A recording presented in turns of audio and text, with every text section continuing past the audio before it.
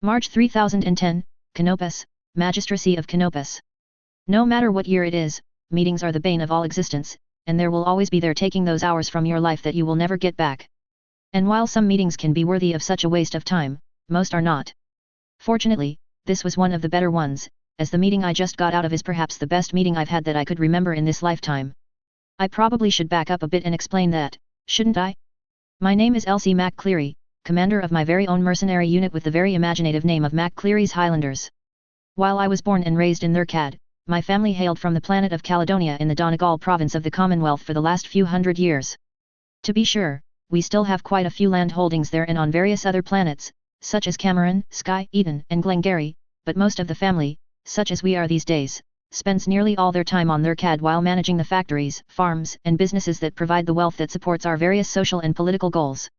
Yes, we are rich, and we are a reasonably high-ranking noble family. Alas, I am not one to be inheriting that title since I do have an older brother. Though I do think I need not worry about having money at hand in my future since it has been something of a tradition for my family to seek fame and fortune in various ways over the last few centuries. Admittedly, it was usually in business or the like, but who doesn't like big stompy robots? I'll admit that growing up in a family with money and power can be very nice. And not just for the ability to never have to worry about having the latest fashions and toys.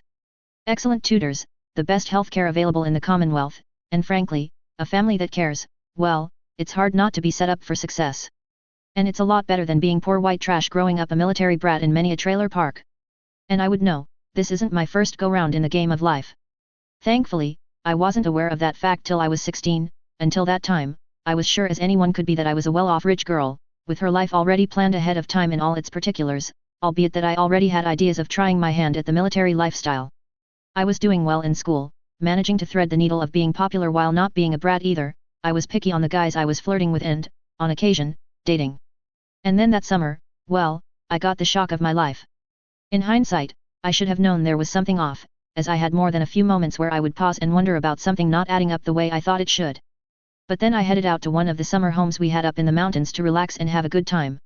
It wasn't unusual for my brother and I to do such, we had staff and the like, so it wasn't like a pair of teenagers were heading out to party and trash a place.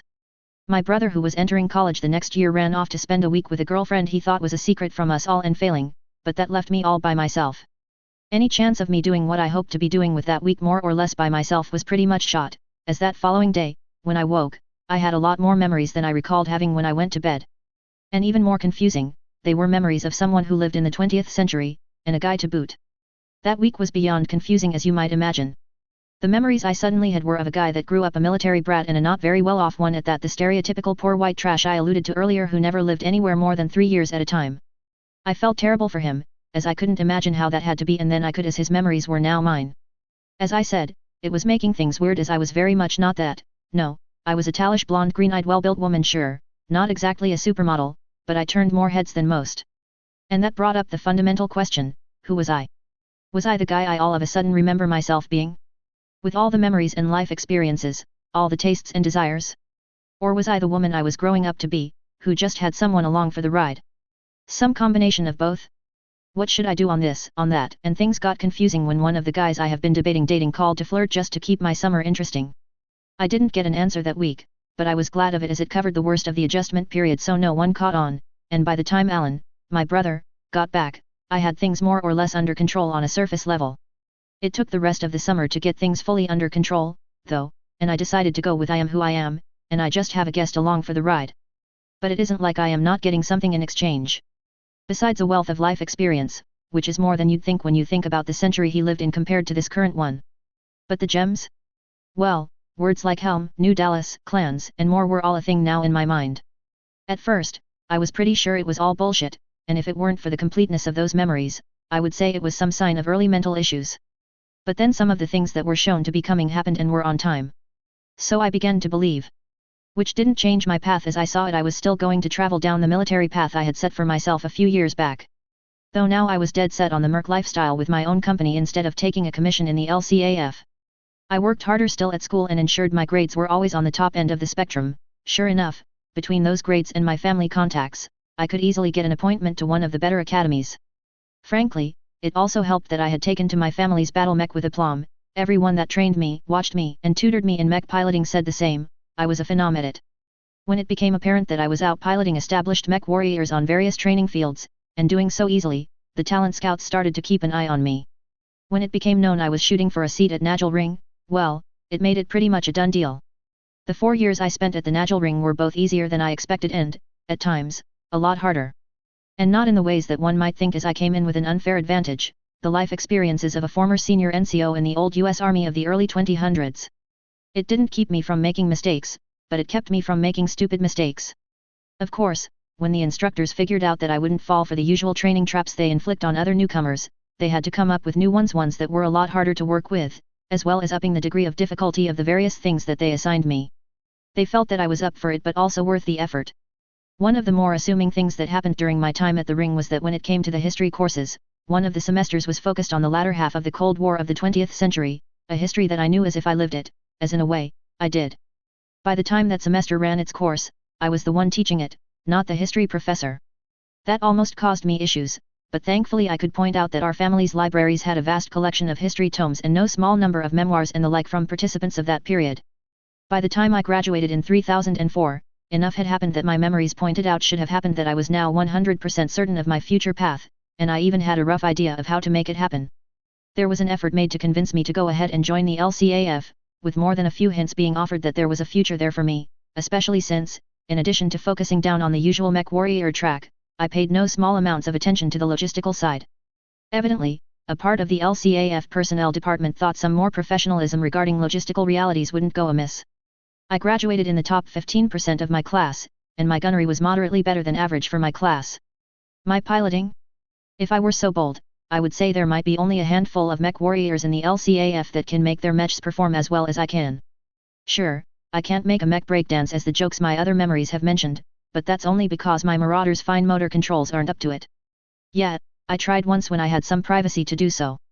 It wasn't a complete disaster, but it pretty much clarified the limits to what I could do along those lines. I spent the first year out of the Nagel Ring getting everything set up for a small merc unit, not to mention the travel time I assumed I would need, as I intended to work the periphery to start with, as in my opinion, out there would be far better suited to a small new unit than the grind that is the current Third Succession War. Having a family that is well of came in handy here. In addition to the family Marauder I was given, we had more than a few members of the extended MacCleary clan and its seps that had a few mech warriors looking for work. I arranged 4 additional mechs for my nascent formation, an archer and griffin, and a pair of commandos, which isn't a bad start. There was a small number of dispossessed mech warriors about the family estates that have been loyal members for as long as can be, so I arranged to hire 4 of them on the off chance we might come across some mechs. In the meantime, they would help out with the techs and recovery crews as well as train hard in the meantime. A small number of support vehicles and roughly a company of experienced infantry filled things out. I had no aerospace fighters, but I was able to do well as far as transportation went. One of the ways our family makes its money is with a small fleet of jump ships running various trade routes between systems within the Commonwealth, and we had a reasonably large number of cargo dropships floating about. But more to my needs, we also had an Ancient Lion class that had seen some better days but was more than serviceable enough to serve as my unit's primary dropship. Grandpa, who is the best grandfather ever as far as I am concerned, was pretty much behind me in this project of mine and managed to convince everyone to not only outright give me the dropship but also convince the board that the next jump ship that jumped into Caledonia would be assigned to my unit. I wouldn't own it, but it would be under my control. I didn't know it then, but he cheated a bit. He sent a message to Glengarry with orders for our family's Soul Invader change its itinerary from heading to their CAD to heading for Caledonia once it dropped off the dropships it had on board. What should have happened, had things gone the way it was supposed to go, was the next 2 jump ships to arrive per the schedule were our 2 scouts. Between the Invader and those 2, that was half the family fleet, the other 3 being simple merchants. The family board wasn't amused, but they lived up to Grandpa's deal with them. The first 5 years of my mercenary career went pretty well, all things considered. While it's true that most units fold in the first year, I had many a reason to avoid that, and one of the ways I made sure it didn't happen was my careful attention to the contracts I took. And one thing I started early with every intention to make it an even bigger deal as the years went on was to be heavy into training my troops and training them to the highest possible standards. My first contract was with the Outworlds Alliance, a simple 9-month contract where I was tasked to pull security for some recovery efforts being made on one of the worlds out the back of Beyond, as they were worried that pirates might take an interest in what they were doing and spoil the party. Good for me and bad for those pirates, they didn't expect much in defense for the OA facility. They heard a lance of mercs was hired, but let us be honest, a brand new merc unit, no history or backing known. It shouldn't be that hard to deal with, probably some bug mechs and maybe 1 or 2 mediums. Instead, they got 2 heavies, a medium, and a pair of lights crewed by mech warriors who were not the green newbies they safely expected. This was a learning experience for me as well. While I did all right in my first combat, I certainly discovered that I needed to take more care in the way I looked at the contracts I signed, as I got just barely enough in salvage to cover my needs from that fight. I then spent 2 years out in the Concordat. Though the arrival of the Dragoons got everyone's attention, I wasn't too worried about them as I probably knew far more about them than anyone would think possible. In the Concordat, I started adding what would become a standard clause: anything not on the list of salvage to be handed over would automatically be mine. Of course, to get that clause, I had to accept either lower pay or salvage rights, but to be frank, I was only apprehensive about getting enough salvage to fix the breakage. It helps that I knew how I would get the next batch of mechs, and with me being in the Concordat, I was very close to the first stop on my plan. My contract stipulations did pay off in a way I didn't expect though halfway through the contract. We were sent out to stomp on a pirate base not too far from Starapi. While we had a good idea of what we were dealing with, the contract stipulated that the pirates' jump ship and leopard dropship would be handed over and any mechs in reparable condition. The fight was anticlimactic. We jumped in, and the attached marines the TDF assigned to us snagged the jump ship before they were even aware their day went sideways and prevented them from sending out a heads up that we were inbound.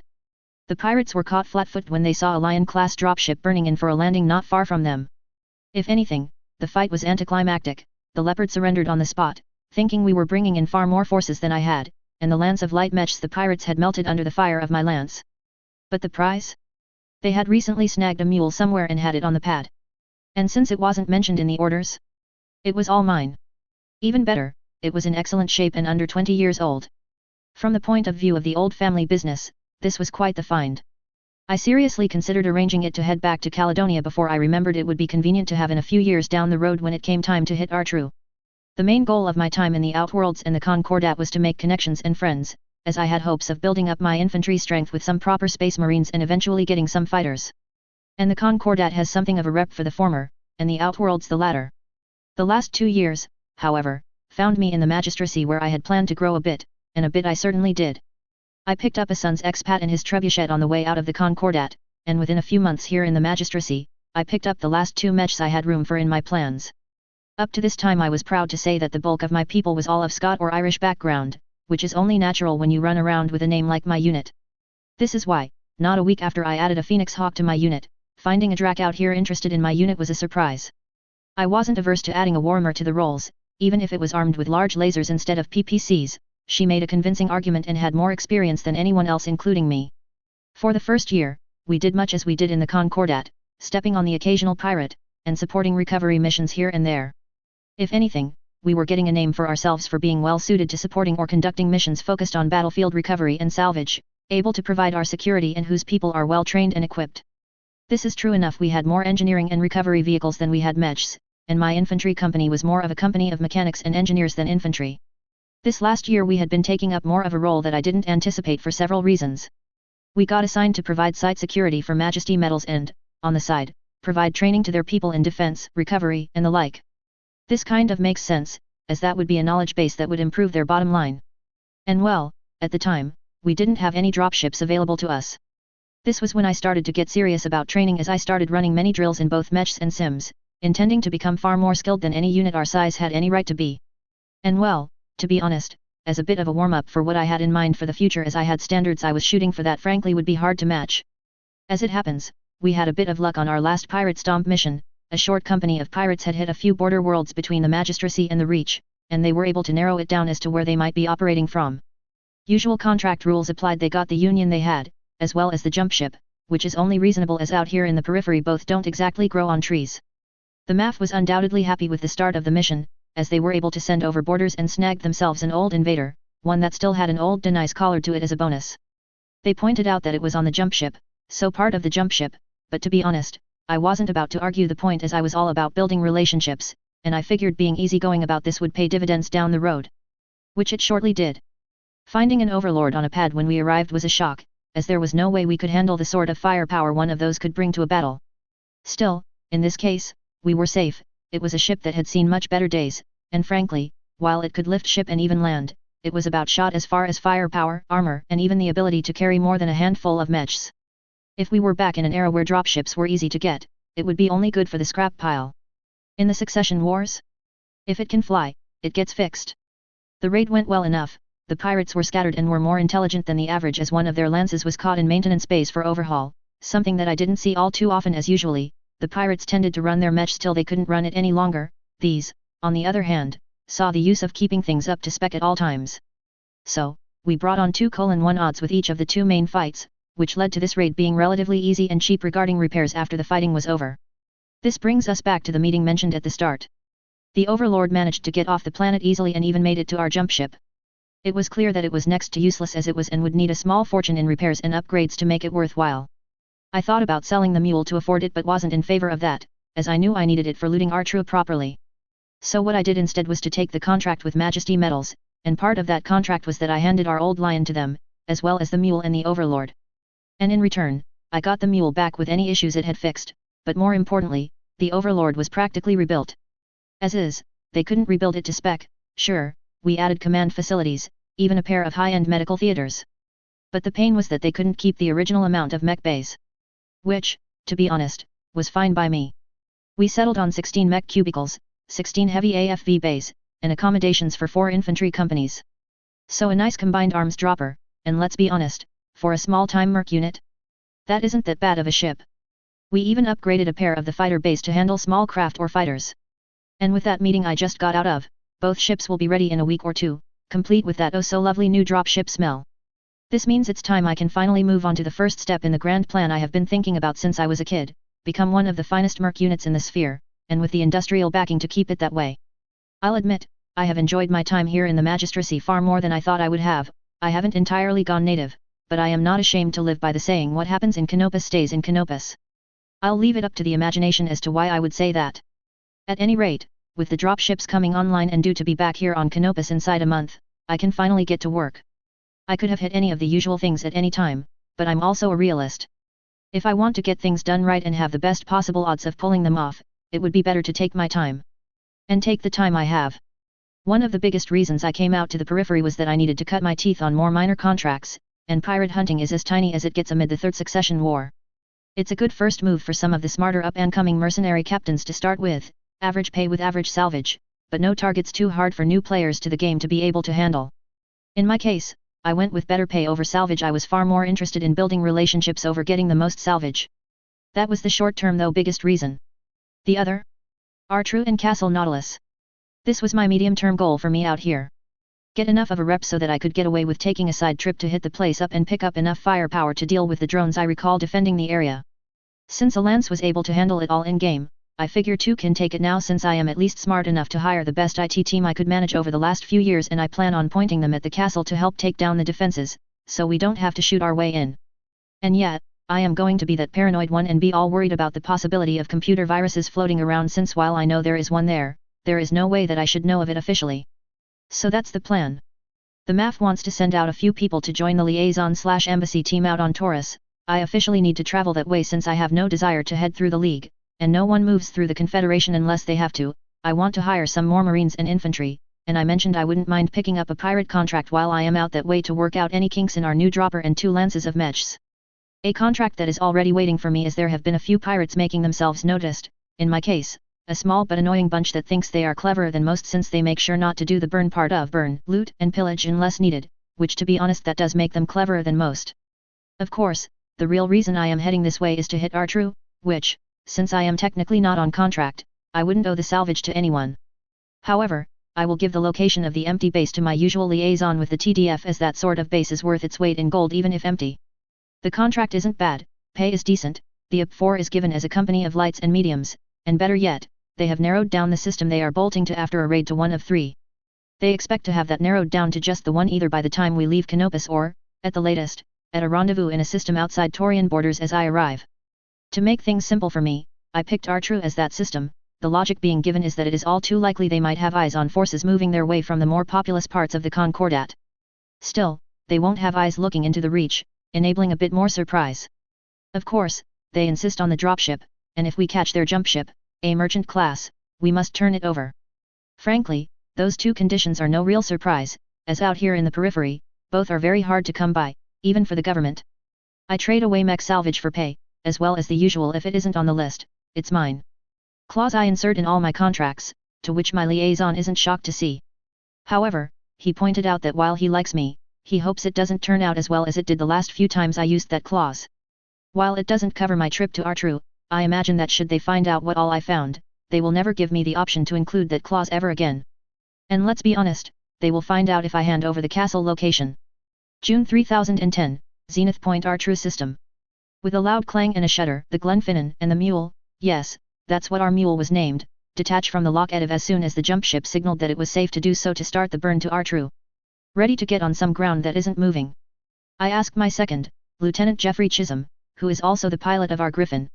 A tall upright fellow, who in a former time and place, could be mistaken for a basketball player with his height and build.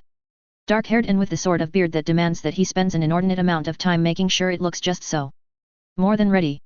He says, his accent unlike mine, which has enough Scottish brogue to it to be almost a hindrance that of the primmest and most proper upper-crust Lyran English.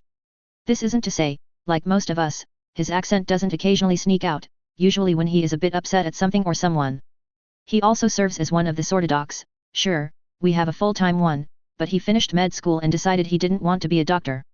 From my point of view, a quality mech warrior that is also trained, if with little practical experience, to be a doc is a win. It's been long time hovering in 0G, and it isn't like we didn't get here early. Which I suspect was arranged in the first place. He says, asking the question without actually posing one. I can't help but laugh as he isn't wrong, and before I can answer, the first rumble of the drive starting up to start us on our voyage can be felt and heard. Well, yes. I figure that while the bulls won't give us a mission that is out of our league, but you know me, training is always a good thing, and besides, getting some air that isn't canned is good for morale. Of course, that's not the real reason we showed up early, but it's true enough in and of itself.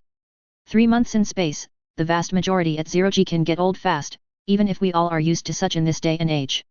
The real reason is the castle that I know is down there. I wish I could snag the Argo, but as much as I rack my brain, the only thing I can recall is that pirates held it a dozen or so years from now on a moon that starts with an A. Helpful information, let me tell you. So I am writing off the Argo. Perhaps Markham's bunch will still find it, and while the restoration will be screwed over without the mechs of the castle, maybe I might arrange to be out this way looking for work during that time frame and make up for that loss. It's the least I could do. Hell, even if half my pipe dreams come through, I am sure that they wouldn't say no to a unit like how I expect the Highlanders to be in 15 years. Espinosa's jerks won't stand a chance. Bug, meet windshield. But that's then, this is now. Jeff and I make small talk, going over some of the rough ideas we have been thinking of for training while we are down there, with me pushing for some cold weather training, though I let him think it's because I miss Thurcad's weather. This is silly, as I'm not that masochistic, but it serves well enough.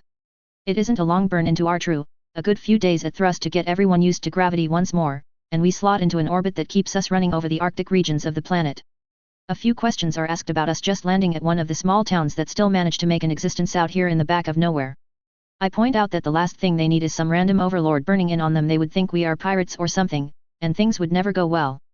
And since they haven't called us as we entered orbit, and with the lack of orbital infrastructure, I'm not sure they would be a good choice for shore leave in the first place. To find the castle, I order some intensive scans of the surface, phrasing it to indicate that I view it as good training. While I hope to get a result right away, I'm not surprised that we didn't discover anything out of the gate, which is fine, as I was serious about getting some training on the ground. Geoffrey is standing with me around the plotting table as we go over the areas seen so far, as the rest of the pilots stroll in to see the plan. So, gonna freeze our arses off, are we? Asks Nehemite Weir, my wingman in her Archer, as she walks up beside me. She is quite the firecracker, a tiny redhead who enjoys living up to all the stereotypes people have about them. It's a matter of time before she finds some way to have our techs retrofit jump jets into her Archer, as that's the one thing she doesn't like about her family's old ride. The good news for her is that I know where I might find something that might suit her well. Geoffrey laughs, that wasn't the plan, but now that you mention it, it might not be a bad idea to schedule some survival courses. He says, getting a mock shiver from me and some genuine ones from Nehemite as the next two walk up. Thomas and Robert are twin brothers and, like all the other pilots, older than me. The only way I can tell the two men apart most of the time is that Thomas is left-handed, and Robert is right. It shouldn't be a shocker that they are the ones piloting the two matched commandos, and yes, they arranged the large laser mounted in their arms to match their handedness. Geoffrey gives an off-the-cuff overview of some of the things he wants to hit during the training while we wait for the bulls to show. The rest of our mech warriors show up while he does so, Callum Thompson, who pilots the Treb, Brian Robb in the Phoenix Hawk, and the odd, and very tiny, girl out, Ayako Hori, who originally hails from the Draconis Combine, but for reasons that she doesn't get into either doesn't want or can't return to. She brings to the table her warmer, and if I thought I was good at piloting a mech and I am, she makes me look like a kid out for her first walk. And her gunnery is even better still. I have no idea why she wants to work for me, especially since I can't pay her what she deserves. I have been honest about eventually taking service back in the inner sphere where getting in fights with the dragon was bound to happen, but here she is. I'm not going to look that gift horse in the mouth, as I have gotten some good ideas on using her from a training perspective, and I've already done so in training sims. The overview that my second gives goes on for a good half hour or so, and while I pay some attention, my focus is keeping a subtle eye on the scan text to catch the moment when something is found, hopefully. And eventually, something twigs the attention of one of the techs. I give him a moment to dive a bit deeper, and as he looks up to ask for someone to check his information, I wander over. Find something odd? I ask, glancing over his shoulder to see what he has on his display. I can't make it all out, but I can see why he paused, as there are indications of subterranean structures in his scan area. He nods, yes, ma'am, not sure, but it looks as if something is buried here. He says, tapping the screen. Can't tell how large or what it is, but there is something there. He attests, and I nod, glancing over my shoulder and seeing no one has picked up on what's happening.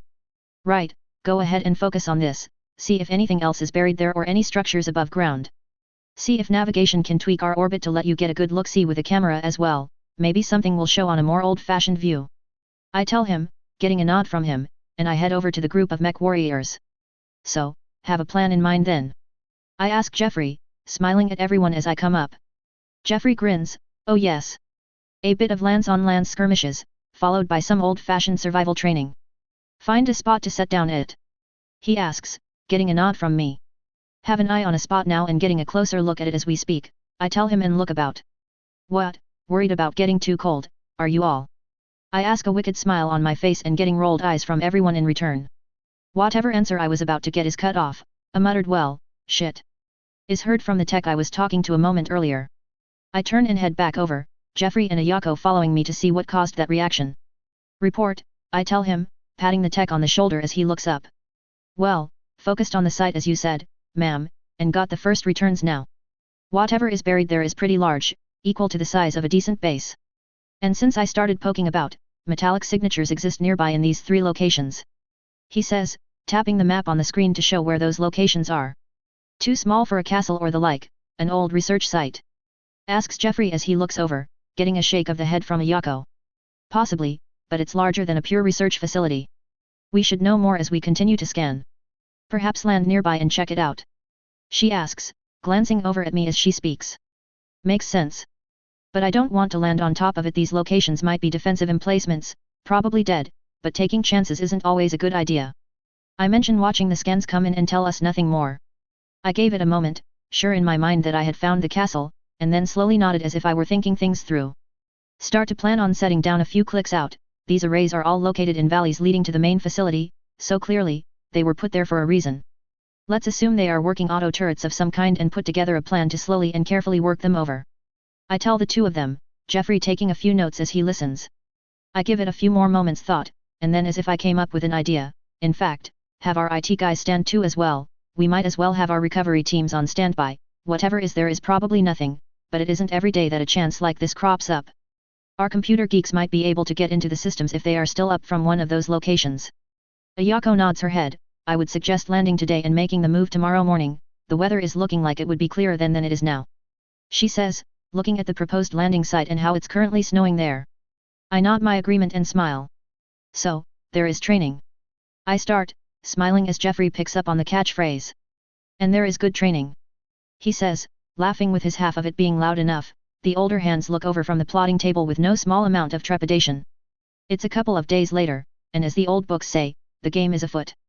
Or, in this case, I am safely cocooned into the cockpit of my mech as we stride towards the bubble we have set up around the closest contacts to where we landed. I deliberately made the assumption to the agreement of everyone that the defense system was not only up and running but was effective at twice the normally expected ranges. We've gotten to the point where we take a tactical pause before reaching the worst-case first engagement range to make sure everything is as planned and as usual. Right, the good news is so far, nothing has come and bit us in the ass, but there is some bad news, I call out on the general channel, having paid attention to my sensors as well as the feed from our dropship and technical teams following behind us with their sensors. The bad news is that our techs are picking up various energy signatures beginning to pop up. Nothing massive, they are saying, but something is waking up over there. So, be ready for some shots sent our way. The techs already know that as we clear turrets, they are supposed to check out and see if they can get into the systems and see what we can find out. Hit, kill, and screen the checkpoint, and let's see what we see from there. I get confirmation from everyone and move on with the plan. Usually, I would be more aggressive, but not knowing what we are dealing with makes for plenty of reasons not to push too hard or fast. Well, I know that the systems can be shut down remotely by a hacker, but I can't come out and say that. I made sure from the start to have plenty in my technical teams, all the better to salvage, of course. As planned, the lighter of our two lances moved out first, half sweeping to the left, the other to the right as our heavier lance moved forward a few moments later. The plan is simple, as all good plans are. The light elements will screen us, get the defenses to pop up, and present an electrical signature for us to see and to react to, as information as to what we are dealing with is still scarce.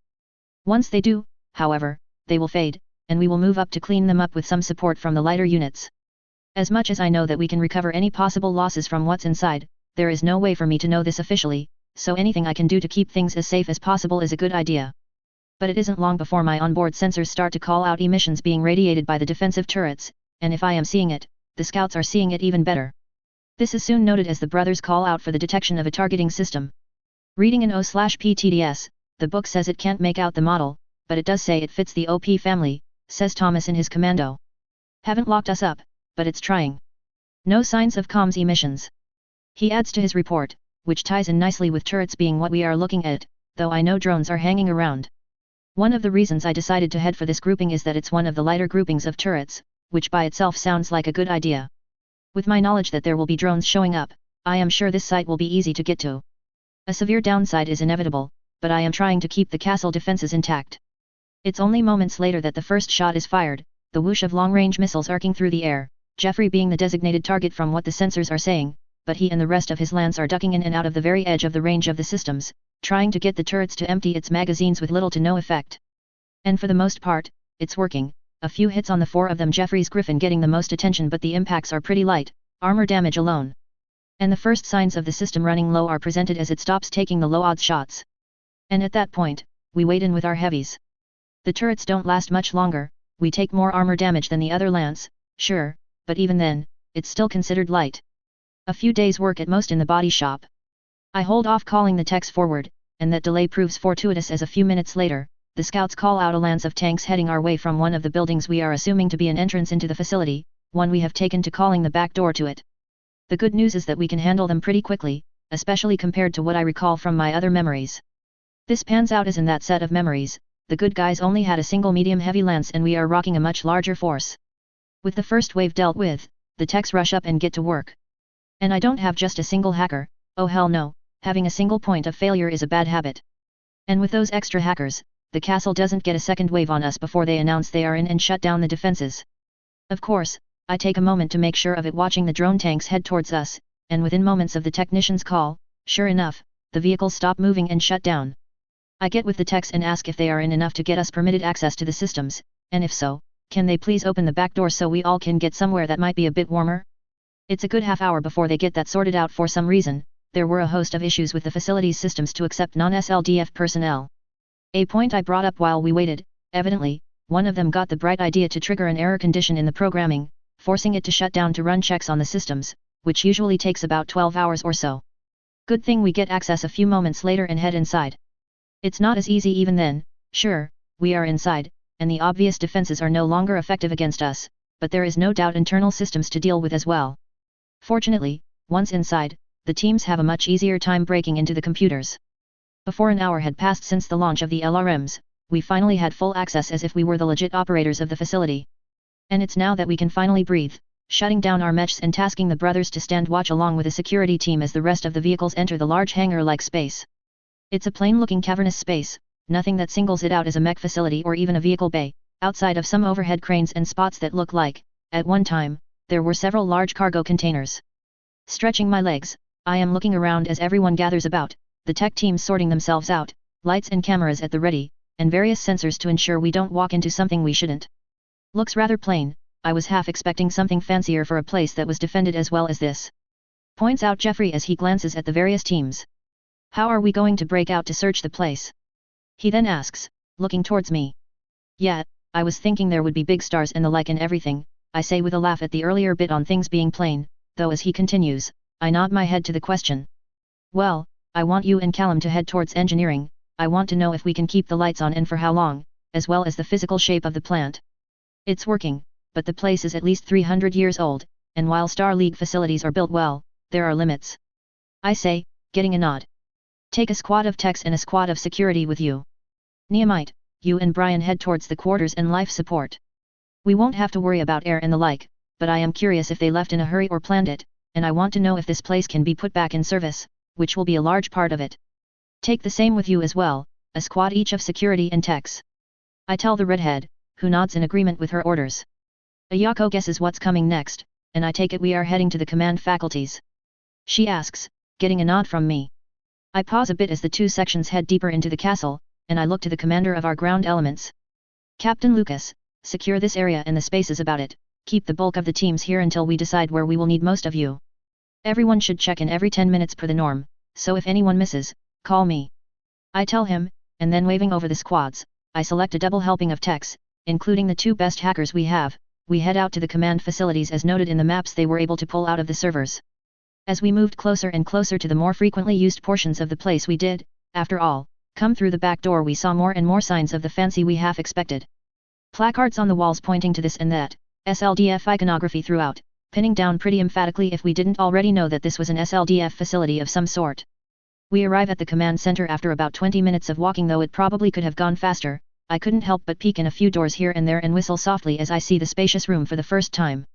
This isn't a defense structure, is the first thing I note, as there isn't the usual massive billboard display, though there are still a few large ones. Surprisingly enough, the place still has access to sensors strong enough to not only keep an eye on the orbitals but also track our jump ship. But the more we poke, the more obvious it is that this place was primarily a research and development facility. Which is just peachy from the looks everyone had. Hell, even Ayako is looking quite pleased with this. She is usually pretty stoic as she looks up from her computer terminal towards me. Looks like this was mostly a place they were testing various AI systems, which makes sense considering the remote drone tanks we saw outside. She announces, getting a nod from me in agreement. Makes sense. Any idea how many of those they have? I ask, pulling up the supply system to my display as I poke around, looking for what I am sure is here.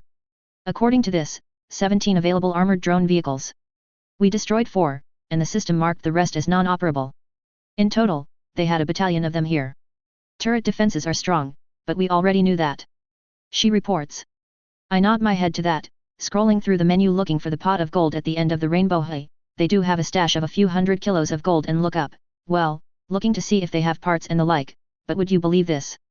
I say, throwing up the rare materials inventory onto one of the big screens, getting a few whistles and a few laughs, as while there isn't a mountain of rare elements here, there is enough that it would make this a profitable mission as is.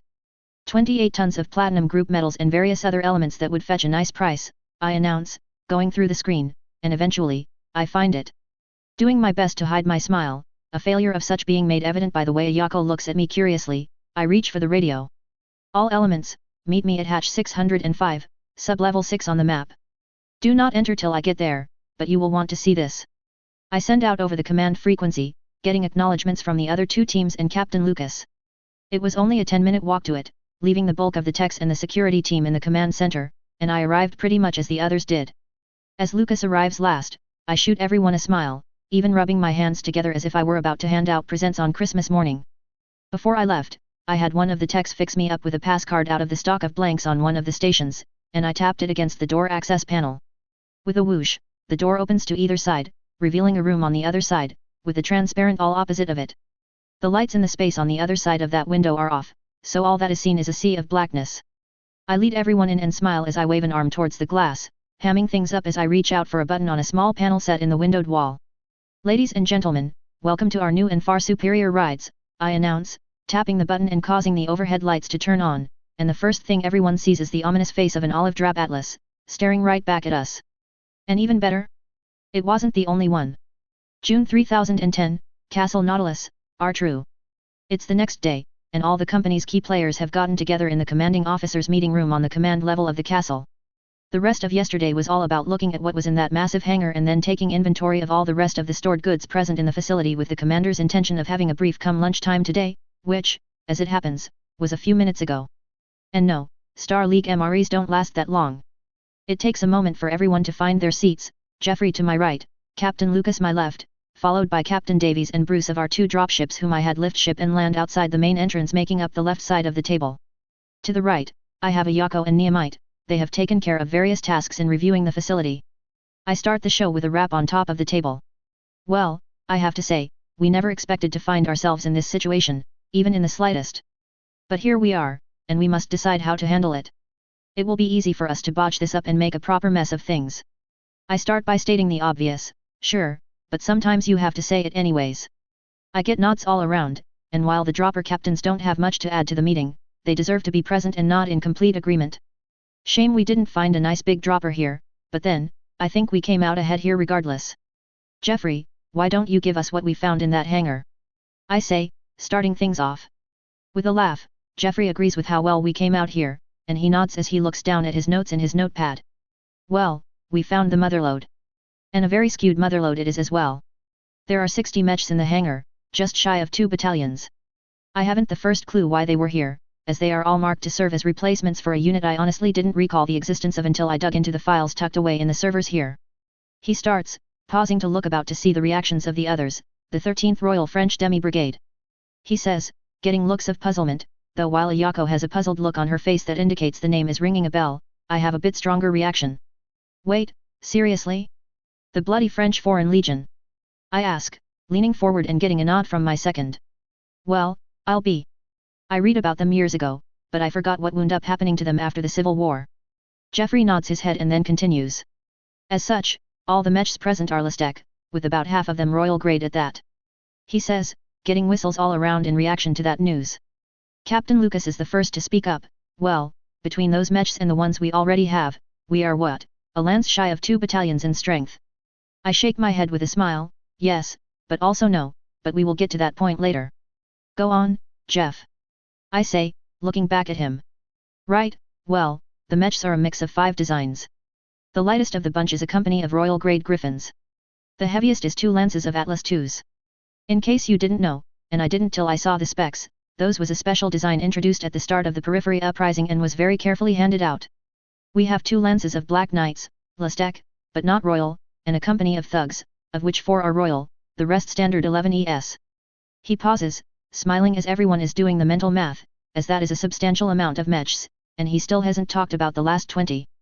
But those are Highlanders, judging from the heads I saw through that window, points out Neomite, who gets a nod in agreement from Jeffrey. Yes, a dozen of those are royal, the rest standard Listec. I think it's safe to say those, if nothing else, we will keep. He asks, looking towards me. I nod but wiggle my hand. Mostly, yes. The royals, for sure. One of them is mine, in fact. I point out, to no one's surprise. With that, Jeffrey nods and looks towards Neomite for her to give her brief. While everyone was drooling over the big shinies, I took a couple of squads of techs and went deep into the storerooms. The good news is that there is a mountain of supplies, including a remarkable amount of specialist ammunition. I have our EOD guys taking close looks at the munitions to see if they are still safe and good to go. After all, they are all the better part of 300 years old. Worst case is that we will have to strip out the propellants, keep the specialty electronics and projectiles for the Artemis 4 and LBX munitions, and find ways to retrofit them onto new build munitions. She says, pausing a moment to review the notes before her. As to spare parts, we are largely in luck. The Griffins and Black Knights are perhaps the worse off as far as spares go, plenty by current standards, but not near as well off as I would like if we were putting them into service ourselves. The Atlases are slightly better, but the areas they are weakest is spares that we can source for standard Atlas mechs, so that isn't a large issue, just an annoyance. She says, getting nods from everyone as they all understand the single biggest issue of using Listec, keeping it up and running in an environment with a near total lack of spares. The Thugs and Highlanders, on the other hand, are sitting pretty.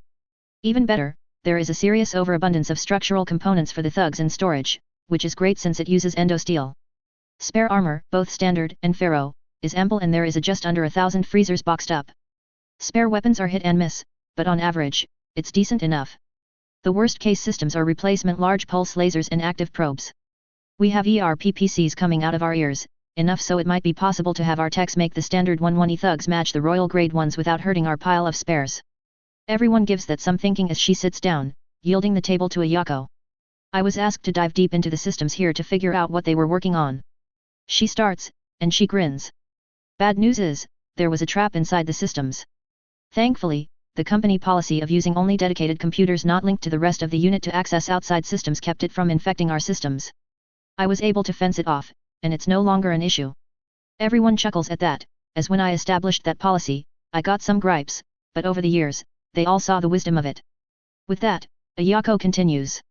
This wasn't a military facility, it was more a research site that got seconded over to the French Demi-Legion and some Black Ops sorts to operate against the Bulls. They focused hard on AI development, which is why the defense was all drones. I guess they were further developing the SDS systems that defended Terra. She pauses, glancing down, and then smiles. We can save all the research and the like onto memory cores and can take them with us. I am sure that someone will be more than happy to buy it off of us at no small amount of profit, though that someone will probably be one of the great houses. With that, she nods to Captain Lucas, who, after glancing about, gives his report on the facility's state. Right, alas, we are not planning on staying here. If we were, we would be set as far as facilities go. The environmental plant is in perfect shape or will be with perhaps a week's work, and the bulk of the defensive systems are still functional. With all the hangar space, you might be able to base a regiment of mechs out of here, at worst, 2 of those large Taurian battalions. There is plenty of room for quartering a few thousand personnel, plenty of storage for consumables, the works. With about a month's worth of work, this place will be at 100% and give it about 2 months to get supplies in from the Concordat. Even the trashed turrets can be replaced. I've already been over the information, having been handed the first reports at the end of the evening yesterday, which has let me take a few hours to plan things out. With that, I have a plan. A good one? Who knows, but it is a plan. Right. As I hinted, we won't be keeping the facility. We will be handing this place over to the Bulls when they arrive. This means that before they do, we need to strip this place of everything that we want to keep, which is about everything save the bits needed for the castle itself. That's why I had you 2 shift your ships over here. I say, giving the nod to our 2 dropship captains, who both nod, and I can see the wheels start to turn on how they will make things happen. Good news is, they shouldn't be here for 10 or so days, and it's a 5-day burn to get here. So, we have 2 weeks.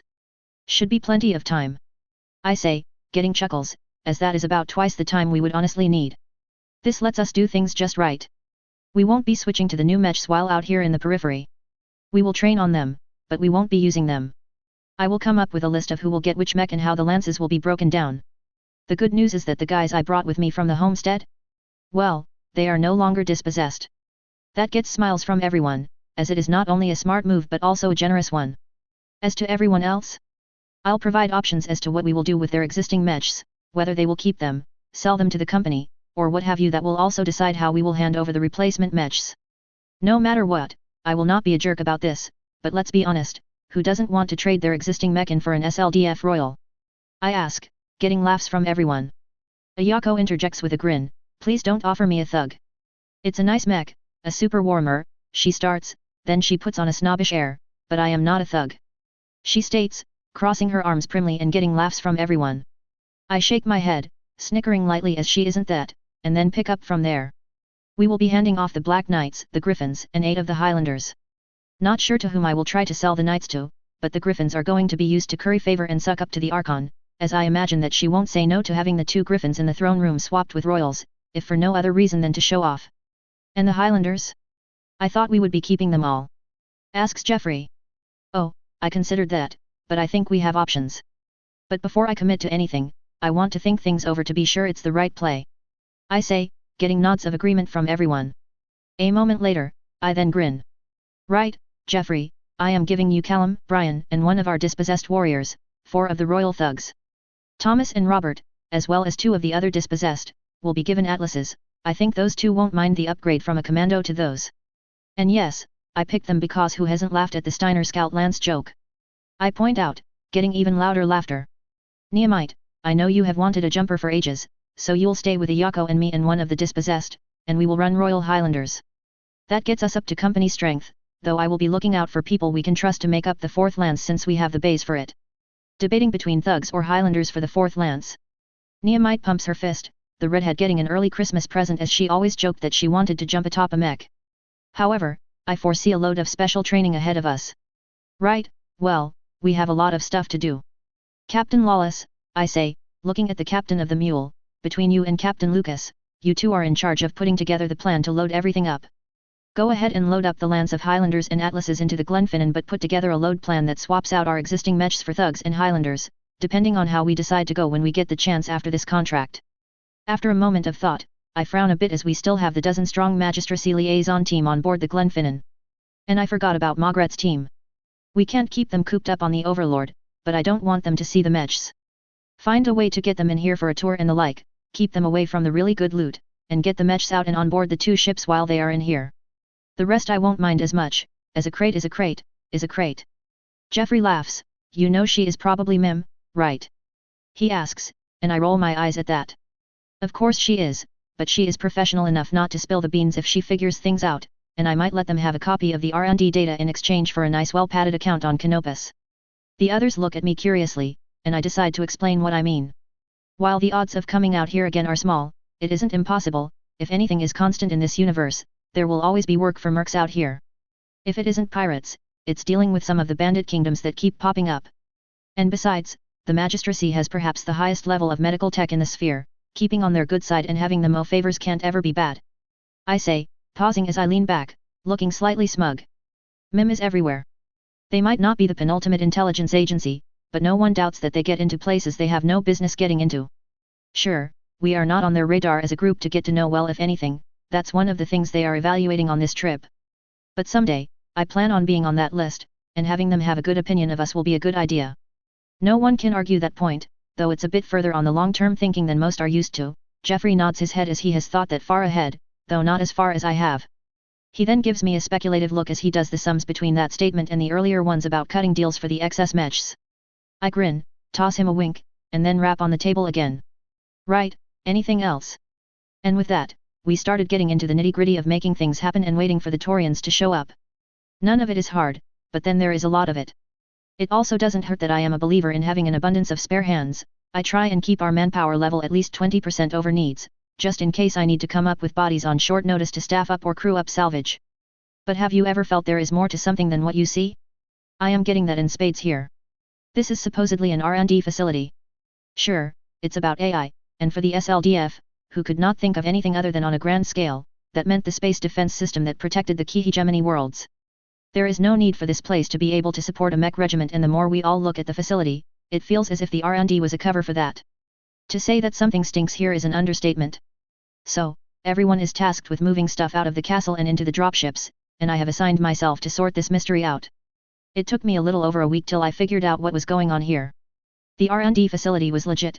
The SLDF felt that putting a facility out back of beyond was a good idea. However, High Command was nervous about having it out here without some degree of protection, hence the deployment of the 13th Royal French Demi Brigade to the facilities here until the drone defenses came online. This might be why everyone lost track of them when the Periphery uprising started. They were probably pulled back here and back into the black side of the SLDF when things went pear-shaped for extra security. If I had to guess, they left these mechs behind when they abandoned the facility. They needed the lift for all the personnel and techs of the regiment and the facility itself. And there is clear evidence of SLDF special operations having operated out of here between the times the Demi Brigade was stationed here as well as during. This makes perfect sense. It's a black site close to the Concordat. Which is why I kept digging.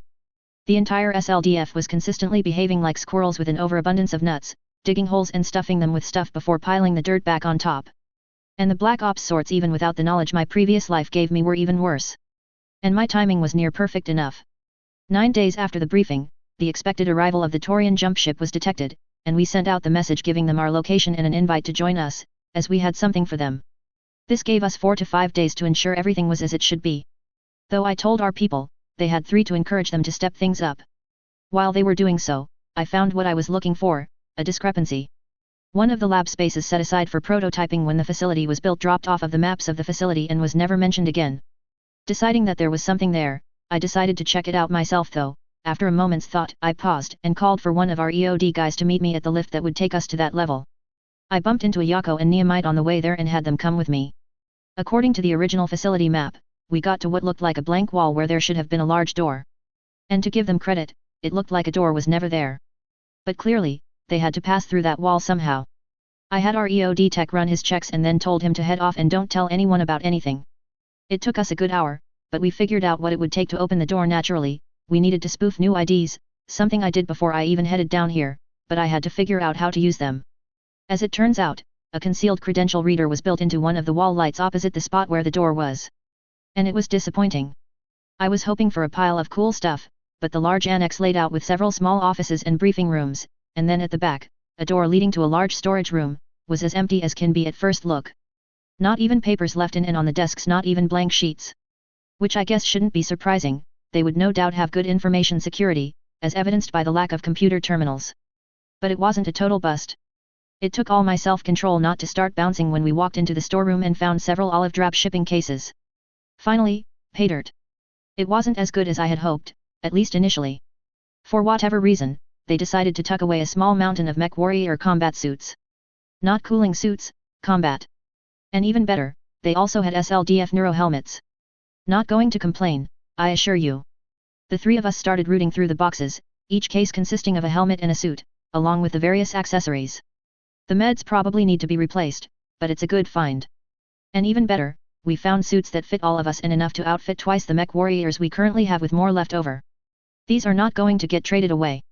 The cases weren't arranged carefully, by all appearances, they were all tucked into here pretty quickly to hide them from an inspector or someone who didn't have clearance to know combat personnel was present in the castle. And this hid the real pay dirt. Finally, those professional paranoids made a goof. When they packed out, they cleaned everything out as they should, but the combat suits were common enough that they felt they could leave those behind safely, intending only to bring what they needed while saving room for as many people as possible. All logical, and all of it makes perfect sense. I would be hard-pressed not to make the same judgment.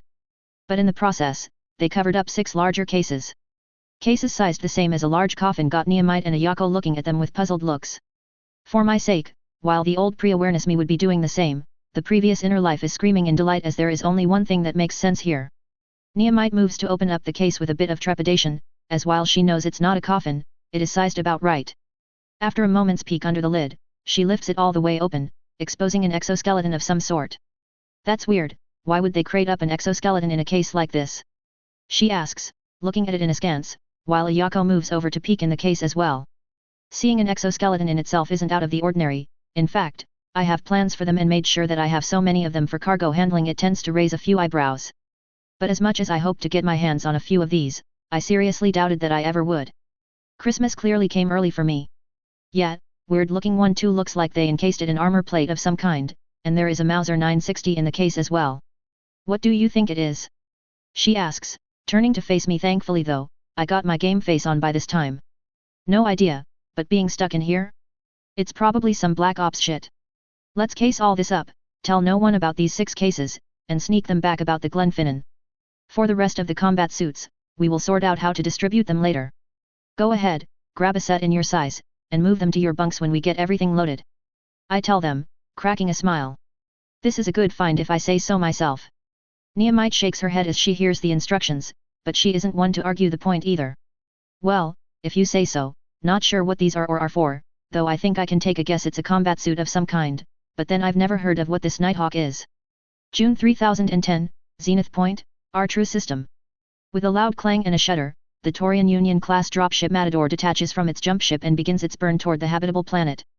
Messages were awaiting it, and comms between the surface and the jump point convinced the ship's occupants that heading in would be worth the time and fuel.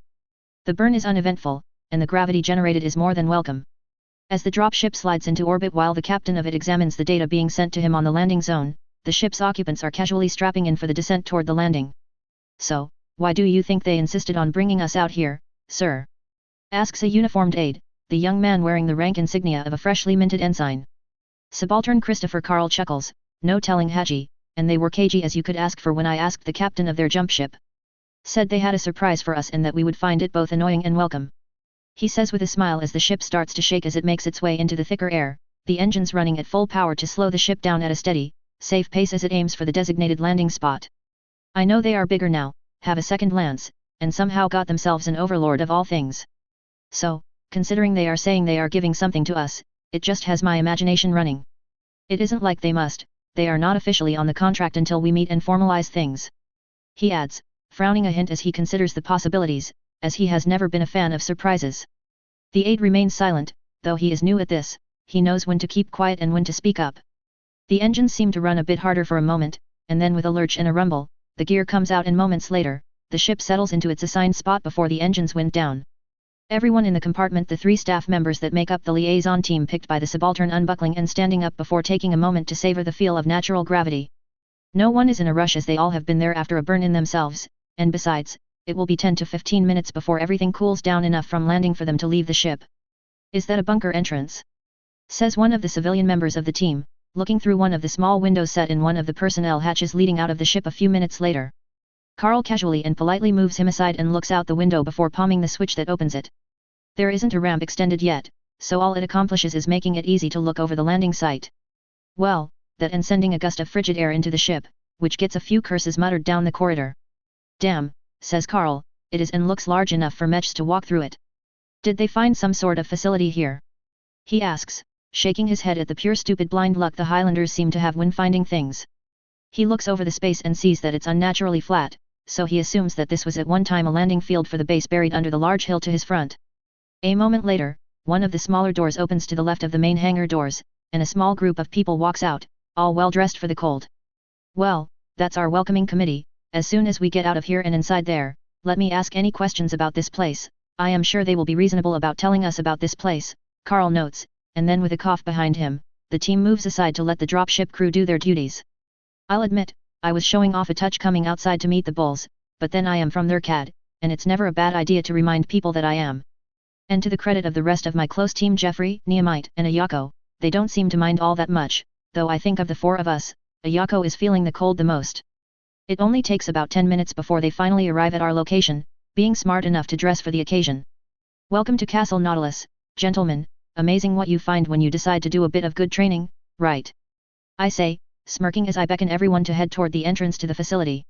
Castle Nautilus? Asks Carl, and I nod my head in confirmation. It isn't a proper castle, I'll admit, but this was one of the black research sites that the universe's greatest squirrels buried all over the place, I mention, getting laughs from the Taurians at the description of the SLDF. But seriously, I say, as we finally get back into the heat, handing off the coats to some troopers at the entrance standing by for this. It was a research site built the better part of 400 years ago, though it did double duty as a home base for a regiment of mechs a few times, I say, smiling as the magistracy team stands up from where they were seated at a table placed in a large room off of the entrance.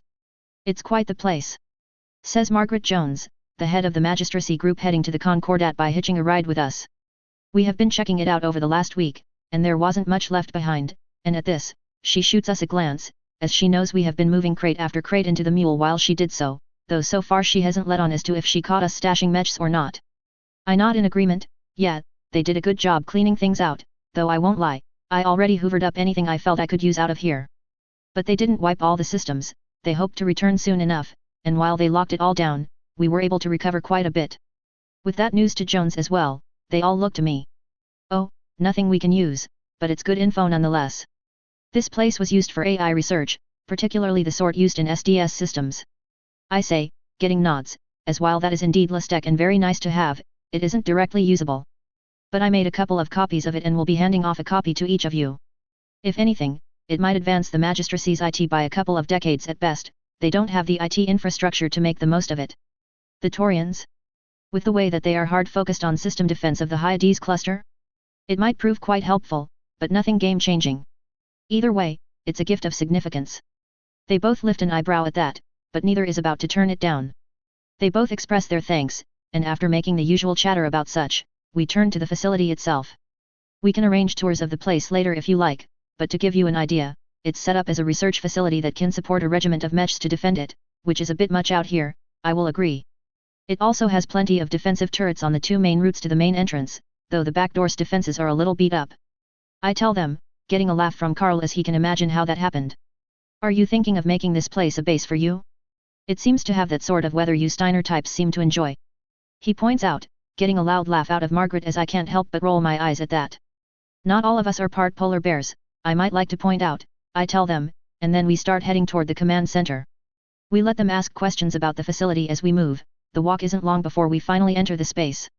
The conversation pauses as we enter, the screen's already set up to provide readings from the in-system sensors, which is far better than what the Taurians or we even detected on the way in. Looking at it, Carl sees the icons representing the two invaders, and he chuckles. Hey, for a research base, it has a pretty good network, concealed and still working for the most part. He says, and I nod in agreement. Yep, and no, to go back to an earlier question, we are not making this place a base of ours, not that I wasn't tempted, I will admit, I tell them, which causes both to look back to me speculatively. I still plan on taking the Highlanders back to the sphere, and even have the destination in mind already, as if we time things right, we will get to Northwind in time for the annual fair, which I hope to use to do a touch of hiring. So, what are you going to do with this place? Margaret asks, beating Carl to the punch. Well, I can't use it, and no offense Margaret, we are a long way away from the magistracy, so you all can't use it either. I point out with a grin, seeing how Carl reacts to that statement. I look over to Carl and wave my hands toward the screens. Sure, Artru isn't in Concordat space, I recall it used to be. So, welcome to the TDF's newest facility. I announce, smiling at Carl. See? I don't scam you out of all the juicy stuff. Later that day, I invited Carl up to the commanding officer's office, as there was a bit more I was handing over to him than just the base, as when I made my original plans, my eyes got a bit bigger than my stomach. Or, more accurately, my dropships. Oh, I can take all the mechs, no issues. But if I were to do that, I would have to start leaving spares and the like behind, and I don't want to do that either. This means choices have to be made, and after a bit of thought, the first of what I am assuming will be many derails to my planning happens. Carl comes in and shoots me a slight grin as he sees me banging away at the keyboard to make a few notes on other last-minute issues. I thought that since you are handing this place over to us, that I should be the one sitting behind the desk. He says with a smirk, and then laughing as I casually shoot him the bird. Not your base till we all leave, I tell him, smiling as I lean back and shut down the computer. But I was going over some things and found out some of my well-laid plans didn't survive contact. Well, I found out a few days ago, more like, and that means something else is being left behind here as a little housewarming gift, you could say. I tell him, seeing an arched eyebrow from him. Take it that it's nice enough that you didn't want to talk about it in front of Ms. Jones. He asks, speaking of the head of the magistracy team. I nod and grin. Yeah, though, let's be honest, I doubt that she doesn't already have a good idea of what I did. He laughs at that, nodding his head to concede the point, and I continue. We found quite a few things in the warehouses and hangars here, as you might imagine. And yes, I am keeping the really good stuff for myself, which might lead you to get an idea of what I might have. I won't be using any new equipment for this upcoming mission. We don't have enough time to get trained on it to the standards I want. He nods, a bit disappointed that I won't be bringing more firepower to the table, but he understands where I am coming from. Makes sense, mechs, I assume. He asks. Yes, I found a few in a mountain of supplies. There is now a bunch of munitions stored in the magazines, but I don't recommend your people use them until they get a full checkout by your techs. To say they are old is an understatement. I left an inventory of the parts and spares behind, but to give you an idea, anything related to the mechs I am leaving behind is being left behind with them. I start and look over at him to see his reaction when I continue. Only 8 mechs, but they are all Black Knights, the original version with all the bells and whistles. I can imagine that might come in handy, and I assume that you will be leaving behind someone here to secure the place. If you have spare mech pilots, might I suggest you leave them behind? I say, getting the reaction I expected. Wait, you are giving us 2 lances of Lestec heavies in this base? He asks, leaning forward to make sure of things. Yep, with the data core as well. I point out, and I smile at him. I like to think I now have a large balance of favors and the like owed. I say, giving him my best butter won't melt in my mouth smile. You could say that, yes. He says, shaking his head lightly, and then he leans forward again. You said spares for it, I assume you mean more than just structural and actuators. He asks, and I nod my head. Yes. So some large pulses, some beagles, the ERPPCs, the doubles. I confirm, trying my best not to laugh as I am not describing the stock Lestec Black Knight. He gives me a look. So, data, base, and royal mechs. He confirms, and I lean back, spreading my arms wide. See, I don't always scam the good stuff out from under you. I announce, which does get me the laugh I intended. Yeah, just most of it. He replies with equal snark. But I will send a message off to arrange for it all to get handled. I assume you would want to get paid for some of this at least. He asks. To that, I nod. While I do want favors, I also would love a large degree of solvency as well, as there are moves I will be making in the future I won't be able to pull off for free like I was able to here. Yes, I would, but I think I'll be happy with as will your finance people. I am sure if you just pay me for the mechs and the parts. It won't be a small amount sure, but it will help out, and I figure the no end of favors for the rest will suit. I say, getting a nod from him. Consider it done then. I will have my people look over the inventory, and send back with our ship a note to credit your accounts accordingly. It's a little over a week later, Carl's Union has docked with our jump ship, the magistracy team crossing over to the Taurian jumper. However, it leaves behind a Leopard using its onboard lands to secure the facility on the planet, while the Taurian jump ship will bring back the news to the capital. I'm sure the Taurians didn't plan on annexing any planets, but getting hold of a castle like that kind of forced their hand. The mission we are on is as simple as we were told, and even better, when Carl showed up, he brought back an advance team I sent to Taurus 6 months ago on a hiring trip, and they were reasonably successful. While I hoped for more SASF vets, I did get a solid core of them for a new company of Marines I can now put together, giving me 2 companies of infantry, though, with the surplus manpower, each of the companies has 4 platoons, not 3. And that's in addition to the recovery and technical teams. It leaves me a bit infantry heavy for a unit with only 3 lances of mechs, but it works and will be an excellent basis to start growing down the road. Even better, they were able to pick up a pair of Tigris assault craft, which was the other big ticket item I sent them out to get. And with this, I decided to give myself a little promotion to major. It's not too out there, really. I have a company of mechs, 2 infantry and a 4th if you count all the recovery vehicles I have gathered, a pair of Buffalo ESVs, a couple of Paramore MRVs, a half-dozen battle mech recovery vehicles, a third of them the heavy version a MASH truck, and thanks to a raid in Magistracy space, a mobile HQ. As I said, we are getting half our name around here for being recovery and salvage specialists for a reason. At any rate, the mission is simple. The pirate band we are going after is one of the better, for lack of a better word, bunch out there. While we don't know their background, they certainly have some background as an organized merc outfit or deserters from a house military. They have a company of mechs, which outnumbers us unless we break out the good stuff, but I don't want to do that just yet. The good news is that the bulls know this, and we are hired on more to support the heavy company that Carl is bringing with him. 20 mechs versus 12, and we are much heavier on average based on the intel, so I think we can handle this. They have infantry to support their ops, which tells us they might have a bit more working out of their base. I hope there will still be traces of that professionalism they have shown so far, and we might catch them with some of their equipment in a maintenance cycle. The plan, as Carl explains it, is that the bulls will form the center and will be the spearhead of the attack, with our 2 lances creating a ready reserve. With luck, we won't have to get heavy into the fighting, but I assume that things will go pear-shaped. It always does. The contract is like the others, all the pirate stuff belongs to the Concordat, though I will be able to make repairs out of recovered material, so I am covered there. And like usual, anything that isn't on the list is mine, though this time there is a rider that any other dropships found on the ground will be going to the Concordat. I will get compensated 25% of its value as prize money. Disappointing, but then it isn't like I have collar space for more than one more dropship, and to be honest, at this moment, I want to keep that empty collar. The pirates do have a jump ship, and that's also going to the bulls should we seize it. As I mentioned, that isn't unreasonable, as jump ships don't grow on trees out here. I keep hoping we will grab a jumper, as I would love a jump ship that is legit mine and not on loan from the family. Frankly, that's one reason I picked up the 2 Tigrises and the Marines. With a bit of luck, I can get in a spot where I can get away with doing a little grand theft jump ship. I'm still all about the make friends and gathering favors, and the handover of the base and the data core puts me in a great place when it comes to owed favors and high regard. But I'm also happy to make sure that things work out on an interpersonal level as well. In fact, hearing who Carl's aide was, got me thinking a bit. So, during the 3 days we spent at the castle, I had our people move a few things around out of the mule and into the Overlord. There wasn't time to let the idea I had to go into effect before the mission, but I was able to sort out a few details, mainly finding out what Carl and his aide piloted. Carl's mech was an archer, which didn't give me many options, but the aide was better off. He had a pretty new warmer. So, once we jumped into the system before the target, we had a final briefing and meeting aboard the Glenfinnan, partly because I invited them over, and we had better command facilities. Most of the time is spent going over details and planning, options and ideas for when something goes off the rails. Always best to plan for the worst and hope for the best. But they do wind up eventually, leaving us with 4 days to kill while the drives recharge. A handful of us are gathered in one of the spare briefing rooms that has been set up as a so-called officer's lounge, the lack of pool tables and bars being a necessity due to the lack of gravity, but the intent is there. So, you 2 pilot an archer and a warmer, right? I ask the 2 Taurians, who nod in agreement, a slight look of curiosity on their faces.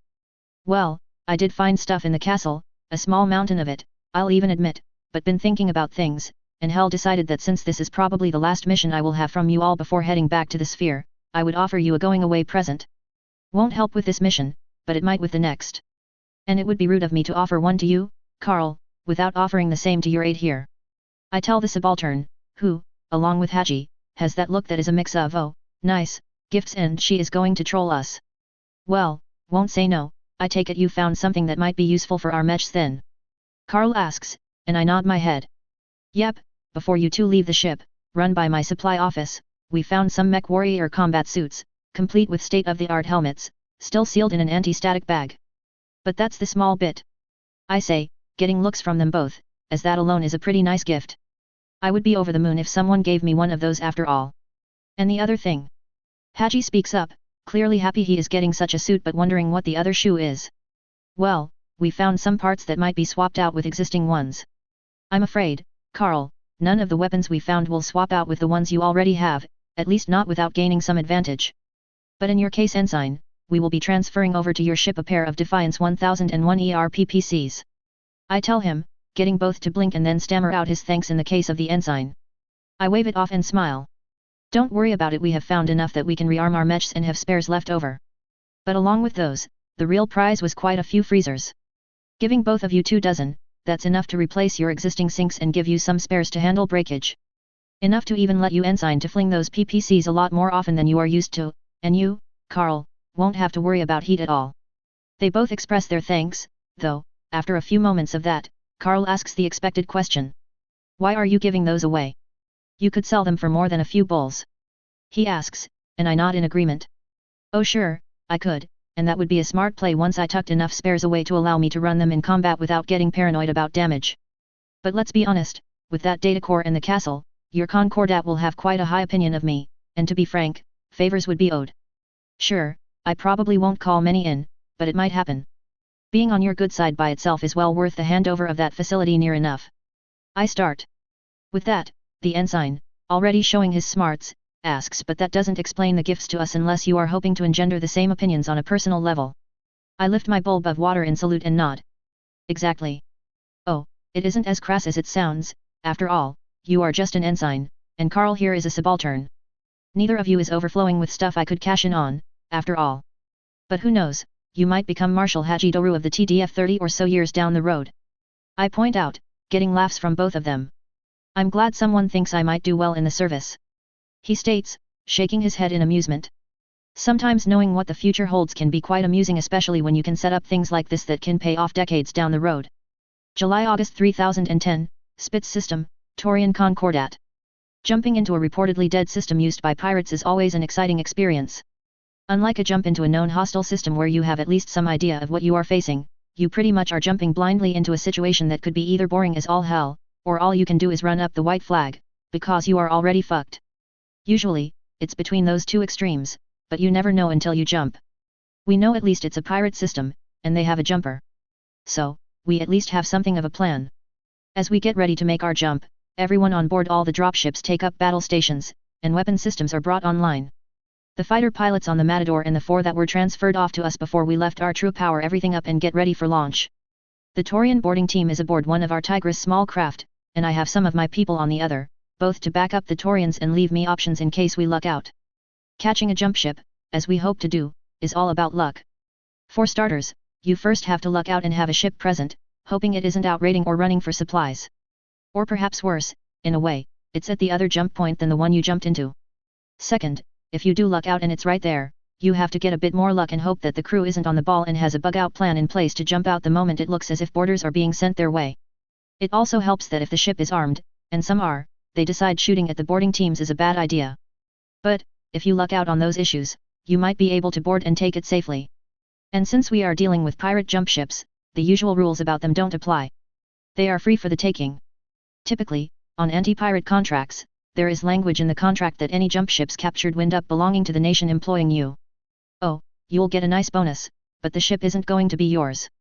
Pirates rarely have more than one jump ship, and those that do usually have a pair of smaller ships, as larger ones are just too much of a pain in the ass to operate for pirates. They might take one in some raid, but they usually either stash them for later if they have delusions of grandeur or, if they are smart, will wait a bit and then sneak the ship to another nation to sell on the grey market. So, as we jump into Spitz, we are a touch surprised that we hit the trifecta. As soon as the jump nausea passes, commands ring out, and our fighters and small craft are launched before we even have a chance to get an idea of what's in the jump point. It's all pretty much on automatic. It takes a minute, and with a shudder and clang, the Matador and Glenfinnan detach from the jump ship and start to maneuver into position to light off the main drives, which will take a few more minutes. Contacts. Calls out Captain Davies, and then he grins. We hit pay dirt. No droppers in the point and no enemy contacts. And better yet, the target invader is present and has its sail deployed. He announces, turning to grin over at me as the plan is off to a good start. And that's not the best news. He adds, smirking as the camera view on the screen shifts from the target invader to another ship not far from it and like the first, with its sails deployed. As I look on the screen at the 750M long ship drifting there in space, I blink and look to the good captain. Is that what I think it is? Yes, ma'am, it is. And we have our Marines already burning hard for it now in their Tigris. He says, leaning back in the chair he is strapped into. I can't help but smirk a bit as I am sure Carl over on the Matador is seeing this as well and recalling how this falls with the usual way our contracts are written. And sure enough, one of the COMM ratings pipes up. Message from Matador ma'am, from Subaltern Carl, it reads I hate you. Care to share your luck with us mere mortals? The rating says, getting laughs from the bridge crew. Shoot him a message saying he can't afford my luck, I tell him, and then grin over at Davies. Okay, no matter how this works out here, I think we already won the lotto. Davies laughs and then nods his head. I'll make the arrangements to have a prize crew sent over from the spare hands from our ships, assuming our Marines can take it and it still works. I nod, as that's a good point, for all we know, that might be a dead ship over there. But that's neither here nor there as we turn to watch the boarding actions and await reports. A half-hour later, both boarding operations have been completed, and the reports are in. The Bulls scored, the invader had a seeker attached, and there weren't more than 1 or 2 people on board that showed fight. The jumper is in great shape, and the seeker is in decent enough shape considering. For us, the monolith isn't a dead ship, though only with a bare skeleton crew on board, we will need to shift crew over to man it from our 3 ships. Good thing I am a believer in spare bodies, but even then, it will be a stretch. But the monolith has seen better days, a product of the Rashbarowan's yards, it has the expected quality, well, more like the lack of that yard's products, which is to say, adequate but barely. Coupled with how the ship's crew has deferred maintenance, it could easily spend some time in a yard to get things to where they need to be. Oh, it's safe to jump, even have all 9 collars filled up. But I wouldn't trust it for any hot charges or even anything more than a slow charge from the sail. On the displays are the captains of all 3 dropships and the jump ship, as well as Subaltern Carl, who has finished the review of the results of the jump and looks pleased for the most part when he speaks once more. All right, then we are off to the next operation step as we start our flight into the system, per the plan. He starts and then looks up out of the screen, smirking slightly. And I'm serious, Major, you have far too much luck for anyone's sanity. First, the mule from a mission a few years back, the overlord you are in now, the base at Artru, and now a monolith. Have you been making deals with the devil? You know our contract doesn't let you subcontract to anyone else, right? He asks, getting laughter from everyone on the conference call. I give my best butter won't melt look and smile. Nah, I wouldn't do that to you or anyone, but I can't argue I've had some incredible luck out here. I agree, as, after all, I have. Sure, Artru wasn't luck in the slightest, but I'm not about to admit that. But from the intel that we were able to get, starts Carl, once the chuckles stop, pretty much confirms our original thinking. A company of mechs, the heaviest they have reportedly are a pair of Crusaders, the rest are at least 20 tons lighter than that. My company alone shouldn't have any issues with them, but we will assume their infantry will be on their game. I nod in agreement, any indication of how much infantry? I ask, thinking about what we might have to deal with from Crunchies. Just over 2 companies, plus a company of light armor from what the prisoners are telling us. Nothing unusual or overly dangerous, save I have no doubt they will be deploying a plentitude of infernos. The bad news is, they were able to send a warning towards the planet, so if they didn't already know we were here when we jumped in, they do by now. Everyone frowns at that, but getting and keeping the surprise going that long is asking for a lot. But we have a plan and 6 days of burn to pick it apart as more information comes in. So now we wait, the bane of warfare in this day and age, taking the phrase hurry up and wait far too far for anyone's sanity. A week later, we finally made landfall a few dozen kilometers out from the small town that the pirates had taken as their headquarters and base. Their dropship was still grounded and going to stay that way as our fighters made sure that it wasn't going to lift absent of some hopefully minor repairs. I have to give the pirates some credit, we were all worried about them digging into the village and using the occupants as shields, but instead, they left the town. Not all the way out to meet us, no, but they at least had some desire to avoid collateral damage. A fact that didn't go unnoticed by Subaltern Carl. So, looks like the info we had on them was right, they are more professional than most. He comes over to me as my 2 lances follow the Taurian main body. Yeah, I agree, thinking about it.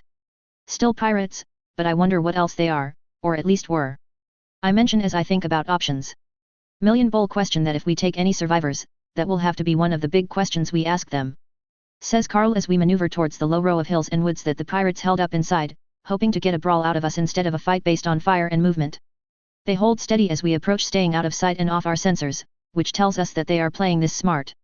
After a few minutes, Carl returns on the radio. MacCleary, have your light lance screen off to the left, let's see if we can get a reaction out of them. I'm having my 2 medium lances screened to the right, and I want you to back up my lance as we try to poke the bear. He says, and with a few taps on my screen, I send out the commands to get my light lance moving as indicated. He slows down, letting the 2 light forces head off to either side, giving them time to get into position before we start our move forward. We take up a formation with my marauder and 2 others forming a wedge up front, a warhammer to either side, and the 2 archers and the treb in the center, ready to provide missile support. We advance on the lookout for any surprises, knowing they must have a plan.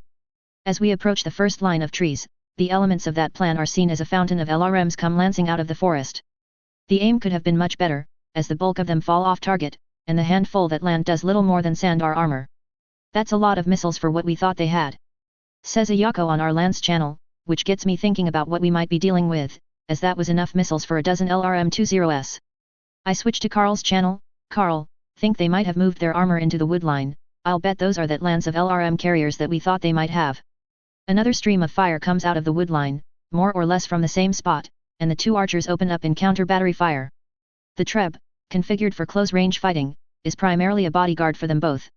I agree, and there have been no signs of mechs at all, Carl says, and then as I think about it a touch more, I start moving at a run, the 4 other mechs keeping up. Right. I tell him over the radio, going to try and flush them out a touch, won't go too deep, just poking the bear. I tell him, the land's coming with me still in formation. We pass through the tree line, the central copse of woods ahead of us, leading up the slope of a long low hill. We start taking light autocannon fire from hull-down tanks, and I start putting the numbers together with the lack of any sign of mechs. As we engage the tanks with our PPCs and large lasers, I call back to the fire support group behind us. These are just tanks to our front. I have a suspicion that they are flexing the mechs to one side or the other, I tell him, watching the tanks in front of us fall back into the woods proper, leaving behind one smoking wreck and naught else. And sure enough, we get a call from Jeffrey. Command, falling back, we have a lance of both Crusaders, a Wolverine, and of all things, a fucking Victor. He calls, and frankly, not going to blame him for falling back. Carl comes up on the radio without pausing. Right, fall back towards us, and then screen into the woods. It seems they put their tanks there. We'll move around and deal with the guys following you. He announces, and we fall back towards the fire support group. A quick back and forth between everyone soon has us moving much as we did into the woods off to the side, screening to the left in your everyday movement to contact. The good news is that while the Victor is a severe threat up close, it's pointless past that close range. And sure enough, the LRM fire starts, though judging from the number of missiles being flung at us, it appears that the mech is one of the rarer variants of the mech. A fact that soon is confirmed as the war book pops up a prompt that the 2 Crusaders are the 3LS, and the Victor is the 9A, which is good news for us as it has 3 tons less armor than the standard Victor. Right, keep them at range, we can outmatch them with our energy weapons. We get up close, we are playing their game. I call out to the 4 mechs with me, and we start to follow the float like a butterfly and sting like a bee philosophy of mech combat, keeping the range open and accepting the reduction in accuracy in exchange for staying out of range of the slew of SRMs and that monster AC-20. The sandpapering of our armor continues, the Wolverine taking pot shots with its cannon at us, doing light damage. But the mass of large lasers and PPCs is taking its toll, the first focus of the fire being that Victor, and between us and the fire support group's archers, it doesn't take long before the Victor pilot ejects. And with that, we charge forward, taking the other 3 mechs by surprise with the sudden push. The Bulls mechs take 1 Crusader and a Yako, and I take on the Wolverine. We carry more armor damage, but the archers keep the 2nd Crusader too busy to get on us. Focusing down on single mechs like this means it doesn't take long before the 3 remaining mechs go down. This is just in time as the other 2 pirate lances make contact with the 2 bull lances screening, and we all start to flex that way. My lance in the woods is cleaning up the tanks, the infantry they're not sticking around to fight mechs, making their life easier. The 2 bull lances fire and move, outweighing them a touch, but not to a large enough degree to let them play bully. The fire support group gets in range, with the treb finally getting into the fight as it joins the 2 lances.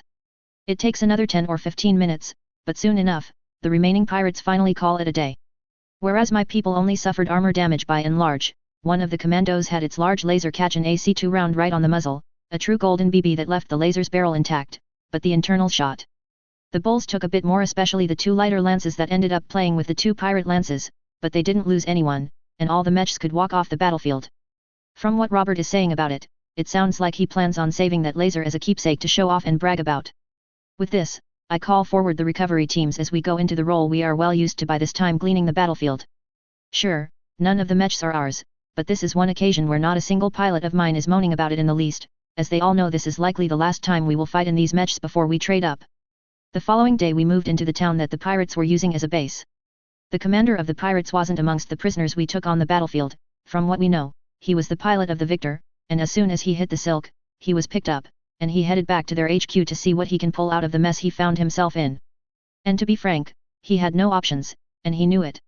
First thing in the morning, as we approached the town, a light truck came rolling out of it, a large white bedsheet flying in the wind. Since this wasn't our part of the show, we hung back some of our mechs pulling security on battlefield cleanup. At the same time, Jeffrey, Akako, Nehemite, and Callum headed towards the grounded dropship to encourage that nothing funny happens with it. It doesn't take long before we get the call from Carl, announcing that the pirates surrendered. With the way they behaved in the fight by keeping it out of the town and how they have been far less atrocity-prone in their attacks, the Concordat won't treat them as outright pirates. Oh, they are not going to get away. Odds are the bulk of them will be in prison for a good long while, but it's better than the usual pirate option. Battlefield cleanup doesn't take too long considering, and by the end of the week, it's as if nothing happened out there. All the parts of mechs and tanks picked up, wrecks towed away, and even the EOD guys tracked down all the unexploded ordnance out and about as well. All part of the MacCleary's Highlanders services. We fight, and we clean up our mess. We still don't do windows, however. It's 10 days from our arrival on the planet when a Taurian jump ship arrives, releasing a pair of Unions to fly in. According to Carl, one will make up the garrison for the planet while they decide if they will keep forces here or not, while the other will bring back the salvage as well as manning the dropship and jump ship that they captured. He further jokes that the commander of the relief force is also peeved at my luck once they saw what the third jump ship was. Speaking of, my people say they were able to make enough repairs that they felt safe in running the ship into the inner sphere, though they would prefer if I could arrange a few months of refit for it. With them also comes a message letting me know the desire of the Taurian Ministry of Defense for my unit to stop by Taurus on the way out, as they would like to have a chat with me. At first, I thought they couldn't be that mad about the monolith until I remembered that there was no way they could knew about it, and well, there is that little thing of a castle and a couple of lances of mechs I handed over. We polish up the final affairs of the Spitz mission, and I offer the Matador a ride back with me since, well, I do have the spare collar space now. An option he is more than happy to take as he wants to be there with me for whatever it is I am needed for. He has more info than I do, as he got his own messages, but he isn't telling me what they might be. It's almost 3 weeks later when we land on Taurus proper, our flight plan having our 2 dropships, the mule staying collared as I don't want that to hit the surface till I know everything is good to go with what it has on board, land within the main military starport. We are given the rest of the day and night to get used to surface gravity. Then the next day, Jeffrey and myself are driven out to the TDF headquarters. It's a place I haven't been to before, and sure enough, it's what it's made out to be, a large bunker buried under more rock than I thought possible outside of the Star League era. Pretty soon, we are shown to a meeting room, with Subaltern Carl and Ensign Doru joining us, and as we enter, we soon find out that in addition to Marshal Magruder and his immediate staff, the Protector is present as well. Right out the gate, Protector Zarantha Calderon can't seem to help herself, and she makes her comment on our luck. So, you scammed a monolith out from under us, I hear. She says the smile on her face takes any possible sting out of her words. I wouldn't call it scamming, ma'am, after all, the contract was unambiguous. I point out with a smile as we all settle into our seats. A fact that I am sure I will never get that wording into any contract I have with them ever again. A fact that gets confirmed as Marshal Magruder smirks. Well, we can assure you that we will be putting a note in your file to make sure that isn't ever put in again. He says with a chuckle. But that's not the real reason we brought you in fact, you are more than welcome to the jump ship. He says, confirming my further suspicions that this is about our true. Quite so. Says Zarantha, you gave us one impressive gift by handing that facility over to us. That's not the sort of thing most mercenary units do, especially when they find something like that out in more or less unclaimed space. She says, waving away any protestation I might make about how technically the system used to be Taurian. Sure, we used to lay claim to it, but let's be honest, we had to cut them loose over a century ago with the lack of resources we had and, to a degree, still have. She continues. Frankly, if anything, we are a little put out that the SLDF not only had a facility on a world that we garrisoned but ran what appears to be a regiment of troops out of it at various points. But that's not on you. She notes. Not to mention the evidence of special operations being conducted from there. I point out that both the Protector and the Marshal nod in agreement. A point the Marshal addresses. It isn't like knowing this now changes anything, but it is causing us to look deeper at the rest of our planets, seeing if there is anything else that we never even looked for. We will take a page from your book and do deep subsurface radar mapping scans. Who knows what might be buried here and there? Everyone chuckles at that, and Jeffrey grins. Well, who knows, you might find another of those castles where they might come in handy. I will agree that R-True isn't in the most useful of places. Marshal Magruder nods. Indeed, somewhat useful though, don't get me wrong. The data that comes with it will be nice to have as well. We handed it off to the right people here to see if there is anything we can use and, if not, put that knowledge to use, advancing what we already know. Doesn't change anything on a large scale, but it's a clear step up. He says, and then he laughs, and that's not ignoring the mechs. Only 8, which isn't that significant, but they are very nice mechs, and I think we will be handing those out to various high-level commanders to make the most of their command capabilities. He says, getting a nod from me as that makes the most sense. The lack of an abundance of spares means they should be able to keep them in the field far longer than if they gave them to a frontline unit. Between the mechs and the spares, we will be transferring 80 million C-bills into your account since you mentioned to the subaltern that while you are not looking to get paid for the castle, you would like some liquidity from the mechs, Zarantha says. I nod in thanks, as I was hoping for about that much. The mechs alone are worth 3/4 of that, so that feels fair enough. As to the castle, yes, we agree, favors will be owed down the road. I prefer that sort of deal as it's the sort that usually works out best for everyone in the long term. She continues, and she smiles. If you desire to spend some of those C-bills on some of the mechs we produce, we would be happy to put you at the front of the line and give you the in-house price to boot. She suggests. And don't think I'm not tempted. That's roughly a company of brand new marauders, war mercs, or archers. Or nearly a battalion of bugmechs for that matter. If it weren't for what I had on board the Mule or Glenfinnan, I'd probably take them up on it. Hell, I could probably ask for a brand new union between the cash and favors owed and get it now that I think about it. But I don't. Thank you, but at the moment, not in a position to gather up more mechs, oddly enough, I tell them, getting a lifted eyebrow from Zarantha and a laugh from Magruder. Ah, so Karl is correct in assuming you kept the lion's share of mechs found there. He asks, grinning as he admits that I didn't hide things as well as I could have, but then let's be honest, it wouldn't be rocket science to figure out there were more mechs present in the facility since we didn't have time to scrub all evidence of it. I smile and admit to it. You and he are correct. Oh, not that many, as I only have so much lift, but it's a nice amount. It will bring me to more than a company in strength. I already penciled in the goal to form the unit in the Old Star League Reinforced Battalion to Andy, which will get me halfway into the 2nd Company in strength. I say, both overselling my top-end strength and underselling how many advanced mechs I managed to scavenge. They all nod, considering, yeah, and by not letting on the exact TONE you have, you'll always have more mechs than people might think you have, then. Magruder asks. I nod in agreement, yep, and to be honest, I got the idea from you all with your 4-company battalions.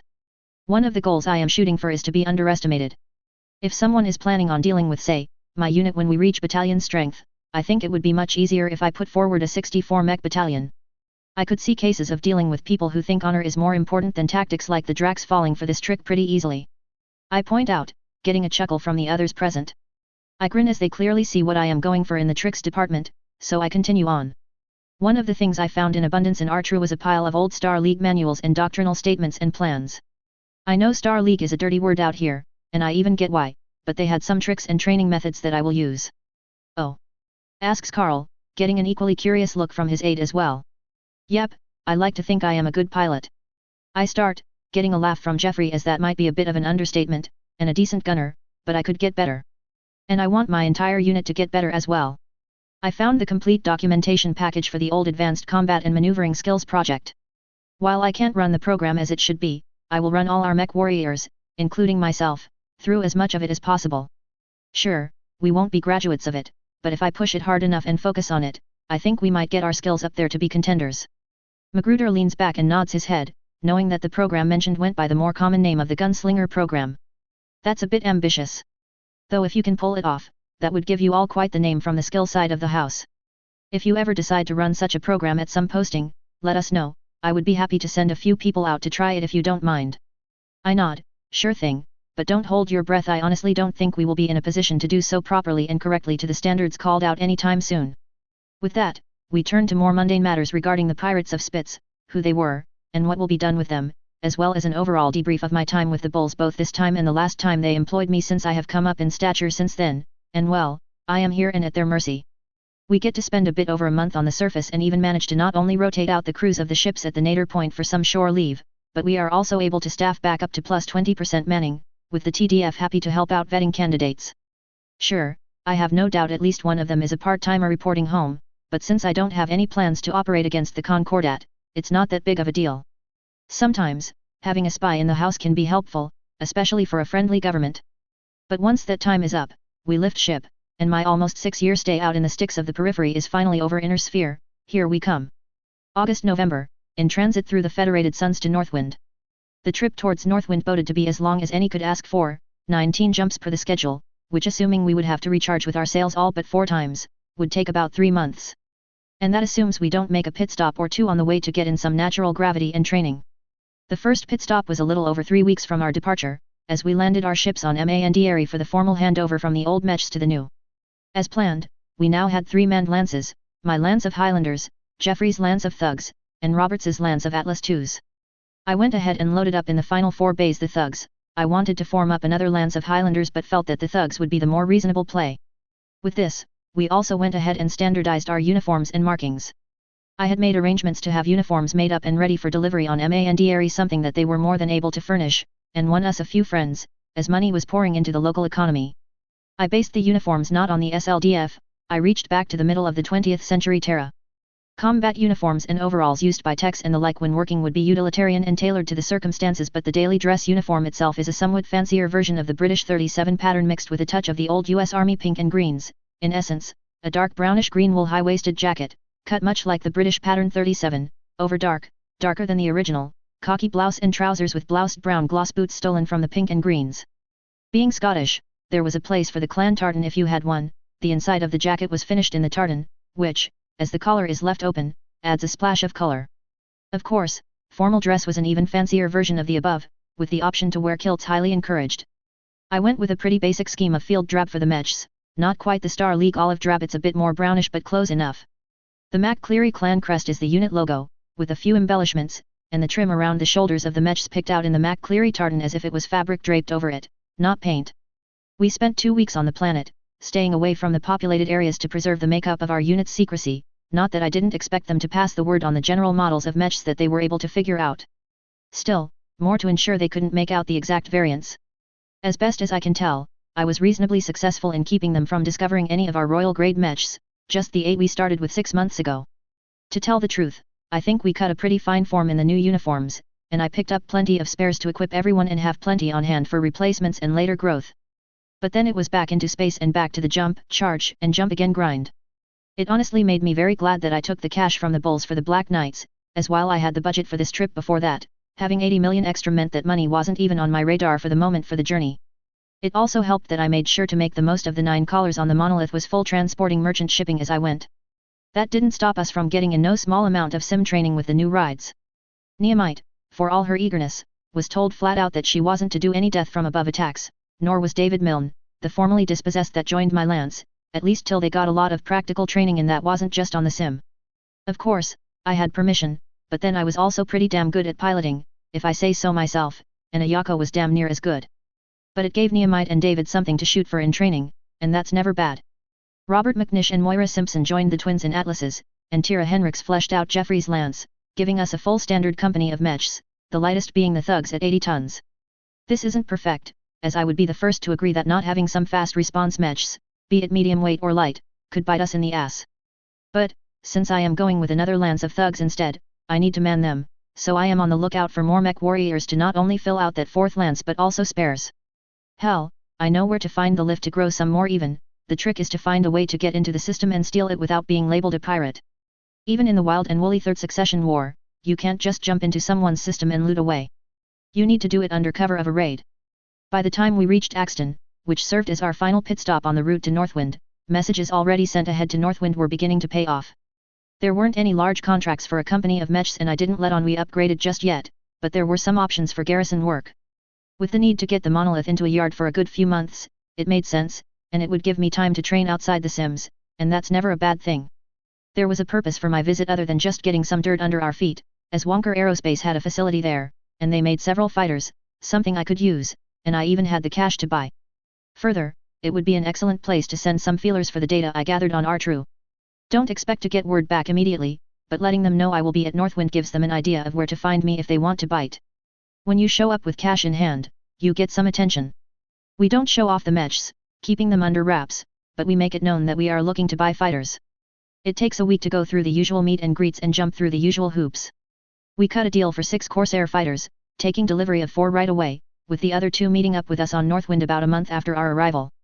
I don't have pilots just yet, that's on my hiring list for when I get to Northwind and the fair along with mech warriors, but that's then, and this is now. I arranged to chat with a few scientists working with the universities back on New Avalon Neos not being a thing yet and gave them a peek at what I had. I let him know that if the powers that be are interested in getting a copy of this, I would be able to be found on Northwind. Further, I pointed out that the Drax, the Caps, and Free Worlders wouldn't be getting a chance at a copy.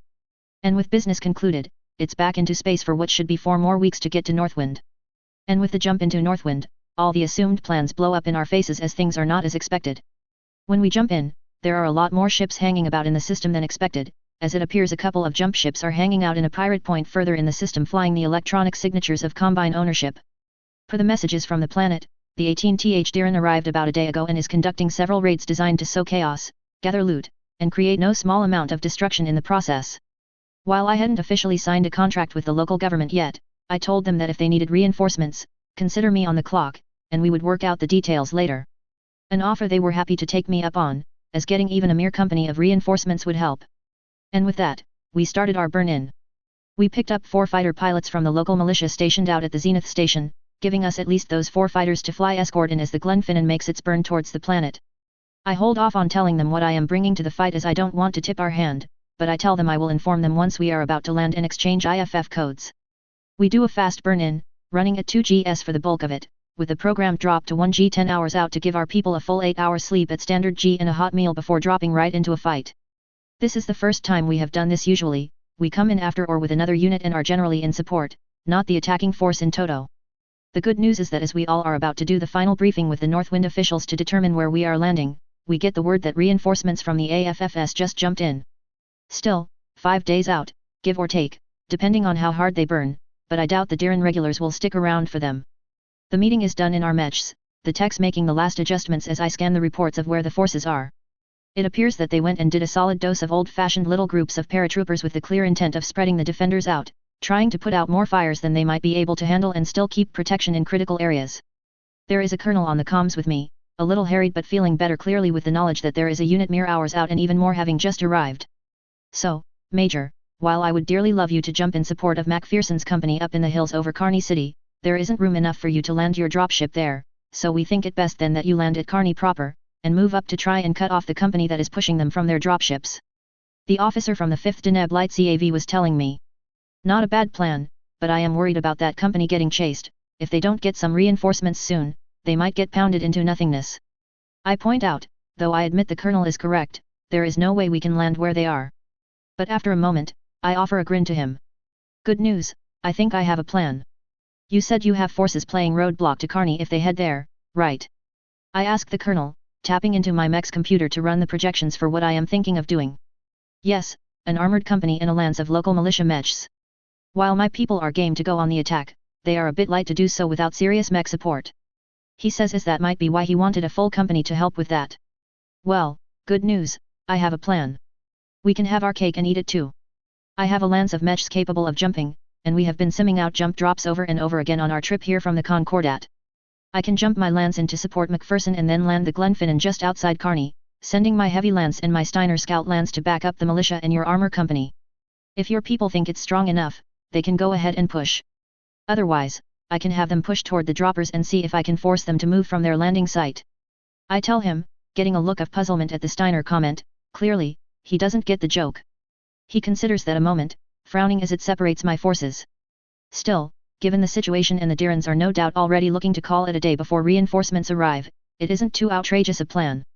He then nods, right, go ahead, I will send you the IFF codes now, so we don't get trigger happy with you. He says, and a few moments later, my systems beep at me with the receipt of the new codes. With that, I sketch him a salute and grin, right then, sound the pipes, looks like we drop in 20. I tell him, causing him to roll his eyes and mutter something about Scots, though he does laugh and wishes me the best before he signs off. I do a few more calculations, and liking what I see, I shoot the plan up to the bridge and the other 2 lance leaders before opening up the channel to all our people and the 4 militia pilots flying our fighters. Right folks, here is the plan. We are going to go low and fast towards Carney, with our fighters flying close to make sure that none of the Dracs can get too close. Fighters, keep them busy, but more importantly, keep them away. I call out, getting acknowledgement from the four before I continue. My lance, we are going to jump from altitude. The techs will be attaching boosters to our mechs here in a moment and will be ready well before it's time to stop off. The boosters will slow us down on the approach to our landing zone, detach, and leave the rest of the landing to our jump jets.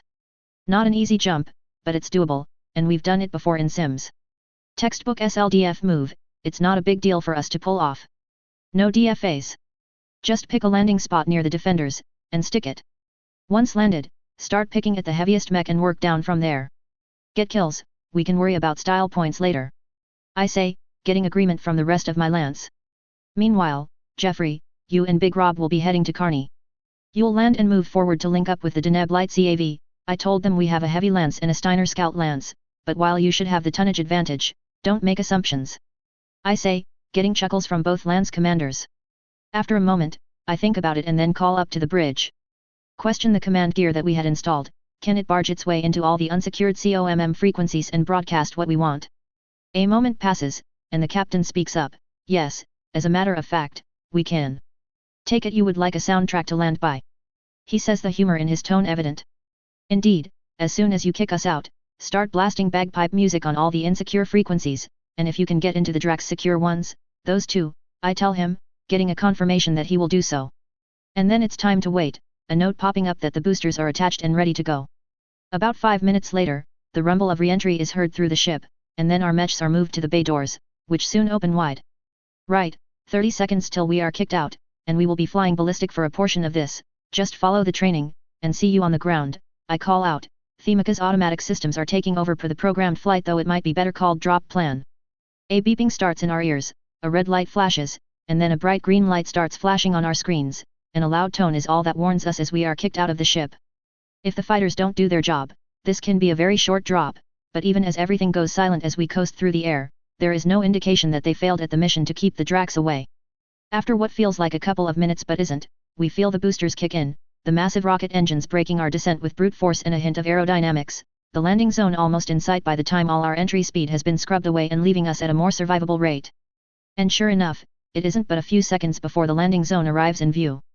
Sure enough, it's a pass leading up into the rough hills, not wide enough for an overlord to land but enough for a line of mechs to retreat using fire and cover both to let them do so without getting clobbered. This isn't to say that McPherson hasn't gotten off easy, my sensors indicate they are down to 9 mechs. I hit a button, slugging my lance's IFF to their systems, and sure enough, I get a call.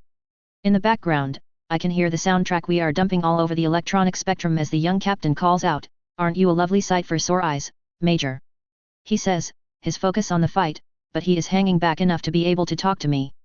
A moment later, a shock sound comes up as the IFF I slugged him comes online, a bloody lance of Highlanders from on high. It's our lucky day. He calls out, laughing in relief as I kick in the jump jets to guide us the rest of the way.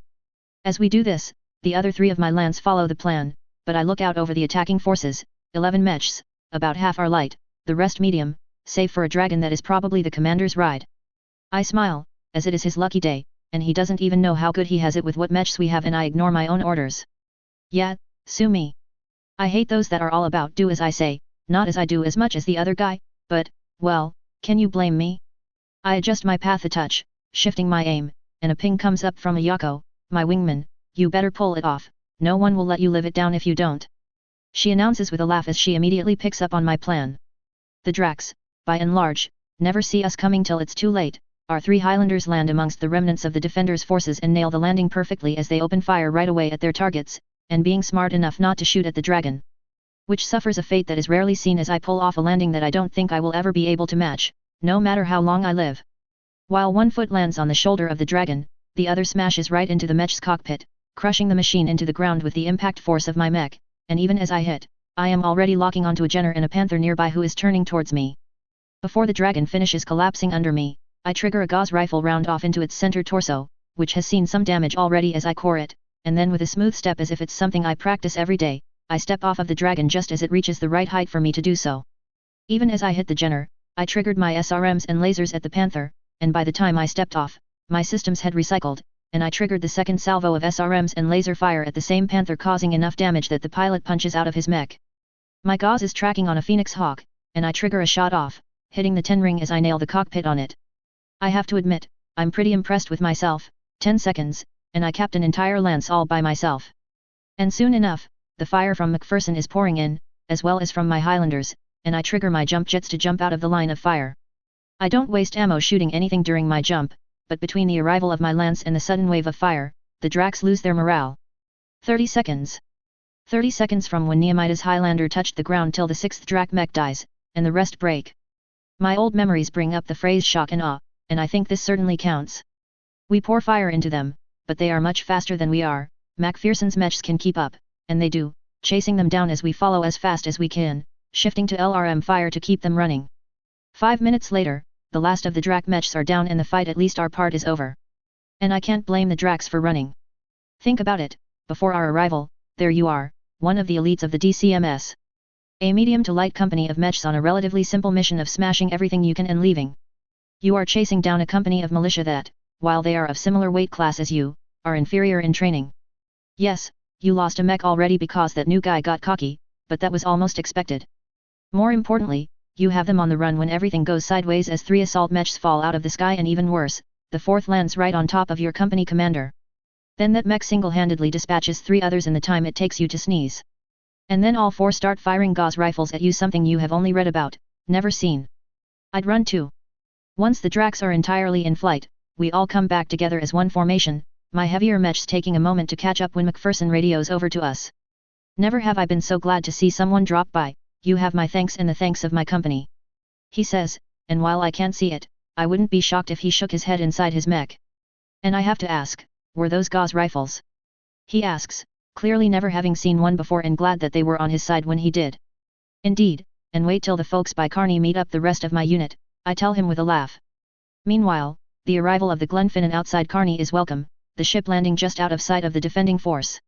There is a militia major in a dugout providing a view over the direction that the Dracs can be found, and having a halfway decent look behind him as well towards where the massive dropship landed moments before. He looks over to his radio man, a look of curiosity on his face. Did they say what they are landing? That's an overlord, they could be sending out at least 2 companies of mechs to help out if not more. Asks the major, turning to look back towards where the overlord is just out of sight. The radio man looks back in that direction as well and then shrugs. Something about a heavy lance and a scout lance. He says, turning back to look in the direction he should be looking. The major hums thoughtfully. Heavy and a scout. That isn't much, we have a medium-weight militia lance. He then asks a moment later, did they give any details? The radio man shrugs, not really, slugged the IFF over, I haven't seen the data, but they said, and I quote, a heavy lance and a Steiner scout lance, he says as he looks over to the major, whatever that means. Of course, that would be when the major takes a drink from his canteen, spitting out the water as he hears that last, and then laughs, wait, they said Steiner scout lance. He asks, the capitals being heard in the way he says it. He picks up a set of binoculars and looks to the rear, showing an eagerness akin to a child at Christmas. I wonder what mechs they are using. He mummers to himself, laughter in his voice. The radio man looks over to his officer, looking at him strangely with the way he is laughing about it, and shakes his head.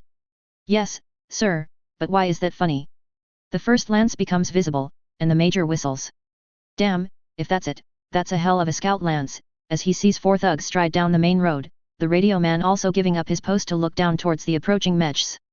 Wow, I haven't ever seen one in person, and now there are 4 of them. He says of the thugs, and then the major starts laughing loudly and energetically. And here comes the scout lance. He cackles, lowering the binos and handing them to the radio man, tell me, that just screams Steiner doesn't it? He asks, laughing still. The radio man takes up the binos, and after a moment to focus on the right spot, he cannot help but laugh. Yeah, I never heard that saying, but now I get it. He says, snickering. So, a lance of thugs and a lance of atlases. I wonder what they dropped up in the valley. With the elimination of force pushing MacPherson and the arrival of an overlord outside Kearney, the Drac commander decided it was time to leave, which I can't blame him for, as when you consider that they had to know a relief force just jumped in and that they had no clue that my overlord didn't have anything left in it, was an excellent call to make. Before anyone could try to snag one of the 3 unions that landed, they all left, albeit with far fewer mechs than they started. And that was the start of the withdrawal as other forces broke contact over the next 6 hours and lifted out. Overall it appears that they dedicated a whole regiment of mechs to this raid, they weren't trying to hold anything and were more out to wreck without risking much in the way of losses. The loss of the entire company chasing MacPherson was the single most significant loss they suffered. Not that I was about to moan about that. The mule was called for, and they flew in with the reinforcing elements, taking full advantage of the screen they could provide. I was asked politely, I might add, to gather up my forces as soon as I finished all post-battle duties and to return to Terra proper, both to receive thanks from the Highlander Council and, well, to formalize the contract I had accepted a few months ago while in transit. If I was looking to get off on the right foot, this was undoubtedly it. And I had plans to ensure it got off very well once the mule arrived. A bit shorter of a chapter, as this is primarily a transitional sort of chapter, getting them established for the next phase. At the end is a TONE of what they have at the end of the chapter. November 3010, Northwind, Federated Suns. While I didn't dawdle, I took my time to make sure everything was just so. We didn't take much in the way of damage, a few scars from the Drak weapon fire on our armor, but I wanted to make sure that everything was in tip-top shape for our arrival in Terra. The timing was well used, as, by the time we lifted off from Carney, we were able to link up with Mule in orbit before starting our landing at Kohler Spaceport. We were given instructions to move from the spaceport to the fort, and we were even permitted to parade our way over in thanks for pulling MacPherson out of the fire. Hence, I took an extra day to ensure everything was as good as possible. So, by columns of 2, the 12 of our mechs, plus the 4th lance of thugs piloted by technicians, marched stately over to a large hangar complex assigned to us during our garrison contract.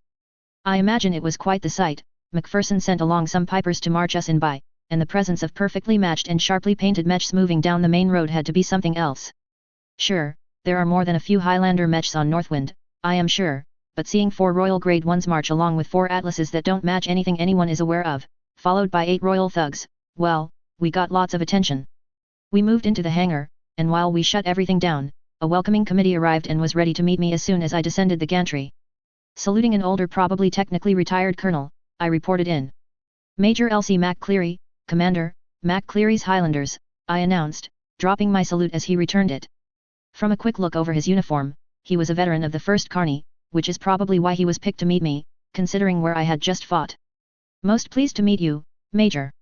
The colonel replied, Colonel, retired Malcolm Kincaid. Your timing couldn't have been better, I must say. He says with a smile, offering his hand, and I take it to get a firm handshake. Before I could say anything, he spoke up, a twinkle in his eye and a tone of mild amusement. And I must add, you made quite the entrance as well. I think just about everyone on the planet has seen the ROM of your arrival atop that dragon by now. He says, causing me to wince a bit as I was doing more than a little grandstanding when I did it. And considering the smirks I see on the faces of the rest of my people, they know it too. Jeffrey is still giving me shit over it. Well, I would be the first to admit, Colonel, that was about 80% luck, I say, trying to downplay it a bit. And I probably shouldn't have taken that risk since I had just told everyone not to do just that. I admit, getting a laugh out of the welcome committee. He doesn't speak to that, though his smile indicates that the ribbing won't be stopping anytime soon. We have all the paperwork and the like back at the castle, where I am sure there will be plenty of boring signing of this and that, but you are a bit more than we expected. He says, smiling as he walks down the center of the hangar, Highlanders and Atlases to our left, the thugs to our right. When we agreed to sign you on as a garrison contract, we thought we would be getting a company of mechs of a moderate weight class. He says, and then gestures to the 16 assault mechs. Not that I, or anyone else, I might add, is going to be upset at getting these at the price we did. He says, shooting me a glance to see my reaction. And I know what he means by that. What a company the size of what I let on we were would have a much smaller value than an overstrength company of assault mechs, and that's not counting the Listec. He is fishing to see if we are going to demand a bit more pay or not. Indeed, and I don't think anyone needs to worry about their budgets getting in a bind. We made a deal, and a deal it is, I say, getting nods of respect from the Highlanders. Still plan on keeping the first year as garrison, as I need to get my people up to speed in these mechs. This was our first outing in them that was anything more than just walking to point B from point A. I point out, and they all nod in agreement. Besides, the contract already says the fees for raids and the like over the following 2 years will be paid on a matrix of what we bring and the target, so it doesn't matter. Well, that, and I think the ability for the Deneb Light CAV to have a bit more mass supporting them won't go amiss in their eyes.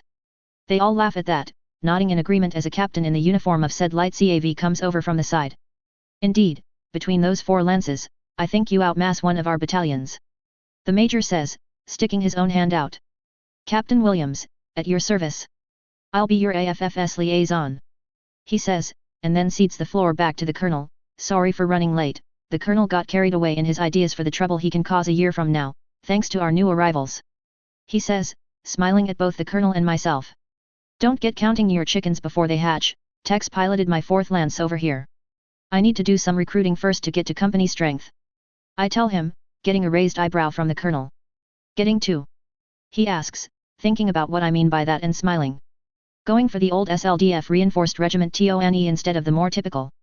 He asks, getting a nod from me. Yep, I like being underestimated. I had the same conversation with Protector Calderon and Marshal Magruder before I left Concordat Space and explained my thinking. They see the logic behind it, not that they see anything wrong with it since they run 4 company battalions themselves. The colonel nods, though Captain Williams looks puzzled as he didn't know that tidbit until now. And no, I don't have the mechs nor the lift to field more than a single company at this time, but it's something I am slowly working towards. I will be selling some mechs we are not using anymore on the market here. I imagine that you all would be interested in making up what losses you took over the last week. I ask them both, getting nods in the affirmative. Being offered mechs from a merc unit is a relatively new experience, but not unwelcome. Seeing that look, I smile. As I said, I don't have the lift, and I don't think I will be able to find an overlord just sitting around for the taking this deep towards the core. I point out, getting nods from them both, as it appears they find it refreshing that a merc commander has a handle on the logistics requirements and biting off more than she can chew. And I am telling the truth. I know I won't be able to find an overlord just lying around. However, Epsilon Eridani is a single jump away, but that's years off before I can make a move for what's there, I am thinking. At least you have plenty of lift for your 2 dropships. A major points out from the Highlander contingent. I do, but in the case of the monolith, and I will be putting our own name to her sometime soon, it needs about 6 months of yard time. It was stolen by a former Capellan unit that decided going pirate would be a good idea and left to rot for over 2 decades. It works, but it's a maintenance hog. I say, shrugging. And the locative isn't mine, it belongs to the family business. I should return it once I get the monolith taken care of, but until then, it's mine to be used as I see fit. I say, damping the idea that I have an overabundance of lift, though it could be argued that I still do to a large degree. When are you planning on doing that? Asks the colonel, curious as to my plans for that. Well, hopefully over this coming year. I have something that is being looked at, and hopefully, some folks here are waiting for me to make a deal for what I am holding. With a bit of luck, I might trade it for the cost of the refit. That gets a few raised eyebrows, as a 6-month or so refit isn't cheap, so they are curious about what I am offering in trade but are polite enough not to ask, though the captain speaks up at that.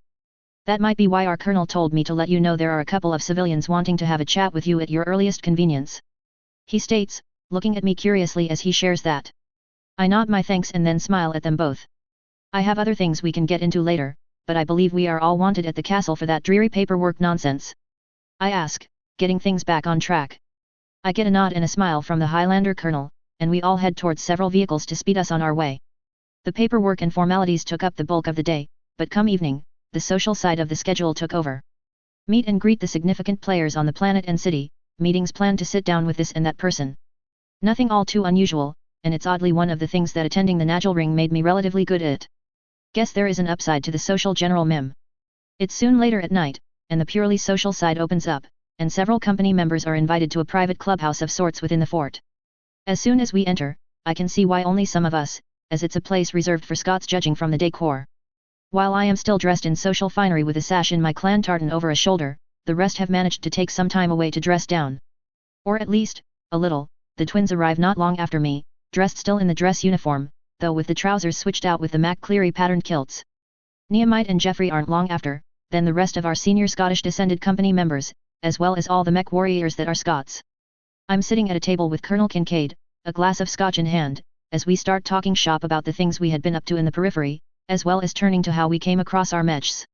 I don't have an issue saying where I got them now, and the colonel shakes his head about the apparent dumb luck we have. But I imagine the periphery powers loved that particular tartan on your mechs. He says, chuckling as I get where he is coming from. No, at the time, we painted things in a way that didn't call out our heritage. I figured they would look at the pattern and colors and get the wrong idea of what clan I call from. We might pick up on the differences, but those that don't know there are? Well, you know how it can be. I say with a shrug, as the picky bits of Scottish culture is sometimes hard to figure out ourselves, much less those outside our background. The colonel laughs at that and nods. Yeah, something tells me that they would think you were claiming kin to that clan, and not that you were just a September to them that shared the same tartan, especially with how popular that clan has to be. He says, lightly rolling his eyes. I will not argue the point, as that was one of the more significant considerations. Once we get bigger, that won't be as big of a deal. And it's one of the reasons I went out of my way to win friends and influence people out that way. So, looking to hire some people here to fill the seats on those 4 mechs? He asks, waving over for a drink refill. Yep, hope to get some pilots from the pool of people you usually send out to the Highlanders over in Cappy space, I say, getting a chuckle and wiggle of his finger at the way I speak of the realm that the Northwind regiments are in near enough permanent employment with. Well, we are not going to say no one can take up your company, but why should we help out with that? He asks, a curious look as, to be honest, with the fight we conducted when we arrived, I am sure they would do just that for me as is. Or, at the least, let me poach a few of the 4. I shoot him a grin, giving him a look that I know something you don't mix with a touch of devilish glee. Oh, I have a few arguments I could bring to bear. Come Sunday very early morning, I will move those arguments to the hangar you all assigned to me. He looks at me curiously, setting the glass down and tapping the rim lightly as he considers that. Is that so? And just for the right to poach our very best? He asks, and to that, I shake my head. Not just that. Also pretty intensive assistance with training the unit as we grow, not just while we are contracted here with you, but well afterward. I point out. That's a large ask, but I believe you know that. You want us to treat you as if you are one of our own from the sounds of it. He says, and I nod in agreement.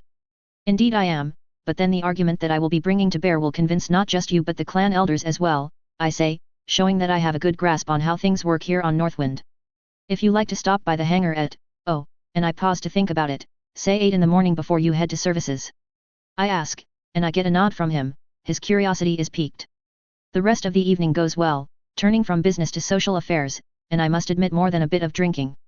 A few days later, we moved over my arguments and, using our own transport, have been moving the spares I had set aside for them as well.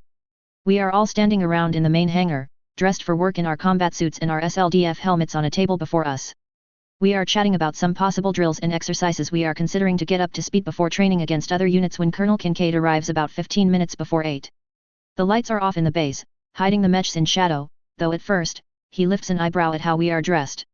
Well, I see you all found more than mechs in that castle.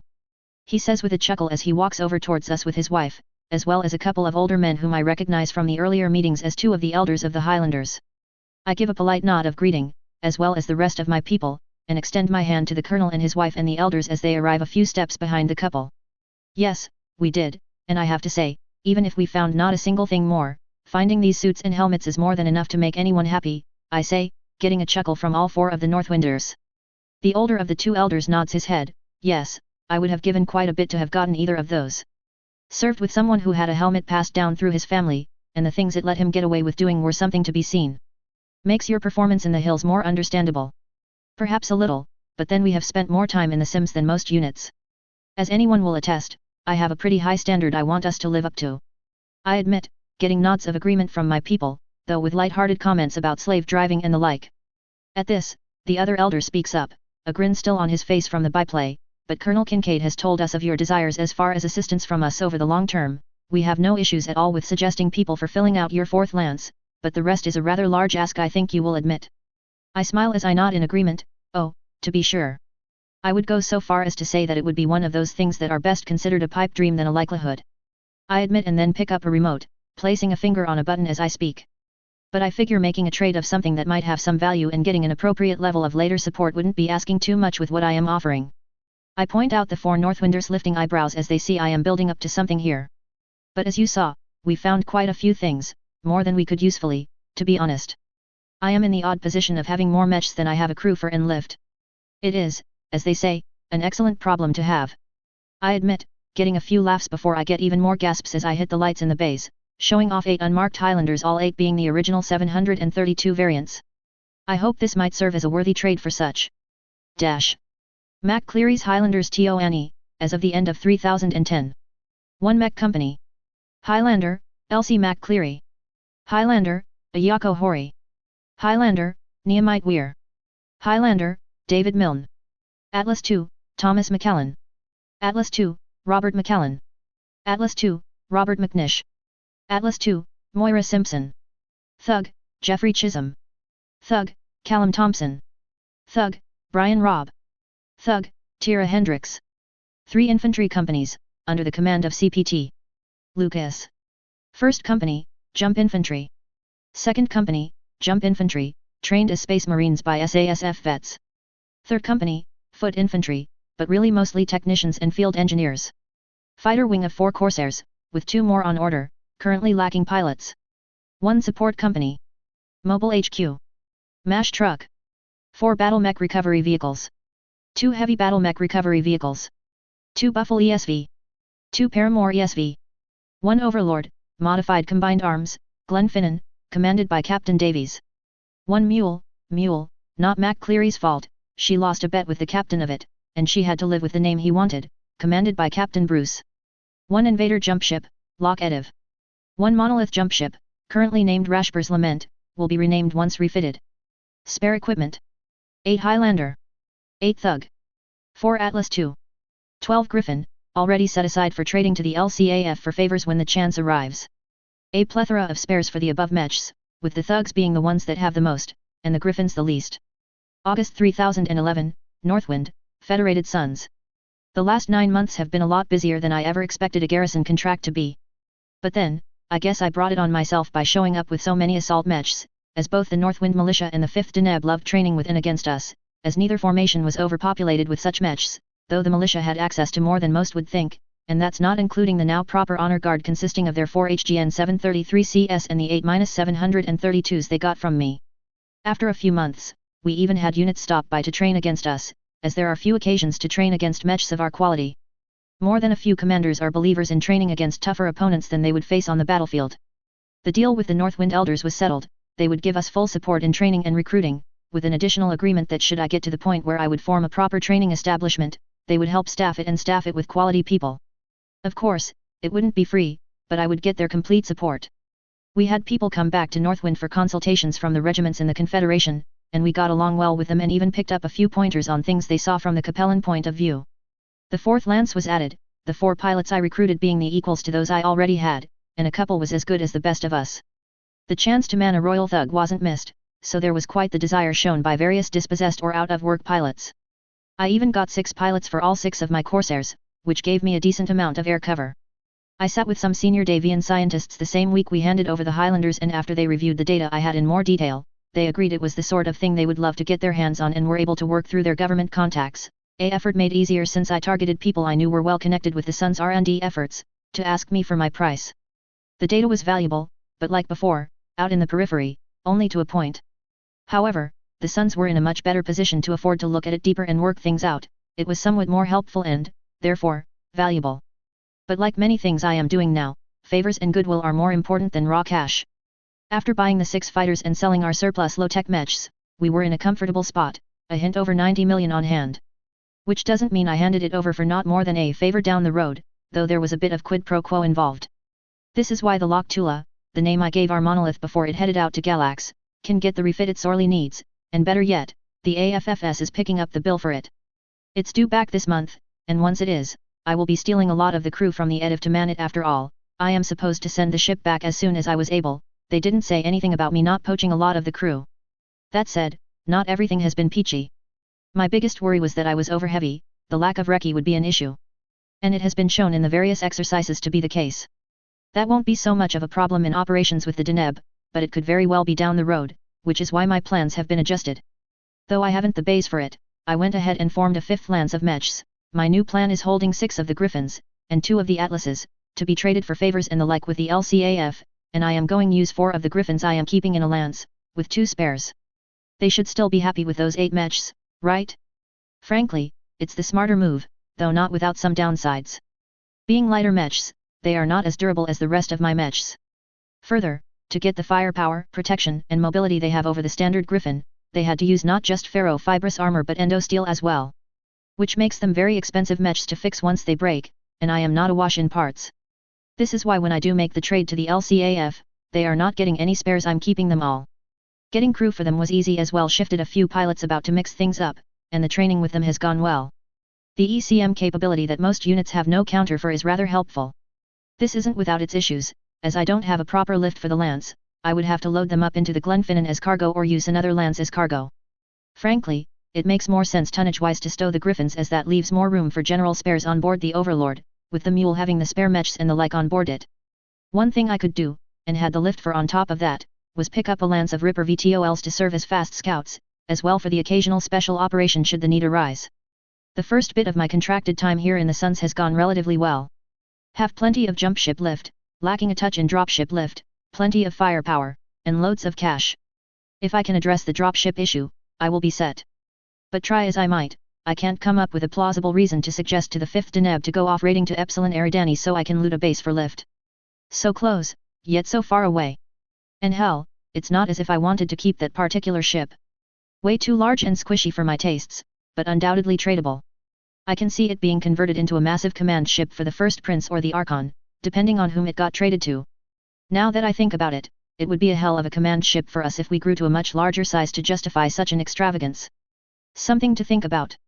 But we are approaching the time when I will be asked to take part in raids. The first year of the contract was pure garrison duty. The latter year committed me to join in on 3 raids, something that everyone was looking forward to as it was felt that the mechs I would be bringing would give them an edge.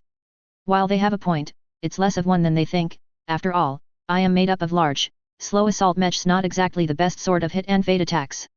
But even then, we could be handy to have. I can see cases where lighter units would go forward, stir up the bee's nest, and bring them back to me for proper handling. At any rate, that's what brought me back to Terra from where we have spent most of our time in the field training. It's in one of the nicer meeting rooms in the fort, modern tech meets 17th century Scottish castle. A theme I make a mental note to steal sometime down the road. About a dozen or so of us are present, myself and Geoffrey from the Highlanders, a couple of representatives from the Northwind Militia, and a collection of officers from the AFFS, both from the Deneb Light CAV, as well as the AFFS Navy. Looking at a large map display of systems within 3 jumps of here, one of the generals from New Avalon is tapping his chin thoughtfully. Regardless of how much they deserve it, striking at the home of the 18th would be a bad thing. No need to pick a target that highly defended. He says, getting a few nods from those around the table as we all start to talk over possible targets. The main issue with raiding in this neighborhood is that while there are many possible targets, there isn't much there to justify a hit, and what there is that does justify a raid is usually heavily defended. Of course, stirring up trouble is worthwhile, and the raid on Northwind can't go unanswered.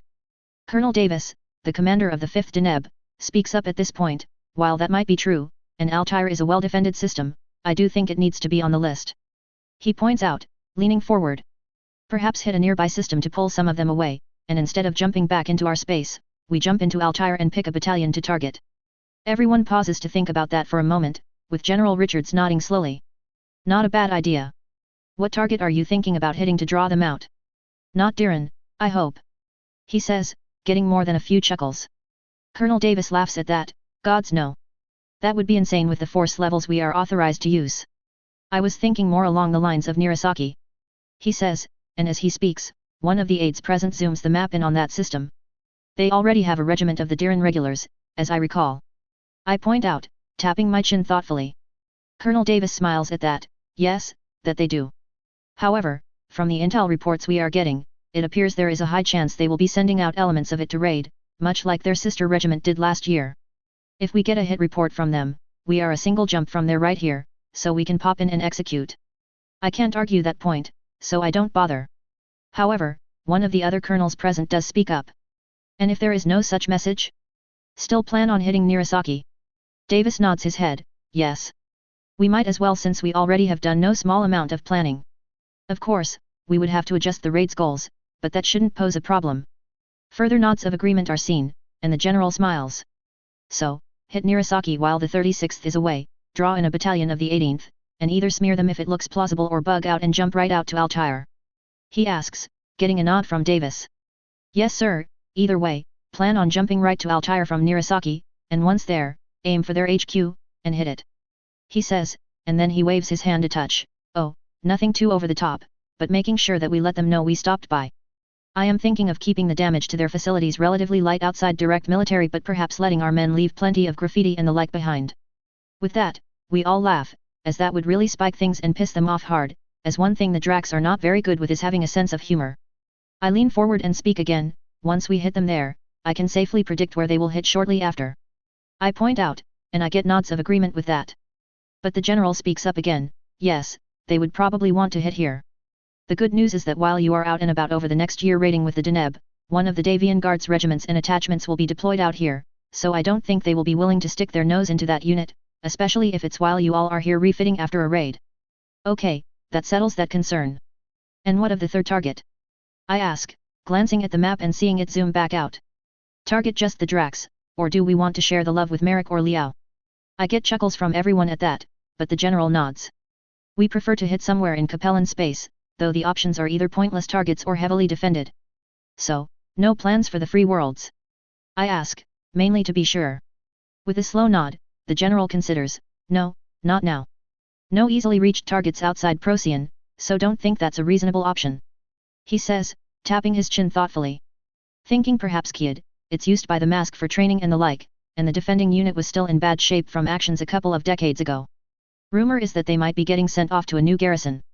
He says, thinking out loud as he considers the possibilities. Put that on the list. Target 3. We will have MIIO come in on this one, as I am sure they would love to tag along to dig up all sorts of things while we are there. He says, nodding his head more emphatically. At that point, the general looks over to me. From what I am told, you still have a slew of those mechs of yours in storage, and you have added a 5th lance. Have you considered expanding further? I nod, as it is true, I have thought about it, but the usual issues are still there. Lift a point I make. Yes, I want to get up to a half battalion, 2 companies of 4 lances in the next 2 to 3 years. The limiting factor is lift, as I think all of us know, as I don't have a lift for my 5th lance as is. The general nods his head. How far could you expand, do you think, if you had the lift you needed? No more than that. I have the cash to put out there to buy mechs, but it's more of a case that I don't want to grow too fast. Everyone nods, as that's a thing that everyone understands. Very well, consider this a formal request. We would like you to stand up your 2nd company, and we will add a rider to the contract you have with Northwind to compensate for that. I nod, but I have to ask, and the lift? As I assume you would want the 2nd company to take part in these raids. Will be provided by us, as we have a fortress that had been refitted to carry a command company of mechs and the regimental command lands to serve as a mobile HQ back during the 2nd Succession War. I think that it will make for a decent command element between that and your overlord. He says, and I can't help but nod, as getting a fortress was one of the ships on my short list. Of course, I can't help but ask, can I keep it? I say, giving him a cheeky smile. He wiggles his finger at me, no. You can't, sorry. He says, and he chuckles. But I heard of the contract clauses you made the most of while out in the periphery, and while you don't have that here, we will write in that you have the right to claim a captured dropship of your choice between now and the end of your contract in 3 years. I'm cool with that, as I plan on steering a raid at some point to grab a dropper that I know is out there to be found. And helping outsourcing the extra mechs? I prefer to get at least 6 months to get everyone up to speed before we go raiding. I can arrange a priority, but we can't subsidize the purchases other than shipping them here. I nod in agreement, that works. I'll put together a list of the mechs I would like in the order of importance. I understand that it might be hard to get some designs in the quantities I would like. Davis looks over, thinking of keeping the lances single make. He asks, and I nod to that. Yes, if I can get at least 2 of the lances in each company to be the same model, for no other reason than to keep things simple would be a plus. How long would I have the fortress? I then ask the general. Until the end of the contract, or you get a replacement to handle your lift needs yourself. I'll even note that we will give you a chance to have any repairs and the like made to the dropship before pulling the fortress from you. The general answers. Sounds good to me. I say, grinning over to Colonel Kincaid, think we can start rooting about for 8 or so quality pilots. I ask him, getting a chuckle as he rolls his eyes playfully. With that, the meeting starts to get into details on the overall campaign, more to discover where they need to gather more info and broad strokes, with more detailed ones to come as we near the kickoff date. General Richards and his staff elected to stay on Northwind for the planning and making sure all the arrangements are made, as well as to make sure that I can get the mechs I hope to get. I provided him a list, broken down by preference, either 2 lances of one of the following 3 designs, or 2 lances of 4 mechs picked from the list of 3 plus 2 additional mechs. The first 3 shouldn't be too surprising, the Marauder, the Warhammer, and the Grasshopper, in that order. Outside of that, a lance of longbows or a lance of enforcers. I was informed that getting 2 lances of Marauders would be next to impossible, so don't hold my breath on them, but the others were certainly doable and would let me know. While I fully expected it to take a month or so to make the arrangements, the answer came relatively quickly. I scored a lance of Warhammers, which I put in the 2nd company, making it a Thug, Warhammer, Griffin makeup, which kept things simple from a tactical standpoint, especially since these were the up-armored Davian model Warhammers. I was hoping for Grasshoppers for the other lance, as they would come in handy to screen for lights and would match well with the Highlanders. But surprisingly, they were currently hard to get. Instead, I was offered a lance of longbows, which, while it wasn't in the top 3, at least gave me a serious amount of fire support. Hell, that company would be able to dump the better part of 500 LRMs all at once on some poor soul. Things weren't perfect, as this now puts me at 6 different designs to keep up with, and while I know that makes me better off than most, I still wish it was a smaller number. But what can you do, right? I recruited fast and hard, and having the cooperation of the Highlander Council made it pretty easy and made sure that the people I picked up were, by and large, veterans. While I was happy to expand, I would be wiping out a lot of my reserved cash supplies. After a bit of going back and forth, and in exchange for using my monolith when we weren't on operations, I got them to underwrite some of the cost of the new mechs. As is, it wiped out half my cash reserves even then. Of course, we made jokes about the second company being able to fight in the shade with all the LRMs we would be firing. While I was at it, I went ahead and picked up some support vehicles to back us up and fill up the empty vehicle bays, as well as placing the Buffles, 4 of the recovery vehicles, the MASH and the MHQ off to the side to add 8 LRM carriers. The mechs, as I see it, will be the striking arm. Between the carriers and the longbows, I would be able to easily maintain fire superiority, especially when you consider I would be using the paramours to focus on rapid ammo resupply. Yet, we will be throwing more than a bit of shade around, I dare say. Time marches on, and we get into training even harder, though we are shifting to train into the role we see ourselves taking, the anvil to the Deneb's hammer. Or, worst case, the guys they run to hide behind. We didn't stint on making sure things were good to go with the mechs we picked up, either. There wasn't much we could do as far as upgrading the longbows, though I once more was reminded of why I thought they missed the boat in not using matching LRM-15 and LRM-10s instead of the 20 and 5 packs. However, our new hires tagged to serve in the Warmers were overjoyed. Since we had the time and the spares, I tapped into the spares I had and upgraded them to a higher spec. I dropped the small lasers, I always thought they were pointless, but added the 6-pack back to the right shoulder. I went ahead and replaced the PPCs with ERS and swapped out most of the heatsinks with doubles. Not quite a Star League era Warmer, but it isn't too shabby, and their pilots certainly aren't complaining. But eventually, the time to stop training and get to packing arrived. The Fortress dropship, named Panther, had arrived a few weeks earlier, and we could get tied in together and get everyone on the same page while my flag will still fly from the Glenfinnan. Still, between it and the Panther, we have the makings of a secure landing zone and support base, especially since I arranged to take on a further infantry company from the Northwind Militia. The mission is, at the core, simple. Hitting Nirasaki, getting their attention, and bugging out towards Altair to spike the 18th Dhiran's punch. MIIO says that they have high confidence that the defenders of Nirasaki will be sending a battalion off on a raid, so we all lift 14 dropships lifting off in a cascade of fire, having timed our departure to be right as the sun sets in Terra, providing quite the light show as head for the zenith point. We dock with Lok Tula, the Deneb Starlord, hovering nearby, taking on its load, leaving us with an empty collar. This is according to plan, who knows, we might be able to grab a dropship at one of our stops. We spend a week at the jump point, waiting for word to launch, having reached the waiting part of the typical hurry up and wait lifestyle of raiding on a galactic scale. As I sit there on the bridge of the Glenfinnan catching up on my reading, when a tone sounds, and the captain looks over to me with a smile, "Ma'am, a signal from the flag, reports of the 36th have jumped into array according to what they have seen, it appears that they have sent 2 battalions. We jump in just over 3 hours on the hour." I pump my fist as we are finally on our way. "Excellent, ensure the message gets passed to the Panther, and I'll make the announcement here in a few moments." I tell him, and I shoot a grin over to Neomite, and away we go. Think they have any clue as to what is about to fall on them? I ask her, getting a laugh in return. "No clue, but I bet they wouldn't have sent out 2/3 of the mech garrison if they did." She says, and I nod, about to answer when I get a ping. "Jeffrey, over on the Panther and in command of the 2nd Company, is calling. You ready, Jeff?" I ask as I open the channel, rubbing my hands in mock glee. He laughs, shaking his head as he sees that, and then nods. "We all are, waiting always sucks," he says. "Well, a few hours, then we jump, and then the flight in the plan has us entering the orbit of Narisaki 125 hours from the jump, so make sure everyone is up to speed on the sleep schedules and the like. Once we hit the ground, we won't be getting much as I fully expect us to get thrown in pretty quickly," I tell him, as while the plan is for us to stay in orbit at first, as something of a mobile reserve, I am sure that we will get called for early nonetheless.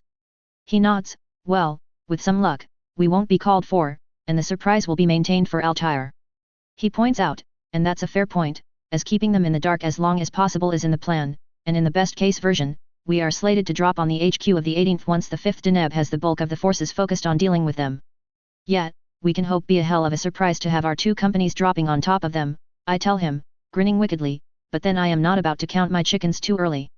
At any rate, assume the worst, and hope for the best, I tell him, leaning back as I consider things a touch more. Seeing an overlord and fortress in reserve will make them think there is more of us than there is, which kind of defeats the purpose of the surprise, but the quality of our mechs ought to be one still, as we haven't been open about our tech levels, and no survivors from the people we engaged last year made it out. Yep, but as you say, plans and hopes. He repeats my words, and I laugh, nodding in agreement. Well, we jump in 3 hours, so if you have any messages you want to send off, now is the time, let your people know as well, I tell him, getting a nod in response, and then with a few light words, we sign off, both of us moving to spread the word to our people. December 3011, Nirasaki, Draconis Combine. We arrived at the Nirasaki system 7 days ago.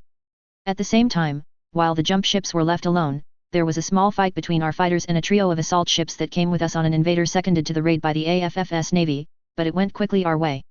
While the Avengers and the Triumph stayed by the jump point, the rest of us headed toward the target.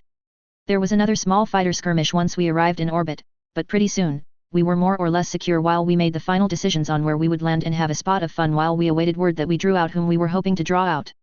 The Glenfinnan and the Panther were held in orbit, and a solitary Leopard CV provided on-call fighter support to the forces making the landing. At the same time, we wait to get called in if needed and head back to the jump ships as soon as we get word that the 18th took the bait. Jeffrey and I are having a get-together in my office on board the Glenfinnan, doing our best to kick up our feet and relax in 0G bulbs of amber fluid in our hands as it's technically after hours. Well, per Colonel Davis, the 36th did send off 2 of their battalions and didn't consider planning for someone ready to jump on that as fast as we did. They expected to receive reinforcements in 3 to 4 weeks to help hold the fort while the rest was away. Jeffrey starts, tapping a button on his tablet and picking back up after reading a note. Good news is that they have the remaining battalion caught out from their barracks and are engaging them halfway around the planet from their usual support structure. They probably won't be able to wipe them out, at least not without our heavy units dropping by to help, but it will take a decade to get them back to strength without a focus from the DCMS High Command. I nod to that and smile. Couldn't happen to a nicer bunch of people, but I don't think they will call us down for that, as much as it might be fun. But that they are just as light as the Deneb, they could run rings around us. So, we won't be heading down that way, I don't think. I tell him, and he nods in agreement. Worth popping down and trying to snag a dropship. After a moment of thought, I ask him, and he shakes his head. No, not really. All they have at the spaceport is 2 Unions, a slew of Leopards, and all that starport defense. He points, getting a laugh from me. Yeah, that would be a no. Ships too small for our needs and defenses a touch too heavy. I agree, waving it off. Well, back to hoping we can find a happily unattended yet large dropship someplace, I tell him, getting a snort from Jeffrey as he knows the odds of that happening is slim to none. It helps to have some out-of-context knowledge to plan by, I think to myself. I wanted to get some action down there as we could use the experience at actual combat. Our training schedule was intense, but nothing matched the real thing. And our training regimen is no joke.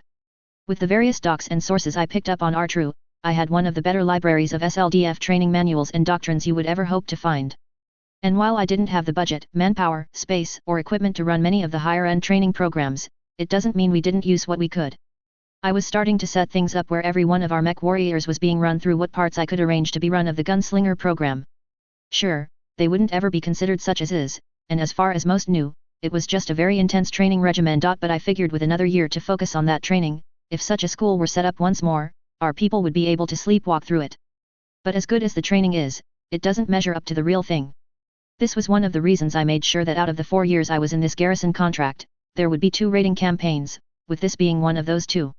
Well, right now, we are a rather nice hammer hovering over their heads. As far as they know, there is the better part of a battalion in orbit waiting for them to expose a target nice enough for us to hammer. Keeping the Drax honest at any rate. Jeffrey says, getting a chuckle out of me as he gets my focus to where it needs to be.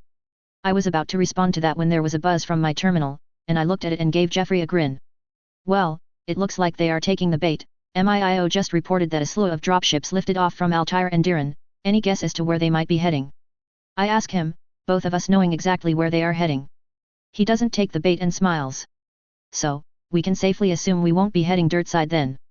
He says, doing the match of transit times and the like, and nods once. Expect that they will jump here in about 5 or so days, another 5 or so to get the planet, and per the plan, we will do the bug-out boogie when they are a day out, right? I nod. Yep, I argued for waiting till they committed to landing, but I can see the argument that they would still make planet fall if for no other reason than to make sure things are sorted out down there. I say and then smile. Picking back up after a moment of thinking, let's go ahead and focus the Sims for now on the Altair planning, particularly hitting their base. From what I am reading, there is no word on how much of the 18th is left. Since forces are leaving 2 systems, I think it's plausible that just a battalion is left there. I think out loud, and Jeffrey nods his head in agreement. Jeffrey nods in agreement as we buckle down to start the prep work for our next jump. Colonel Davis, on the surface, finishes up with the mauling of the 36th, going for crushing instead of destroying, which gives him a few days of recovery time on the surface.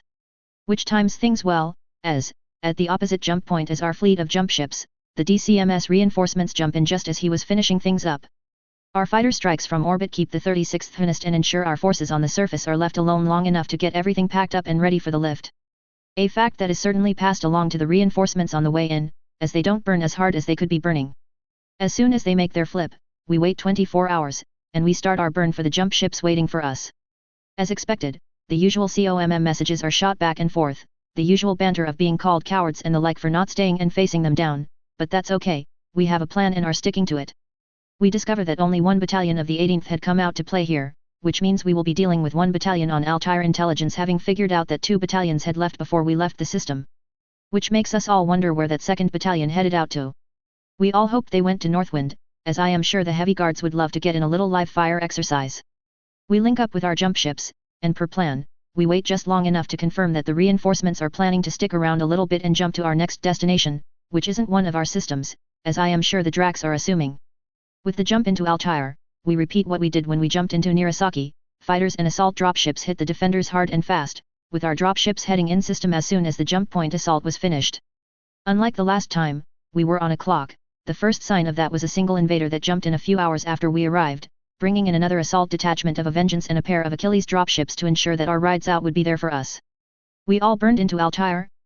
We didn't push much harder than a bit over 1G, but it was enough to buy us an extra 24 hours to operate on Altair under the existing plan. Like the last assault, our 2 dropships stayed in orbit after the initial fighter scrap, and the 5th Deneb landed to draw out the defenders per the plan. Which meant it was time for us to arrive finally.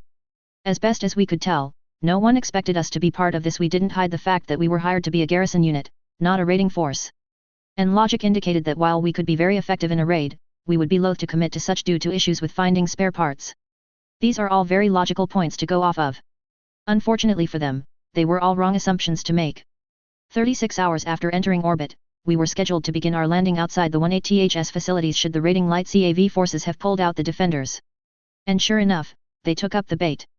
As soon as we broke orbit, you could tell the defenders assumed the worst as their remaining fighters moved to intercept.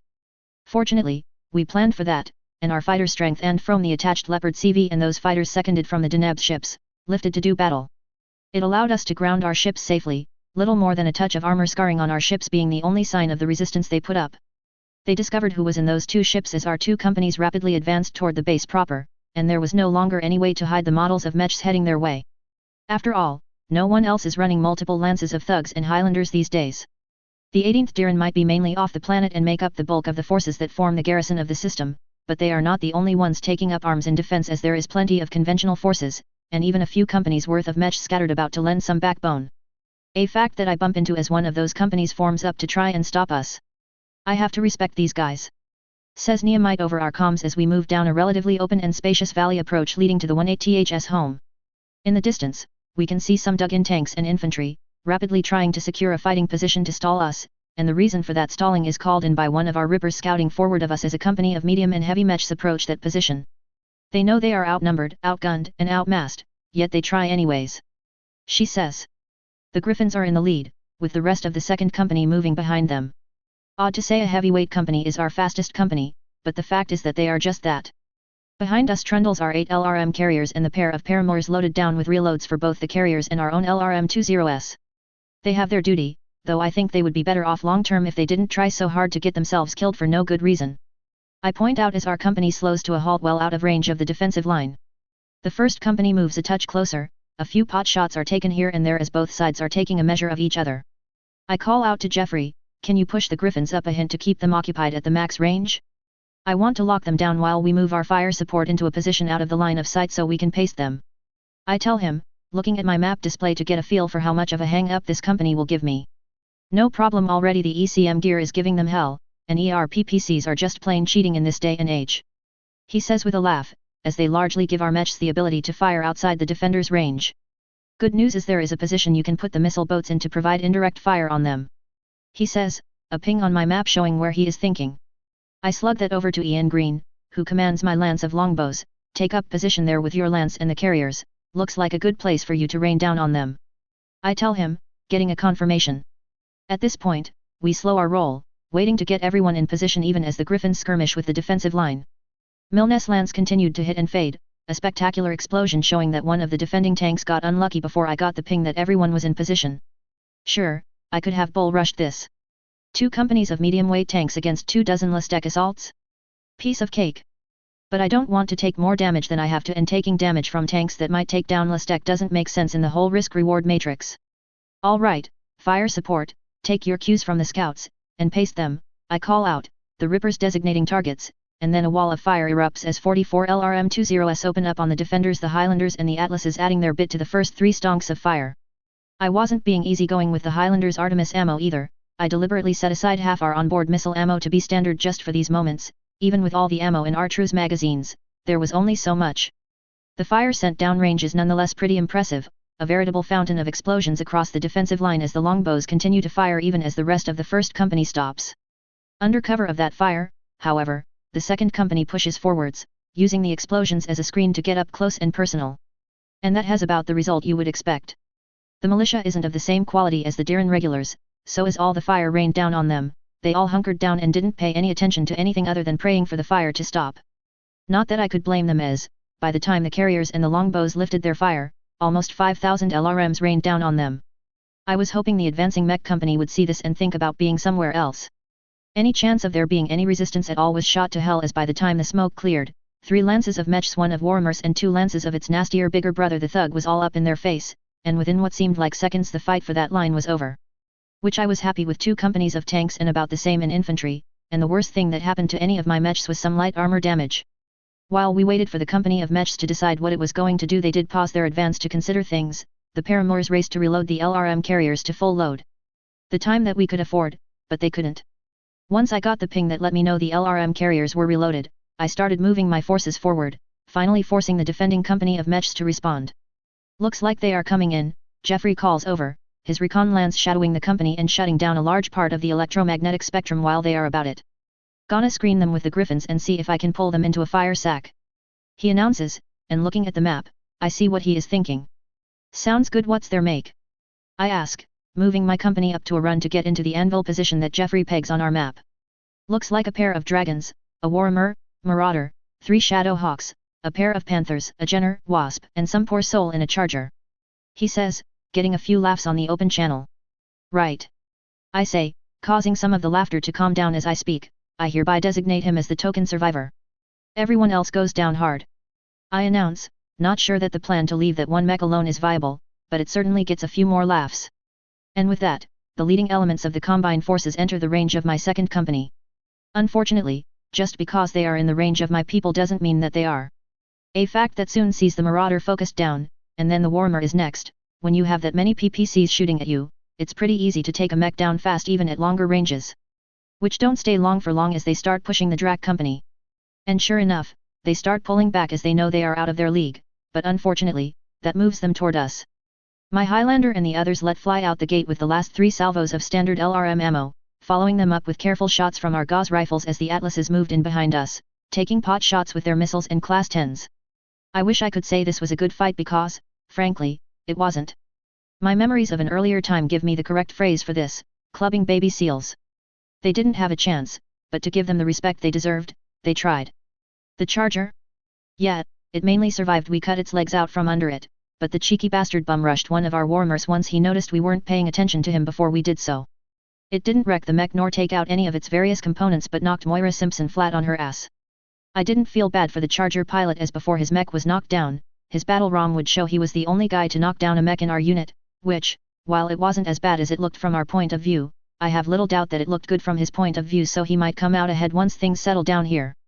Or he might not. This is the Combine, after all. Sometimes success is a bad thing here. The push into the base area was pretty uneventful after that, though, as mentioned, we were on the clock, and my taking my time to ensure that the fight to the base was as lopsided as I could make it took a bit more time than I had initially allocated. Not to the point where I was coming up on my worst case estimate, but enough that I couldn't quite get as fancy as I wanted. Which was okay, as I was given orders to do something that would piss them off, and I had just the thing. When the 18th hit Northwind, most of the mechs were salvaged, but one of the ones that weren't was the dragon I landed on, though some of its internals, still in good shape, were stripped out. The salvage was allocated to me, but I saw no need to do anything with it as I had no desire to have anises and tussies of various mechs. But when I was given my instructions, I had finally found a use for it. So, while my infantry was running throughout their base, replacing all they could of various propaganda posters, movies, instructional videos, and the like with those that were very pro-Suns, one of the battle mech recovery vehicles showed up from the Glenfinnan, with that crushed dragon on its trailer. I left all the original markings on the mech, lance, company, battalion, and all that intact. But the paint scheme was that of an Alta-Irian cockroach, and with me leaving it in the center of the parade field half buried like it was after I landed on it, I think, filled the requirements of the order to piss them off. Part of me was happy that I never planned on taking a contract with the DCMS. And hell, Ayako even laughed at what I had in mind, and considering she was originally from the Combine, it made me wonder what caused her to leave it and give her the attitude where this was funny. Other than the case where, well, it was funny if I say so myself. We made plenty of pics, and some MIIO people even managed to install a few spy eyes set up on the mech in the hope they might be able to send video to one of their spies here to forward back to us sometime in the future. I was looking forward to that video making its way out to Northwind. But on schedule, it was time for us to bug out, and bug out we did. All of our forces on the planet moved back to their mechs, recovering some salvage, if not as much as we would if we stuck around longer. The trip out of the system was uneventful up till we were getting ready to jump out. We were on the final countdown with 5 minutes to go when a slew of jumps into the system appeared, all too far away to stop us from jumping, but close enough that we could tell that the reinforcements were made up of the 5th Sword of Light in its entirety. I was told some rather cheeky comments were sent back and forth, and then we jumped away, having carried out a textbook raid that no doubt would piss off people up and down the DCMS chain of command. We jumped not to any of the usual places, instead, we jumped into New Stevens, a world that was pretty much uninhabitable from the early succession wars. Our next stop was Kiad, and while no one took significant damage on the 2 earlier raids, it was felt that spending a few weeks off the usual grid would be a good idea. If for no other reason than keeping the Combine wondering where we would hit next. We had no plans to land on the planet, so we stayed out at the jump point. The invader that reinforced us at Altair was scheduled to take part in the Kiad raid, and a Star-Lord was waiting for us. The plan had the Star-Lord replacing the invader, with the invader's dropships switching places with the cargo dropships on the Star-Lord. Replacement mechs, not very many needed, and replacement fighters were amongst the cargo brought in that cargo dropship, as well as replacement parts and ammo. After 2 weeks, the replacements were plugged in, the mechs and fighters all brought to 100% readiness, and we were waiting for the jump-off time. Because of the nature of the target, the other 3 dropships the Star-Lord brought with it were reinforcements, an Overlord and a pair of Avengers belonging to the 3rd Crucis Lancers, giving us quite a significant boost in strength. Frankly, we spent a week of that downtime showing visitors from the Lancers around our dropship so they could see our royal machines up close. All for familiarity, everyone claimed, but let's be honest, I would be rubbernecking as well in their shoes. But that downtime only lasted so long, and it was time to prepare for the last raid on this mission, the 3 jump ships forming and prepping for the jump. Kiad, here we come. February 3012, Kiad system. There are upsides and downsides to hitting a system like Kiad, especially as a still somewhat unknown unit like mine. The biggest downside is that you know the defenders will be there in good strength, with an average skill level higher than the norm. Then you have the whole death commando thing. This is, after all, where the Maskarovka has many a training facility. So we knew we would be facing top-notch defenders. The upsides? Well, for starters, the toughness of the place mitigated the odds from a defender's point of view that it would be hit in the first place, so that it would be hoped they wouldn't be expecting anyone, especially with the heavy raiding between the Suns and the Dracs. Secondly, while we had technically a single regiment making the attack, the Deneb Light CAV, plus an extra battalion from the Lancers, and then, of course, us, we were looking at dropping something more along the lines of just shy of 2 regiments. And even better, it still wasn't common knowledge yet of just how much Lestek the Highlanders was running. Oh, from what I have heard on the rumor mill, people are saying we have at least a lance or 2 of Lestek mechs. The worst case, or best case depending on whom you were asking, was just over a company. Frankly, running as much as we do, I'd rate our attacking forces as the equivalent of a pair of regiments. At any rate, we knew we would be facing a more challenging fight than anything we had seen yet. Even in the periphery, we had the flexibility to shape the battlefield the way we wanted, or we spent most of our time as an auxiliary force. The raids? We sat back, launched enough LRMs to darken the sky, and then sent in mechs for cleanup duty. This time we are going to have to brawl properly. It's a good thing we have a plentitude of spares. And also, let's be honest, Atlases and Thugs are great brawlers. The jump-in went pretty much as expected. The launch of the assault ships and fighters cleared the jump point of hostile forces with only moderate losses, and shortly after, we all departed for Kyiv proper. We all knew we were on a clock, if not perhaps as tight as the last 2 raids, as we were coming in with enough strength by the looks of things to force the Cappies to gather up some forces before popping over. The plan was to land the Danube first, draw out the defenders to see what they were planning for the planet's defense and draw them away from the apparent training centers.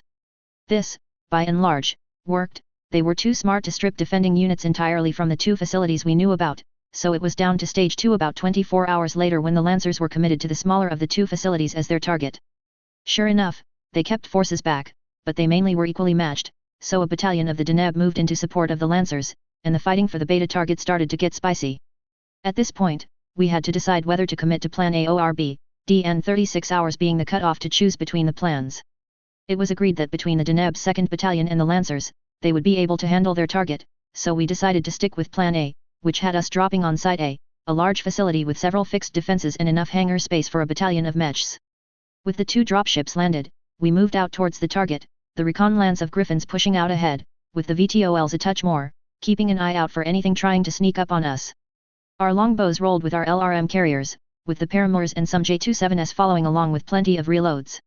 We mixed our companies up a bit, 2nd taking the lead with 2 lances of thugs and the Warmers, but I tasked my lance of Atlases to roll with them, giving 4 lances of brawlers up front with my 2 lances of Highlanders more or less in reserve. My original plan was assuming that the defenders wouldn't be stupid. The terrain leading to the target facility wasn't what you would call optimal for bottling up attacking forces, and there were plenty of excellent long sight lines to be had. This made me think that the defenders would hole up at the facility, using the existing defenses to make it harder for us to take them down. This is why I was more than a little surprised when I got the call that 2 companies of mechs were rolling out to meet us on the open fields. Seriously? I call back over the radio, that's nuts. Even if they didn't know about our range advantage, coming out to fight is dumb. I say, getting a laugh from Jeffrey in response. That's what I said, but the Rippers saw them leave, and David says he has confirmed that. He says, speaking of the Lance Commander of the Griffins. Do we have a makeup of what we are looking at? I ask, wondering if they have picked up on the weight of metal heading towards them. Nothing solid other than the usual catapults and vindicators and more riflemen than you would think. He says, making me consider the options. Any assaults? I ask as they had to know by now just how heavy our forces are. Not that they reported, though they say they are staying far enough away to avoid contact so that they might have a few. Jeffrey points out, and that's fair. Well, I was worried that they would stick to the defenses, but if they are willing to come out to play, no reason not to, I tell him, and I commit my forces to go ahead and make contact. I have the fire support section to find a firing spot and get ready to provide fires on call but to keep the range open. LRMs are cheap, after all, and I brought loads of them. Keeping to a steady 30 kph advance, the Atlases led the way, a lance of thugs to either side and the Warmers providing the last corner of the diamond formation. My 2 lances are staying about 1,000 meters behind them, close enough that I can respond, far enough that the focus will remain on the leading elements. It's about 10 minutes before we finally get a solid look at the 2 companies of mechs moving into the attack. I can see why he said there were more riflemen than you would typically think, 6 of them forming up the main block of mechs, 5 vindicators and 4 catapults forming the bulk of the mechs, a pair of the almost to be expected victors forming the backbone. The other 7 mechs are made up of a Marauder, Griffin, 2 Dragons, Phoenix Hawk, a Centurion, and a lone Stinger whose pilot has to be wondering whom he pissed off in another life to be sent into this sort of fight. Jeffrey calls out to designate the Stinger as the designated survivor, as we have developed the habit of letting off one guy in battles that are way out of their league, and let's face it, a Stinger has no business picking fights with the mechs we are in. They enter our range before they are in the range of us, but per the plan we talked over on the burn-in, we are holding fire till they open up the ball, an effort of sorts to help maintain the illusion of being reasonably normal when it comes to the tech level we are sporting. It will only last once their warbooks make out our models. This isn't being made easy, for as soon as they verge on coming into range, the actual use for the Griffins comes into play as they start up the electronic warfare games. Their catapults open up the ball, showing them to be the C4 variant with the LRM-20S, and as expected at that range, the accuracy sucks, no more than 4 or 5 of the missiles landing on our lead Atlas. Between the 4 of them, they opened up with not only their LRMs, but the LBS as well, which considering for this fight, I had all our bins loaded with the good stuff, showed off that those Atlases was very not the standard model. Our fire was better, though it wasn't perfect at the ranges we were firing at. But the discovery that we were shooting cluster rounds had to have surprised them, and then when the thugs opened up, the ball got started. The way we typically fight was on full display here, as each lance of mechs targeted a single mech till it dropped, working on the premise that it is more effective in cutting down return fire the fastest. The initial targets were the 2 victors, the Marauder and one of the catapults. The Marauder was the designated target of the Atlas lance, and the thugs targeted the two victors. The marauder went down hard after a pair of salvos, the two victors lasting a bit longer as the range closed. The Warhammer started working over the catapults, and by the time the third salvo from our mechs went out, the LRM carriers and the longbows were in action. We started taking damage, so far mild, but the fire was scattered over all our mechs instead of being focused on one or two. For the most part, I kept the Highlanders in reserve, looming there to either flank, making sure that the Capellan mech stayed put. The Warhammers focused down on the catapults, working their way through them. Fortunately, they were initially the Davian refits, so they have more armor than most. Couple that with the refits we did to them, and they are far more able to keep the fire going. Pretty soon, it was the turn of the riflemen to get our attention, and we cut through them pretty quickly. Pretty much the entire force had turned on that lance and a half and played delete this with them. It wasn't even 5 minutes into the battle, and already we had whittled down the Capellan force in half, though, to be fair, they had shaved more than a few tons of armor off of our mechs, with the Warhammers taking the worst of the damage so far, though not so much as to pull them out of the line. It was at this point that the remnants of the force decided that running away wasn't a bad idea, and considering the salvage we had already managed to score, my lance fired our first shots of the raid when we cut the legs out from under the dragons, taking a few more shots than I wanted, but keeping the damage to its legs, leaving both being forced to eject. At this point, it became a chase. While the remnants could easily outrun us, we had more range than they expected, allowing us to take down all but 4 mechs, the designated survivor, the Scent, and 2 Vindicators, the last 2 more because we didn't really see those mechs as a serious threat. We didn't walk away without getting scratched ourselves. The Atlases and Thugs, fortunately, had naught but armor damage, same for the Warhammers, though one of them had its left arm hit hard enough to expose some inner structure, and another had a leg chewed up enough to be about to hit the internals. With this, I rotate the Warhammers to escort our missile boats, especially as they need to pause to reload, and my 2 lances of Highlanders move up to join the rest of the forces. Right, I start, our force slowly moving towards the base. They probably have a company of mechs defending the place, and we know they have a host of defensive works built up around it. The good news is that they can't fire into the base, so we will shoot for the center of one side and get within it. Once in, per the plan, Davian intel types will swarm in along with our marines. I say, refreshing everyone on the plan as we advance. Any changes? Asks Jeffrey as we move. There is room for a battalion of mechs in the hangars they have, we've only seen 2/3 of what they might have. He notes. No, go with the plan, but if you want to assume they have heavy metal there, feel free, I tell him, as I share the same concern. Why didn't they send all 3 companies out to meet us, if they were going to do so anyways? We continued to advance, closing up a bit tighter as I had that feeling in the back of my head that there was a shoe out there ready to drop. We rolled slowly to allow our missile platforms to reload and catch up, as the plan was to use them to soften up the defenses. We paused as we closed up on the objective, a quick call to hire to ensure that nothing went sideways. The Lancers rolled the defenders of Beta objective. Intel saying there was a slew of heavyweights there turns out to have been bad intel. Our VTOLs are out ahead of us, sticking their noses out to take a peek here and there and avoiding fire, which there was a slew of AC2 and LRM fire being sent back out their way. Okay, this is the target we are sent here to take. I start on the net to everyone. Intel says there is a battalion defending this place, and we already took care of 2/3 of it. The defenses are going to be a bitch, but I don't think it will be that big of a problem. With this, I hear a couple of chuckles on the net about jinxing things. Yeah, I get it. The Lancers say the forces they met up with were significantly weaker than they were told to expect, which tells us one of 2 different things. Either they only had a pair of companies to defend this place, or the heavy and assault mechs they were expecting are here. That's a cheery thought, thanks, boss. Pipes up Neomite, getting more than a few laughs. Yep, full of happy thoughts I am. So, this is what we are going to do. The best cover is from the west, which isn't all that much. We will shoot for the center of the wall, hitting the defenses across it. I expect plenty of infantry, so expect infernos. I point out, with one of the mech warrior I picked up on Northwind saying something about thank God for freezers. Well, he isn't wrong. We take a few minutes to dress our lines and ensure that the fire support elements can follow us closely, ready to provide fires on call before we move toward our targeted point of entry. The wide open spaces weren't my preference as far as an approach went. Still, I couldn't fault the argument that out of all the forces committed to the raid here, we were the best suited for it thanks to our armor and the range advantage we had over everything else on the battlefield. And at this point, the Shota were expecting to fall finally did so. Movement from the facility. Called out our most advanced hello with a follow-up report not forthcoming as he got a little too close and was swatted out of the sky not moments later. The 3 surviving hellos got out of range of the fire, moving to report on what they first saw before it died. On the command of Jeffrey, the Griffins once more started the music with their ECM gear. Anyone have eyes on?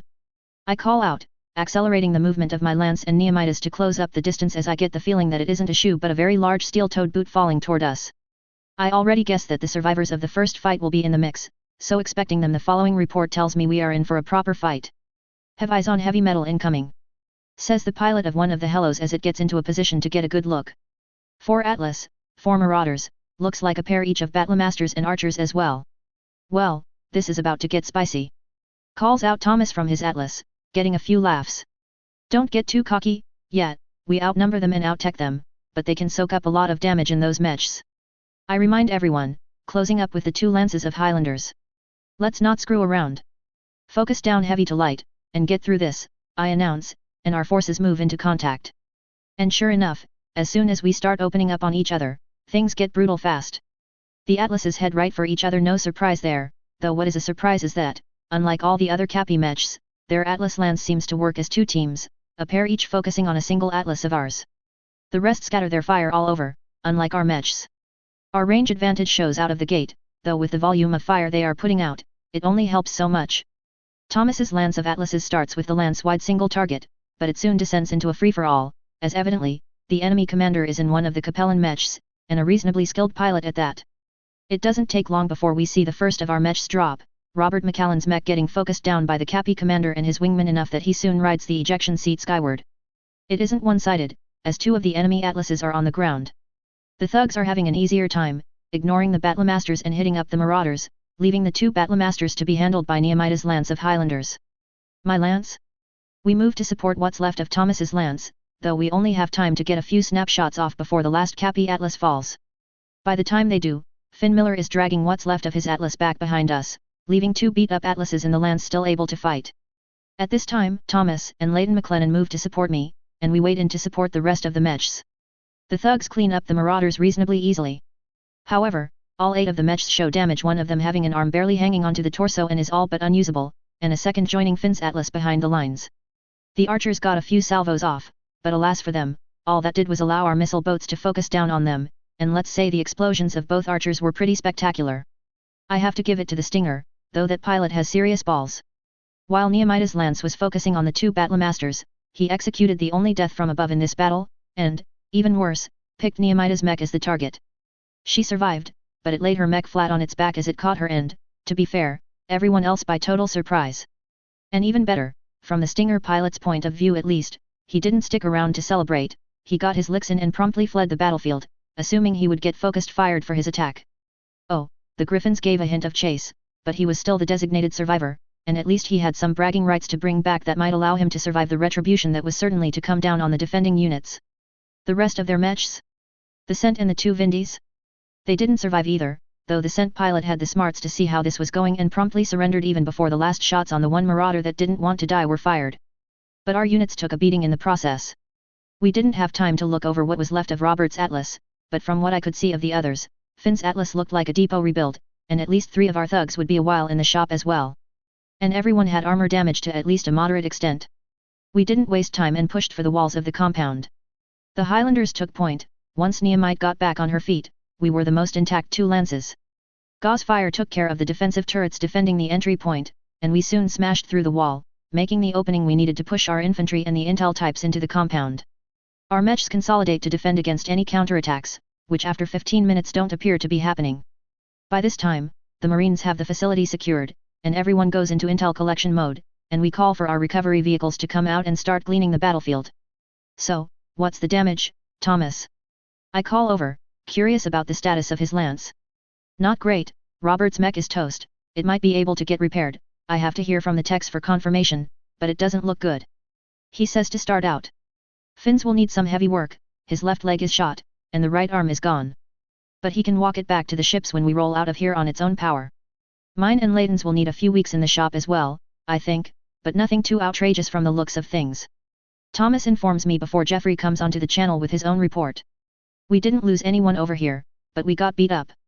Callie, Aaron, and Rory all need to have their mechs spend some time in the shop. That will bite into our reserves of specialist spares. He says as specialist spares in our lingo mean less tech parts. Bad but could be worse. Considering what we were facing, it should have been worse. I say, getting an agreement from my second. Yeah, I think they focused hard on Thomas's lance, not that I could blame them, an Atlas would also be the primary target in my book. He admits. But it could have been worse, and I wouldn't have wanted to get into this fight in mechs that weren't as good as ours. He isn't wrong. The only reason I think we didn't take more damage comes down to the fact that overall, we were a heavier unit and all the mechs that got into the fight were all Listec Royal units. Which is probably why the AFFS has us crack this particular nut. Again, I can't blame them as, after all, being a mercenary unit like we are the quintessential heavy hammer that has universal application. We start going into post-battle discussions while our Marines, under the direction of the AFFS intel types, begin to sift through the facility. No one expects anything impressive to come of it since anything truly sensitive would have been destroyed before we made it to the wall. Everything runs more or less to schedule, our dropships moving from where we landed over to just outside the base to make salvage operations go a bit faster, and soon enough, everything that we came for is had, and we pack up our things and lift ship to meet up with our jump ships. The timing was pretty good as well, as we started the jump countdown when Capellan reinforcements showed up. They launched to try and catch us, but it is all for naught as we disappear from the system before they are even halfway to reaching us. All in all, the winter raids of 3011/3012 are an unalloyed success. We all but destroyed the core of a Drac regiment, one of their better ones, to boot, and screwed with the Cappies as well. 203. February 3012, Northwind. Getting back to Northwind didn't take too long, a jump to the staging system, a recharge, and then another jump to Northwind proper, followed by the flight back down. In short, plenty of time to start all the Rs and to survey what damage we had received and what our share of the salvage was. And to be fair, we did all right regarding salvage. We didn't get anything from Nirasaki since we didn't land there, and what salvage there was for us to grab on Altair was pretty minor. The downside to the LRM Rain of Death, I guess. This means that the 2 archers we saw on Kiad are also unsalvageable. When 2 mechs become the focus of 8 LRM carriers in a lance of longbows, well, as I mentioned earlier, it made for a pretty impressive pair of explosions. Salvage aside, our losses were, in some ways, not as bad as I feared and worse than expected at the same time. The Ripper VTOL is a total loss, while the Warmers are a pretty easy fix. Easy enough that they were both brought up to 100% before we even landed on Northwind. Armor damage on all the mechs that didn't take anything else was also fixed by the time we landed, but that wasn't all the damage, unfortunately. It's a good thing I have 2 heavy recovery vehicles, as while Finn's Atlas can at least shamble back to the repair hangars, Robert's is just this side of a total write-off, which means it will have to be trucked out of the dropship. The good news is that the second of the 2 heavy RVs will have the most intact by certain definitions of intact Cappy Atlas, which will be providing the bulk of the spare parts to rebuild it. Thankfully, the Atlas II doesn't use any more advanced structural tech or XL engines, otherwise, I would be diving deep into my spares. As is, I will be dipping into the spares we took from Artrua for a pair of ER large lasers and a new LB10X. The 3 thugs that got seriously clobbered are not as bad as we first feared. We will have to dip into spares for an ER PPC, and between them and the Atlases an even dozen double heat sinks. Well, that and one of the endo components that is my biggest worry about keeping plenty on hand. Sure, we took a remarkable amount of them, but it isn't a bottomless cornucopia of parts. Eventually, they will run out, and every time I dip into them, I know I will be wincing and counting the days till we lose our current Listec advantage. And speaking of Listec, any possible chance of us remaining under the radar is shot after Kiad. By the time we finally unpack our things back in our barracks on Northwind, we are already getting pestered by the press and the like wanting to know how we came across a battalion of Listec assaults. For one, it isn't a battalion. Okay, maybe it was originally. But still. You'd think the press would try to get things right. Well, maybe not, who am I kidding, right? I give most of our people some leave, which they earned, while Jeffrey and I get called in for the requisite briefings on how the campaign went. Most of them were about as boring as you might expect. As for most of it, we were spectators when it came to the Dracs, though the laughs everyone got from the little gift we left behind were rather nice. From what Intel has discovered, to say they were not amused at the stomped roach mech is an understatement. The review of our strike on Kiad lasted half an hour for the breakdown of what happened when and how, though with another hour of watching the ROMs as everyone wanted to see our mechs in action, and yet, the video of a Highlander getting DFAD by a Stinger got plenty of replay to the laughs of everyone. And then we get to the interesting part of the meetings, a review of how we all agreed to deal with the salvage. It's usually a pro forma meeting, but now and then, something interesting is grabbed, and the local government types will put in a claim on it. This time there isn't any of that, but the review continues until they get to us. So, if I am to understand this right, you are trading away the bulk of the salvage for funds? Asks General Richards. Pretty much, I start, smiling as I pull up the list of what we are doing. I traded some of it with Colonel Davis's folks for stuff they had that I was interested in, but outside of that, I am only keeping enough to get my Atlases up and running again. I start, getting nods as since there is Atlas salvage, they understand my desire to get mine up and running once more, and then traded some of what we got for enough to get a lance of dragons up and running in about a month. General Richards nods to that. Makes sense, still trying to keep to a minimal amount of different mechs. He asks. Yes, it's not going to be easy, and to be honest, I doubt we will be able to field anything like the numbers of Highlanders and thugs that we do. I note and grin, and to be frank, those numbers are far more likely to drop than climb. I admit, in the very deep back of my mind, I have an idea regarding that. Everyone chuckles at that, as while the massive Lestek I have is incredibly useful and allows me to fight above my weight, everyone also knows it's a perishable factor. So, you are already looking at expanding? Asks Colonel Davis. Jeffrey handles that for me. Yes, we are pulling the longbows out of our first company and assigning them to our fire support element to keep things simple from a command perspective on the battlefield. We get a few nods on that, as it makes sense, though mixing tanks and mechs in the same formation gets a few frowns from some of the more traditional ones attending. And the dragons will be assigned to the first company as its scout element, which, let's be honest, as slow as the first is, that will be a handy thing to have. We are also considering other options regarding organization, but that's for a bit down the road, at the least. The various colonels and the general nod to that, as nothing shows the weaknesses in your abilities to fight than getting into a fight. Still, starts the general, I am rather jealous of how while you have so many mechs in the body shop, you can swap them out with replacements while they get serviced. He says, giving me an amused but playfully mean eye. Be nice, we are just being smart about it, is all we know. We can't replace them, so rather than grow larger than we should, I like having spares. I point out, not all of us Lyrans think mechs grow on trees, after all. I say, getting loud laughter from everyone. But with that, I lean forward a touch. Though I do have a question since we are all here. I have no desire to head back out and go on raids right away, as I note that you want us to act as OP for the guards while they are here to let them train against Lestek forces. But I am looking to run another raid here in the near future to give my people more experience. Our contract is mostly garrison with a certain number of raids, though it isn't clear who picks them. General Richards nods and looks at me curiously. Generally speaking, in the case of your contract, the raids will be up to us, but I take it you are thinking of a particular target. I am, I say, throwing the target I want to hit on the main screen. Epsilon Eridani, I say, seeing some people lean forward. While the place, on the whole, has been picked over pretty hard since the destruction of Harvard and Cressley, the real point is that it's not heavily defended, which will allow us to get some practical experience without taking too large of a risk. The bonus would be that the Cappies would have to shift forces from other systems to rebuild there. General Richards nods slowly and then, after a moment, once more emphatically. Not a bad concept. Put together a proper plan and shoot it to my office. I don't see any reason to say no to such a raid. As you say, in addition to destroying the battalion that defends it, it would force the Capel lens to shift things around and hopefully weaken some other systems in the process. With that, the meeting soon delves into some minor points to clarify things that went on during the raids, and finally, after a very long day, it adjourns, and we can take our leave to get our rest and relaxation. The following 2 weeks went surprisingly fast as we made sure everyone took some time off and blew off some steam doing anything but work. Once the vacation time ran down, we got our techs to start to work over our mechs, both the repairs to our own and getting the 4 salvage dragons up and running. As expected, it would be a month or more to get all of our hangar jobs down, but at least we have spares. This brings up the issue of transport once more. Even with the fortress, we are shy of bays again, which means I need to do something about that. And the good news is that I know where I could find something along those lines. It's not the ship I would pick if I had my druthers. Overlords are great, common enough that getting parts is relatively easy to do and, accordingly, relatively speaking, cheap to run. I would love to get my hands on a few Lee-class ships, as I always felt they were a far superior design, and that's not getting into the tech it has.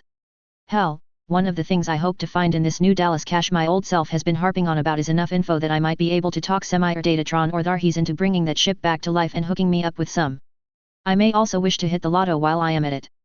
But since I am planning on finding the production facility under a bit of water sooner rather than later, I might as well dream big. And sure, while a Colossus is big, it is a bit too big.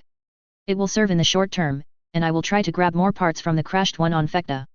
Once done, I'll see what I can do to arrange for a trade for a pair of more usable ships with the LCAF. I decided to leave the training regimen to Jeffrey for the first few weeks, though it's less training than getting everything ready for a new training cycle. Meanwhile, I dive into the planning for the raid. As I review maps and go over details of what has already been hit historically, I start to figure out where I might want to look.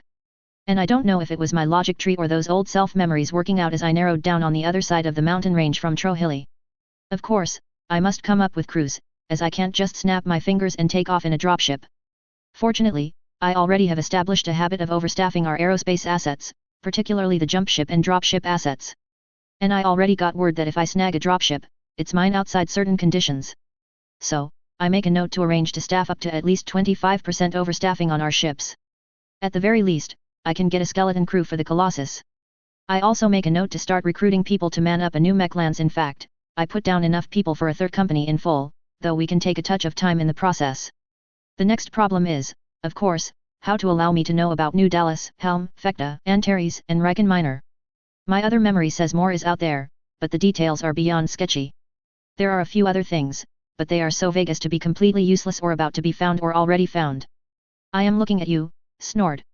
I mean, I know about Argo, and I know it has all sorts of things in it that could be useful, but I haven't the first idea of where it might be, and there is no way I could justify spending a year checking every system between the Magistracy and the Concordat.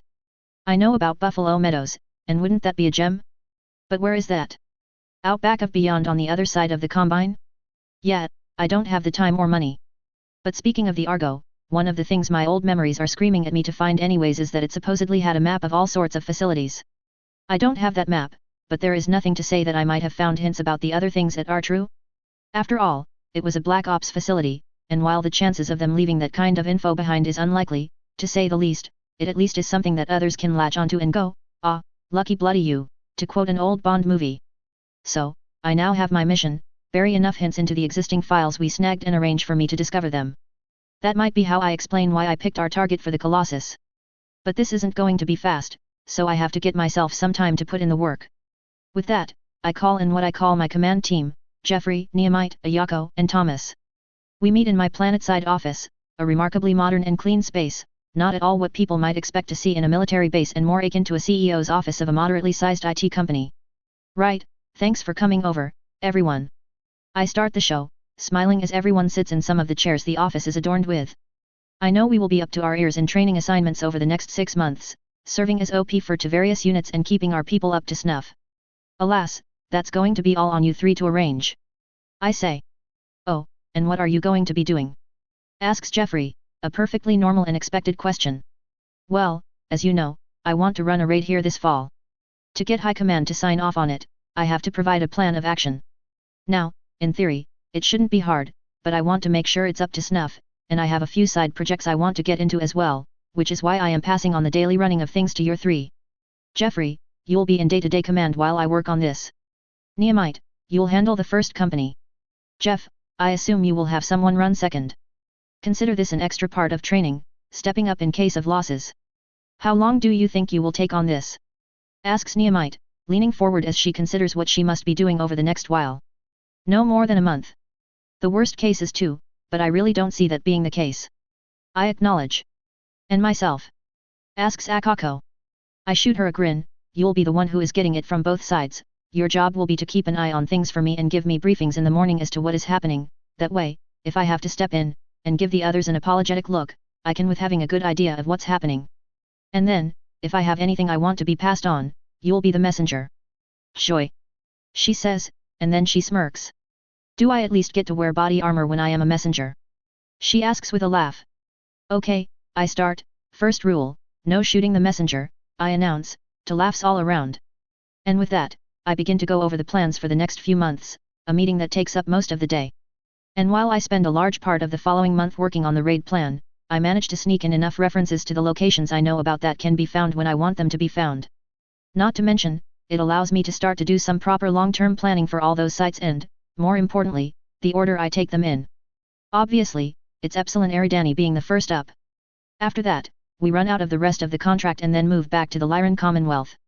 Even with the Colossus, we are not dealing with an overabundance of lift. After all, when we leave, we won't have the fortress, so 16 of those 36 bays will get filled. The dragons will take another 4. That leaves 16 more, which means I can't hit Recon, unless I want to hand it all over. Well, I could hire cargo dropships, but it would be evident that we are going in expecting to hit the jackpot, and that might be counterproductive in its own right. So, the plan will be hitting Fecta next. Score some mechs, parts, and the like from the wreck, and hand over the rest to the LCAF. Frankly, I think giving them virtually all of the AFVs would be the best move and only keep the mechs that make sense for the TONE I am more or less aiming for. At any rate, at this point, I can reach 3 companies in strength and have the lift for the same. I can arrange a trade with the salvage I hope to turn over. I would love to trade the Colossus for a pair of overlords, but I am not sure I could get a bite on that idea. Though there are the 6 griffins, I am holding back as gifts, and between the Fecta operation and those, it might make it possible if I am lucky. At any rate, regardless of my lift plans, step 3 will be New Dallas. This one makes me nervous as my older memories say the place is trapped with surveillance assets from everyone's favorite phone company. The motto recalled by those old memories still gets a laugh out of me and has given me a rep as something of a wit when I shared it, Rede creditori tuo fucco. Yeah, playing with fire a bit with that, but the one comster big shot, well, moderate shot, really, that hurt that laughed as hard as anyone else. Even evil religious corporations can have people with a sense of humor. At any rate, I have no idea what might happen.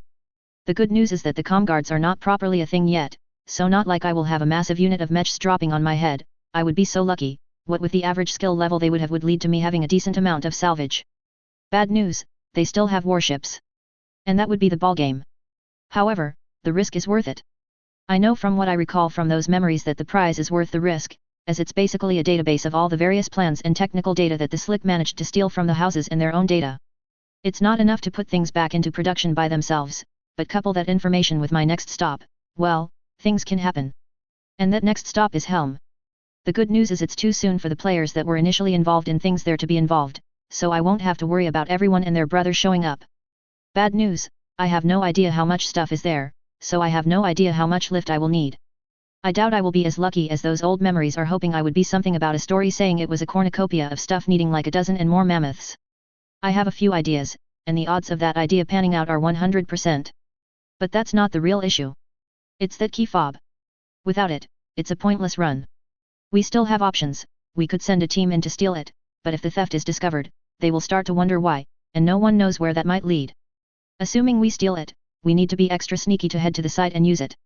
Stealth isn't a strong suit of mechs, and the people I trust to be involved in this can be counted on both my hands, and I'd have fingers left over.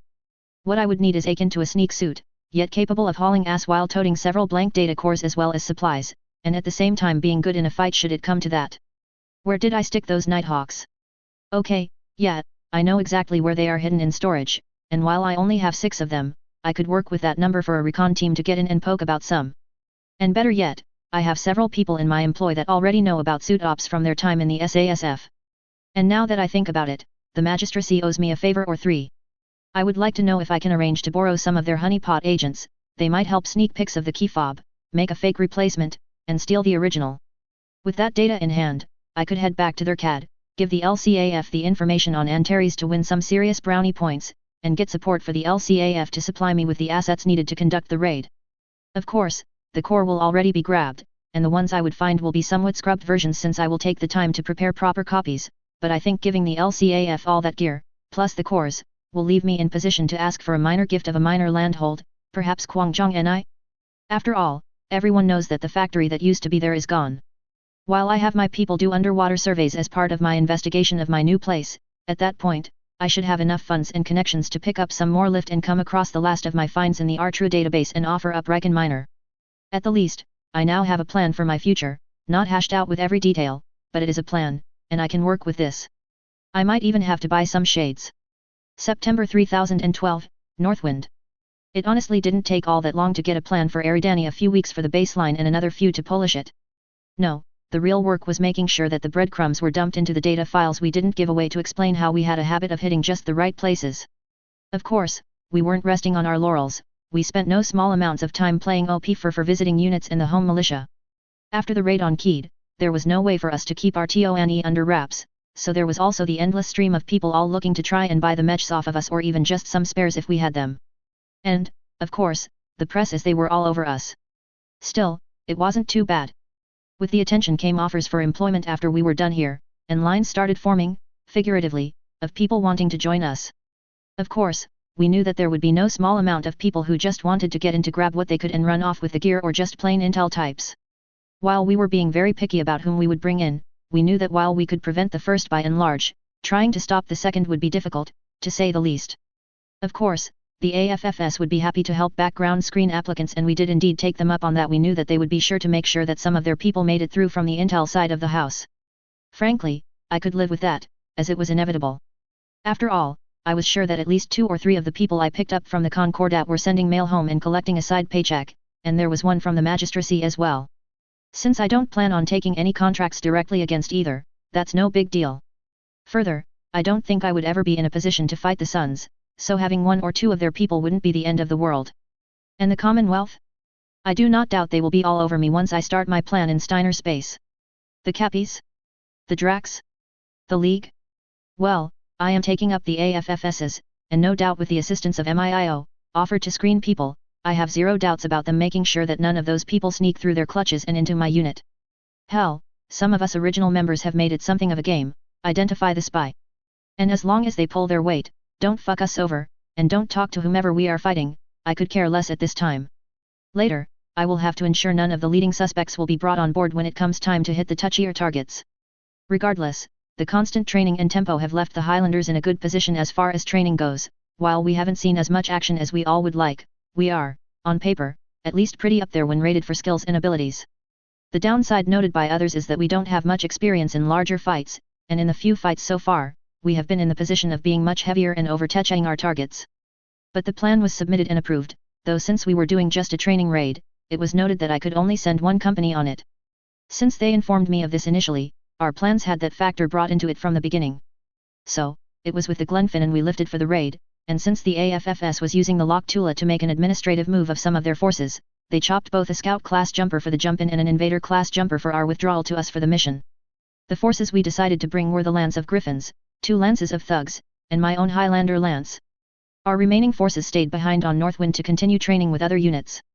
Now, this poses some problems. The defending force is a single battalion of Lothar's Fusiliers, and while yes, I would take our 4 lances of Lestek Mechs against many a unit, 16 to 36 is a bit steep. So, wrecking the defenders isn't the primary goal, just a secondary one. Which is why I am using our Overlord and not the Panthera. Well, one of the reasons. Part is something of a bluff. Overlords are not utilized on raids in general, and if they are used because they are full of mechs and usually belong to the better equipped and trained units. The other is, so I have room to bring extra people. Everyone gave me looks when I selected all the extra people to take part in this mission, especially when they noted that instead of filling the infantry bays with a ton of infantry, I stuffed them full of dropship crewers and techs. When everyone asked me about this, even before we left Northwind, I waved it off as they needed seasoning on missions, which is true after all. But once we arrived in the target system, I brought in the officers for a more in-depth briefing as the time to keep secret the real target was over not long after we started the 2-day burn from the pirate point we used. The meeting started like any other, which is how I framed it when I sent out the schedule, so after the small talk that usually started meetings wound down, I smiled at everyone, picked up a hard copy of the plan, and theatrically tore it in 2. To say I got the attention of everyone would be an understatement. Right, that's an indication of what our existing plan is good for. Frankly, it was nothing more than that from the get-go, as we have another target here, one sensitive enough that I didn't want a hint of it to get out at any point. I start, tapping a few keys and bringing up a map display of the southwestern portion of the Shamus Mountains. Our real target is somewhere in there, I say, pointing a laser pointer at it and grinning back at everyone. While I was doing the original plan for this raid, something was ringing a bell in the back of my mind, and I couldn't get rid of it. So I went into our files and ran a search for the system. Of course, it popped up in a lot of places, but the one place that caught my attention was in one of the personal files recovered from R-True. This gets everyone's attention, as already, some are starting to connect the dots. Exactly, one of the supply officers left behind in one of his receiving logs of receiving a large quantity of supplies from the 5th Army's auxiliary supply depot here in this system, and went on at length about how they were so far from everyone else, and up high enough in the mountains, that they must have the best views and ways to let off steam than they did there on R-True. I'd guess I saw that when we went through everything on R-True and afterward and didn't think anything of it. So, while planning for this raid, I asked for the files on all the targets hit on the planet since the Civil War, as well as known facilities. Needless to say, all the known Star League facilities were either destroyed, looted, or both. However, I paused, getting everyone's attention now as they all saw where this was going, and giving everyone my best butter won't melt look.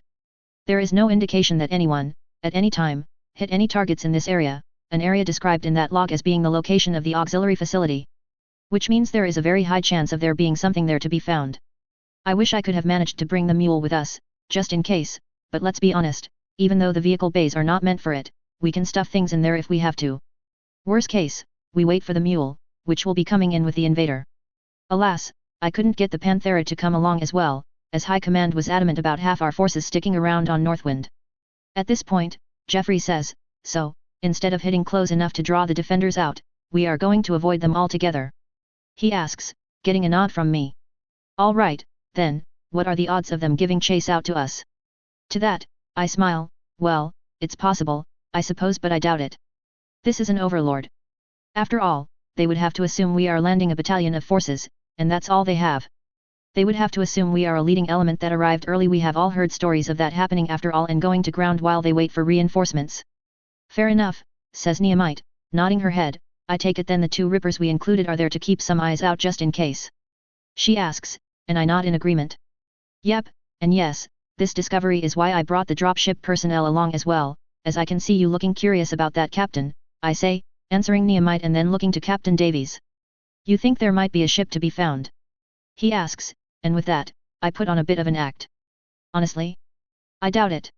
Odds are this base was stripped down by Kerensky when he bugged out, so it is all but empty, but the Major at R-True noted that there was a pair of subterranean hangars used to load and unload supplies and the like.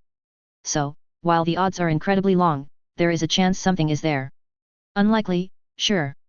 But I rather have the people and not need them and not have them.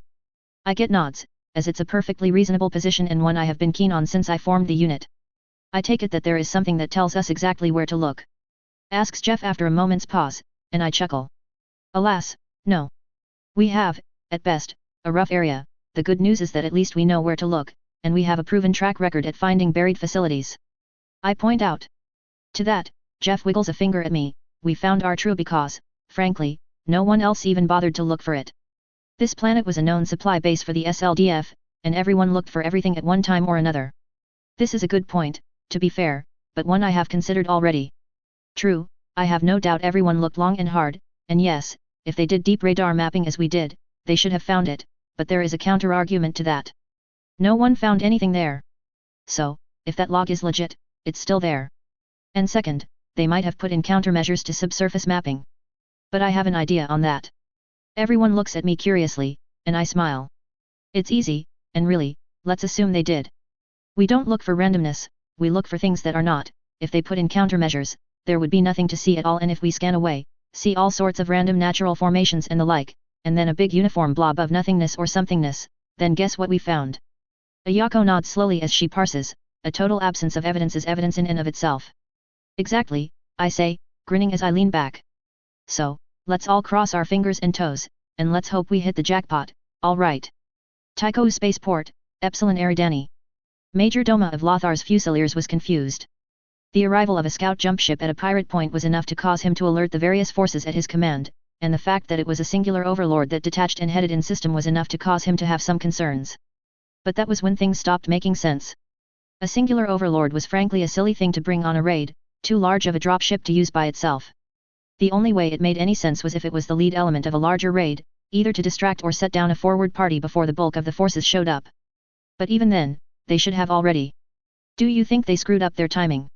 Asks Captain Michael Fong, shaking his head. Per what we have seen so far, it's the only thing that makes any sense. I think that might be the case.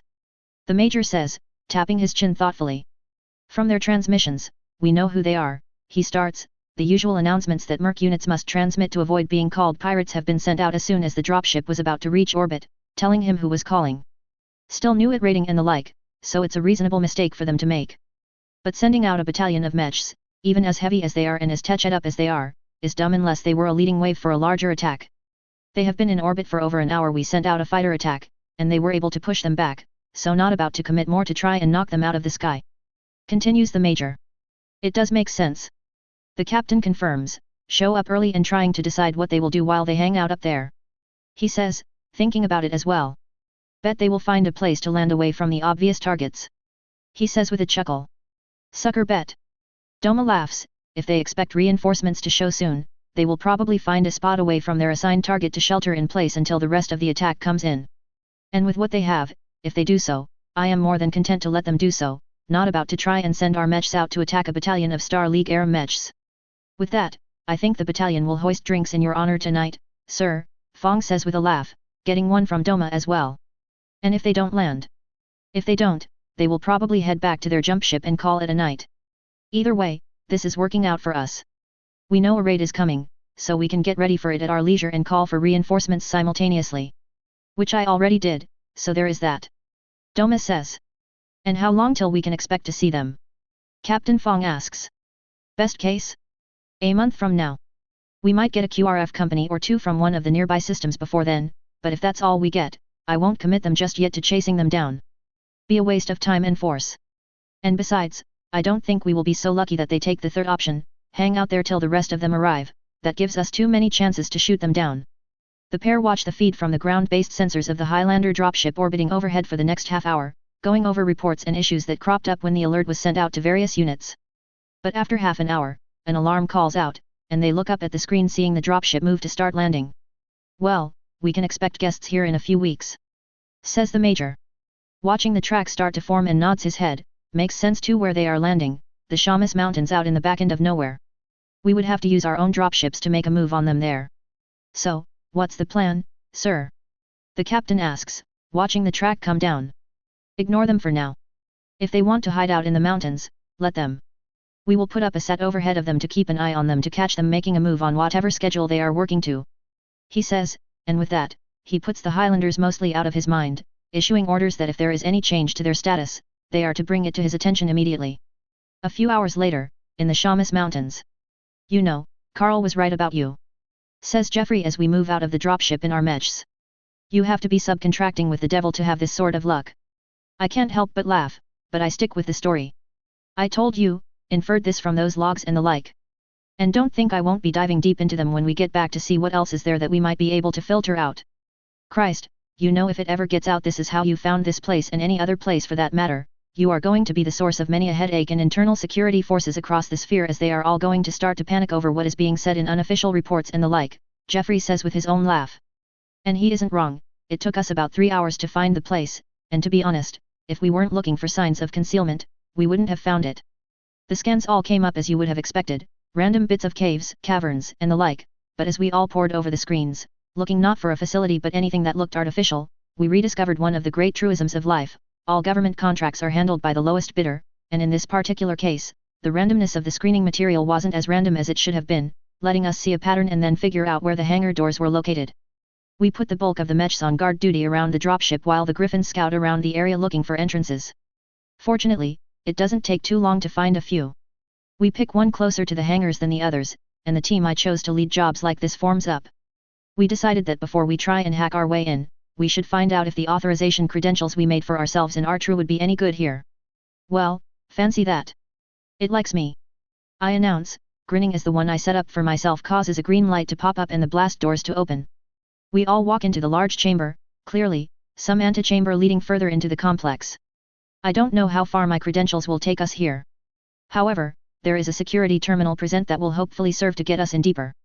The good news is that the IT team I brought with me can bring the terminal up, and the credentials I made are more than sufficient to allow us full access to the base after about 20 minutes of work.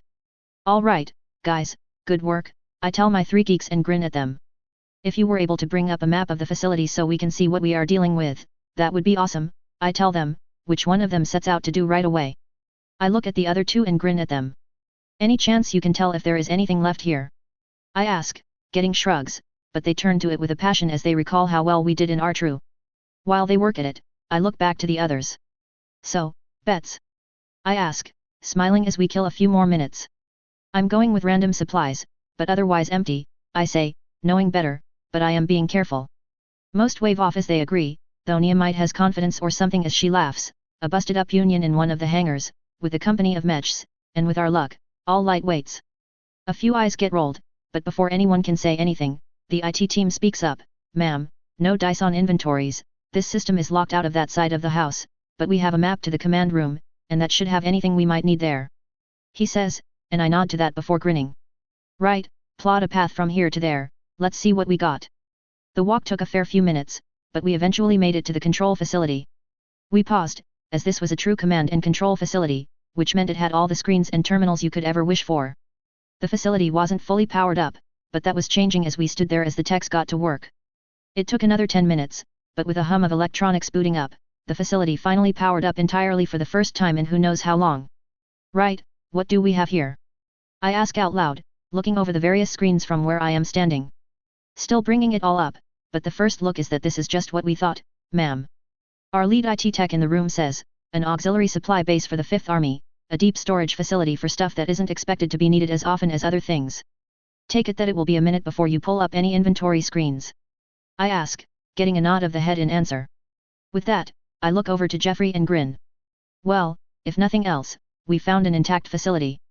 If the Sons can marshal up the forces, it shouldn't be too hard to take this place and use it as an HQ or the like, I note, getting a chuckle in return. We let the techs work, everyone settling into one station or another after brushing off a few hundred years of dust off of the seats. I pull up the command terminal myself, deciding there is no reason I can't start looking myself. While everyone is looking into the supply subsystems, I am pulling up anything that points to the hangar bays. I then get inspiration and switch over to the internal security system. Because, after all, there are cameras everywhere in places like this. And as I flip through them, seeing that most of the warehouses are empty as can be as I rapidly race through the various feeds. Hangar A is empty, with large items stored here and there under tarps which would be worth checking out, and then I move to Hangar B. And sure enough, I will never doubt my old memories again. Fuck the supplies. I say, grinning as everyone looks over to me, as I don't often curse like that. I found something better though, in a way, it's an awful find. I say and close the terminal. This gets everyone's attention, and I smile to the techs, stick around, see what you can find, the rest of us is heading to Hangar B. I tell them, waving the command team to follow me as we head out of the room and make for the hangar. Don't tell me there is something in there, says Jeffrey, shaking his head, because if there is, that's just getting stupid with luck. He notes, giving me a look as we move. I nod my head and grin, unfortunately, yes, we got lucky. I say, the lift coming to a stop on the floor that leads to the hangar, and we start walking towards it. It is a dropship there, but I couldn't think of a worse dropship for our needs. The others look at me curiously, as, in a way, anything is better than not having one. I grin at those looks and chuckle. Trust me, this is a great thing in many ways, but the class, well, it's junk. I tell them, and then as we arrive, we open the doors and make our way out onto the hangar floor, the massive one of the larger dropships ever built for military use. It's the Great White Whale, a colossus. Great idea, utter shit in how it was carried out design-wise. I say, waving my hand toward it. Damn. Mutters Neomite, looking up and up at it. I read about these but never thought I would see one of them. She says, getting a laugh from Jeffrey. Yeah, I would have said the same. From what I read, only 5 or 6 of these survived the Amorous War, and they all were seen to have left the sphere with Kerensky. Despite our fearless leader's opinion, the one saving grace of the design is that they were stupidly easy to work on. Okay, I have to admit, he isn't wrong. They are easy to work on and maintain. Good thing they are, as this might be the only one still existing. I'll let you imagine getting spare parts for it. I tell him, grinning as I see him shudder at the idea. Right then, let's get our people in here, and let's do a top-to-bottom review of things.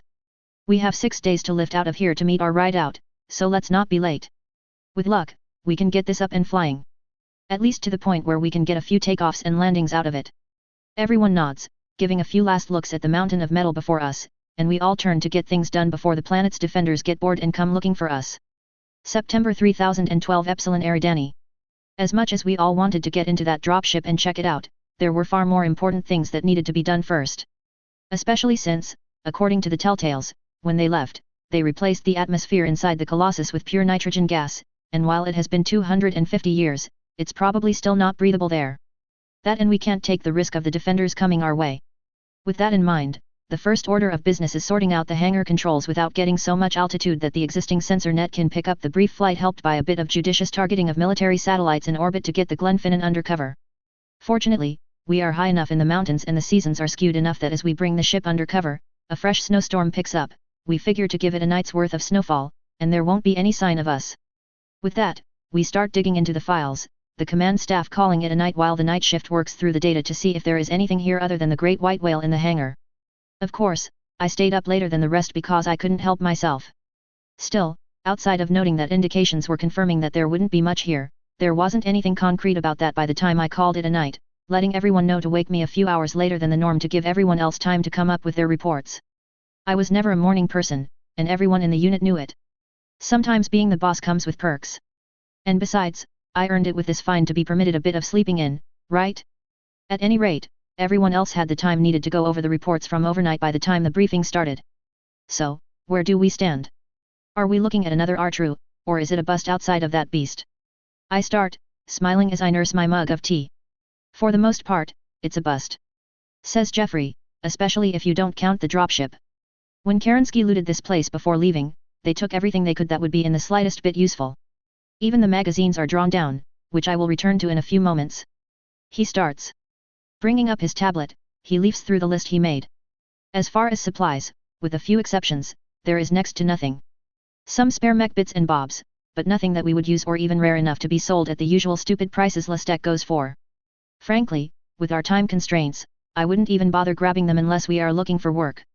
He pauses to take a sip of his coffee and then continues, the general bulk of the rest is the usual day-to-day stuff that is either meant for use by this facility, be it spare parts for the power plant, the utility vehicles in storage, replacement environmental units, etc.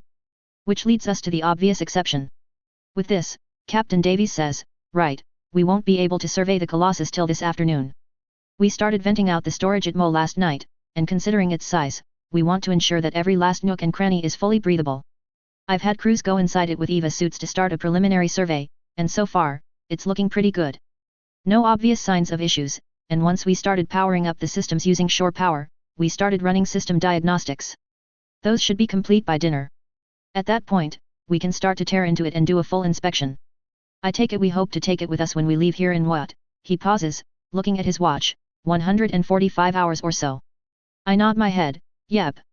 Oh, we have a little leeway, depending on how fast you want to go on the flight out, but about that. Do we know if there was anything aboard it? Nehemite handles that after getting a nod from Jeffrey. Well, this ties into the earlier comment that he made about the magazines. The ones aboard the ship are empty, not a single round or missile to be found. Sure, the gauze rifles will be easy to ammo up with, hell, the machine shop here could probably whip some up for us if we wanted to make some, or we could cross-load some of the ammo we brought with us for our Highlanders. For the LRMs, we would have to cross-load from the Highlanders since there isn't a single Artemis-equipped missile to be found anywhere. Same for the Arrow, nothing aboard, and nothing in the magazines here. I frown at that because I really like Arrow systems, and sure, it was only 2 of them, but they will be sorely missed if I can't source missiles for them. And that ammo issue gets worse, Jeffrey says, nodding to Nehemite. Yep. She starts, the ship isn't full up with equipment, in fact, it's pretty empty. But there is some aboard it. Evidently, when they landed this ship, as best as I can tell, with what the others found, they had an issue with collar space. It was either leave this ship behind or a mammoth. Since they weren't expecting to get in massive fights, trading an ungainly dropper like this one that underperformed badly during the war was a no-brainer. It also gave them a chance to leave behind the equipment they didn't see a need for. But the specialty ammo? They took that as they wouldn't be getting any more of it anytime soon.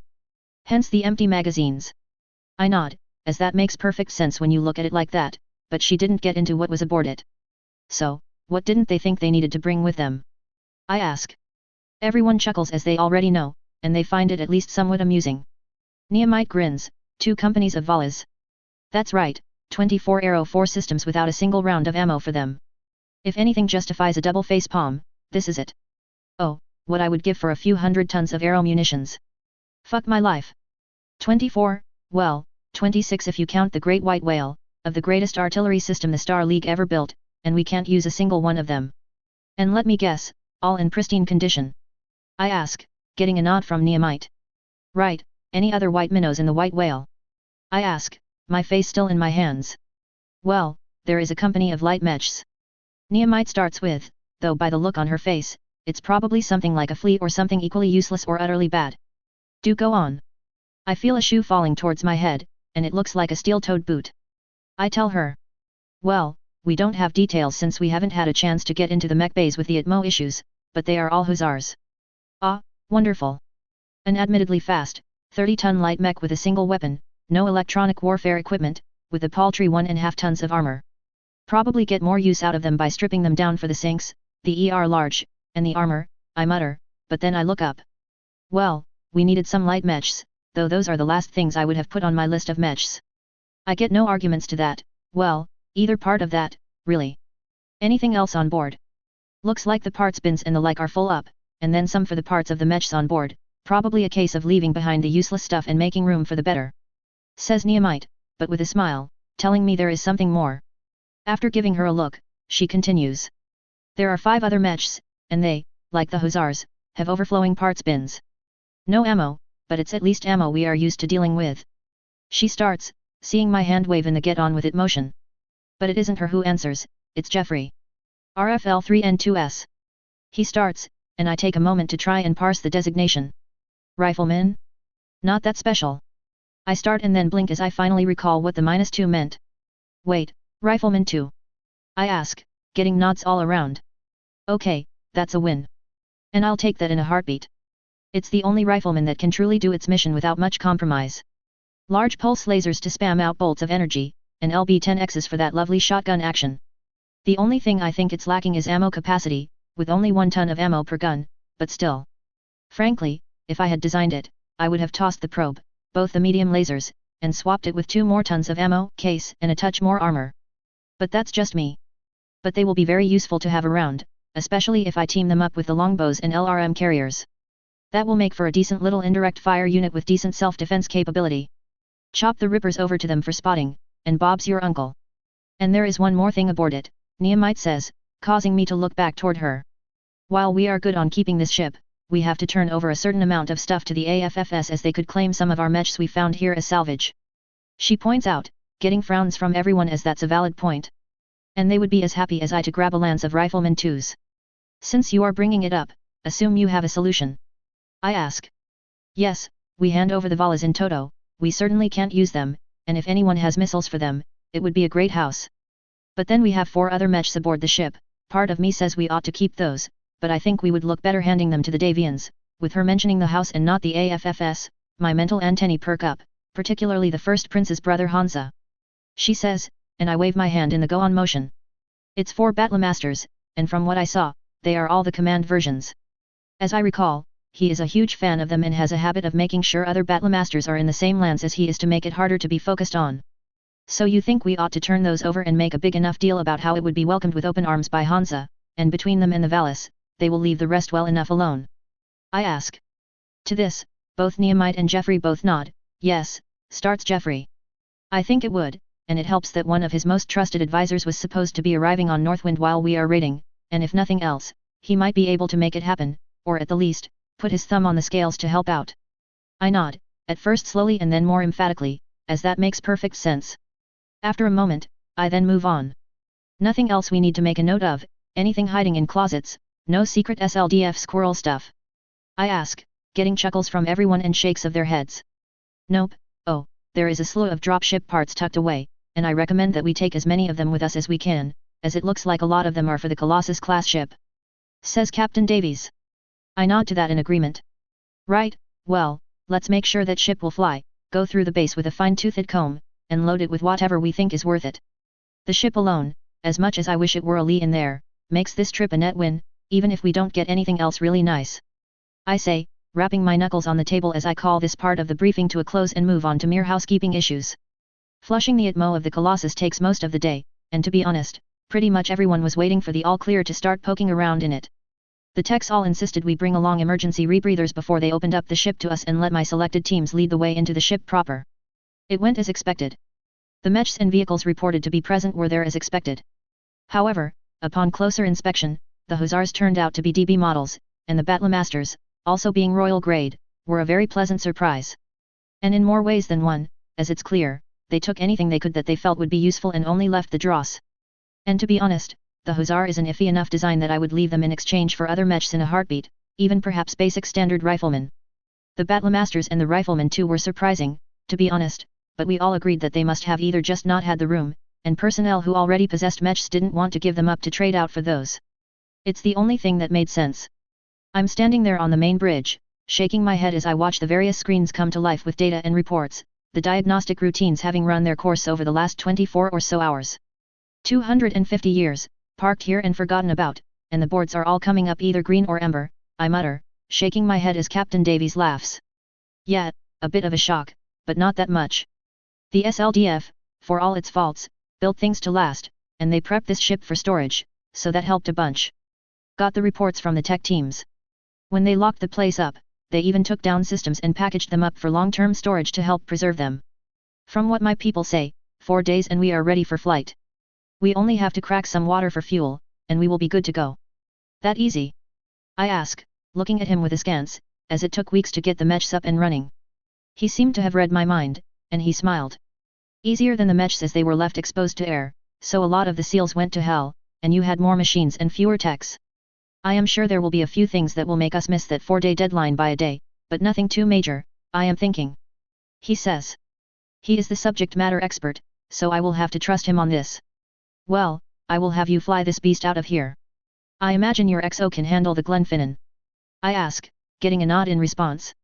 Well, in that case, this is now your ship. I tell him, give me a briefing in the morning on where we stand, and I'll try to stay out of your hair. I will have them load up all the dropship parts and the like that they find in the base, as it looks like there was a bunch left in the other hangar, some of which they tell me is good for this class. He nods his head, excellent. Easy to work on and maintain is nice, having the parts to do so is even better. He agrees. With that, I shake his hand and then take my leave of the ship, heading back to the room set aside for us to stay in while we are at the base. The next few days are taken up with briefings on where we stand on repairs to the Colossus, as well as updates on the reaction from the local defenders. To no one's shock, they haven't left the 2 spaceports and the Cressley's remaining tank line. At least, as far as we know, since we have been getting some reports from microsats we left in orbit before we landed, but by day 4, they managed to localize the last of them and took it out. The lack of up-to-date intel is worrisome, but not overly so. The closest they came to us was a high-flying recce aircraft whose flight path was about 50 kilometers to the west, being that all the facility is underground, there was nothing for them to see. For the most part, outside what was on the ship, this was a bust as we finally explored every last compartment and room in the facility. Oh, there are a few things, remarkably few, no more than 24 mech warrior combat suits, but a touch over 100 cooling suits. Plenty of helmets, not enough to match one to each of the suits we found, but it gives us plenty of spares, a plenitude of infantry kit, from uniforms to 960s, body armor to boots. We took everything that wasn't nailed down, and we still had room to spare. This leaves us to the main reason we came here, smash up the defenders. Thankfully, they didn't give chase, giving us time to get ready. At the same time, if we want to keep this location secret, we would have to do something about any sensors that might peg us down once we leave. Fortunately, we have a flight plan that will get us most of the way to the ocean before we are picked up, and if we play our cards right, that might be enough to keep the base hidden, save for a very in-depth search by every means possible. So, we came up with a plan. We would ignore the 2 spaceports and shoot for the tank factory. I have no desire to flatten the place, but since the heaviest defenders they have on the planet would be located there, it made for a good target. If things go stupidly well, I'll go ahead and scoot eastwards and do a hit-and-run on Tycho's spaceport itself. That would satisfy the beat-up the locals mission, and I could return to Northwind with my loot with no guilt that the real reason for the raid here was the storage depot. Depending on if we go for the drive-by or not, the Great White Whale, and yes, that's the name I have given it, will then lift off and head for orbit to link up with us, and we both then head for the invader that is scheduled to arrive shortly after we hit the factory. Alas, for that plan, things went sideways only a short time after we arrived at the factory. Oh, that attack went more or less to plan. The Lothar's Fusiliers only had a pretty lightweight company defending it, and they, to their credit, tried to stand and defend with the expected results. I think the captain in command of that company refused to believe we had that much less tech because as soon as his Shadow Hawk went down, the 4 surviving mechs promptly ran away. I didn't even blame them in the least. We trashed the logistics facilities after giving everyone long enough to get out and take any personal belongings with them. While this was going on, we were getting an intel update. There was a QRF company nearby. Late last night, a union arrived with a Warrior House Lusan company. Dealing with a company of the locals, plus a company of Warrior House mechs, did not sound like a fun time to me, so I called the drive-by off and sent out the bug-out message to the GWW, and we wiped our hands clean of Epsilon Eridani. Tycho's spaceport Epsilon Eridani. So, it looks as if they had another mission. Says Captain Huan Jing II of House Lusan. Major Doma winces internally but puts a brave face on the situation. Indeed, they must have found some information on some facility here on the planet and came to recover that dropship. How they knew it was here, I couldn't even guess. He says, watching the track of what the optical sensors are showing is an unbelievably rare Colossus dropship climbing through the air from deep at sea to link up with the Highlander dropship. Captain Fong nods, that or they were here originally to attack our facilities and found it by accident. Regardless, the unexpected arrival of your forces caught them by surprise, Captain, as they could have easily taken our companies one by one and treated them as much as they treated our second company. The Lothar captain tossed out a bone to distract from the intel failure. The House Lusan captain can't help but admit the truth of that possibility. And besides, if they had come to secure an old Star League facility, they would have sent larger units and no small amount of cargo dropships to carry off any loot that might have been found. This is all very true. He says, rubbing his chin. As it stands, I see no reason to try and stop them. If they are foolish enough to head to one of the jump points, the defenses there can see them off, but unless I miss my guess shortly, we will see another jump ship appear at one of the pirate points. What are the damages at the factory? Major Doma has some good news and knows how to spin it. Surprisingly light. Our second company fought hard, only 4 mechs were left that could move under their own power, which was enough resistance that the Highlanders didn't bother to try and push into the factory itself. The worst I have been told so far is one of the parking lots have a few new holes that need patching. On the other hand, the logistics facilities are ruined, but those are easily repaired, though it will take time. The house captain lifts an eyebrow as he can easily sense the bullshit in that statement. If 16 Lastek assault mechs wanted in, they would have gotten in. But it's a good spin, and spin would be needed when reports of that dropship slipping through their grasp made it to Xi'an. Fortunately, Captain Fong presents another item of excellent spin. With luck, the Suns would be stupid enough to use that ship for one of their RCTs and send it into an assault. History shows that those ships proved extremely fragile and were easily picked off.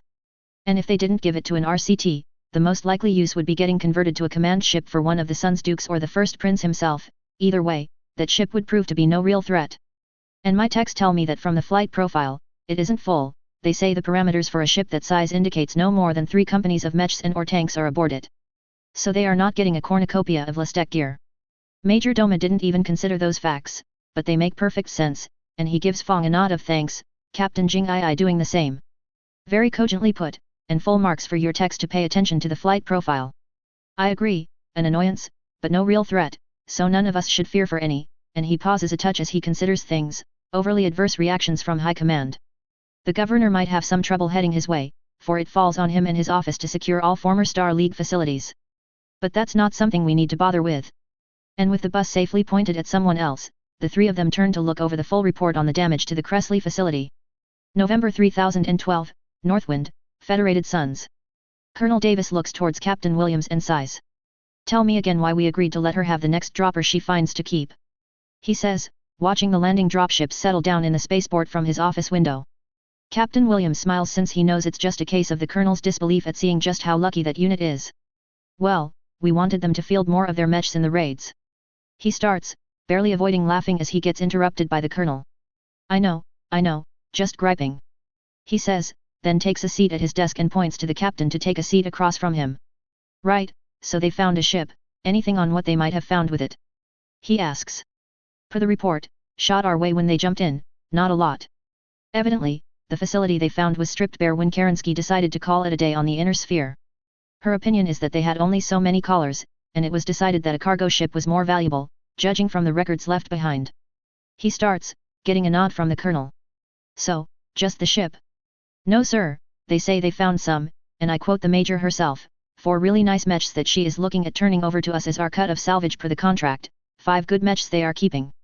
Evidently, they are riflemen. He starts, the Colonel interrupting. They can keep those, never been a fan of that design. The Colonel says before letting the captain continue to give his brief. Well, not like we have much of a say since they are living up to the contract. He says with a laugh and then gets to the best part. Then there is, and I quote her once more, 12 borderline shit-tier light mechs that, of course, were left behind in this great white whale. The Colonel laughs. Did she give models of those mechs? Yes sir, she did, they are hussars. He says, and this time he does laugh as he sees the win-ce on the Colonel's face. And I agree with her assessment of those mechs. In addition, there are 2 companies of artillery vehicles, which she says she will be turning over as well since it's far more likely that the AFFS has ammo for them, and she doesn't. So do I, even if we could take them, I would be tempted to let her keep them anyways. It isn't like she couldn't find a use for some light mechs as heavy as her unit is. And the 4 she is handing over? As to the arty, I won't say no to more, and even if we can't use them, I am sure that someone in the AFFS would be happy to see them. A Lance of Command Royal Grade Battlemasters. He says, which I am sure you are looking forward to getting your hands on, sir. He says, assuming that the 5th Deneb will get to keep at least one of them if not all. At first, Colonel Davis smiles, oh yes, it will be nice to have a command mech like that. He says, then thinks a moment more and winces, shit. Her timing is horrific now that I think about it. He says, and the captain looks on curiously. How so, sir? Major Sortek is in town, and he is the designated dog robber of the First Prince's brother. If there is one thing Hansa Davian has a thing for when it comes to mechs, it's Battlemasters. 5 gets you 10, he will override their allocation and take them for his boss's use. The captain winces at that and then nods his head, yeah, now that you mention it, I see where you are coming from on that, as he would, wouldn't he? He thinks out loud. Yep, though not going to fault him for it, his job is to look after his boss. In fact, it might be a good play to be the one to make the suggestion and probably help us out in the long term the next time equipment becomes available. The colonel says. The captain nods as he listens, and then the colonel continues. Right, well, we ought to head out there and meet her as soon as she gets settled and see what she has to say and the like. And besides, I've read about those things, and the RCTs would be all over themselves to get their hands on them if they were more common. He says, leaning forward to address a few other light housekeeping tasks. To say we got attention when we detached and headed for the planet would be an understatement. It's been hundreds of years since the last time a colossus was seen in this space, and to my surprise, when we landed, the berth they assigned the great white whale was originally built to handle ships of this size. Though, as the control tower admitted, it's been a bit since the docking arms were moved to that position outside of testing. We certainly spent enough time giving tours of the thing and got no end of envious looks from various members of the AFFS, as more than a few of those officers served in one of the RCTs and could see all sorts of ways that these would be tailor-made for their use. They are not wrong either, though more for administrative moves than combat, but still in all, it's a good point. Yet, I'll admit I spent more than a few hours since we found the GWW doing conceptual designs for how I would have gone about building an RCT-scale dropship. We got all the mechs and vehicles unloaded and sent out to the hangars we have been given to use as a base, and I'll admit, we are getting up there in size. Of course, now I have to find more mech warriors to give rides to. I already hired 4 as spares a few months ago, so I am looking at another dozen and some, 8 for mechs right away and 6 more as spares mainly because I want 2 spare pilots per company. Eventually, I want 4 per company, but I still have to pay the bills. And that's not counting coming up with the crew and spares for the great white whale. Speaking of money, we are doing all right from the money point of view. We have enough spare manpower to make a significant dent in the savings under most conditions.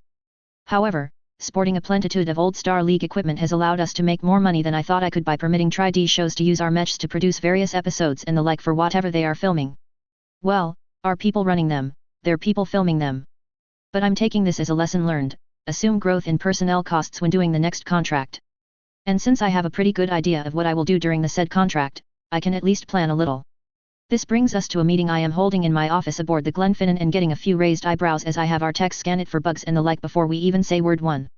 I picked the people for this meeting carefully, people I knew I could trust and either needed to know or would be critical to making the next steps work the way I wanted them to. Which means it's me, Jeffrey, Ayako, and Neil Kopp. Neil is one of a handful of former SASF personnel I picked up in Concordat and has proven over the last few years to take to his salt seriously. Thanks for coming, and sorry for all the drama about keeping things quiet, but you'll see why here in a few moments. Now that we are 2/3 of the way through this contract, it's time to start planning for the future. I say, getting nods from 2 of them though Neil looks a little curious as to why he is being brought in on this and not Captain Lucas, my infantry force commander. To start, we are heading back towards Commonwealth. I will discuss a few ideas with you later on, Jeffrey, for the particulars of the contract I am looking for. Still, to give you an idea, I need a contract that leaves us options to operate more or less on our own even if for only 3 or 4 raids of our choice. I tell him, getting lifted eyebrows from everyone as they all suspect there is a reason for that number. No, I don't have 3 or 4 places for us to hit. I picked up from the various notes and files from our crew. I tell them, and I can't help but chuckle at how everyone deflates as I dash their hopes. So I decide to drop a teaser. But I have a few ideas as to a pair of possibilities, nothing major from the looks of things, but there was a comment about how one of the whale's sister ships had a hoopsie while landing and left it abandoned, and if I read between the lines a touch, loaded with equipment. And yes, I know which planet. I say, getting grins all around. But that's not why we are here, is it? Asks Ayako. Exactly. You and Sergeant Major Kopp here are going to have a little side mission you two need to start working on. I tell her, seeing Kopp lean forward a touch. What I want you two to do, and a large part of this will be up to you, Sergeant Major, is to put together a platoon of people for what some would call special operations. But not the sneak in and blow shit up sort unless things go pear-shaped. I start, getting looks of curiosity from the others. I can do that, ma'am. Is there a specific sort of mission you have in mind? Asks Kopp. Yes, sneaking around and getting into places you shouldn't, staying there long enough to gather information, and then sneaking out to deliver said info. And by staying long enough, I am looking at roughly a month stay in the target area. I start with. I can do that, though I admit to some curiosity of why me, over say, some of the others who are more trained in terrestrial operations. He says, the tone being that of a man making sure that his commander is made aware of all the possibilities. Oh, there are reasons, I tell him with a chuckle. But the people you will be training up will be a mix of shooters, Ayako here, and either Nehemite or Robert McNish. Which of those two will be up to you and Ayako? I'll also want to be trained up, though I admit finding time will be a hassle.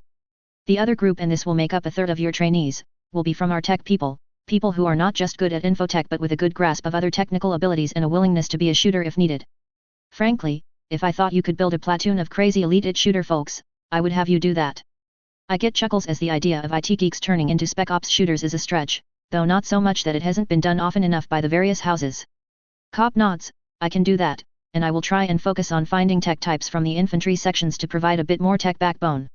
He says, and then looks at me curiously, knowing that there is still something to be said, as, after all, while this is sensitive, it isn't worth the paranoia I have shown so far. But that gets to the next point, the SASF's use of rudimentary power armor in space. Not proper armor, to be fair, but it's the closest thing to it, which gets me to bring that to everyone's attention. Right, once you have the unit sorted, the goal for you is to find 3 others. You'll have me, yourself, and Ayako for certain, and we will be doing some very specialized training of the sort that you, and the 6 others that came from the SASF, have alone, powered armor training. This gets a few curious looks from Ayako and Jeffrey and a snort from Cop. Trying to come up with a boarding crew to steal some jump ships? He asks, which is the right answer from what he knows but isn't correct. Nope, but your use of that armor, even if only in space or at least low-G environments, at least gives you a basic knowledge of what it's like to use such things. As it turns out, the concept wasn't just for use by Space Marines.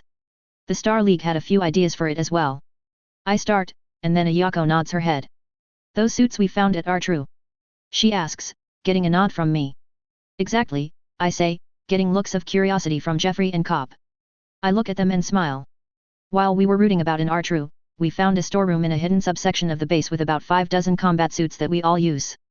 However, while pulling those out, we found 6 other suits, take an exoskeleton and attach armor, weapons mounts, sensors, jump jets, etc. And from more research I have been doing on them, some pretty damn good stealth systems. Enough so that I believe they would be invisible to all contemporary sensor systems, and from what I have read in the manuals, most royal-grade sensors at that. This gets a whistle from them all, though Cop leans forward as he gets the possibilities before the others. So basically, a suit that makes a trooper faster, stronger, better armed and armored, and stealthy simultaneously. He starts and sees my nod, and he continues, any reason we can't at least do some of that with the existing exoskeletons we use for cargo handling? This, of course, gets another low whistle from Jeff and Ayako. But I have to pour some cold water on the idea. Possibly, yes, but the existing suits are too bulky and not built for the sort of activity infantry would need. From what I have seen in the suits, and the SLDF called them Nighthawks, they used many lightweight advanced materials in their construction. So unless we can start fabbing endosteel on our own, these 6 are it. I admit. They all look disappointed at the lack of possibly starting a new fashion in infantry combat, but they understand the limitations of what we can do with the tech we have. But I have one more thing to add, but that doesn't mean we can't think about it and start coming up with concepts. And these suits, and the planning for them, is why I am being all secretive about this. I don't have to tell any of you how hard the local forces will try to get their hands on these suits, and if it becomes known that we can sneak into and out of places that we have no business doing that, well, we will have issues, I would say. I finish. Thankfully, they all get it and agree with Cop speaking up. I assume then that as far as this platoon goes, they won't be informed of the suits, only those we pick to wear the suits for the mission you are already planning. He asks, giving me a look. The other 2 give me a look as well, as clearly, it only took a moment longer for them to come to the same conclusion. And yes, I admit, I already have a target. But it will be a couple of years before I see where we can make the most of that plan. So, we have time to do this right, so let's ensure we do, okay?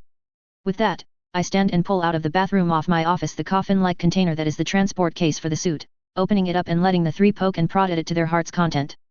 Only some things are about my plans, however, as mentioned, we still have time left on our current contract, which leads to yet another meeting. I swear, if I knew I would spend more time in meetings than stomping around in a mech, I might have said screw it and gone into something nice and boring far away from offices and the like. It could be worse, though, as at least it's a small one between myself, the Colonel, and our AFFS liaison officer. Gotten up there in size. Colonel Davis starts with a chuckle. When we took on the contract, we assumed you would be a company, and now here you are, a battalion in size a touch more. He says, getting a smile from me. What can I say? I have managed to keep an eye on the prize and keep growing. Besides, it didn't take long for you to adjust our contract before that first series of raids. I point out. He and Captain Williams nod, with Davis speaking up again. True, and don't think that pretty soon here we will be talking about seeing if you might be interested in renewing the contract. He says, getting a chuckle out of me. Too early for me to say one way or the other at this time, though I will admit, I am looking at options as to what I might want out of my next one, I tell him, giving a slight shrug.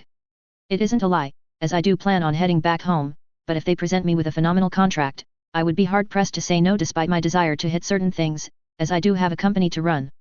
But you are thinking of heading back home, though, to a degree. The Colonel grins as he has learned to read me to a degree. I won't lie, that is a strong argument for taking a contract that way, and if I had to say one way or another, that's how I would lean at this time, I tell him, admitting that it would take a special offer to get me to stay. So much for leaving options open. He nods, smiling as he guessed right on his suspicion. Thought so, he starts and then grins. But not going to blame you either. I want you to stay out this way, so if you can think of anything over the next few months that might help you decide, do let us know. I nod in agreement. Oh, no worries, if I think of anything, I assure you, I'll let you know. I tell him, and then tilt my head, but you didn't bring me here to talk about a new contract, especially since we are 14 months out.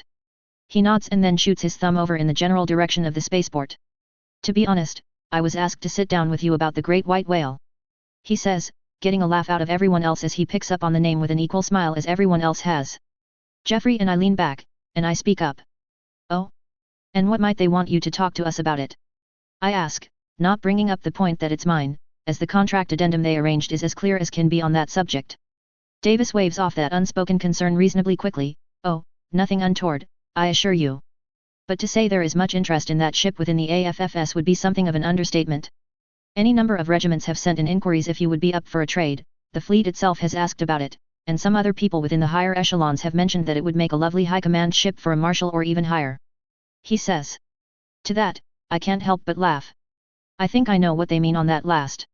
Convert over a bunch of those bays, and you could make an excellent command vessel, mech bodyguard company or even battalion, the commander's lance on top of that, and a slew of command and support vehicles, and with the leftover space add in scads and scads of berthing and office spaces, and you have a ship ready to be the flagship of an entire march. The colonel nods his head, that's more or less what I was thinking, and even if, not assuming you will mind, even if you did trade it to one of the regiments, I dare say they won't keep it for long before the fickle greedy fingers of ever higher command get to work on taking it from them this time without the need to ask first. We all laugh once more, and I can see that being the case. Not saying I am interested, but I will admit, I am curious to see what they might offer up in trade. Obviously, that's quite a lot of lift in that ship. To use existing ships in the least amount possible, you are looking at least 3 overlords to match it. I ask, which also serves double duty, to at least let other people know what I am thinking. Well, an overlord and a pair of triumphs. Williams points out. I nod my head to that, as that's a fair point. True, but I have less need of a triumph than I do an overlord. I counter. Yes, right now that's the case, Davis agrees, though I would think it would be more likely for you to come up with armored vehicles than mechs. He asks, giving me a look that is a mix of course it is, and oh god, do you know where more are hidden? I don't directly answer that unspoken question. Instead, I focus on my plan for structure for my future regiment.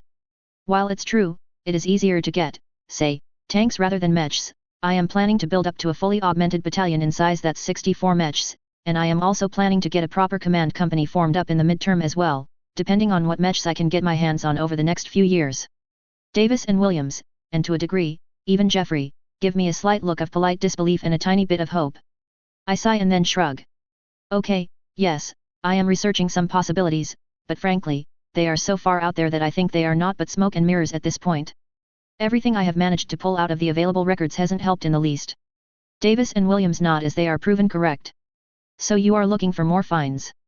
Of course I am, and so are about a billion other people, I just have had better luck than most, I admit, giving them a cheeky smile. Well, I must point out that if you do come across any in our space, the site and its equipment belong to the AFFSO, not to say that you will walk away empty-handed, that's not going to happen, but I have to say it. Says Davis, getting a nod of understanding from me before he continues. But this does tie into the other thing that came up regarding the Colossus. How did you find that facility? On this, I am on much safer ground. Well, 2 things. The first, almost anyone can do it if they have the time and the equipment. When I had the Glenfinnan rebuilt, I had them pull all the electronics out of my old Lion and reuse them, so the sensors are on the better end. Though I suspect you all have ships with sensor packages just as good, if not better. I say, getting noncommittal nods from both of the AFFS officers. We do deep, in-depth subsurface scans, looking for masses under the surface.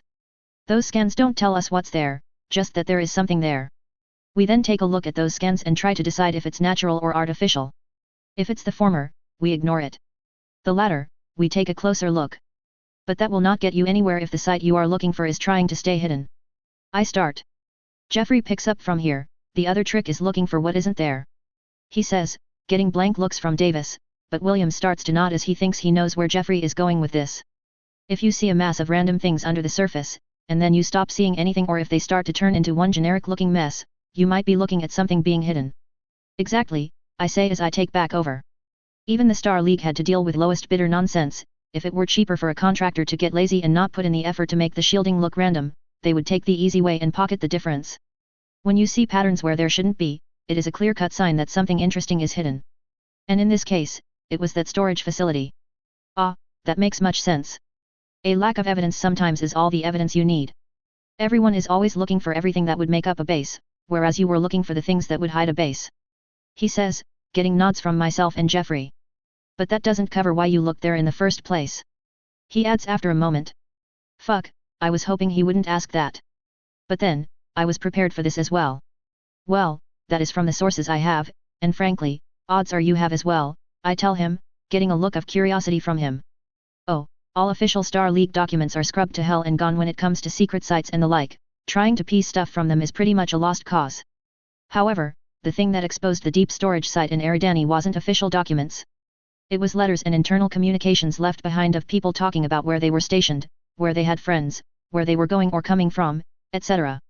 In this case, it was a supply officer telling another that was about to get transferred to the system to try and get assigned to that facility. I more or less quote him here. It's out back of beyond in the Shamus Mountains, the nearest city is Top Hilly, and it's to the southeast, and it's just as far to get there as it is to go the opposite direction to reach the beaches on the Deval Sea.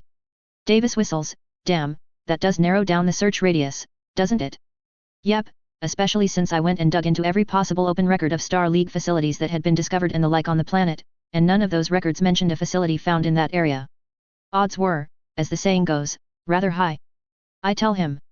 Yes, it does. And that's why you think you have a long shot at finding other places?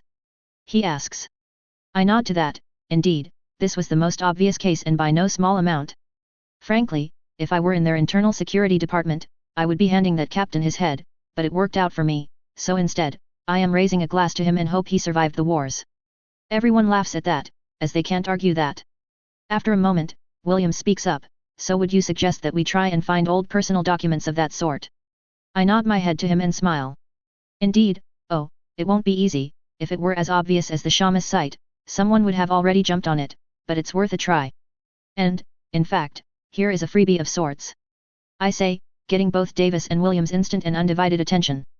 I have no idea how good or accurate this is, it's a comment made in passing of something someone else said, but a structural engineer at Artra was joking about how various companies waste money, and he mentioned hearing from a friend of a friend about how much time and money Joe Lasses spent on building storage facilities at their factory. That in itself means nothing. I say, getting nods of agreement from both of them. But the friend that relayed that comment to him specialized in underground construction. In fact, the things he mentioned in the same bitching session is what tipped me off to looking for non-random signs, and it makes sense that his friends would also specialize in the same thing. At any rate, it might be worth sending out someone competent that hasn't something better to do to Bristol to see if there is anything to that. Both Davis and Williams lean back, thinking about that. I don't think I recall what they built there, pretty sure it wasn't Mechs, or we would remember. He says, thinking out loud. Fury tanks, I tell him, smiling at him. Lightly armed but heavily armored, had a troop bay if I recall right, but the real gem of it was the Nirasaki 400X computers they had that allowed the tanks to talk to each other far better than any system out there, including those on my Mechs, as well as packing a single weapon, an M9 Gauss rifle. With that, they both lean forward. Now that is interesting. Davis says, and I nod in agreement. Yep, and since the facility was nuked to the ground, if there was anything buried under the factory, there is a small chance it's still there, provided that the engineer was right, of course. Davis and Williams nod to that, then Davis wraps his hand on his desk. Right, it might be a long shot of epic proportions, but I think it's worth sending a courier with this tidbit to have someone take a quiet look. After all, it would be nice if your luck rubbed off on us. Author's note. There really isn't much in the way, that I have access to at any rate, to provide some background for Sortek. All the evidence I have seen indicates that he must have gotten off to an early start, as well climbing through the ranks with a reasonable degree of quickness. I knew it would have to be between captain or major, but felt that since he was pretty much always Hans's right-hand man, major would at least give him the authority to do the things that he does. November 3012, Northwind, Federated Suns. Life just isn't fair. That's the only way I can phrase things. Sure, you have the fact of, well, me. I'm 28 years old, and if I say so, I'm still pretty damn good looking. Yeah, I'm vain. Sue me. I have good genetics, and some tinkering was done a few centuries ago that I am still benefiting from. And that's not counting whatever it is that gave me the memories of an earlier life, something like 1,000 years ago. I am rocking up in life with cheat codes in hand that are giving me every possible option I could care to take up. Sure, I might not remember enough details to hit all the fun things, but I can hit enough of the fun stuff. And let's be honest with ourselves, that's good enough. But to get where I am now, even with those helping hands, I had to bust my ass. Work hard, study harder, and take chances my old self wouldn't have. And there is nothing wrong with that, it builds character, after all. Yet here I am, sitting in my planet-side office, one that my inner Lyran social officer side yet, we all have that side lurking within us had decorated perhaps a bit more than, say, a Sun's officer would. At least a Sun's major would. And taking his seat is the source of my inner grumping. Major Arden Sortek.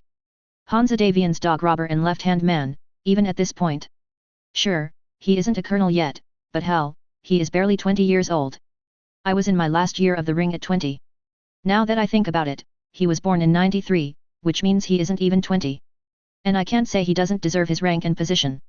His family has always been tight with the Davians, and he has well earned the trust of the future first prince. Let's not mention that all the art my old me recalled looking at was him 20 to 40 years from now. And in person, he was much better than average, and as I remembered, he was into women with a few years on him. This is because he has been perhaps the politest flirt I have ever seen. Yet, as I said, life just isn't fair. Down girl. I have to say, I am rather impressed with how good of shape that Colossus is in. He starts, nodding his thanks for me handing him a mug of coffee. I can see where flooding the ship with that gas no doubt helped keep it that way, not to mention keeping it out of the elements. I nod my head, grinning. Honestly, I am not sure which of the two was more critical to that, though I think that they took the time to prep it for long-term storage to a small degree wasn't a bad thing either. Shame they didn't go to those lengths with the mechs and vehicles. He chuckles at that and nods in agreement.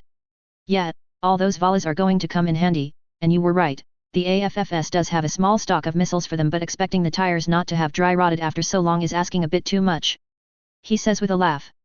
I admit, when we did the initial survey, we didn't catch the condition of such mundane things, but even before we lifted off to head home, we had discovered that storing wheeled vehicles is a proper pain. A fact that being aware of will come in handy when we finally hit helm. True, at least the mechs we got to the point where we could walk them out and into hangars, I note, knowing why he is here and that Colonel Davis won't be getting his new ride. Quite, starts Sortek with a smile, I am sure you can guess why I asked for a meeting with you before the salvage handoff. He asks, and he chuckles as he sees me playfully roll my eyes.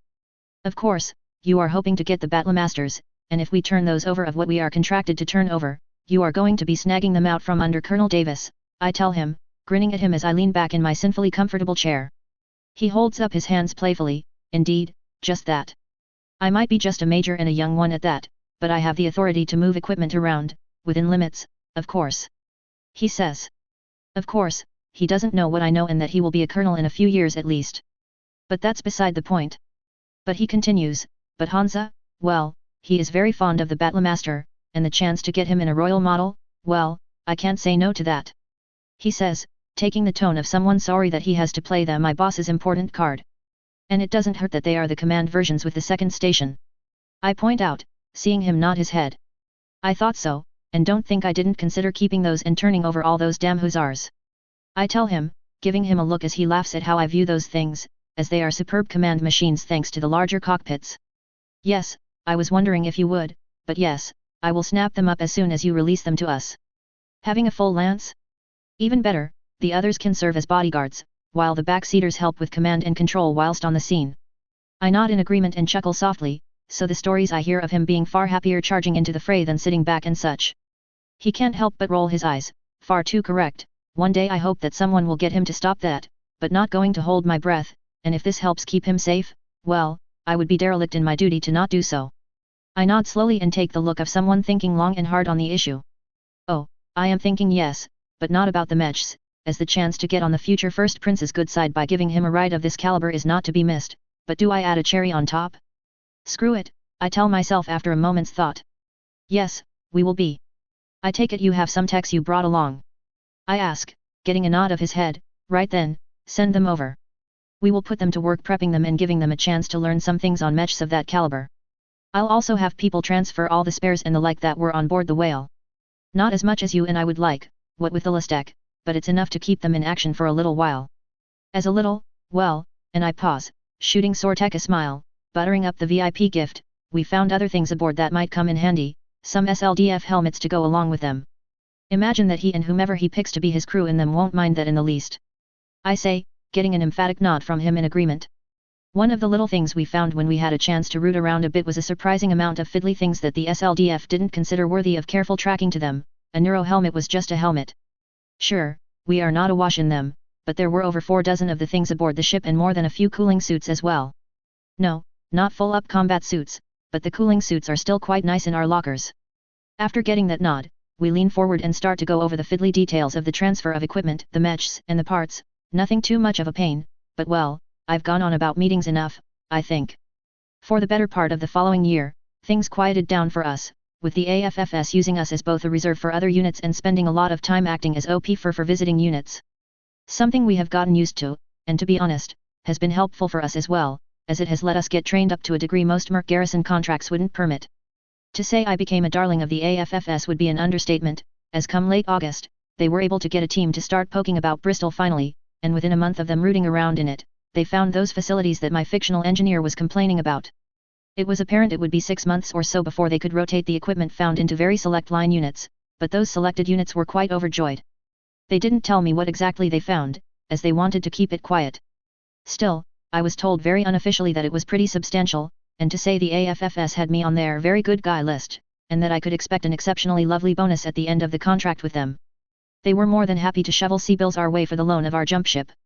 Once we got the Colossus where we wanted it, the Great White Whale was loaned out for some administrative moves for some larger combined arms units, as its capacity to shift forces was unmatched for a single drop collar. And to be honest, I didn't mind them borrowing it, as it was a cheap way for me to get a crew put together and trained up on someone else's dime. However, it didn't stop them from offering to trade me for the ship by suggesting all sorts of trades. However, none of them was enough in my eyes, and that isn't counting the point that I still, unfortunately, need the ship for a little while yet, as it's the best excuse to pay a visit to Fecta I can think of. All I need to do is sneak a note somewhere about how one of its sister ships crashed there, and the decision was made not to salvage it. We got the Hussar and the Rifleman up and running, which once more brought us to the limits of our load capacity, but at least we now have a proper recce capability. I managed to keep the fact that the Hussars are Royal Grade quiet, so there weren't any hard demands for them from the AFFS, letting me use them and safely plan that they have some degree of durability. This gives me in our first company a lance of dragons, a lance of atlases, and 2 of Highlanders. Second gets 2 lances of thugs, a lance of warmers, and a lance of griffins. The support company runs the 2 lances of hussars, the longbows, and the riflemen. They won't be used as a single company but parted out as needed. Especially since I have my LRM carriers assigned to that same company, and I managed to pick up another 8 of them as I have become a fan of overwhelming LRM fire. In theory, I could put that support company comfortably into the Glenfinnan, and I might wind up doing that down the road should I get some other dropships to replace the Colossus, but for now, that's the ride for my first company. Oddly enough, the thing I was happiest about finding wasn't mechs or tanks. One of the downsides of being so heavily invested in mass LRM fire is that the ammo supply can be a real pain in the ass. We would usually use J27s to handle ammo resupply, but let's be honest, those things redefine fragile under fire, which is why I was so happy to pick up some Paramours when I was out in the periphery. They are a good bit better protected and carry a similar amount of cargo as a J27. Over the previous year, I put out quite a lot of feelers looking for some more of them, and with the higher profile we managed to have, thanks to our mechs, that reach turned out to be better than it was 3 years ago. This means we managed to secure 6 more of them. I was hoping to get my hands on a total of 16, 1 each for each carrier, but I will take a 2-for-1 ratio for the moment. But our time here was drawing to a close, and even the AFFS knew the odds of them picking us up again were minimal, especially since I had come to a meeting of the minds on a possible contract with the LCAF. Of course, this being 3013, things weren't so easy. Sure, the first 3 quarters were a typical year, raid, counter-raid, and so on and so forth. But things got interesting just as we started putting together our plan to load everything up to move to Lyran space. We didn't have a contract yet, which was exactly what I wanted, but I have enough in the accounts to pay the bills for a year, and well, the family has all that land on a few planets we can stand by on. It wouldn't be the first time a Merc unit rested between contracts, though it is admittedly rare. But the last few months of the year got decidedly interesting, and in a way that only I had advanced warning of. And that was Mallory's world and what happened there. Things got a little busy since I didn't have a contract yet with the LCAF, yet the AFFS asked for a 6-month extension till things got settled with the death of the first prince and the drama that was surrounding the new one, what with taking charge, his move against the Drax, and of course, the games that were being played over who got to sit in the big chair. And well, while I was happy to help, I have to admit they were paying through the nose for those 6 months, so I wasn't going to say no, especially since it allowed me to continue to sort out possible contracts in Lyran space. And things got more interesting in the first few months of 3014 as well. Sure enough, the old joke about what time it was in the League was once more Civil War o'clock as things kicked off in the free worlds, which opened up possibilities for us to hit certain worlds in the League, so I was getting a little antsy about how much time I had while they were distracted internally. Eventually, though, things started to come together. I finally got a contract I wanted, 3 years where while I would, yes, serve as an OP-fer, I would be permitted to use one company at any given time to conduct raids into Merrick space as I saw fit at any time, and 2 of the 3-on-2 raids at my discretion.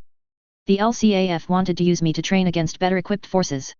While they hadn't decided where I would be operating as OP-fer, it was narrowed down to one of the major facilities and probably one that would be CO located at one of the better universities. Frankly, I was crossing my fingers for the Nagel ring, as well. I am a graduate, and I would be hard-pressed to behave myself around those attending those lesser academies. This brings us to the last month of the extension, and I am called to Colonel Davis's headquarters for the final outbrief and AAR of my stay with the AFFS. As meetings go, it's relatively painless. Everyone was quite happy with our performance here on Northwind. They were equally pleased with how we did on the raids we took part in. Though the primary goal of the raid on Epsilon Eridani didn't go as expected, it did cause no small amount of forces to be pulled to that system to tear it apart, looking for where I found the Colossus, which allowed more than a few raids into Cappy space to go rather well. Of course, there is more than just meeting with all the people involved, as once the briefing and the like are done and dusted, I am invited to meet privately with COL Davis in his office. Naturally, I expect that this is when they will let me know what they will give as a contract bonus, as well as cover any details they didn't want to discuss in front of everyone. I wasn't wrong, there were more people there than I expected. Sure, Captain Williams was there, so that wasn't a surprise, but seeing Major Sortek present was a surprise as no one let on that he had arrived, and as I think about it, it was probably on board the Union that landed last night. Fancy meeting you again so soon, Major. I say, offering my hand to him before we all settle into our seats in the office. Sortek chuckles lightly. Well, it has been over a year, so soon wouldn't be a word I would use, but yes, a pleasure to see you again. He says, hearing a chuckle from the other two in the office. He comes to the point right away. At any rate, I wanted to come in person to thank you for that bit of information that you were able to relay to us about that engineer bemoaning silly corporations. As you no doubt have heard, it turned out to be quite profitable for us. I did hear rumors to that effect, and depending on who was saying what, it seems to be about a regiment or so of tanks was to be found. I ask, curious if he will tell me or not. About that, yes, more than enough, at any rate, to fill up the Guards Brigade with new tanks through the majority of their armored battalions, enough that the tankers are rather insufferable at taunting the other elements about their inferior machinery. He says with a laugh that we all share. And I take it the first prince likes his new rides. I ask with a smile, and Sortek chuckles as he nods. Oh yes, he didn't get them in time for Halstead Station, we had to take them back to New Avalon to be checked out, he says, giving me an apologetic glance about that, which I wave off. After all, I completely understand that no one would provide a mech to a senior government or noble figure a mech without going over it with to the utmost. That said, it can be very amusing seeing him argue with Yvonne over what seat he is going to be sitting in when he goes out in it. She says his position is in the back seat where he can focus on leading, not being yet another mech jock. He sees it as being quite the opposite. He says, getting laughs from all of us. At any rate, you have his thanks for the mechs and the helmets, as well as for the tip for the tanks. He says, grins, and I think your name is hated within the halls of MIIO. He notes, getting a look of curiosity from me. Oh yes, due to how you found it, they put together a working group to search for old correspondence from SLDF supply and engineering personnel that we have gotten hold of over the years, looking for little things like that. I think that saying there is a virtual mountain for them to review would be an understatement. He says, getting chuckles from all. Well, I would say I am sorry, but, well, not all that sorry, as I don't think that finding a few more things like that would be a bad thing, I say, getting affirmative nods. Well, since we haven't been able to convince you to take up a new contract, starts Colonel Davis, we wish you nothing but the best over in Lyran space. We have posted the final details and reviews to the MRB, and to say they are glowing would be an understatement. We also discussed the contract completion bonus, and weight has been given for all you have done. He says, smiling as Sortek steps in once more. Well, the original bonus you earned, but we all feel it isn't enough to cover what you led us to. So to give fair value, we are doing 2 things for you.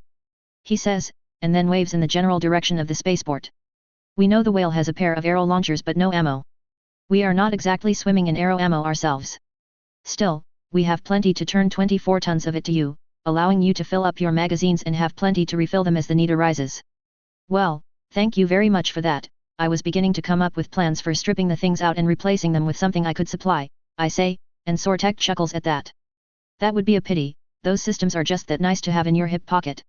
Also, in those storage bunkers, there was a plenitude of Artemis Ordnance upgrade kits for LRMs and SRMs.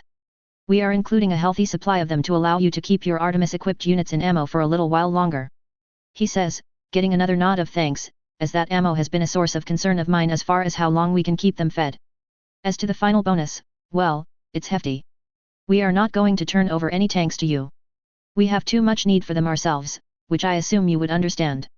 He asks, getting a nod from me as I do indeed understand. Right, well, we will be increasing the bonus payout and rather notably so. We would appreciate it if you would spend some of it here in the Suns, but that's entirely up to you. He says with a chuckle. Well, can't blame you for wanting me to spend the largesse here, just good common sense and good business. I note, and you know how us Lyrans are about business. I add, getting more than a few chuckles. We take another half hour going over the last few details, chatting about small and large things, and the meeting is over pretty soon. I head back to our ships. We are scheduled to leave Northwind in 4 days, long enough to give everyone the weekend off to enjoy themselves. Of course, while everyone including myself is out having a good old time, we finally get the word about where we will base ourselves for the next 3 years. Thurcad. Oh boy. Politicians, as far as the eye can see, and I can't shoot any of them, more is the pity. At least I can show off my stuff to my old instructors at the Nagel Ring, especially that twerp helping out in the advanced tactics course, telling me that hoping to find Lestek buried in some base is something only idiots dream of. Revenge on that jerk is going to be so much fun. October 3013, Thurcad, Lyran Commonwealth. We jumped into the Thurcad system a week ago, and even though we were expected, you don't just fly into a capital system with a battalion or more of mechs. It's just bad manners. Of course, we were expected, so it didn't take overly long to get clearance to head in, and soon enough, we started our burn towards Thurcad proper. Of course, I made the most of the slight but expected delay to send out a few messages and to call in a few favors. With all the Star League Air mechs I am running, there are more than a few PR flaks out and about that want to make a big deal of this for propaganda reasons, and in and of itself, I don't have an issue with this, as I have my inner petty bitch out in full force. This means that we are going to get to parade from the spaceport that serves the Nagel Ring towards the hangars and barracks we are being given for us to use over the next 3 years. We can even have our pipe band, and yes, we have one in front of us, but looking at the weather there, I decide to skip that part. I manage to use the right favors at the right time, and Commandant Swatsky, the fellow that I am planning on rubbing my mechs into his figurative face, is one of the school staff members that will be present for our arrival. Yes, it's petty. Even more so my plans for it.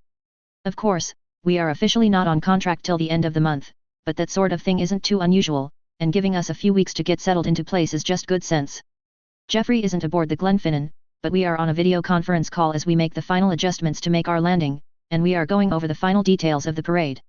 You must really want to be annoying, don't you? He says, getting a laugh out of me. Well, you will get your way. We have everything set up here, we can offload the mechs carried in cargo and march everything out in full parade spread. He says, chuckling. I admit it is a bit heavy-handed, but I am hiding behind the request to put on a show, which is why every last mech we have will be marching, including the ones I have set aside as spares. That's 61 Lestek mechs and 25 others, including the 3 mechs we originally started with that we didn't sell on for one reason or another, and some we picked up on the way in. Of course, I knew we had that many, but until I started planning the parade, I really couldn't visualize it. You know, any chance of us having even the slightest amount of anonymity will be gone, right? Jeffrey says over the connection. Yeah, I know, which is why I'm not at all pleased with the weather. If we are going to be on every newscast out there, not having our pipers out front is just not done. But not going to make them freeze their asses off, though. I say before pausing a moment and then picking back up. Style points are important, but they are not that important after all. So, the reason you had all the mechs repainted has nothing to do with style points? He asks, laughter in his voice. Point, but that's not the point, just trying to put our best foot forward. I counter and chuckle. But, yes, there is a bit of showing off going, I'll admit. And showing off, we certainly did. While it was too cold to march pipers a few kilometers from where we landed and sorted ourselves out to the hangars, the weather was at least clear and bright. I can't lie, showing off or not, seeing 76 mechs in full parade mode marching down in a column of 2 had to be a hell of a sight. We led off with the Highlanders, then the Atlases and Thugs. Riflemen were behind the Griffins and Hussars, and then came our more current Teched mechs, though the Warmers only look stock. Adding in the fact that all of the mechs had a fresh coat of brownish olive drab paint, red ID numbers outlined in white, and the MacCleary clan tartan painted on the shoulders to show whom we were, undoubtedly ensured that we got loads of attention. Technically, with the winter conditions and snow everywhere, I should have painted them all white for tactical reasons, but I wanted to show off. While the olive drab color is a throwback to the SLDF, their shade was more green than brown, so at least it's not a clear-cut copy. And sure enough, there was the welcoming committee in place, watching us march into our hangars, and no small amount of gawkers from the Nagel Ring and local LCAF units that managed to find some excuse to watch our arrival. In deference to the cold weather, the official meet and greet occur inside the hangars, the massive doors closing even before I finish the power down sequence, so by the time my command team and myself move to link up with the powers that be, they have already not only arrived but have been able to take in the presence of the mechs so they wouldn't be too much of a distraction. Of course, we still had one more curveball to throw to really rub things in. Yes, Swatsky was in the back of the group scowling, was that all of us that approached them, myself, Jeffrey, Nehemite, and Robert McCallan, moved from his Atlas to a Rifleman 2 to take command of 3 company, dressed in our standard kit, which is the SLDF helmets we have gotten from Artru and Eridani, as well as the full-up mech warrior combat suits. I mean, if we are going to be hired for our high level of tech, it only makes sense that we show it off, right? That's my story, and I am sticking with it. There is no small number of senior officers, with colonels making up the bulk of them, and no small number of generals. Since we are the most entertaining thing happening at the moment, I'm not that surprised to see so many generals present. What is surprising, if perhaps not in hindsight, was that the senior-most general present is Edward Regis. With my team smartly arrayed behind me as we come up to the gaggle of brass, General Regis returns my salute and smiles as he looks over my officers and me, noting that while technically wearing school rags isn't done on combat suits, we have changed out the belts to them to be in the same colors. What can I say? You only get one chance at making a first impression. Welcome back to their cat in the Nagel Ring, Major. I understand it's been a while. He says, chuckling softly. Yes, sir, it has. Though I dare say that I have done pretty well in the past 9 years, I would say, even by the admittedly high standards of our school. I reply, knowing the general is a fellow graduate. Of course, I don't have to look behind me to see Jeffrey roll his eyes slightly as he graduated from the obviously inferior Sang-Lamor. The general chuckles at that and holds his fingers apart a touch. Oh, by a little, I would say, by a little. He says, giving me a smile and chuckling as he catches my second-in-command's reaction to the slight brag about the ring. He shakes my hand, and then looks to Jeffrey, and offers it to him as well, and pleased to meet you as well. I looked up your record, as well as those of the other officers you have from our space, and I must say, I really need to have a talk with the LCAF's people. We let some rather talented people slip through our grasp to enter the mercenary market. He says, turning back to me. Okay, that's being a touch on the generous side. Still, I imagine that's half for the ego stroke and half because, to be honest, growing any merc unit in 9 years from a lance to the equivalent of 2 standard battalions in 9 years is honestly impressive. Usually, in half that time, 9 out of 10 units fall apart for one reason or another. Thank you, sir, and no, not going to let my people get poached, I tell him with a grin. Care to do a walk down and get a better look? I ask him, half out of politeness and half wanting to show off, knowing that the rest will have to follow. I can be so petty at times. I really ought to work on that perhaps later. Certainly, Major. I admit it isn't the first time I have seen Lastek mechs, but never so many in one place. He admits, starting to walk with me down our line. He glances at them, taking in various small details, and then chuckles. Is it me, or is all your gear royal? He asks, getting a few startled looks, not to mention more than a few second glances at our gear. Most, not all, though, and I had enough spares that I went and upgraded our Warmers to, in my opinion, a large degree. I say, the Warmers in question are not in this bay, but I had to point it out nonetheless. Oh? He asks, looking at me curiously. Yes, sir, they started life as standard Davian refits, stripped out the SRMs and the bulk of the secondary systems for more armor and sinks, but we went ahead and swapped the singles out with doubles, added the 6-pack back on, and swapped the PPCs for Kin's Laughter ERs, I tell him, getting more than a few whistles from those following us. That is impressive, I would say.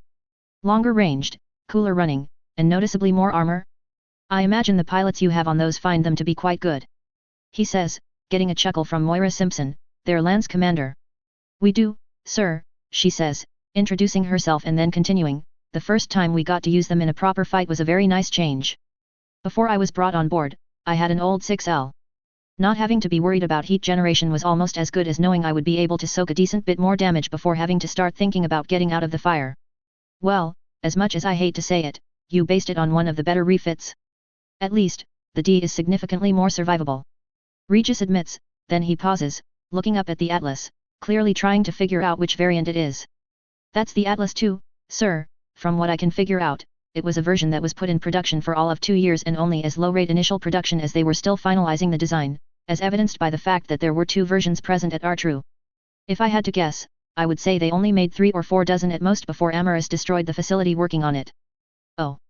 He asks, wincing a bit as he recalls the stories of what happened when Amaris took over the hegemony. What's the difference?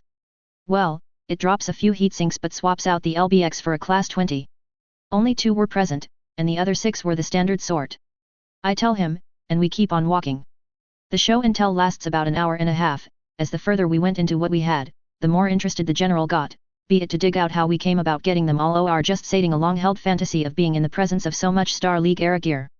But it wasn't long before we turned to the more mundane matters of settling all the final paperwork and taking up our assignments at the end of the month. Since we were a lot larger now and would be operating in several different ways, not to mention making the Great White Whale and the Loch Tula available for non-combat use in moving units around, this process pretty much took up the entire week.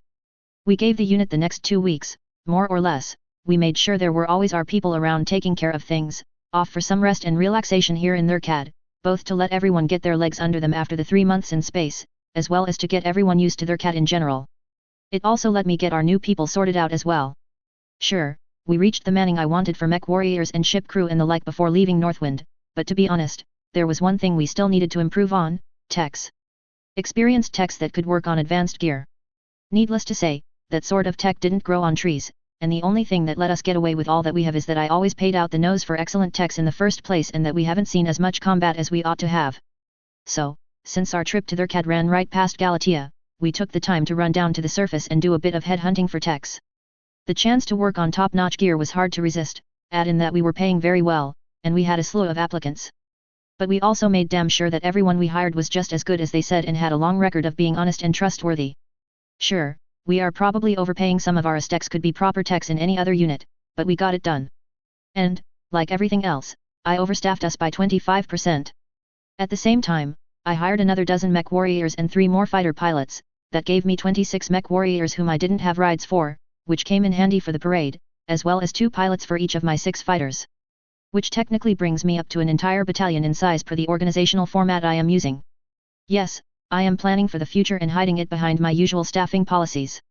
Fortunately, between the money I made off of the Concordat as well as the bonus from our contract in the Suns, I could easily afford to make payroll, so much so that I could make payroll off of what we have in the bank till 3020, assuming we don't grow any larger. Let me tell you, you have no idea how much stress it takes off your shoulders as a mercenary commander when you are flush with funds. Another side effect of the hiring on Galatea, at least when it came to the mech warriors, is that 10 of those I hired came with their own rides. It was the usual dog's breakfast of random machines, but I was hiring pilots more for their history and proven track records than what mech they came with. Well, almost I did draw the line at quads. I wanted nothing to do with those things.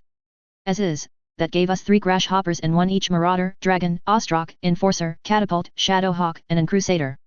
The Dragon was helpful, as it gave me a backup. If I could get my hands on another Grasshopper, I would be thrilled indeed, as I always had a good opinion of them, especially when it came to screening heavy units from lights. Something that, considering the Highlanders' makeup, was quite valuable indeed.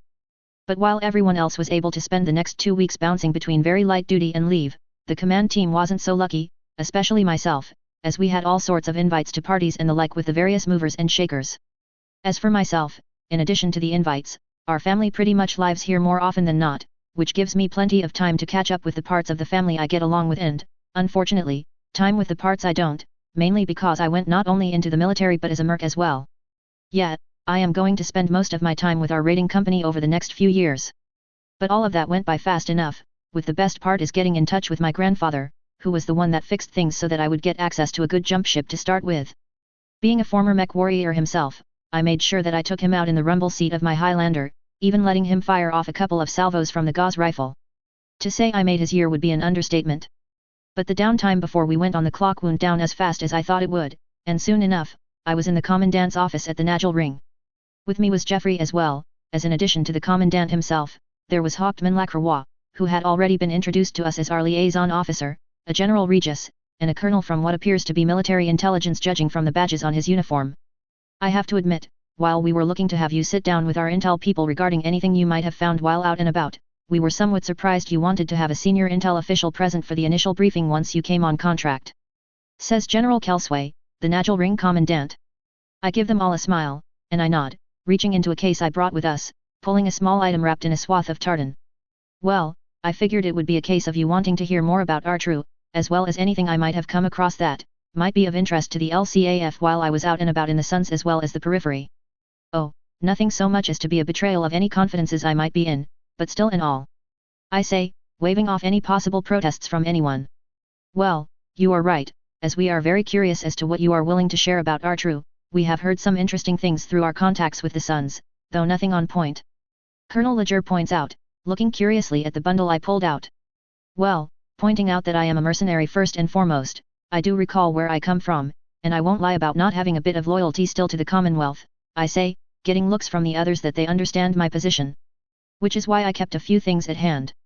Oh, I traded a lot of what I found to the Suns and the Concordat for favors and assistance with various things. But I kept the best and most complete copy of the Artru database to the side. I say, and then unwrapped the data core we pulled.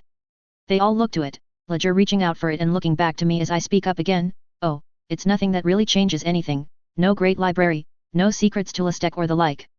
But that isn't saying that there was nothing there. I start out getting everyone's attention. What the facility was focused on, other than being a base the SLDF could quietly operate out of within the Concordat, was research on drones and the like, much like the SDS systems they had in most hegemony worlds. I continued, and boy, did that get their full attention. What I traded away with the others was the research they did on various subsystems. This is the full package, only marginally more complete than what they got, but it is more so. Of course, I am no expert on this, and there was plenty of evidence they went through and dumped the really sensitive things out of the system before they left. However, they expected to come back and didn't get rid of everything. Not to mention there were plenty of bits and pieces left behind on individual systems and a handful of drives scattered here and there. Really bad infosec, but considering the circumstances, I am all right with it. I say, getting chuckles all around. Well, even if it is full of holes, anything relating to the SDS or the League's drone technology will be a clear step up in what we know now. I assume you are hoping we would be willing to extend you a few favors or the like in exchange for it. General Regis asks. Well, yes, I say with a smile, getting a few chuckles. I do have bills to pay, and well, I don't have to tell you how this can be quite valuable, I note, and I get a nod of agreement. I can assure you, that won't be an issue. We will evaluate it and let you know what we feel is proper. We have a good idea of what you traded for with the Suns, so I assure you, you won't be disappointed. He starts, and I smile at him. You have more? He asks, lifting an eyebrow. Of sorts, yes. As I told the AFFS, one of the things we got our hands on is things such as notes, logs, letters, and such like from the various people. One of the things we discovered, and we then started to make a proper effort to ferret out, are things that in and of themselves mean nothing. For example, how we found the Colossus. Someone was telling another person about the facility, describing how close and far it was from various locations, and we cross-referenced that information with historical information on what was already discovered and, well, looted. Colonel Ledger winces. Christ, Slick must have been really lax about that sort of thing. It's something our counter-intel people try to keep an eye out for. I nod, then you know how useful such info is. I tell him, getting nods from not only the Colonel but also Generals Regis and Kelsway. But General Regis is either the quickest on the uptake, or the others are letting him take the lead in things, and he speaks once more. Can I assume that you know of another one since you are bringing this up? He asks. To that, I nod my head. Yes, I tell them and grin. I spent no end of time digging into things, and one thing I believe we have a lead on is a facility here in the Commonwealth. Initially, I had planned on holding back on this tidbit and winning some favors by trading the 2 Atlas Mechs and the half-dozen Griffins. But on further reflection and well, how nice it looked to have them in the parade, I decided to get a touch greedy and keep them. Well, the Griffins, as I already sent the 2 HT Atlases back to my family to become family machines, in addition to the Marauder, I took with me when I left for the periphery. One of the reasons that most of my detractors in the family had changed their minds about my efforts. After all, adding 2 Listec assaults to the family fortune is no small thing.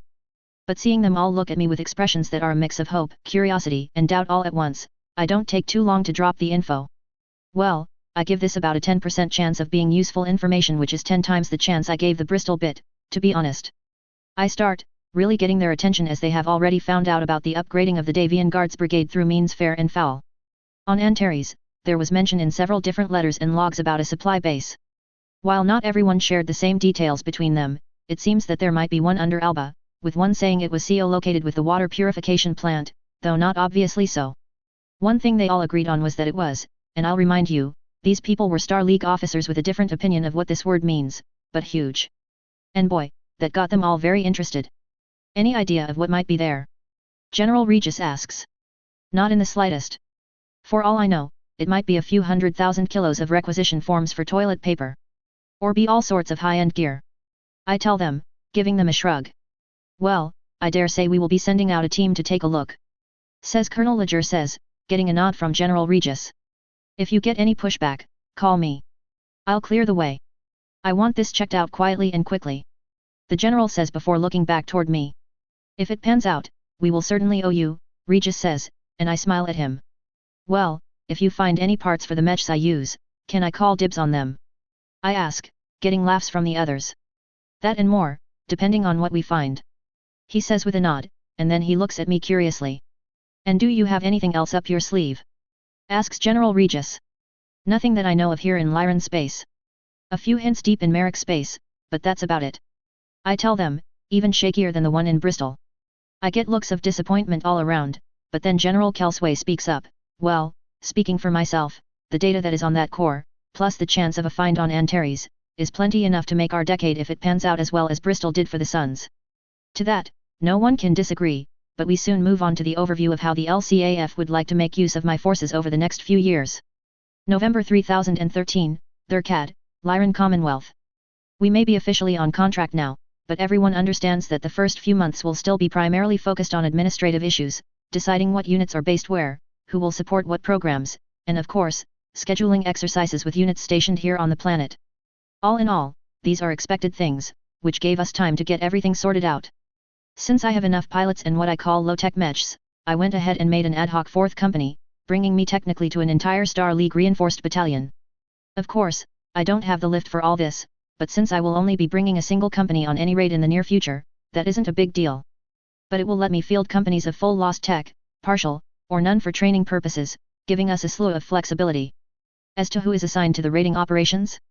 Well, allowing for flexibility if we get a nice juicy target that justifies something else, I have slated a lance of Hussars and Griffins, as well as both lances of Thugs. I would love to bring along the Highlanders, but their top speed is lacking for raiding missions. And speaking of raids, I called Sergeant Major Kopp to get an update on his little project in my office aboard the Glenfinnan. So, how are we looking at things? I ask him, knowing that while I have taken time to get checked out on the suits, I certainly am not at the level Kopp has achieved. Pretty good. Those suits are amazing, and now that I know they exist, some of the stories I chalked up as being tall tales from the Civil War now make a lot more sense. He starts, getting a chuckle from me. LT. Hori and LT. We have picked up on the basics well enough, and between you, me, and those two, those are the only ones that have gotten any training on them. As to the rest, I have 22 people selected, a mix of shooters, techs, and IT geeks. I have a short list of people to pick for the other slots to fill out all 6 suits, and I am feeling pretty optimistic. I lift an eyebrow at that, as it sounds almost too good to be true. He sees that and chuckles. Many of the people I selected had hobbies that already carried over to other skill sets. The IT geeks have a few that think shooting things up is a lot of fun and, more importantly, take it seriously. My shooters have a few people with hobbies in the technical fields, and so on. So I don't have to worry about serious cross-training as everyone on my list already had started doing it on their own even before I grabbed them. He says and then glances at his notes. I have already tasked them with our technical company and pulled them all into a separate platoon. Fortunately, everyone has a pretty good idea of what security means, and we do have to have a collection of people with a bit more training. So, no issues there. Well, I guess things can go well. So used to things biting me in the ass, I am always looking for something to drop. I tell him, getting a light laugh before I continue. At any rate, I want you to hammer down on the training for them and have your selection ready to be made by the end of December. If things go well, I want to execute the plan around this summer. And what is the plan? He asks, it would be helpful to have an idea. He points out. He isn't wrong, and it is time to start letting out some details. I have a touch of intel that indicates that there might be a cache we can access. Simple enough, and I imagine you already guessed that part. Start, getting a nod from him. Well, there are, as you might have guessed, complications. I don't have all the details yet, but from what I know, they will be a proper pain in the ass. I start. First, it isn't in friendly territory, it's on a snake world, with, assuming I have the right system, a decent garrison. I start, extending my fingers as I go. Which means we have to go in quiet. The reason for this isn't just because of the garrison. For starters, the info I am developing shows that there are plenty of passive defenses in place mostly due to its highly concealed nature, as well as some self-destruct systems in place to counter more kinetic entries. So not a place to get into a firefight around. I then hold up a third finger.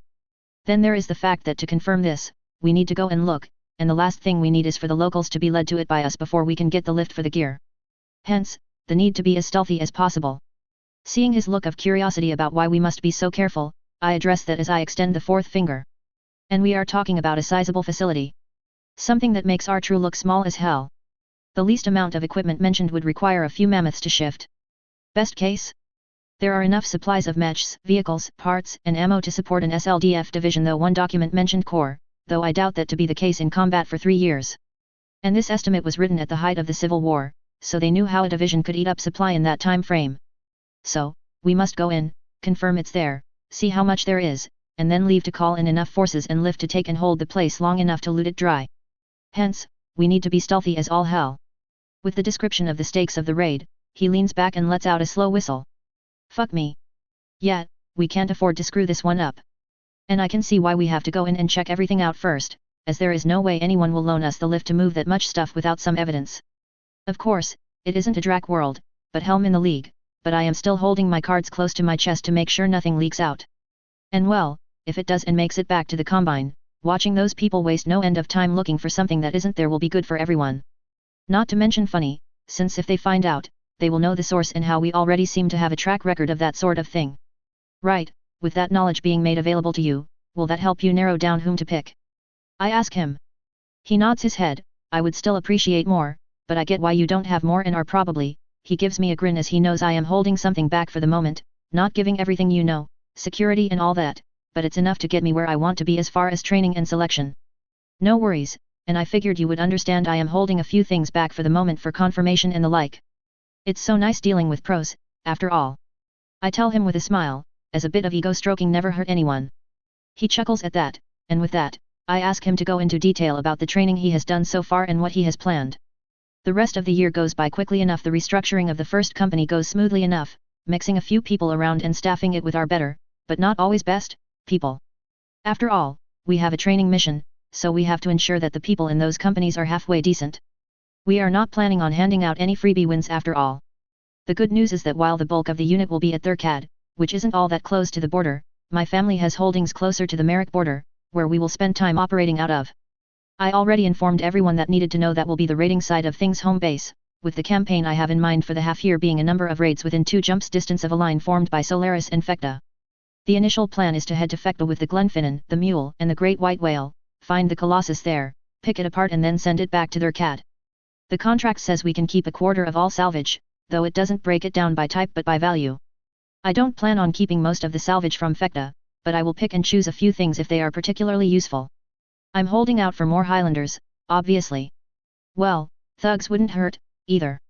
It wasn't all that much longer before I found myself sitting in an office with General Kelsway at the Nagel Ring, going over the plan for the coming year.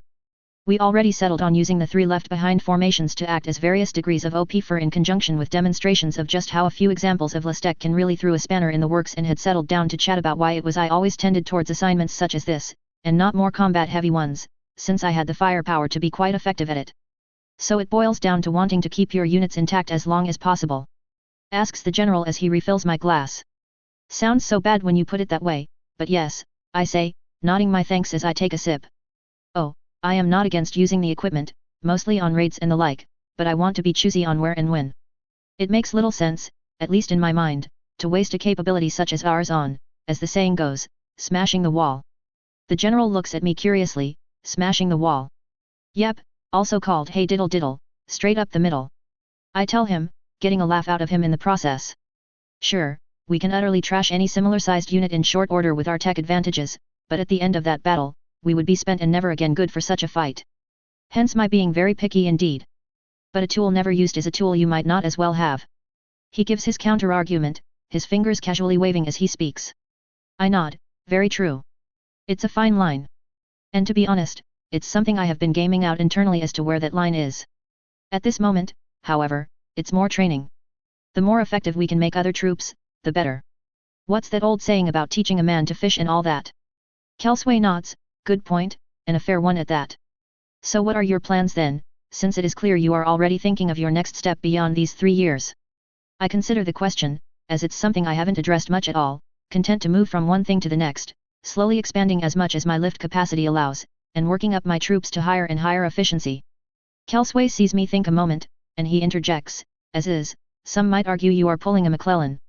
Okay, that was a reference I wasn't expecting. This was the gentleman that was the target of that famous saying from the US President during the US Civil War well before spaceflight: if he does not want to use the army, I would like to borrow it for a time. So, with a laugh, I shake my head. Oh, don't worry, I am not going to pull a complete McClellan, I say, and then after a moment more, I continue. As it is, I am focused on building up. I want to get at least 2 battalions up and running with lift. As is, expecting to get more high-end equipment would be a fool's hope, but building up more typical forces will allow me to use the more easily supported units to pin down the enemy and then bring up my better equipment at a time and place of my choosing.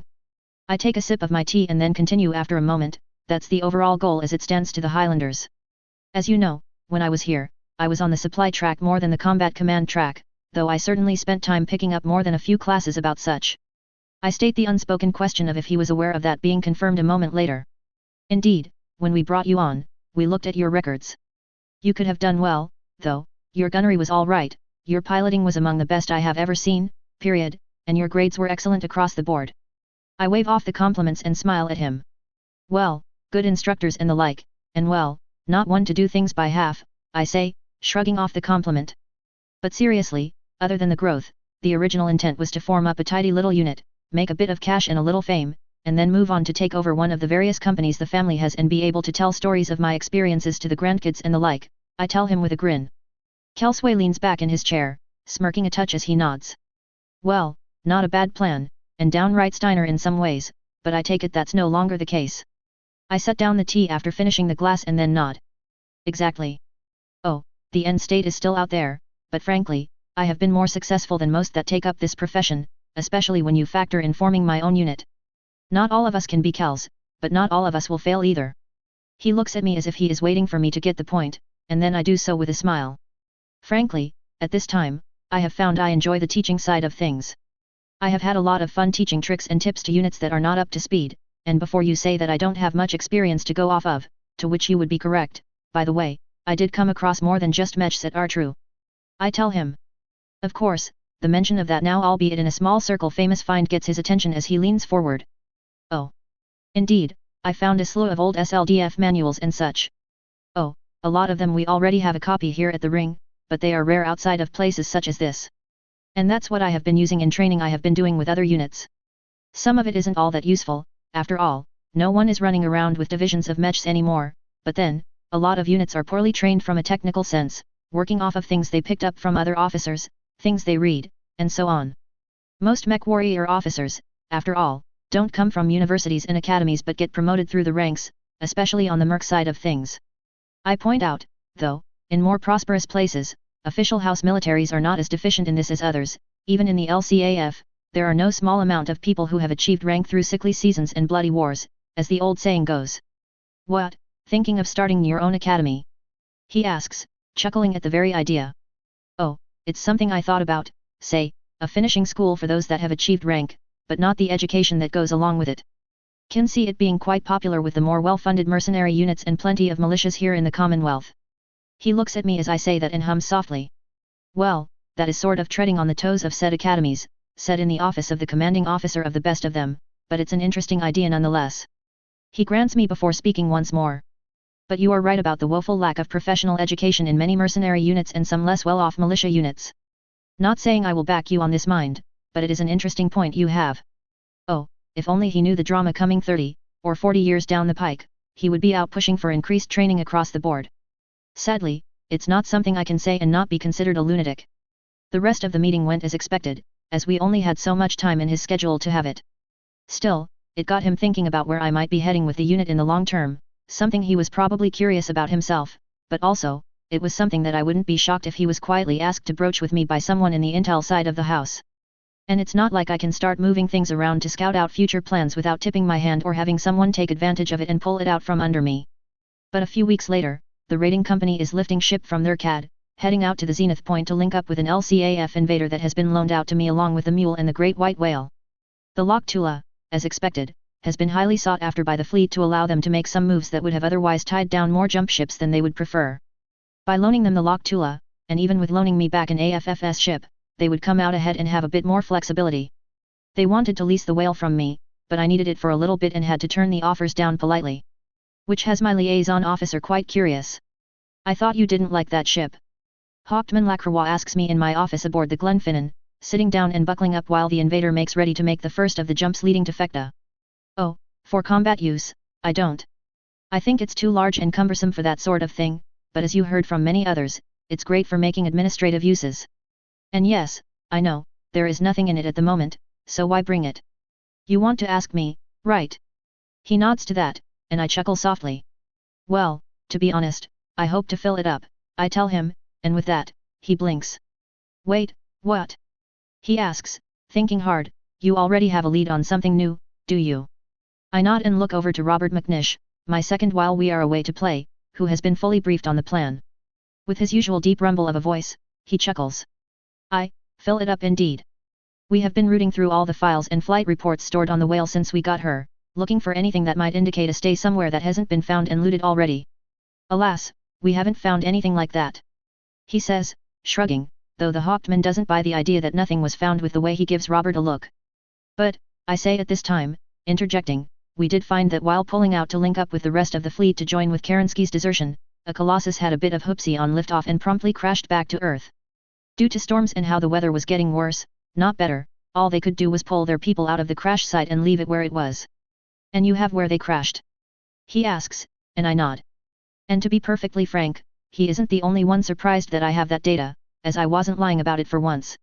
The logs on the whale did have the crash report on file and even had the rough location, which will make retrieving the gear a piece of cake. I had been expecting I would have to seed the information into the databases for it to be found later. Still, it was already there as the SLDF Navy had started to create a crash investigation before someone higher in the chain shut it down because it would be a moot point with everyone leaving. How intact is it? Lacroix asks, and I shrug. Honestly, I don't know. I know it was loaded without any reference to the cargo and wasn't flyable due to significant damage. So, I am working under the assumption that the ship is suitable only for the spare parts, which will come in handy for the whale and whatever cargo it might have aboard it. And that's why you picked Fecta as your raid's home base. I nod to him and chuckle. Oh, it's a crap location, I will probably make the home base Wyatt instead, if for no other reason than it takes forever to move between Fecta 3 and the jump point itself. But, if those records are correct, we will send the whale back to their cat along with the mule and wait to get the mule back to us before doing the more interesting raids. Makes sense that. He says, nodding his head as he considers things. So, what systems are you looking at? I am about to pull up the map on the wall display as the chimes for the jump sound off, and a moment later, the ship makes the first jump, leaving us all a little queasy for a moment as our stomachs settle down, and then I call up the map. Well, the first two will be Cherton and Shiloh. There is nothing there but the defenders, according to reports, they are scattered. In both cases, I will target one of their companies and beat up on it, and then another, at that point, leave and move on to the next target. The point behind these raids is purely that of whittling down forces. On both systems, there is nothing to bring back save perhaps for salvage, and to be honest, I probably won't take much of that. At least not without having the mule handy. I start using a laser pointer to bring up the third target. If we get the mule back quickly enough, I will hit Marcus. Now, the mech factory there has already been looted to hell and gone, but there might be something left behind, and even then, beating up on the defenders wouldn't be a bad thing. At that point, it's waiting for the mule if we don't have it back yet. The Hauptmann nods his head to that, considering things and having done his research on the region before we left, and speaks up on the issue of Marcus. I would have to concur that there is nothing there to glean, so that will be more on beating up the Iron Guard. He checks with me, getting a nod in return. Right, we get the mule back, then what? Well, at that point, we make a deeper raid, targeting Talitha. We will have to make a stopover recharge jump on the way there and back again, and I am looking at this system to be where we do it. I say, the red dot of the laser pointed right at New Dallas. It's a dead world, nuked well past the Stone Ages a few hundred years ago, so there is nothing there. Might head down to the planet to see what's there, if anything, but outside of that, it's just a pit stop. I tell him, though it will wind up being much more than a pit stop, not that anyone here has the slightest clue. The attack on Talitha will be purely against the defending forces. The system is still pissed off over Operation Killing Stroke. While they probably don't want to see the Lyran flag flying over them, they wouldn't be mad about seeing the militia forces there get stepped on hard since they have been under martial law for the last 60 years. The best case scenario is that we step on the militia hard enough for them to coup the leadership they have been saddled with and cause Janosch no end of trouble trying to put out the fires we set. With that, the Hauptmann laughs. Well, anything we can do to make 3014 an awful year for him is something I think we can all get behind. Knowing more than the others thanks to my other memories, I can't help but smile as I raise my bulb of whiskey. Here is to 3014. May it be as bad a year for Janosch Merrick as possible. I toast, knowing full well it's going to be the absolute worst for him. Fekta System, March 3014. The trip to Fekta was certainly long, 11 jumps to get from their CAD to here, and it wasn't like we could jump from one jump ship to another, as we were bringing the jumper we had assigned to us from the LCAF. However, a few recharge stations on the way made the trip a mere 7 weeks. But as long as that trip was, it was finally nice to be in the Fekta system. Of course, the trip from the jump point to the planet was a day shy of 2 weeks, but at least we spent those 2 weeks at a nice 1G of thrust. Our arrival didn't go unnoticed, as while there was nothing at the jump point awaiting us outside of some sensor platforms, those platforms sent in their reports groundside. And at the usual transmission speeds, it took about an hour to get there, and a challenge was sent back to us. I can only imagine the garrison's reactions to a jumper coming in with an Overlord and a Colossus, with both ships soon heading his way. Fortunately for his blood pressure, he was given a heads up that we were on our way. I didn't expect things to go fast, even though I had a rough draft of the beginnings of the crash investigation of the SLDS Kalim. The exact location wasn't nailed down, or more to the case hadn't been saved in the files still present. But I knew from those memories I inherited that a lake was involved, so at least I knew where to start looking. And look, we did once we got into orbit. Oh, we made nice with the garrison commander, even made arrangements with him for a spot of training that I suspected was more they wanted to get a close look at our shiny mechs than training. Given the information we had to find the spot, it took longer than I expected. Once we did, we decided to wait till after a storm system blew through the region to give us a week of what looked to be fantastic weather provided you count cold as all get out as good. We land on the shore of the lake, and sure enough we can see where the ship crashed and why it hasn't been found. For starters, we are in a polar region of an already cold planet, so not like many would be coming up here in the first place. Secondly, most of the ship is underwater and locked into the ice, something fierce. And finally, it's wedged up against an outcrop of rock, making even seeing it hard unless you know what you are looking for. I recall that when Snord found it, it was supposed to be not that far from a supposed construction site, which makes me wonder if the memories are wrong, a little butterfly action is going on, or for some reason, they felt the polar region is a good spot for a facility. My bet is on the first. We are all aboard the Glenfinnan getting ready to head out to look things over while we wait for things to cool down from the landing, and already we are trying to get an idea for the temps by dropping the temp in the cargo bay while we all get bundled up for the weather. I can see why they left it behind. Says Jeffrey, doing his best to get as overdressed as he can, much like everyone else is. That deep in the water it was probably already freezing over by the time they found the crash site. Did they say anything about the ship's condition? Asks Lacroix, who hasn't seen the full report. Jeff fields that by shaking his head. Some, but not a lot.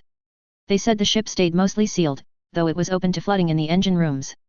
I wouldn't be surprised if the water level came up over the years, but if they sealed everything up and we have no reason to think they didn't, it should be fine to get inside and look around. Which begs the question of what might happen if we crack a hatch and allow water to displace the air in the lower levels. I point out, getting a nod of agreement from Cop. And if the air is even breathable inside the ship once we get in. He points out as he pauses his suiting up a moment. He clearly is thinking a touch about something, so I let him believe, assuming that it will lead to something interesting. After a moment, I decided to interject myself into the process. What are you thinking? He gives me a grin and then, with a slight side eye to our LCAF minder, I think it might not be a bad idea if we were to take one of our suits we brought with us when you picked us up and make a recce run into the ship itself, open it, let us in, close it. Keep the water from displacing much air, and we have our own air supply so we can sort out what the best move is. Of course, with that glance, I know he isn't talking about the TDF-SASF exosuites since they are tailored for 0G, which might work in the lake now that I think about it, but more are Nighthawks. Not a bad idea at that. I think it might even serve if we send a few through the ice and into the water to look at things from the outside if they are rated for that. I ask him, nodding to him to the unspoken question. Yet. He starts thinking aloud, they are rated for such since we trained on them in the water when we were all nuggets. He comments, giving me a grin, and then he turns to Lacroix, ever see a TDF-SASF boarding suit up close and personal? He asks the Hauptmann, who shakes his head. Tell you what, come with me, we brought a few aboard, and I can show you all about them while I get a couple of teams suited up. Cobb takes Lacroix with him, who is honestly, from the looks of things, really curious about that since, on this end of the sphere, the SASF is known about, but details are only known about their equipment in the most basic structures. Getting a chance to get some hands-on time on it is something that he cannot miss the opportunity on. This allows me to look to a pair of techs who I know are rated on the Nighthawks. Right, I start once the bay is clear of Lacroix, get out a pair of those suits, while he is distracted, I want you two to head out there, crack that egg and start to look around. We know our comms will be able to link up through the ship to you while you are aboard while we are this close to it, but don't take chances, and use your best judgment. I tell them. Once they head out, I look at the rest and smile. Don't think that means we don't have to go outside, we still have to build the infrastructure to start the salvage process, I tell them, getting moans of disappointment from them all. An hour later, a pair of technicians are moving through the Kalim, lights on their suits lighting the passageways up and leaving behind a trail of battery-powered lights to show the way back. The air is still crap from what I am reading, says Sergeant Russell, the senior of the two techs picked. But otherwise, things are in better shape than I thought they would be. He notes to his partner in the recce, Specialist O'Rourke. No kidding, Sarge, but if I were a betting man, I would lay odds it's the lack of fresh air in the cold.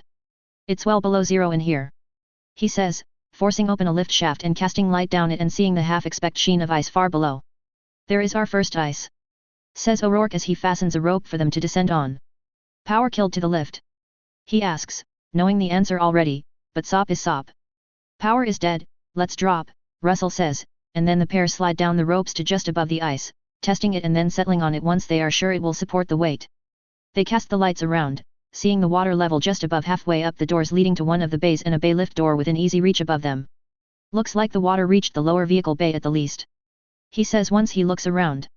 No way to open that door either with the ice, Sarge, he says, kneeling to take a look. He then takes out a probe, basically a glorified drill, and starts drilling into the ice. Russell, for his sake, is forcing the doors over them open, wedging them in place much as they did above them. The lift doesn't open right into the bay properly, but he can tell it's a vehicle bay from the markings he can see with his lights. So, how thick is the ice? Just shy of a meter, Sarge. As long as we keep the temps below freezing, we can crack the hatches. However, I would recommend putting up some internal DC partitions since there is no way it will stay that way by the time we start pulling things out of here, he says and glances about to see the spots where DC brackets have been installed to support such things. We would have to go through every hatch and the like to make sure that they are all cut off, but I think we can do it, especially if we bring in some of the guys from the Whale. They ought to know where all the spots we need to get are by now. Russell hops back down from the hatch he opened and looks at the markings. Makes sense. You say this is the lowest bay? Yep, cargo, a few vehicles if this is laid out the same as the Whale, O'Rourke says, and then looks up. See anything up there? He asks, casting his light upwards. Nope, but I figure we can do a walk around the bay, then move to the mech bays on the other side, making sure everything is closed off so we can perform a quickie inventory, he says, and with a nod of agreement from O'Rourke, Russell leads him up through the opened door. They walk through the passageway, noting the doors leading to the various bays, doing a quick survey before cracking the holds open. You can see some damage here and there from the impact, says O'Rourke, but nothing too bad, mostly looking like the doors will be a bitch and a half to open them up, he says as they complete a circumference of the core of the ship. So, mechs or tanks first? Asks O'Rourke, his smile unseen through his suit helmet. Mechs, and tanks are cool, but mechs are cooler, says Russell, who got his start in the Highlanders as a tech on MacCleary's Marauder. The pair walk through the passageway, and then reaching the door leading to the mech bays, they start to crack them open. It takes a long moment as the impact did cause the doors to get wedged shut pretty tight. Once they get it open, they step through, casting their lights around as they work out what might be in the ship. After a few moments, they finally start to see what is in the bays and let out a low whistle. And we can't keep everything this time, right? Asks O'Rourke, who gets a nod of agreement from Russell. Yeah, but even still, I think this might make some folks happy. Let's get a good review of things and then head on out of here. He says the inventory of the ship is starting up in earnest. While the two inside the ship start their exploration, we have been busy setting up tents and the like over the nose of the ship, and the various access hatches to allow us access to the ship. Of course, we will not get anything out of the vessel through them, so getting the salvage out of the ship will be a lot of fun. The underwater survey is also going well, with Hauptmann Lacroix being all about taking notes of how the exosuites function. So, how does it look from the outside? I ask as I step into the tent serving as an impromptu control center for the survey. The place is set up with folding tables with computers, radios, and screens atop them, plus the required coffee and tea makers providing some liquid warmth. Both bad and good, says Captain Lucas, the commander of our lead infantry company, which is, to be honest, more a company of engineers than infantry. Bad, in that there is no way we will pull this ship from the ice. Worse, it means that there is no way we will be able to pull anything they find inside it out of the top. He starts with the bad. And the good?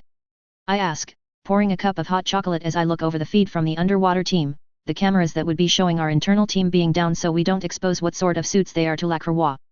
Well, we can seal off the ruptures in the hull, and provided that they can seal off the flooded sections inside the ship, we won't have to worry about flooding any further once we open it up. I nod to that, as that is indeed good news. It doesn't help with pulling things out of it, however. So, how will we pull the mechs and vehicles out of it? I ask, taking a sip of my chocolate and absorbing the heat of it through the mug. Well, the only way I can think of it is to cut our way through from the top.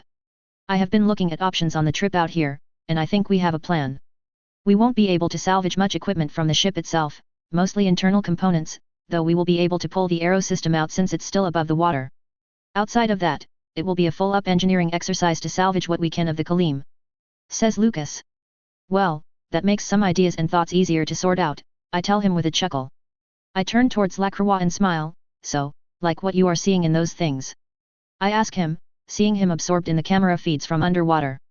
Oh yes, we heard talk about these suits, but they are something we never expected to have to worry about, what with the Concordat on the other side of the sphere. Really nice platforms, I must say, and I will have to note them in my reports. There might be some offers being sent out that way for a few small purchases. He says, chuckling as he stands from where he is sitting. How long till we know what's aboard the ship? He asks, moving over to pour a cup of coffee as he speaks. Be about an hour, I think, for a rough idea. We won't know till we get a proper salvage team in there, of course, I tell him and lead him off to the side to have a seat as we await that information. For the next hour, we talk about the various ways we are going to salvage things, and not unexpectedly, comments are made about how since there is a ship to salvage and that salvage operation is out of our abilities, it might make sense to make a trade with the LCAF for the whale. Frankly, it's looking like trading it to the LCAF is making more and more sense. I had half of an idea of sending the whale back to the family to be converted into a personal dropship for our family's use, which, let's be honest, would be the flex of this century. Hell, I am still tempted to do it and see if I can arrange for one of the family companies to foot the bill for pulling this wreck out of the ice. But then, that's assuming that the LCAF doesn't claim the wreck themselves. The point of pulling him aside proves itself about an hour and a half later as the pair inside the ship make it out of it without exposing their suits to Lacroix. As they get themselves squared away back on the Glenfinnan, the report is brought into us. So, let's see what we have here and fight over the salvage.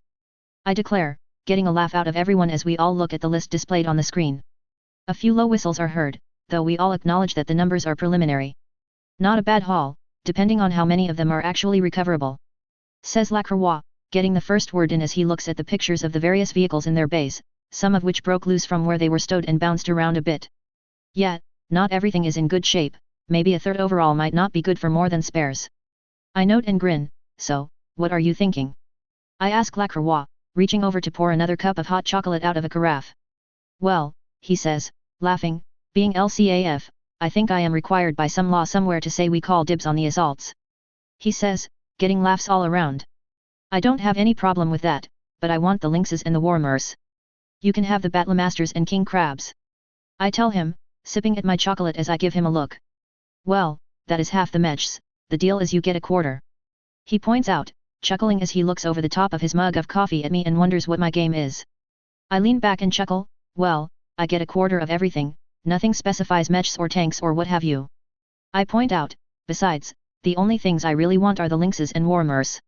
You can have all the tanks, as nice as it would be to get some of them, right now, I don't have much use for them. I concede to him. I would want to keep some of those alicorns, as those are bestial tanks and a threat to anything they look at. A more pure example of delete this you'll never see.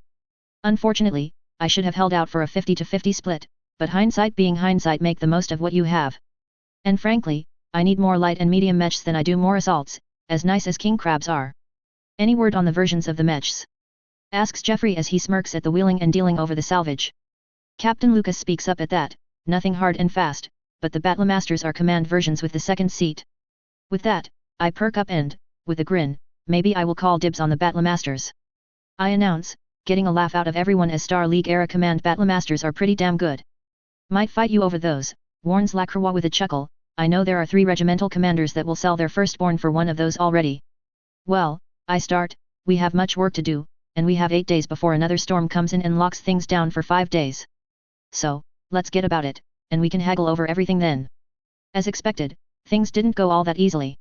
We started by sealing off the openings to the hull underwater as best as possible and cutting away the internal structure to allow us to install cranes to lift things out of the inside of the Kalim. We leave the hull intact, as we know there is a storm brewing, and we don't want to deal with a big hole getting covered in snow. To no one's surprise, we weren't ready to cut into the hull before the storm hit, and then the next week, we stayed inside the ships and hunkered down while the storm raged. But once it blew over, we attacked things with a vengeance. Everyone pitched in to get the last thing sealed off both inside and out, and we started pulling the top of the ship off, ensuring that we could put it back and seal it up correctly for proper salvage later. Between the flooded bay, ruined vehicles, and mechs, we were able to pull out the Arrow 4 launcher from the ship. Still, more importantly, we pulled 30 mechs and 61 vehicles that were either readily serviceable or could be repaired easily to active service. We wound up taking what we called out the gate, 10 lynxes. The other 2 were too ruined to be salvageable. I, of course, grabbed them as spares, and all 6 of the Warmers. I have no idea why they were rolling with a half-dozen Kurita 6 RKS, but I am getting visions of a lovely medium company that's a touch more dangerous than most. The LCAF? They got the rest. 5 of the 6 Battlemasters, and they were the GBC command versions, 38 of 48 Alicorn 6s, 5 out of 8 bog standard von Luckners, and surprisingly, all 16 PPC-equipped demons were salvageable. Though the SLDF didn't have high regard for the PPC-armed version, I always thought it was better than the Gauss rifle-armed version, so the LCAF, in my opinion, came out ahead. The king crabs? There were 11 out of the 12 salvageable. The good news was they all were of the 000B versions with the extra ammo for the cannons. We all came out of this happy. I got more medium-weight mechs my unit desperately needed, and even better, they were some pretty solid designs, even if parts will be an issue eventually. The LCAF? Well, they got a passel of solid command mechs, both with command consoles and without, and the making of a solid heavy armored battalion that can devastate any attacking force with ease. If I had to guess, I wouldn't be shocked if the Alicorns were chopped off to one of the Royal Guard units on their CAD, and I am sure that most of the mechs will be as well, save for a few handed out to particularly favored generals. With our salvage run completed, even though none of what we were able to save would stick with us on the Glenfinnan, we sent the whale back towards their CAD as soon as we jumped to Wyatt. The mule, however, stuck with us. With the paucity of what we were able to salvage with the tools we had, there was nothing that wound up needing to go into the mule's cavernous holds. So it was soon enough May when we found ourselves getting ready to lift off for the first of the proper raids when things took a turn for the more interesting, catching everyone off guard but me, as the League was proving once more the old gag about what time it is there true as Anton began his attempt to seize the throne. What did that have to do with us and our raids? Well, some arguments were made back on their CAD that focused on whether our raids would be seen as support for one side or the other and what that might do to relations such as they were between the two states.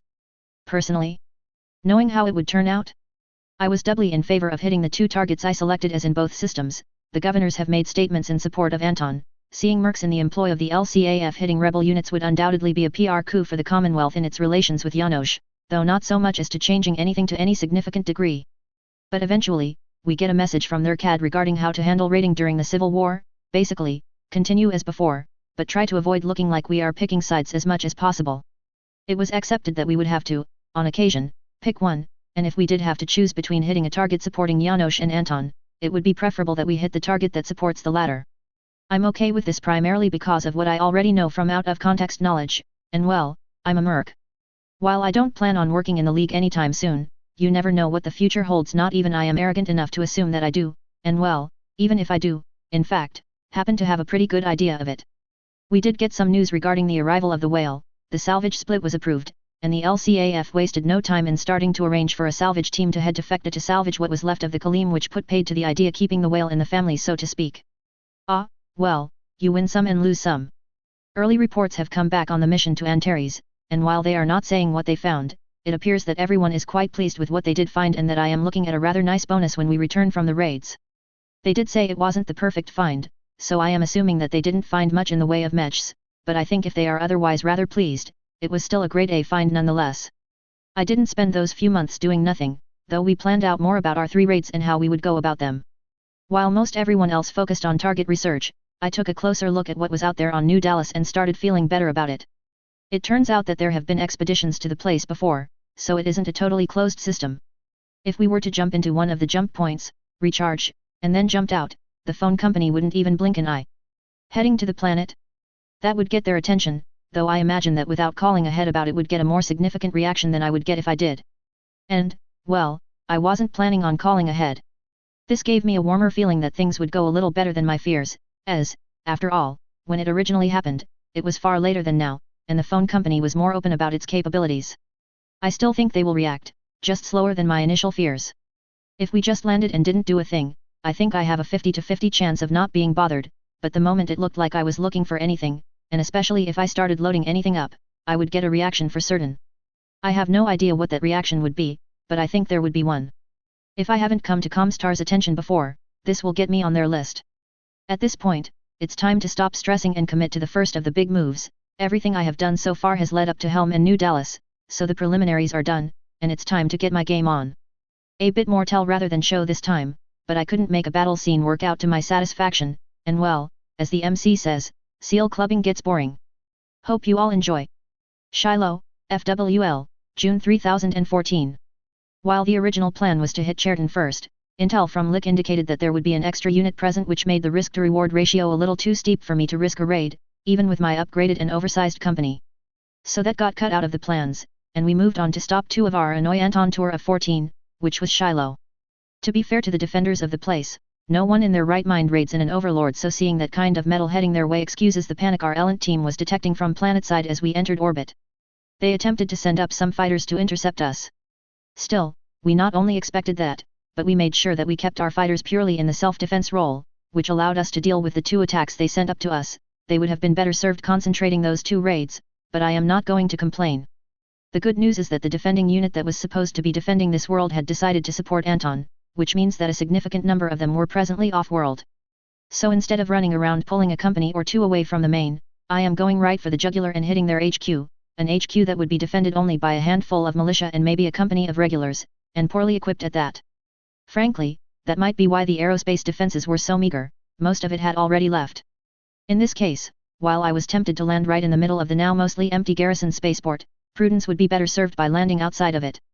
Once we grounded, we left the ship, leaving a couple of lances of tanks and a few companies of infantry we borrowed for the job to hold the position where we landed. We moved on to the garrison quickly, the hussars pushing forwards, spotting mostly pro forma defenses from the militia, who seemed more interested in staying in one piece than dealing with mechs, especially from what I could see the bulk of the mechs I have seen in militia hands were all bug mechs. And any dreams of martial glory by some Stinger pilot soon died a pretty quick death when word got around that in addition to the hussars, there were 2 lances of Lastek assaults and a medium lance following on. To be honest, no blame there to be had. Now the garrison? Well, they had something to say about things. They had numbers on us, sure, but the mechs they did have were all light to medium weight mechs, and frankly, the 5th left behind the worst mechs when they left, which meant even more bug mechs, though with a sprinkling of mediums. The first contact was between my lance of hussars and a lance made up of a pair of locusts, a stinger and a wasp. To give credit where it is due, the stinger pilot scored a few hits on one of the hussars, but all he achieved was sanding down the armor a touch. However, the large lasers of the hussars were chewing into them faster than they could return the favor, and the locusts didn't have the speed advantage they usually had when dealing with other mechs.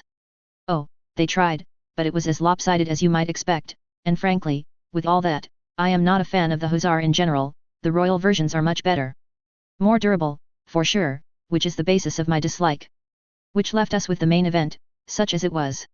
I could go into it blow by blow, but let's be honest, bug mechs vs. thugs is pretty lopsided, especially when you have a pair of hussars on either flank, making sure they all stay in the kill basket.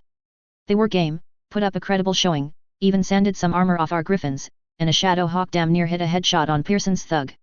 So far, I have managed to ensure that I only face such lopsided engagements, and I know my luck will run out, but I will make the most of it while I can. Unfortunately, there were no dropships in the spaceport for me to snag.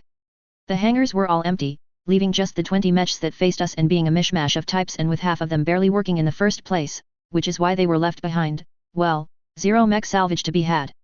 That isn't to say there wasn't some, as when we started looking at what was there, and I decided that I, too, could pull a Snord. What do you mean they left all the officers' mess supplies behind? I thought they would take them with them when they took off to join Anton. I asked Captain Lucas. Yep, kinda surprised me too. We were sweeping the headquarters building to grab any actionable intel when one of our teams found a door that wouldn't look out of place in a bank. So, I sent a couple of guys to crack it, and what they found, well, you need to check it out, ma'am. He tells me, a grin on his face that is pure smug amusement as he leads me through the building and to a lift that soon takes us to the basement level. You ever see those movies where some daring archaeologist swings open a door, and the glow of loot aplenty shines upon his or her face? Well, that was me when a pair of smirking privates swung the door open at Lucas's command. What in the hell, I mutter, unable to believe what I see, as a loot room it is.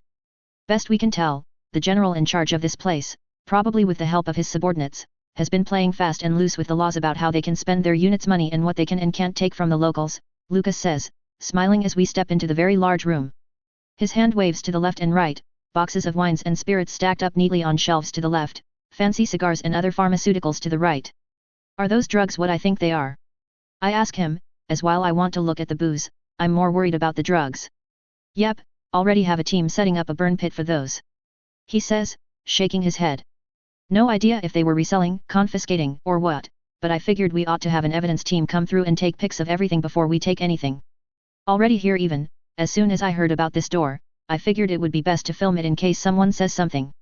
He says, and I look behind me and see a pair of his troopers behind, still running their cameras non-stop. Good thinking. Those officers are clearly breaking a slew of laws here in the League before even joining the rebels. Take pictures of everything, and we will decide what to do with it all.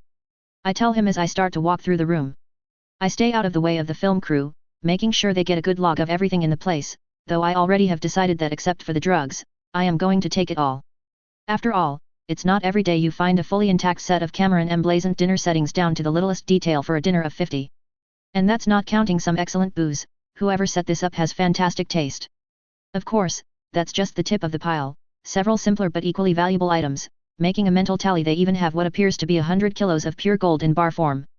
Eventually, the camera team finished up, and I arranged to have the senior officer brought in after finding out that he was new to the unit, having only arrived a few months ago.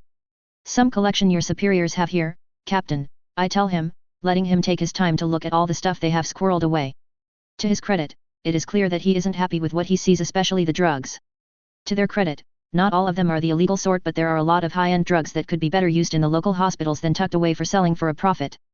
Yes, he starts, shaking his head, I would hope you are planning on dispatching what drugs you can to our local medical facilities. He asks. Yep, I went ahead and filmed the opening and examination of the space and will give you a copy of it. My suggestion?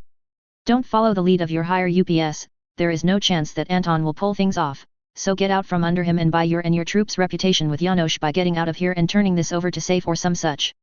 I tell him, seeing him start to nod. I know you have a pair of unions that you managed to move to dispersal sites, so I won't even take any of your mechs as salvage. Grab your stuff, and do the bug-out boogie. You'll be better off for it. The captain sighs as he appears to sympathize with Anton, or else he wouldn't have been assigned to the 5th, but that's before he knew what sorts of officers he was going to be working for. And if you are wrong, and Anton does win? He won't be so willing to let bygones be bygones. He points out the tone, saying he already knows what he will do, but he has to ask the question. Fair enough, and tell you what, if that happens, and I am willing to bet my mech on it not happening, I'll give you one hell of a reference if you decide to take off for greener pastures. I've got good in with the magistracy and the concordat, not to mention I know some folks in the Commonwealth and the Sons if you want to stay in the inner sphere that owes me favors. Which is not only accurate but understates things a touch.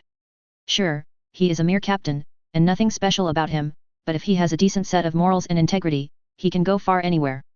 I'm willing to help out with that any time. He arches an eyebrow at my confidence and chuckles, and what mechs they are, All-Star League era. He asks, and I nod with a cheeky smile. Yep, and all royal grade to boot. Well, half the thugs started royal but had enough spare PPCs to make them match royals equipment-wise. I tell him, and while yes, it's handing out a little intel to the other side, it isn't like it is something that I can keep secret, and it is after a fashion already out there, as I am sure the Drax and Cappies already have a book on my unit. With that, we make the arrangements to get him all the evidence we can find, our techs hacking into systems to see if there is anything there to be found, but after a day of trying, they hand over the drives to Captain Jimenez, and we load up for the next raid. Though we did manage to take everything out of that room, save for the drugs, the nasty stuff was burned, and the good stuff was donated to local hospitals. What can I say? It's nice to loot a few thousand or so kilos of good stuff and still feel good about ourselves in the process. But we are off to our next stop, well, our next planned stop. Since we have to skip out on Shiloh, we are now looking at hitting Marcus, and we don't have to wait to get the mule back, as it didn't have to send it off with the whale as I initially assumed. What we are changing, however, is not running by the old factories. No, this trip is all about smashing units such as the 4th Regulan Hussars. It looks like they will be taking Anton's side as well, and I do recall that the Iron Guard was supposed to be there, but for whatever reason, they were pulled out last year. I can't complain about that, as the Hussars are a lighter unit than the Iron Guard, and who doesn't want to hit an easier target over a harder one?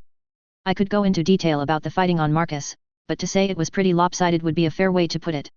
Oh, they tried, but then as far as they knew, we were sending in a battalion of mechs, and a battalion was all they had, so they dispersed, hoping that we would smash what we came to smash and leave, leaving most of them alone. I can't blame them for taking that attitude, as that would be correct under most circumstances. As is, I would wind up chasing each company down, and well, to say they were outmatched would be an honest understatement. They probably would have done better if they had stayed in one formation, even with the tech imbalance. At any rate, their 2nd battalion was pretty much wiped out, which will, in the long run, make life a little easier for Janosch. Not that he will ever thank me for it, the ungrateful bastard that he is. The other reason I am blowing past these fights is, well, let's be honest, they are nothing more than an excuse to hit New Dallas. Something that I am feeling much better about the more I look into things. I have no doubt the Tattletale system is there, but frankly, the worst that could happen is they send comm guards out, and they can't just up and do that. They had a hard enough time during the jihad, my other memories is telling me. Of course, as those memories are ever so happy to point out, they could always dispatch a warship. That would be a bad thing and totally ruin my day, so, positive waves Elsie. Positive. None of them negative waves are bringing people down. This brings us to the elephant in the room we have all been waiting for, the first of the big grabs. Some might say that hitting Helm first is the better move, and I can't fault them for it. Frankly, depending on how I handle the data I find, there is very little to gain from hitting this place compared to Helm. And I am planning on keeping the data close held for the midterm. 1. I don't trust handing over everything under the sun to even the great houses. The last thing I think anyone needs is anything to do with WMDs that someone was working on back then, and in a case where we benefited from the succession wars had all knowledge of creating such lost with the destruction of said labs and facilities. That, and I planned on keeping anything to do with Nighthawks, Spectres, and Exterminators closely held for a while. I have no illusions about building stealth units, but I wanted to leave the option open. But all this is academic till we get our hands on that core, and finding it ought to be fun.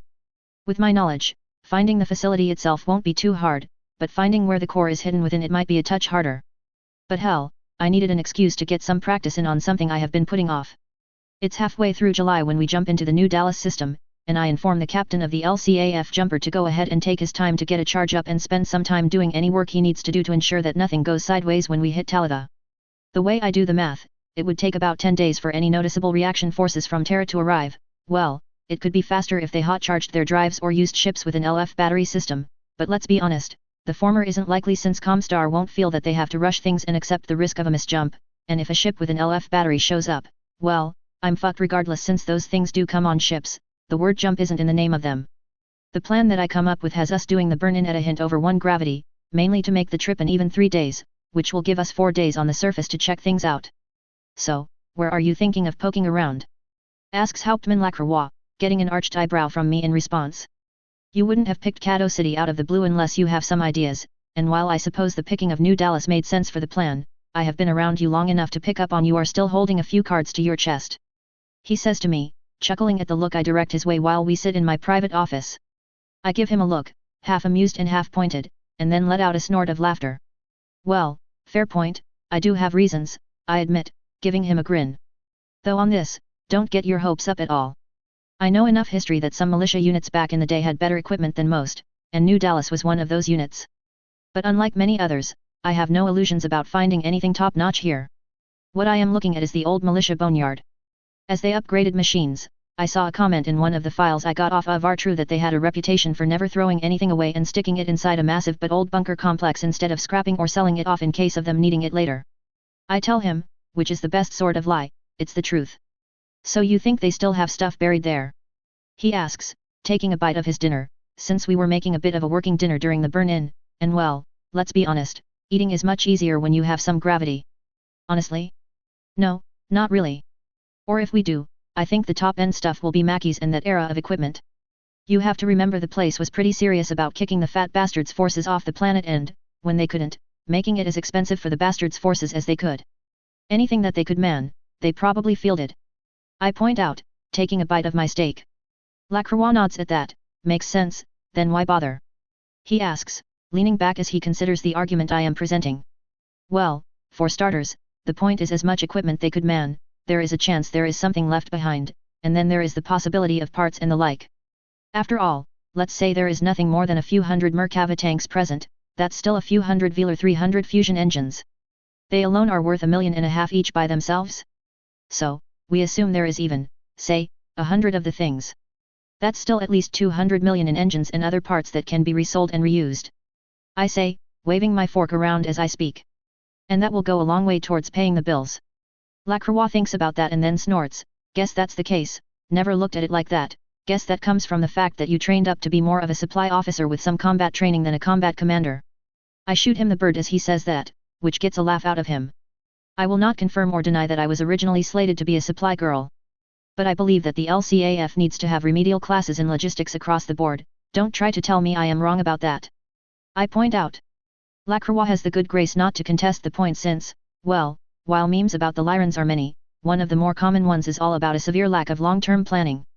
Yes, and then you have the weapon systems, which add to the total. He says, nodding in agreement. So, you are not expecting much in the way of salvage at Talitha. I shake my head at that and smile. Oh, if there is something truly excellent to be had there, I will grab it, but I don't expect much, I say, and while I didn't take much in the way of salvage in the last 2 stops, I took enough that the raid is paying for itself so far.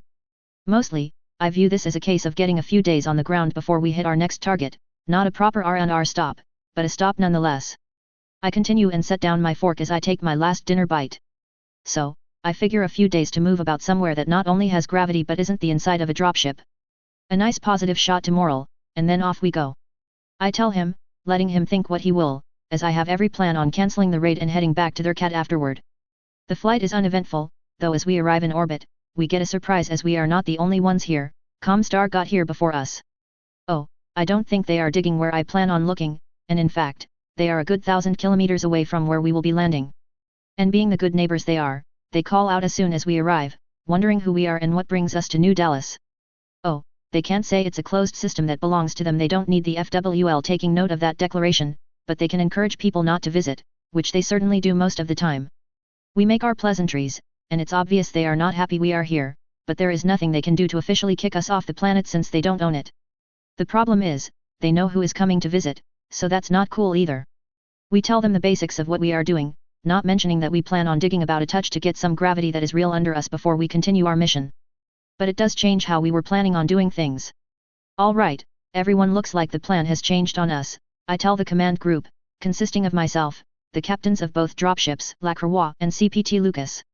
On the way in, we were able to confirm there is a bunker system under the dome, and a decent-sized one at that. For reasons I won't go into, but I am sure some can put the numbers together, the fact that we are here will get out and spread around. So, I think the raid on Talitha is a bust at this point. I start, getting nods from everyone, including Lacroix. Which doesn't mean we are not getting out of here empty-handed. I don't think we will have anyone peeking at us today, but I will bet anyone 100 kroner that Comstar will wander over this way as soon as they can. So, as soon as we are done here, Captain Lucas, get out there and find that bunker. Once you do, let's do a fast and dirty check on it. Let's find out if it's worth risking scavenging the place. Lacroix speaks up at that point. Why are you stressing about Comstar? He asks, curious about the stress I am placing on it. Well, for starters, I never trusted them. They are perhaps the only group profiting from the succession wars, and I have seen far too many shady Comstar people out in the periphery to trust them in the slightest. I point out, which is true enough, though I am in no place to expose them for what they are. I wouldn't put it past them to spread out the info we are here as a courtesy to the local government, which in this case would be both Anton and Janos. Which is why I am calling the raid finished at this point. I tell him, getting nods of agreement from everyone and, after a moment of thinking, a reluctant but honest nod of agreement from him as well. Makes sense. And yet, I could see the latter happening pretty easily. He agrees and then considers. Still sticking around here 4 days? I shake my head and tap the map where our scans showed the bunker probably being located. Nope, we find this place, assess things, and grab as much as we can in 72 hours and get. We have a single company of mechs and a pair of larger droppers. The last thing I want to do is get caught on the ground by some FLWMQRF running out here because of a Comstar tip-off. I announce and then point to SGM Cop. Come see me when we are done, I have a few things I want to go over, but for now, this is the plan. I say, starting to line out step by step what I want to be done if we do find a slew of tanks or the like. Once the meeting is over, Cop comes to see me in my office, running a scanner to ensure that Lacroix hasn't left anything behind. Once he gets the all clear, he smiles as he sits, going to be breaking out the Nighthawks. He asks, getting a nod from me. Yep, and yet, I have more reasons than I am willing to say not to trust Comstar, so I expect some bullshittery from them, I tell him, getting a snort from him. I'm Torian, anything from the Star League is suspect in my eyes, so no arguments from me. He announces, getting a laugh out of me. Right, well, I want you to pick your best combat guys checked out on the suits and put them on rotation patrolling the landing site in full stealth. If we have them, they have to have some, especially with all the crap that just had to be left behind by Kerensky when he deserted. I announce, getting a nod from him. And in the meantime, as soon as the entrance to the place is found, you and I are going for a walk inside, we'll bring the suits with us in cases, but I want to use the sensors aboard them to start looking for false walls. He lifts an eyebrow at that and leans forward. Like it are true? He asks, and I nod in agreement and lean back with a wicked smile. Believe it or not, I do have some information about this place that most don't. In fact, I'd be shocked if Comstar had the first clue of why I am here. What a lot of people haven't remembered or picked up on is that the MacCleary clan isn't what you would call a top-ranked clan. Since history unknown, we have been a clan that always reported and followed the leadership of a more powerful clan. In our case, Clan Cameron. I say, getting both eyebrows arching on Cop's face. There is a reason our family seat is in the Cameron system after all. They quietly bankrolled the settlement of the place and always used it as a discreet place to get away from it all, at all levels of the family. So that's why the tartan is the same as theirs. He says, tilting his head a touch as he notes the similarity of the pattern. Yep, we have always been tied tighter to them than some other seps, so we just used theirs. But anyways, the point is that since we ran the off-the-books vacation spot of the Cameron clan, including very senior family members, there was always a company of Black Watch assigned to the estate. When the bastard played his games, most of them moved to link up with other SLDF units, but a core remained behind, and once the war was over, those that didn't desert with Kerensky returned to the estate. I tell him and look at him in curiosity as he snorts a laugh. So that's why you always called Amaris that, can understand why you are not a fan in the least of him and his. Though I won't hold your family's connection to the Camerons against you. He says with a chuckle. And frankly, I never expected that he would, as before I even selected him to be hired by my company, I made sure he was a reasonable sort that wasn't a dyed-in-the-wool Star League hater, and had a firm respect for family ties and the obligations that came with it. Yeah, pretty much. And in addition to the people returning, more than a few refugees from the various clans that survived the way came with, and a lot of basic information was put into the family's general fund of knowledge, including the presence of a hegemony intelligence collection point here on New Dallas. And between that information and little pieces and parts picked up in the files we picked up in Artru and Epsilon, I have every reason to think it's here. I tell him, getting a much more serious nod from him. Well, let's see if we can make out if that is the case or not, ma'am. He says with a chuckle, curious as to what might be in such a collection point but knowing that it must be kept closely held. The search for the entrance of the bunker collection point takes a few hours, but working from the assumption that it would have to be large enough to handle mechs and tanks at least narrows things down enough to make it just a few hours. Something I am not going to complain about in the least. I give a quick and dirty brief on how we will do this and tell everyone to take an hour or so to get something hot to eat because once we get going, we will be working around the clock to load what we can. While they settle down to that, Cop and I set out the patrols of our suits, and we take ours out to the bunker to start to poke around. This is the longest I spent in the suit outside of a few training sessions, so this is hitting more than a few targets, yes, finding the core, but also getting comfy in the suits. Right, start in the older corridors. I suggest, having gone over what details sparse they may be to him on the way out. Cop casts a light down the passageway and nods, yes, I think that would make more sense, and I don't think it would be too close to the entrance. He says, getting a nod in agreement from me as we head down the sizable vehicle-sized passage, pretty sure that the recon teams will start with the larger ones. We take our time, but not too much of it, the scanners we pulled together running sweeps. We continue to explore for what feels like a few hours and looking at the clock in our helmets is. And those 2 hours soon turn to over 3. We are walking down a passage where we had to clear a door that was welded shut, giving us some hope there might be something behind it as Cop speaks. Well, so far, coming up dry. Though I admit, this is the best chance we have before I recommend we head back. He says, seeing me nod as I run scans on the length of the wall we are standing at. Yeah, looking like it. Figure we will call it in 45 more minutes. I agree and smile as I get an update from the other teams working on the official salvage run. And it looks like there was pretty much what we expected. A bunch of Age of War equipment. No mechs, but a slew of old Merkavas stored away. I say, getting a snort of amusement out of Cop. Cop is running his own scans and nods. Well, the Mercs are not too horrible of a tank, if a bit dated, and as you said, the engines in them alone are well worth the trip. They say how many? He asks, running the wand as we move down a few more meters of the dark hallway. Sounds like more than we can take with us, so we have the tonnage, but stacking tanks atop each other in a pile isn't how most cargo masters will accept their ship being loaded, I say, getting a laugh out of Cop in agreement. But looks like we will get out of here with a bit over 100 of them, and only lightly piled up. They have the recovery vehicles pulling the turrets off and leaving them behind since the money is in the hulls, I tell him as I move down a few more meters. Cop laughs at that. I can just see it. Years from now, someone checks the place out and looks at the pile of turrets and goes, what the hell happened here? And curses our name. He says with a chuckle as he moves down, running the scanner. I have a bunch of wiring showing up here. He announces, causing me to move over to where he is, more than we have seen yet. I pull up my scanner and nod. Yeah, major cable run here, let's see if we can follow it, I tell him, and we move down the hall, our scanners pointed at the wall and where the cables run, and then we both laugh as the cables run behind the wall and into an old restroom, running behind a row of urinals and leads us to a blank wall covered in tile. I've seen worse places for a secret door. I'd never think of heading to the loo to find an entrance, to be honest, Cop says, and I laugh at that. No power, so we might have to knock our way through the door, I say, looking at my map display and seeing how far away the rest of the teams are and how much we can get away as far as noise goes. How much demo do you have? I ask Cop. We both came out with a large pack, which doesn't do us any favors for stealth, but then we are in the suits primarily for the possibilities for escape and evasion on the way out if needed. Hope for the best, and plan for the worst and all that. Quite a bit, enough to blow a hole through the door if we can find it. He says, and I nod as we start to look for it, which isn't too hard now that we know what we are looking for and roughly where. Not much in the way of electronics, and no power detected. He says as we settle on a spot, and I nod. Sounds about right, no reason for the lights to still be on around here, at least for the bunker on the whole, I say, and I use the extra strength to whack on the wall with one of the hammers we brought with us, and after a few swings, we expose the edges of the door. We both look it over and then grin, looks like it won't take much to knock it open. Says Cop, pointing to a few spots, a touch of the boom here and here, and we should be able to force the door open. He says, and after a bit of thought, I nod. We closed all the doors between here and where everyone else is, so, we ought to be able not to make too much noise with small charges, I say, and then the two of us place a pair of shaped cutting charges. These are not proper explosions but more along the lines of pyro meant to form a lance of plasma cutting into material.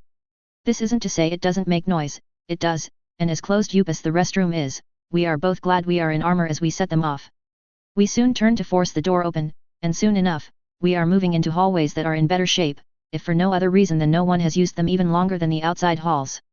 About half an hour later, we find a large room with a large computer bank installed and several terminals. And even better, the systems have power. Which is its own issue, but I had planned ahead. Over the last few months, I had our IT people start to come up with some modern hacking tools, mainly hitting on hegemony-era systems. So knowing that ahead of time, I had several modules ready to go. Any indication of the OS or the like on the screens? I ask Cop, who is moving through the room, looking for a place to plug in and to see what system it is running. Looks like the standard hegemony, v34.2, according to this screen. He says, taking a seat at a terminal, and with that, I punch a few buttons on a noteputer I brought along and hand him the module, which he plugs in and hits a button on it. Now we wait. He says, and we both lean back in a pair of chairs to do just that. We soon hit the pre-established 4-hour mark, but I am not about to walk away from this, so I call in that I am still running recon and to expect a checkup from me every 15 minutes with a Yako, who is running the salvage operation. As far as Le Croix knows, I am racking out for my turn to supervise. It takes about 30 minutes by my clock before the module beeps, and sure enough, the main screen comes up with admin access granted. To be honest, it is more than a little ridiculous that we got in just like that. But that is what happens with 500 years of hackers honing their craft. We are in, I announce, hitting a few keys and starting to look at what we have, and while for the most part, it's all hiding behind code names and the like, it's broken down by region, and the size of the database is truly massive. Massive enough, Cop looks on with dismay. Do we have a core that can handle this? He asks, looking over at me. I nod, barely, I brought 3 cores, but they will be able to have a copy made on them. I say, plugging in the cores and hitting some keys to start the download process. A prompt comes up, saying the copy will take 142 minutes to a snort from Cop. So, have a deck of cards with you? He asks as we settle in to wait. When we are done, remind me to set this thing to wipe itself and set up some demo to blow the mainframe, no point in leaving something like this behind, I tell him, getting a nod as we break out the cards and the explosives. It's closer to 3 hours later when we get back, having been gone almost 8 hours, and to be honest, more than a little tired. I lock the cores up in the safe in my office, making a note to have our people double-check the independent computer system I had installed in my private office. One smart thing I did, however, was send out a message while we downloaded the files that I am swapping the shift I will supervise, so at least I get a solid 6 hours in the rack before I wake up, shower, and move up to the bridge to see what the status of things are. Well, so far, we have 37 hulls stowed away, says Captain Bruce over the laser connection from the mule. We figure that we can reach max safe load in another 11 hours and be ready to lift ship in. Oh, he pauses, looking off the side of the screen for a moment, and then speaks once more, 2 hours after that, give or take a few minutes. Call at midnight, he says, getting a nod from me. Any sign of the phone company poking their nose in? I ask, getting a shake of the head in response.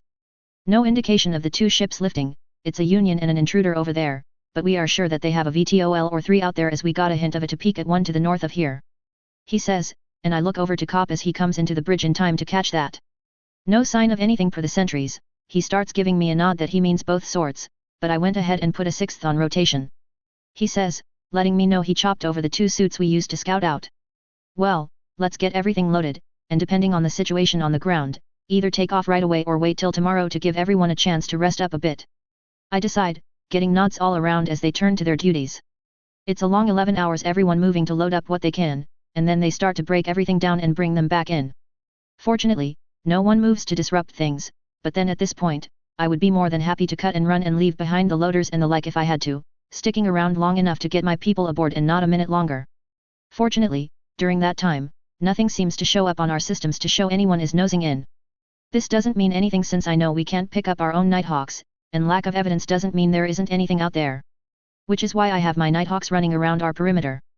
I make sure that everything is set up so that no one can get up on our ships without being noticed by regular guards, and I am not shy about using spots to make sure there is not even a shadow for about 300M as well as the roving patrol of Nighthawks. Am I being paranoid? Probably, but it isn't paranoia if they really are out to get you, and if Comstar had a clue about what I had, well, they would be. The good news is that the hegemony database wiped itself clean before we were done loading the last of the tank hulls, all 127 of them, and the demo was set to go off as soon as the COMM signal between the Glenfinnan and the charge was cut by distance or jamming. So with even the slightest amount of luck, they would never know what slipped past their fingers. Morning comes, and so far, no sign of anything, though one of our Nighthawk patrols says they got a twitch but are pretty confident that no one got past them, though they are not so confident that they managed to keep anyone's eyes off of us. Which means we are so very made. Well, it was going to happen eventually. We sound the recall and get our people on board, the 4 suits coming in last when most of the eyes that don't need to see them are distracted, and as soon as they do so, the doors shut, and the fusion torches are lit, and we are off, and as the path for the trigger signal is broken, I can only imagine that the demo went off destroying the central core of the hegemony computer system. Which I am 99.99% certain it did. And let me tell you, that was a weight off my shoulder. All we had to do now was get to the jumper and get out of there. We blasted off a day and a half earlier than planned and come to head to have the LCAF invader prepped for jump, telling them to head for the Charlie destination. After all, wouldn't do to say where we were heading over comms, no matter how secure I think they are. The trip back to the ship was uneventful, the invader was prepped to jump as soon as we were secure, as I wasn't about to waste any time. Good thing, too, with Captain Davies and I on the bridge, we were watching the final docking of the Mule, with me keeping a casual eye on the sensors. Mule is secured, Captain Hoff has started the 30-second count. Calls out the comms tech, and we glance at the countdown move down the line. At 7 seconds, however, things got interesting. Large jump bubble forming 10K away, very large. Calls out the sensor tech, the comms tech calling out 5 seconds on the countdown. How large? Asks Davies, knowing that we won't be around in 5 seconds when whatever will come out of that bubble, since it usually appears 10 to 15 seconds before the translation happens. Very large, has to be a monolith. Says the tech, trying to focus his sensors on it, but it becomes a moot point as, with a lurch, we make our jump for a flare. And with that, I finally felt safe. We made the new Dallas run with our skin intact, though we did cut it close. A bit too close, but that's how it rolls sometimes. July 3014, Hilton Head, Terra. Get out. And with that, a thoroughly cowed man clad in the robes endemic to Comstar makes his way out of a richly appointed office, closing the door behind him as he makes his way out of the office, happy to have left none the worse than he came in. Shooting the messenger might be frowned on, but it has been known to happen. Julian Diablo cradled his head as he sat behind his desk and sighed. He had a headache, one of genuinely epic proportions no less.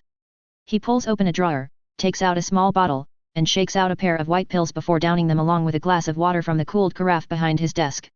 1,200 years, and we still haven't found a better solution for headaches in the morning than prosaic aspirin. He thinks to himself, grimacing as he sets the water down.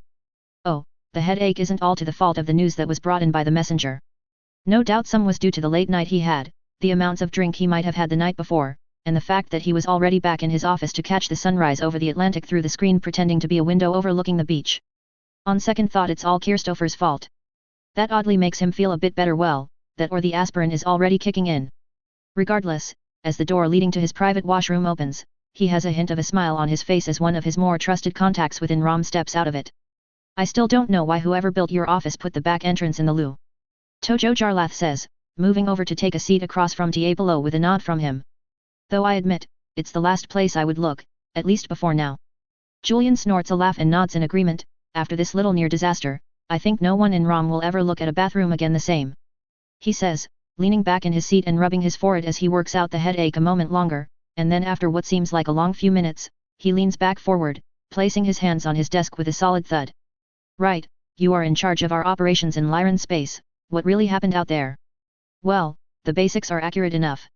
Says Tojo, smoothing the front of his official robes as he settles in place.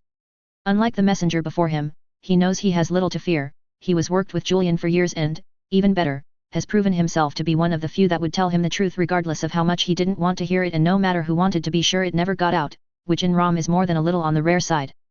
But if you don't mind, I would like to lay out some background on the unit first.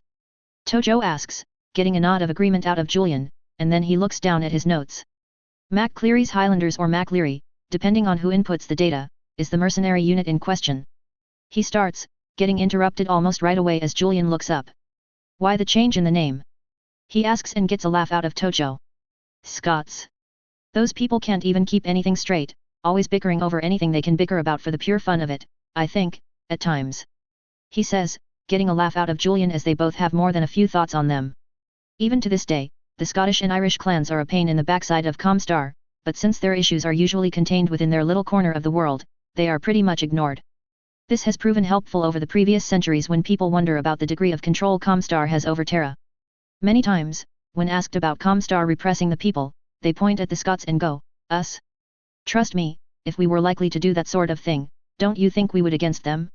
You have Scots in your realms, how often have you wanted to beat down on them if only to get a good night's uninterrupted sleep? Usually to the understanding winces of those that have to deal with such and the proud smiles of those of Scottish or Irish descent. Julian nods, and Tojo continues. Elsie MacCleary, born on Thurcad, though her family has been living on Cameron since it's been settled as far as we can tell. She attended the Nagel Ring and did well enough to finish in the top third, though her mech piloting skills were already in the top 1% of mech warriors, not just those at the ring. He says, smiling as he sees the lifted eyebrow before continuing. Yes, she is that good at piloting. I reviewed footage of her at the ring and then of her rather impressive entrance to Northwind. He says, seeing the curious look from Julian. Take it that it was spectacular. He asks, and then Tojo laughs. With your permission.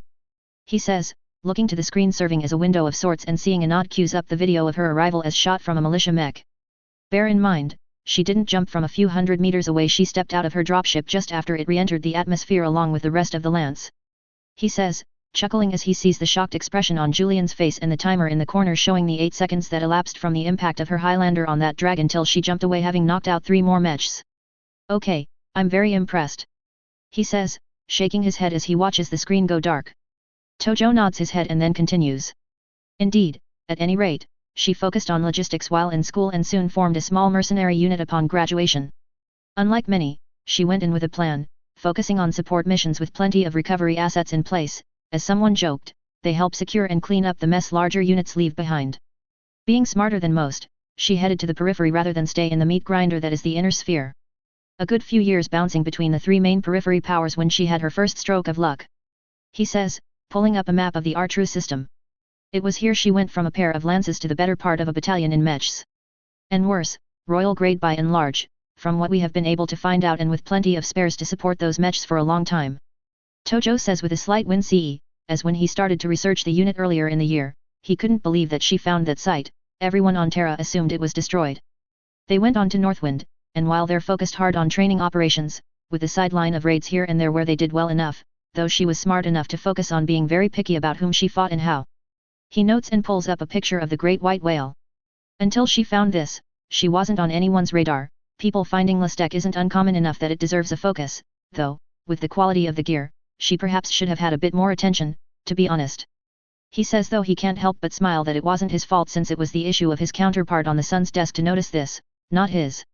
Finding one of those isn't a small thing, Julian notes, looking over the ship, and refreshing his memory on its design by looking at the notes next to it. But I see she doesn't like it. Would have thought she would have, as anyone else I can think of would. He notes, looking back to Tojo with a curious look. That is what I would think as well, especially since she has chronic lift issues with her having more mechs than bays. But she found that in a handful of mechs of high quality.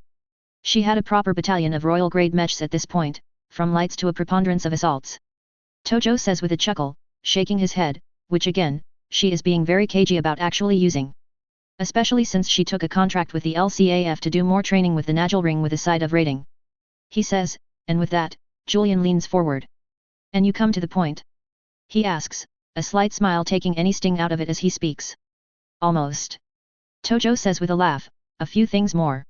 She already has 2 strokes of luck with finds of Star League equipment, and if you recall, the Suns recently found a storage facility packed with Fury tanks by the 100. He asks, getting a nod from Julian. Well, our people say she was the one that pointed them to it. She used her supply office background to look at things from a different angle than any before her. He says, getting another curious look. And how would that make a difference?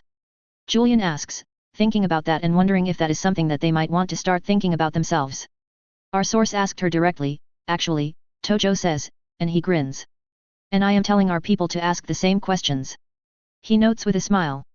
She said, stop thinking like a politician or a mech warrior, start thinking like an overworked supply officer for the largest army of squirrels ever seen, none of whom know how to keep their mouths shut in private correspondence about the places they have been, and the stories they heard from co-workers. He says with a chuckle and getting a loud laugh out of Julian. That is a good way to look at it, and accurate enough with the squirrel bit judging from how Dome worked. He notes, shaking his head as he has a genuine smile on his face. Anyways, the Highlanders went out raiding, and from the rumblings, we have heard they might have found a crashed dropship on Fekta, but we don't have any firm details. At any rate, they picked the new Dallas system to charge up in a dark system to sneak up on a target. A reasonable tactic, but since they were there, they decided to land. And this is where things went sideways for us. At this, Julian leans forward, the earlier amusement fading as the point arrives. She landed outside of Kato City and promptly started to explore it. The local Precenter had a squad of tornado suits at hand and decided to send them out to see what she was up to. By itself, nothing wrong in that, and to his credit, they could do so without being found out. He notes, taking a sip of his water. He found out they found an old storehouse and were stripping it of tank hulls.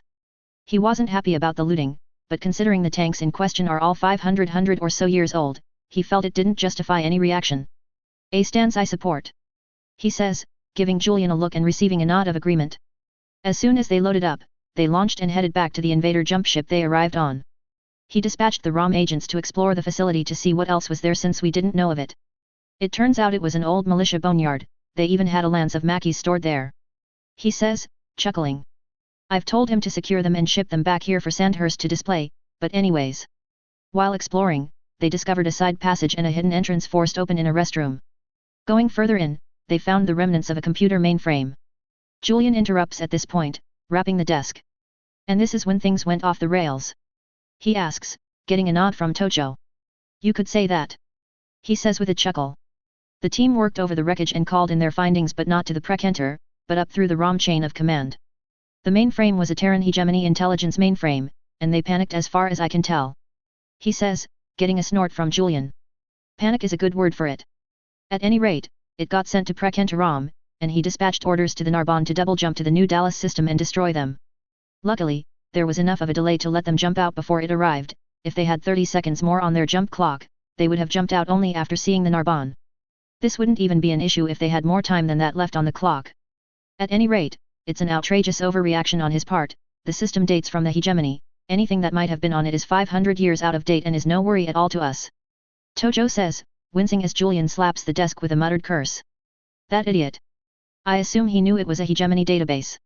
He asks, getting a nod. Then that is a gross overreaction on his part, and then you have this disaster that he has started in the league, and despite him saying he is just along for the ride, I don't believe it for a second. I can't deny he has done good work, but he is going too far and jumping at shadows that aren't even there. He says, rubbing his forehead firmly. Right. Julian starts, rubbing his chin, start a file on MacCleary, and put a close watch on her over the next year. I want to know if there was anything of note on that database and what it might be if it is there. All her communications I want to be copied to ROM and examined. If she turns out to have had a spot of educated luck, good for her, we can move on to other, more important things. If it's just the start, I want options for handling it there and ready to go. As he finishes, he thinks longer still on the, to him at any rate, more important question. What are the odds he, and I don't believe for a minute this is Anton's idea, will succeed in this endeavor of his? Slim at best. Tojo says, and then thinks a moment more. It always was slim, and while there has been damage to his forces from the raids, including the ones from MacCleary, but not enough to tip the scales one way or another. But that said, I give it, at best, a 20% chance at this point, unless the Dragoons are even better than what they seem to be. Julian leans back, steepling his fingers together, and thinks. The silence is almost deafening, especially as it continues longer than Tojo expected. You have people loyal to us in his circles? Julian asks, getting a nod from Tojo. Good. We got lucky, luckier than that idiot is aware, that we managed to keep our warships secret, but we can't afford for him to make more mistakes along the way. Have your people on hand. If the rebellion looks like it will go badly, he isn't to survive it, understand? And if the rebellion succeeds? Asks Tojo, seeing Julian think about it a bit more. Let him enjoy his success for a moment, and then retire him. Consider it your promotion if you manage to pull it off without leaving a trail to us. Late summer, 3014, Lyran Commonwealth. Just about everyone didn't think twice about that jump bubble forming as we left. Everyone assumed that not only would they have to recharge, it had to be a monolith, and there was nothing at all to worry about. Frankly, they had fun poking at my paranoia about things. I wasn't about to dispel that sense, and frankly, they might be correct, as not a hint of anything happened while we waited to recharge and make our next jump back towards their CAD. Oh, I saved a copy of the sensor report quietly, not bringing attention to that fact, and then got started working my way through the HCID core. To say there was loads of information there would be the understatement of the decade, but I have almost 2 months hopping from system to sort my way through it. Oh, there were still meetings and the like about the raids we went on, the salvage, and all that, but I was able to put in an incredible amount of hours into the effort. I found all sorts of things at random while I looked and copied them into a second core if they were of interest, where I already had directories planned to help break things down. After about 2 weeks, I decided to get a little help and read a Yako into my little project, and between the two of us, we got at least the short list of things I didn't want to turn over isolated onto their own drive. Yes, if it's stealth I am holding onto it and holding the Pentagon and Lee class dropship data files as well, though, with the latter two, I have some plans on how they will be used down the road. By the time we jumped back into their CAD system, I had things more or less sorted, well, more a case of having a few drives pulled together with the data I am willing to pass along. I did get a message that once we got on the ground, the LCAF High Command General Regis wanted me to schedule an appointment with him. However, I could take 3 or 4 days to settle things since we were scheduled to arrive early Friday morning, and no one likes to work a weekend. There are some advantages to working on an interstellar scale when it takes months to get from one corner of a nation to another. After all, you can take your time most of the time. We arrived on schedule, everyone moving our mechs and Vix back to our assigned hangars, making arrangements to move the salvage out of the mule over the next week, and scheduling the typical post-voyage maintenance cycles. Paperwork, it always marches on. That took up the rest of Friday. Frankly, we all planned on doing nothing over the weekend, not that anyone expected us to. However, I discovered a ball was being hosted Sunday night in the Triad in honor of some noble pulling off a coup of some sort in the business field. Like any Lyran social event, everyone who was anyone was going, including General Regis. It wasn't too hard to finagle an invite to the party, as I felt it would be an excellent way to slip a suggestion to him without going through official channels. It wasn't too unexpected that I got in without much in the way of attention, though a few of the more clued in people were surprised I was there, considering I haven't been on the surface for even 48 or so hours. It was a touch longer than that, but I wasn't about to quibble about it. I certainly dressed to impress. I didn't go full military uniform, but nor did I go full evening gown either, mixing the two with a uniform jacket, a long kilt in the form of a dress in my clan's colors, unit insignia, and a few odds and ends as a further decoration that I thought would be amusing. I probably should have thought about that last bit more than I did, but I will plead being worn out from all the travel. In hindsight, wearing the private crest with the other motto we use of A&A Bite RI Kyle was pushing things, but at least enough other things were going on that it didn't stand out as much as it should have. I didn't head right toward the general, as well. Let's be honest, it's a party. Enjoying yourself is a must at these things as much as it is to network. I start meeting and greeting people, and about an hour in, I bump into someone I didn't expect to see but was looking forward to finding an excuse to bump into. "Ah, Elsie MacCleary, didn't expect to see you here so soon," says Nicola Tay, the magistracy's ambassador to the Commonwealth. Well, I couldn't miss a party now, could I? I tell Nicola, someone I had gotten to know well in my time in the magistracy. You know I was always down to crash a party if I had an idea, it would be in the slightest way interesting. I point out, getting a laugh in return. True, you were the life of the party back on Crimson, we had a standing bet you might even stick around and settle down with us. She says, wigging a finger at me in mock disappointment. I refuse to take the bait because, well, what happens on Canopus, stays on Canopus. Well, as much as I might have had fun and made quite a few memories, home did call me back this way, if perhaps by a roundabout way, I tell her with a smirk. True, but you are still in the good graces of the powers that be back home, so if you ever want to bring your battalion back our way, I am sure we can come up with a contract you'll like. She points out as she reaches out to take a glass of champagne from a passing waiter and then pulls one for me. Favors are still owed, and while we are glad you did the things to get those favors, you know everyone loves to pay them off sooner rather than later. She thinks of using those favors to secure a nice contract for me. Well, not sure if I will be heading that way anytime soon, but if you want to go ahead and have me use them up, might I suggest you host a party yourself on the embassy grounds, and we can talk about it. I suggest taking the glass of champagne from her as I speak. At my place? She asks, arching an eyebrow, giving me a curious look, thinks it over a minute, and then nods. Well, I have been looking for an excuse to host something that would scandalize the locals. She mummers thoughtfully, getting a laugh out of me. Do let me know, I'm sure it will be the season's highlight, and you might find some things out at it, I suggest, getting an arched eyebrow from her and then a nod. But in the meantime, I finally see General Regis isn't being monopolized, and I need to have a quiet word with him, I say, making my departure from her, her eyes following me with speculation more in tune with her role than who I am. Mind if I cut in?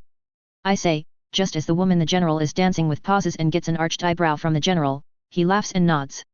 I'll be back with you in a few, Marissa. He chuckles, I dare say telling a Scotswoman to wait her turn could be dangerous. He says with a laugh, and Marissa Sellers, one of his wife's relatives, bows out. Don't take all his time. She says, wiggling her finger at me warningly with a grin. So, what brings you out tonight? I thought you would be getting used to a real planet with a real atmosphere. He says, casting his eyes over my choice of dress, arching an eyebrow at some of the things I am wearing as accessories. Let's unite, he says, glancing at the crest on the breast of my uniform coat. I laugh and shake my head, it's a common enough saying in my family. I tell him, as this was when I figured out I was too clever. But on a more serious note, I couldn't help but attend this little thing, I tell him as if a party with a few hundred guests is a little thing which for their cad, is. Sure.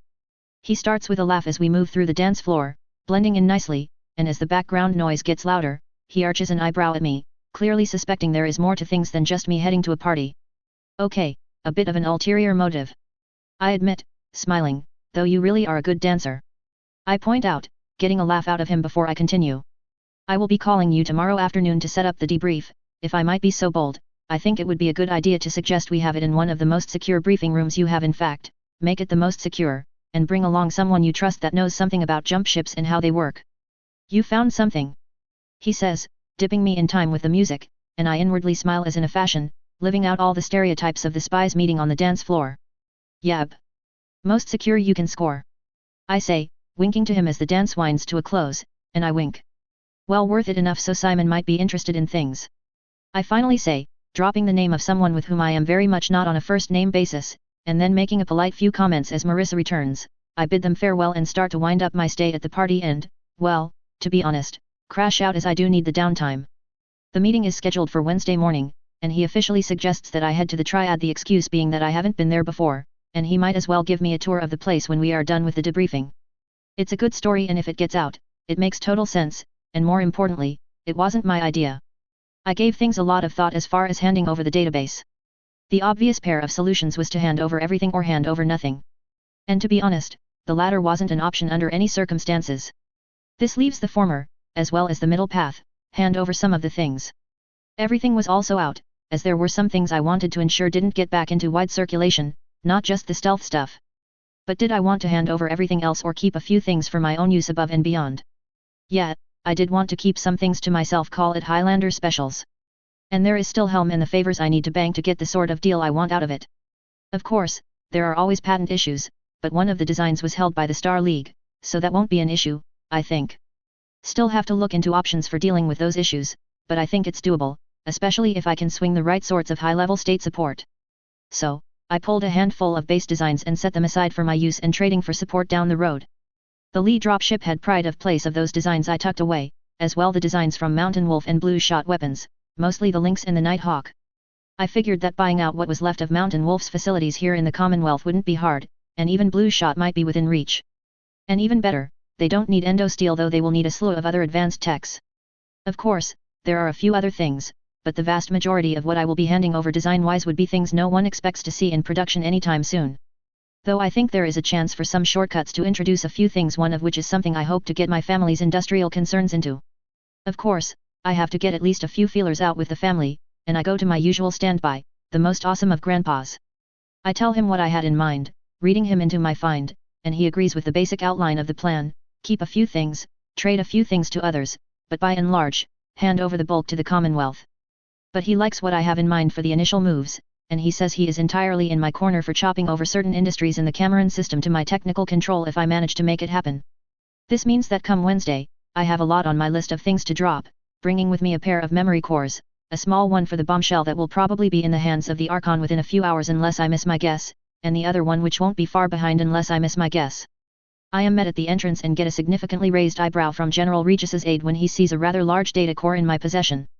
He soon escorts me through the building after passing along the message where he suggests we use the other room for our meeting rather than the one planned for. This means after a surprisingly long walk, and one where Hauptmann Lacroix admits he has never been so deep into the triad himself, we are led to a remarkably shabby room and behind a slew of heavy doors with some very imposing guards. So our wandering hero returns bearing interesting gifts, says General Regis, meeting me at the door, along with 3 others. One of whom I recognize, though I never officially met him, is Simon Johnson. Indeed, one of those gifts will certainly be more welcome than I think even your fondest dreams might have you wishing for, I tell him, shaking his hand as I am introduced to Simon Johnson, his aide Randall Grossi, as well as a naval officer, Commodore Weber. And the other? Asks Simon Johnson as we all move to take our seats, and even Hauptmann Lacroix looks puzzled. Well, for starters, and no offense Hauptmann, but this is going to get into things I am not sure you want to be read into, I say, looking over to Lacroix, who looks at me curiously. With that comment, Simon gives me a speculative look and, getting a nod from General Regis, speaks up.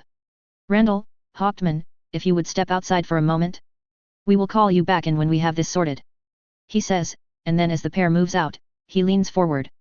I have to wonder why you think this second thing is so sensitive. I nod, frankly, I have no doubt it will be, and in fact, I'd wager one of my mechs that this is going all the way to the top by lunchtime. I start, which really gets their attention.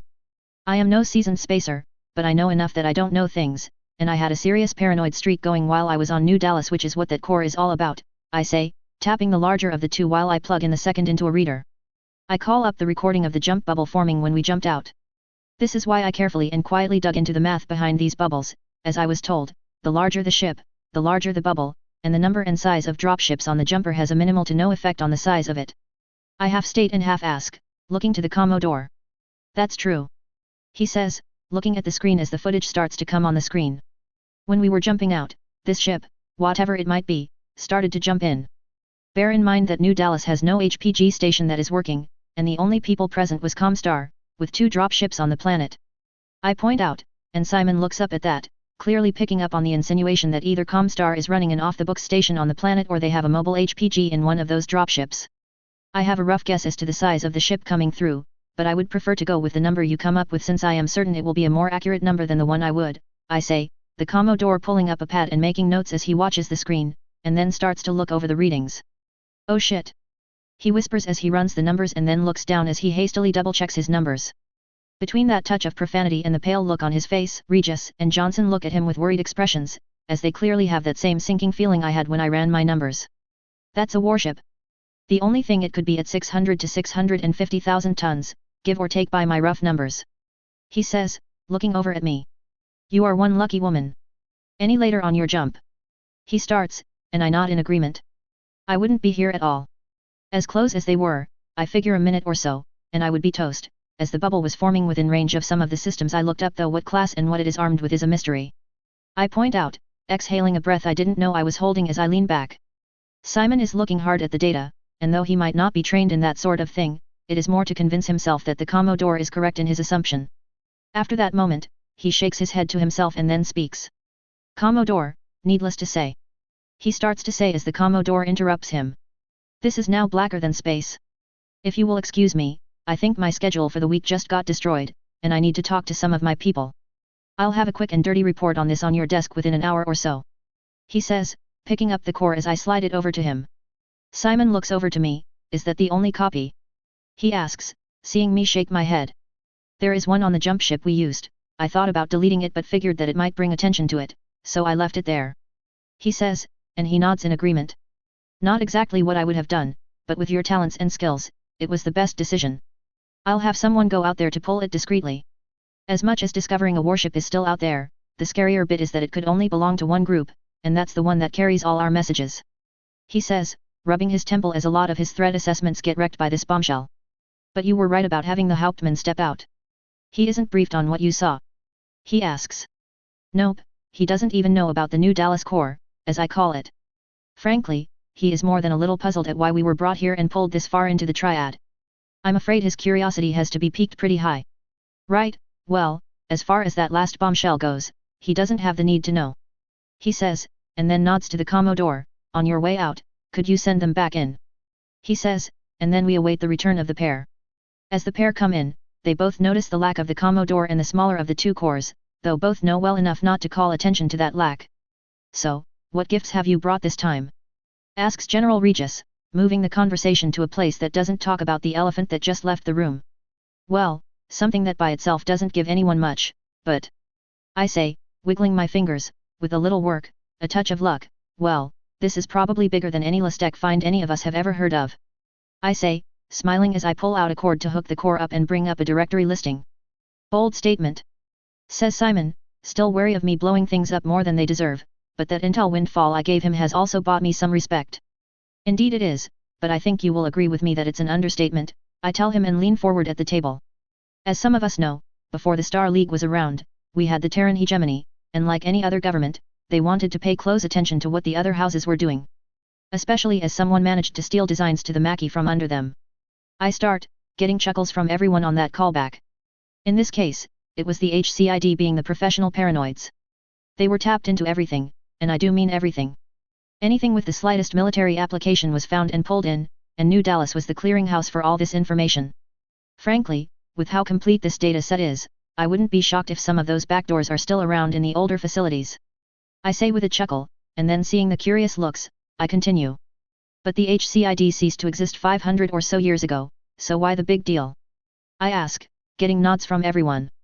Well, for starters, it was all automated. Everything was copied, collated, and then sent to Terra for review. When they shut down the site before the Star League forming, they never turned the system off for whatever reason.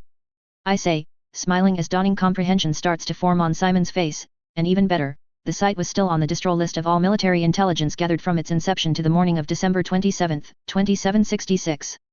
And by everything, I mean everything. Even Star League-only developments were copied to this drive. With that, everyone lets out a low whistle and a look at that drive as they all see what anyone would on first look. Downside is, it's just the latter part of things, I say, then I shoot them a grin.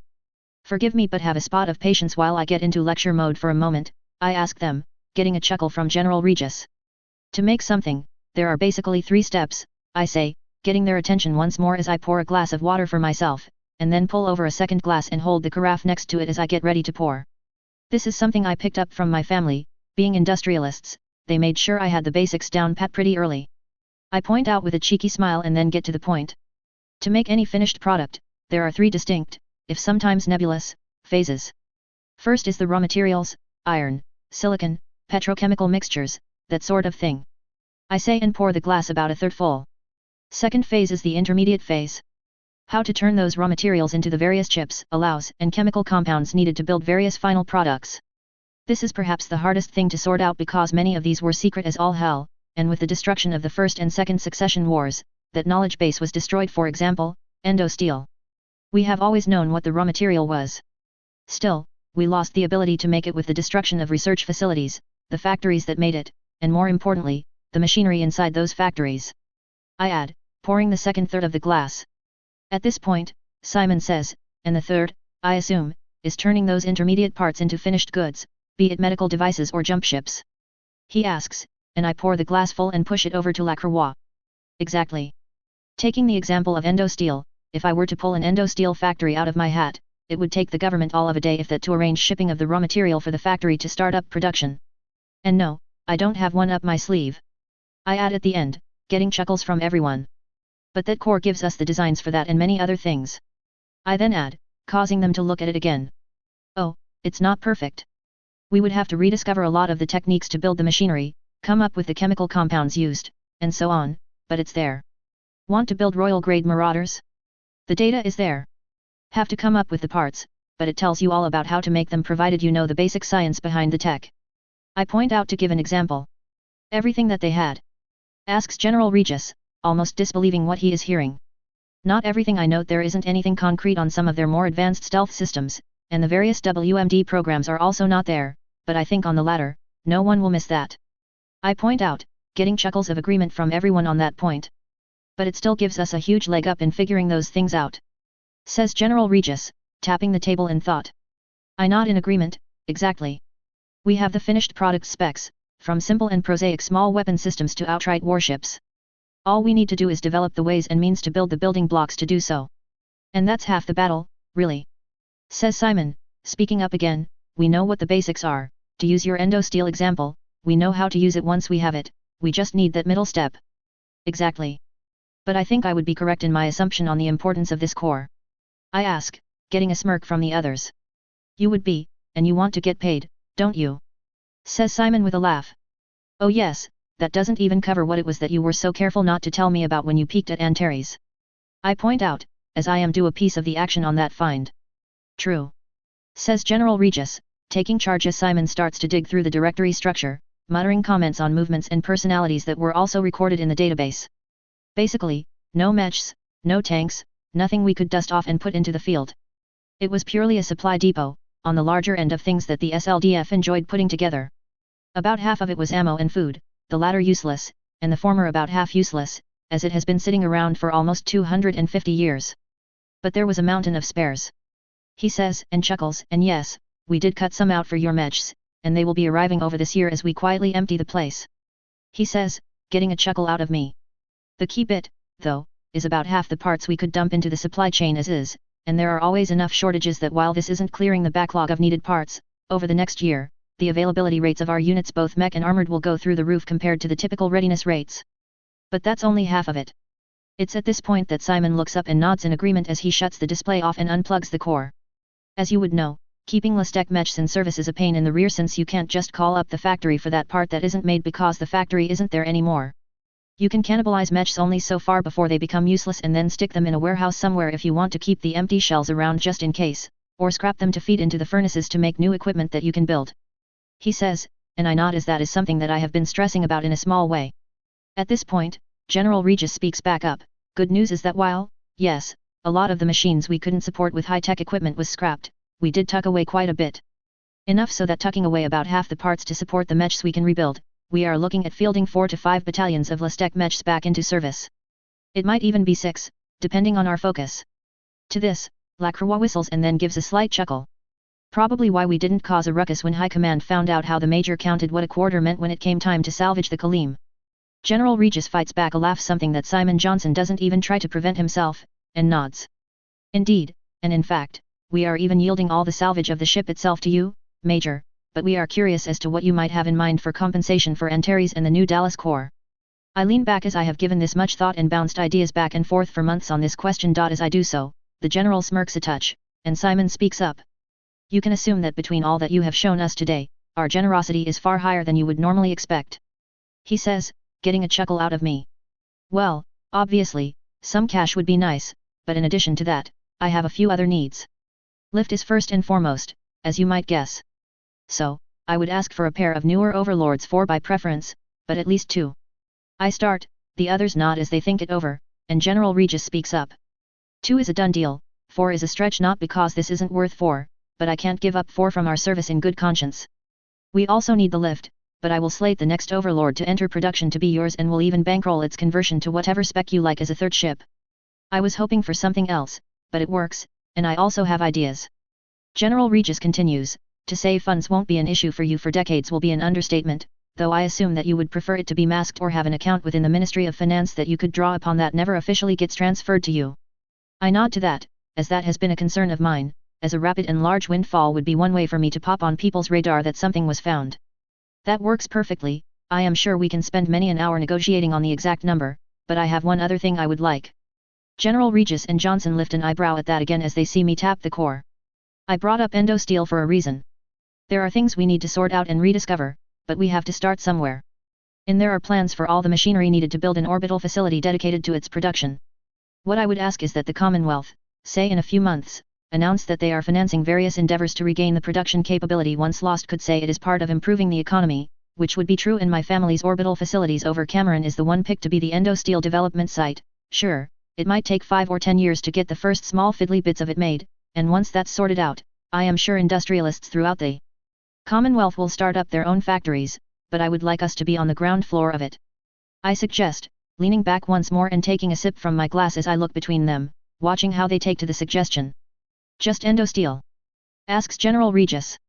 Well, ferro armors as well, as the company we have is called Advanced Materials of Cameron.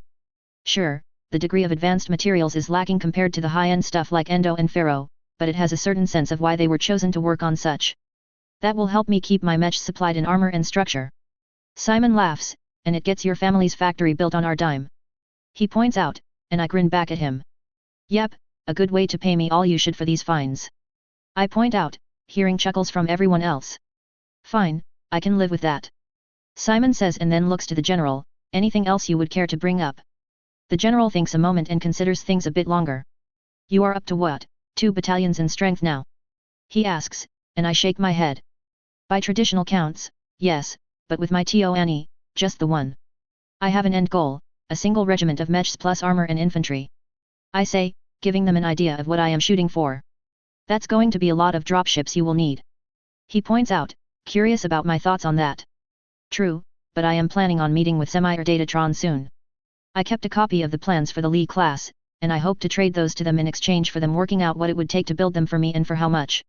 I say, and they both nod. Take it you kept copies of a few other things? Simon asks. Yes, I did. A few mech designs and the designs of the equipment used on them, as well as the dropship. They are on there, but I kept a few things to be trade bait with some of the large companies here and there to get some things I might need down the road. I say, watching them for their reactions to that. Normally, they might react poorly, but considering the sheer amount of data I am handing over, they don't seem to mind all too much. Oh, as long as you don't work with anyone we would take issue with, Simon says, and I smile in response. Agreed. Oh, there is some technically military, but really dual-use stuff that I might make a deal with the Magistracy or the Concordat, mostly as a way to keep some bridges alive and to help them be an annoyance to the Cappies and the League. They both think about that a moment and nod, as long as it's nothing too major, I don't think anyone will have an issue with that. Simon says, and I nod. Oh, I plan on giving a few mech designs and what it would take to build them, as well as perhaps a dropship design, but that's about it.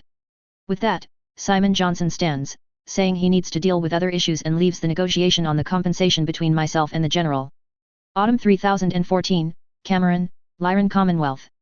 One of the advantages of being on their CAD is that you are close to one of our family estates, in this case, the one of Cameron itself.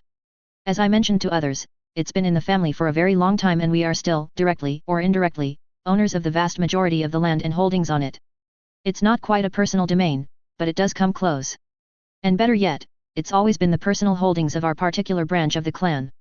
Per the inheritance rules of our family, since my brother will be taking the title and, with it, the majority of the holdings outside of Cameron, I will be taking the holdings and land here myself. This is why I picked Advanced Materials of Cameron as the test bed for bringing certain materials back to life and bringing me back here to have a sit down with not only senior family members but the local big shots as well. Sure, it's always been known that a few decades down the road, hopefully a lot of them, that I would be taking over, but until a few years ago, I was nothing special in anyone's eyes. A couple of months after the meeting with General Regis, I flew over with a few people from the unit to Cameron in the Great White Whale, overall rather chuffed with myself and the things I have managed to pull off. I'm smart enough to accept that the easy days are almost over, and that there are only two things in my hip pocket that I can pull out when I need a boost. One is in the plans for a few years from now with Helm, the other more a long-term holdout in case of emergency. Grandfather Ian met me at the spaceport, giving me a warm hug of greeting as he welcomed me home. Been long enough since you last stopped by the homestead, he says, having himself a chuckle. You go out, loot the universe dry of all the fun toys, and only then come home, I see. He points out with a grin. What can I say? I start, returning that hug and walking through the spaceport. You said when I return, I better bring some souvenirs with me, I point out, getting a chuckle from not only my grandfather but the various people within my camp and his. Such as that wee beastie out there on the pad. He smiles, seeing me nod in return to the question. Be nice, won't disagree, but we might have to sell off our old dropships and cut out some of the more extravagant things some of our family like to get up to, he says. True, but let's be honest, some of those expensive hobbies are things we have been saying they needed to cut back on for ages. And it isn't like we have been looking for an excuse to dump our holdings on Sky either. I point out to counter the argument that it might be a bit much for us to afford.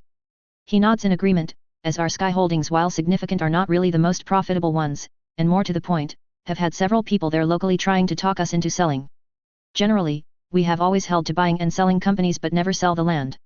Hell, we still even own a few thousand acres of land in Scotland back on Terra, though it's been managed by a holding company there since the fall of the League.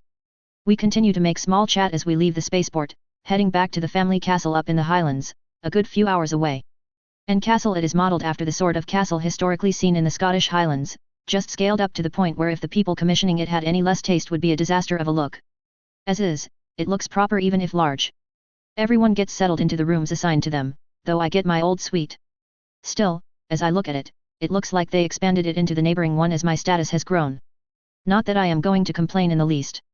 While I am here for family business reasons, there are forms to be had, a small dinner party with about 100 guests with what felt like hours of meet and greet surrounding it. So it wasn't till the next day that I could finally sit down and talk shop. And it wasn't just with Grandfather Ian. We certainly didn't meet in a stuffy boardroom. We have a certain style and impression to uphold, after all. Hence everyone gathered in one of the cozier lounges, stuffed leather armchairs, a fireplace going in a corner, dark woods and bright brass everywhere to be seen, and piles of honest-to-goodness books stored on shelves throughout. Of course, crystal decanters of whiskey are at hand and tumblers are properly laden with some amber fluid. I'll admit, I expected big things from you, Elsie, but you've surpassed my expectations. My father, Robert, gives me a warm smile as he sees everyone else nod in agreement. Sure, the performance of the unit you formed has been outstanding, but the fines. My word, the fines. He says, shaking his head as my uncle speaks up. I'll even agree I might have been wrong in saying it would go nowhere. And even more, I'll forgive you, Ian, for pulling that stunt with the shipping schedules. Uncle Fergus says, wiggling a finger at my biggest backer over the last decade or so. But to tell the truth, the really impressive bit is what you are telling me you have arranged for AMC. I nod, wet my whistle with a sip of the whiskey, and speak up. Yes, Uncle, I don't plan on sticking my oar in any more than needs must, but with the help of Grandfather Ian here, I arranged for us to get a windfall of sorts from the government. I point out. The exact nature of it hasn't been leaked, just rumblings that the Crown was looking at putting some money into reviving dormant industries. And what are the strings attached to it, and for what purpose? Asks Aunt Bridget Byrne, who married into the family ages ago, but has been a force of nature in increasing the value of our holdings across the board. Whereas the men present have all dressed in Lord of the Manor casual, Aunt Bridget and I are wearing the sort of dress that is considered appropriate for women of our high station, and while some might say it's a bit of a throwback, I can't deny that I've always liked dressing up. As impressive as they might be, Aunt Bridget's financial and business skills are nothing next to her sense of style, as she looks like she came off the set of a very high-budget historical drama. And I am not ashamed to admit I've always followed her lead. Smoothing down the folds of my dress, I lean forward as I speak. Well, for starters, it's a blank check for all intents and purposes. While I can't get into the details as to why we are getting this largesse, and I am serious, it's an official state secret, and Loki is making sure it stays that way. We are going to be one of the companies picked to look into building new, or rather, old materials. I start, getting a few raised eyebrows of surprise at my statement about the origin of the Largus. Right now, it's mostly going to be a case of looking at our orbital facilities and refurbishing them. We have never been involved in building the truly advanced stuff, well, outside of tiny amounts used for small projects. We are looking at being the primary test site to try and bring back production of ferrofibrous, ferroAlu, and endosteel here in the Commonwealth. I announce. With this, everyone gets even more interested as they can see the potential there of getting that going again, but just as well, they can see and they know that it isn't as easy as all that. Something that Aunt Bridget points out right away. That's well and good, Elsie, but it isn't as easy as pouring money into a box, shaking it, and having it come out. Very little of the knowledge we would need to do that exists anymore since the first 2 succession wars, at any rate. She points out. I nod in complete agreement and smile at her, but there are some mitigating factors. I point out, taking another sip of my drink and setting it down nicely and carefully. They brought out a bottle of the excellent stuff I had noticed, the sort that I usually am not permitted to help myself to, and I don't want to mistreat it. For starters, we have always known what the base raw materials are, records of shipments of this and that exist to this day of things being sent to those fabrication facilities. The issue is the process of refinement, chemical formulae, and the machinery used to produce things. That later is a bit more painful than most since there are no working examples outside of Terra as far as anyone knows of, and any documentation and records on how to make the machinery are long gone. I get nods to this, as that is the critical issue with many of the Listec out there. Basics, sure, applications of those basics and fabrication are the key issues. But there is some good news on that front. While there is at present no capability to manufacture those machines, the plans for them have come to the surface. All that needs to be done is to build the tools used to build the tooling to make them. And all that is needed for that to happen is time. Time that can be used to get our orbital infrastructure sorted out and expanded and plans put in place to bring on staff and prepare the supply chains. All we need to do is start working on the experiments to move things from the raw material to the stuff needed to shove into the machinery. And the Crown will provide this at no cost to us. Asks my father as he sets his glass down carefully. Yes, father, everything is going to be underwritten by the Commonwealth, and we will retain full ownership of the facility and the material being produced, I say, getting looks of avarice from both my uncle and aunt. Oh, the LCAF will have the first call on any material that we don't use in any in-house facilities and factories, but they will pay the market rate. Uncle Fergus nods slowly, thinking things over. How long do you figure on this taking? And yes, I know you won't have any raw numbers, but you have been thinking on this longer than we have, and I have no doubt you have been talking to people in the know back on their CAD. I wince, as this is a number I wish was smaller. Frankly? 10 years if we are lucky. 10 years is the best case unless someone finds a Prometheus core. I say, and then I notice the looks everyone shoots me, and I win CE. Be nice, even I'm not that lucky, I tell them, wiggling my fingers at them all, and they laugh in return. Hell, even then, you'd be looking at only cutting 3 or 4 years off that estimate. I can't help but win CE even more as Uncle Fergus looks to grandfather and smirks. 100 kroner says she finds one in 5 years. He says, with grandfather laughing in response to that bet and shaking his head, no bet, if anyone can, she can. He says, giving me a grin. Right. I say, giving them all my level best behaved tone of voice, which is amusing in its own right since I am the youngest here. Next thing I know, you will be opening a book on my finding a mech factory somewhere. I tell them, crossing my arms in front of my chest and leaning back with a mock petulant look. It doesn't help that my dad says, 250 says she does, any takers? He says, Uncle Fergus eagerly taking that bet as I face palm. The rest of the meeting that afternoon is much the same, going over details on the deal with AMC and wanting to hear all the stories of my travels through the inner sphere. While they all prefer to be business and political animals, they all are a little jealous of the degree of travel I have done. The amount of planning and administrative overhead involved in becoming a key holder in AMC was much more involved than I expected and took up the bulk of the time I had allocated to my stay on Cameron. Still, it didn't take all of it, which left me a few days before we left to head back to their CAD, and me sitting down with my parents. It's taking place in one of the private rooms of their apartment in the castle, the space much cozier and reminding me of when I was much younger. Of course, Mom had to go into have I met a nice guy, when is she going to have grandkids, just what did I get into while on Canopus, and all that it's to be expected, really, but things moved on soon enough to more, well, not serious, but professional discussions. So you are leaving the whale behind? Asks my mother, Sandra, looking at me curiously. From what it sounds like, you have half a plan for it. She notes, seeing me chuckle lightly. But of course I do. I laugh, you know how the holdings we have on Sky are drawing no end of attention, and they keep making offers, and eventually, they will start to get underhanded and the like. I point out, getting nods of agreement from them. So let them buy some of the less profitable bits. Hell, one of the worst performing companies we have there is being eyed by Schiphol something fierce for expansion of the ground-side facilities, and I know they will be needing the room for it as they have their own projects getting handed out here soon, I tell them, getting a lifted eyebrow as I let on that they are also getting some largesse or another from the Archon's office. Trade them the facility and a few others in exchange for a refit of the whale and cash, perhaps a service agreement to help pay for its maintenance, and flex on every single noble house in the Commonwealth. When they show up with their overlords and princesses, we show up with a colossus, and even more of a flex, one that has had some of its mech and vehicle bays swapped out for passenger accommodations that would be the equal of even the finest hotel on their CAD, I suggest. Both Mom and Dad lean back as they consider that, Dad slowly nodding, and Mom unsurprisingly seeing the social coup such a ship would give them nodding even more. But still, that's an expensive ship to run. We could probably afford it, maybe it would be tight, but not sold on it being worth it. Dad points out. I nod, as that's a valid argument. I agree, it's an expensive ship, and to be honest, one of the reasons I am happy to pass it along.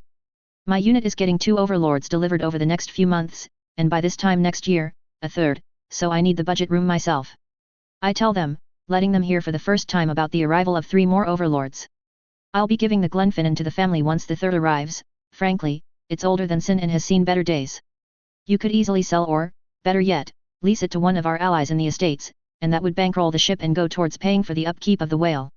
It's a win all around that way. Mother nods, looking at my dad. She is right. We have been looking to get the Reagan family on Donegal to get fully on our side with us for a while now. Sure, he works with us and is friendly enough, but giving him decent terms on an overlord as a personal ship would pretty much cement him on our side, and having an in with Mauser thanks to his close friendship with the Greys wouldn't be a bad thing at all. She points out, looking at the political points to be scored. Dad nods his head thoughtfully a touch and then looks at me. You have grown up, I'm impressed. He smiles. If you have any other bright ideas, I want to hear them. He says with a chuckle. I grin and wink. Well, I haven't shot my bolt yet of all the clues I found in Artru and the files within, so I wouldn't think small over the next decade if I might be so bold. With that, my parents both look at me carefully. I would suggest that over the next 2 or 3 years, we might want to look into investing in some ocean-going submarine search and salvage companies. And while you are at that, it wouldn't be a bad idea either to buy out some companies that specialize in exosuites. I have some ideas that might be useful that no one, and I pause as they both look at me very sharply indeed at that last bit, has saved but me, and perhaps someone on Terra. You really are thinking big, though I don't know what the interest is in the suits. Asks my dad, curious about the last, but the first? That has his full attention. But by that first bit, you think you have a line on something, don't you? I do, I tell him, shooting them both a smile. Not sure enough to point to any particular planet, but I had seen enough suggestive notes here and there that indicated that such quiet investment might pay off massively.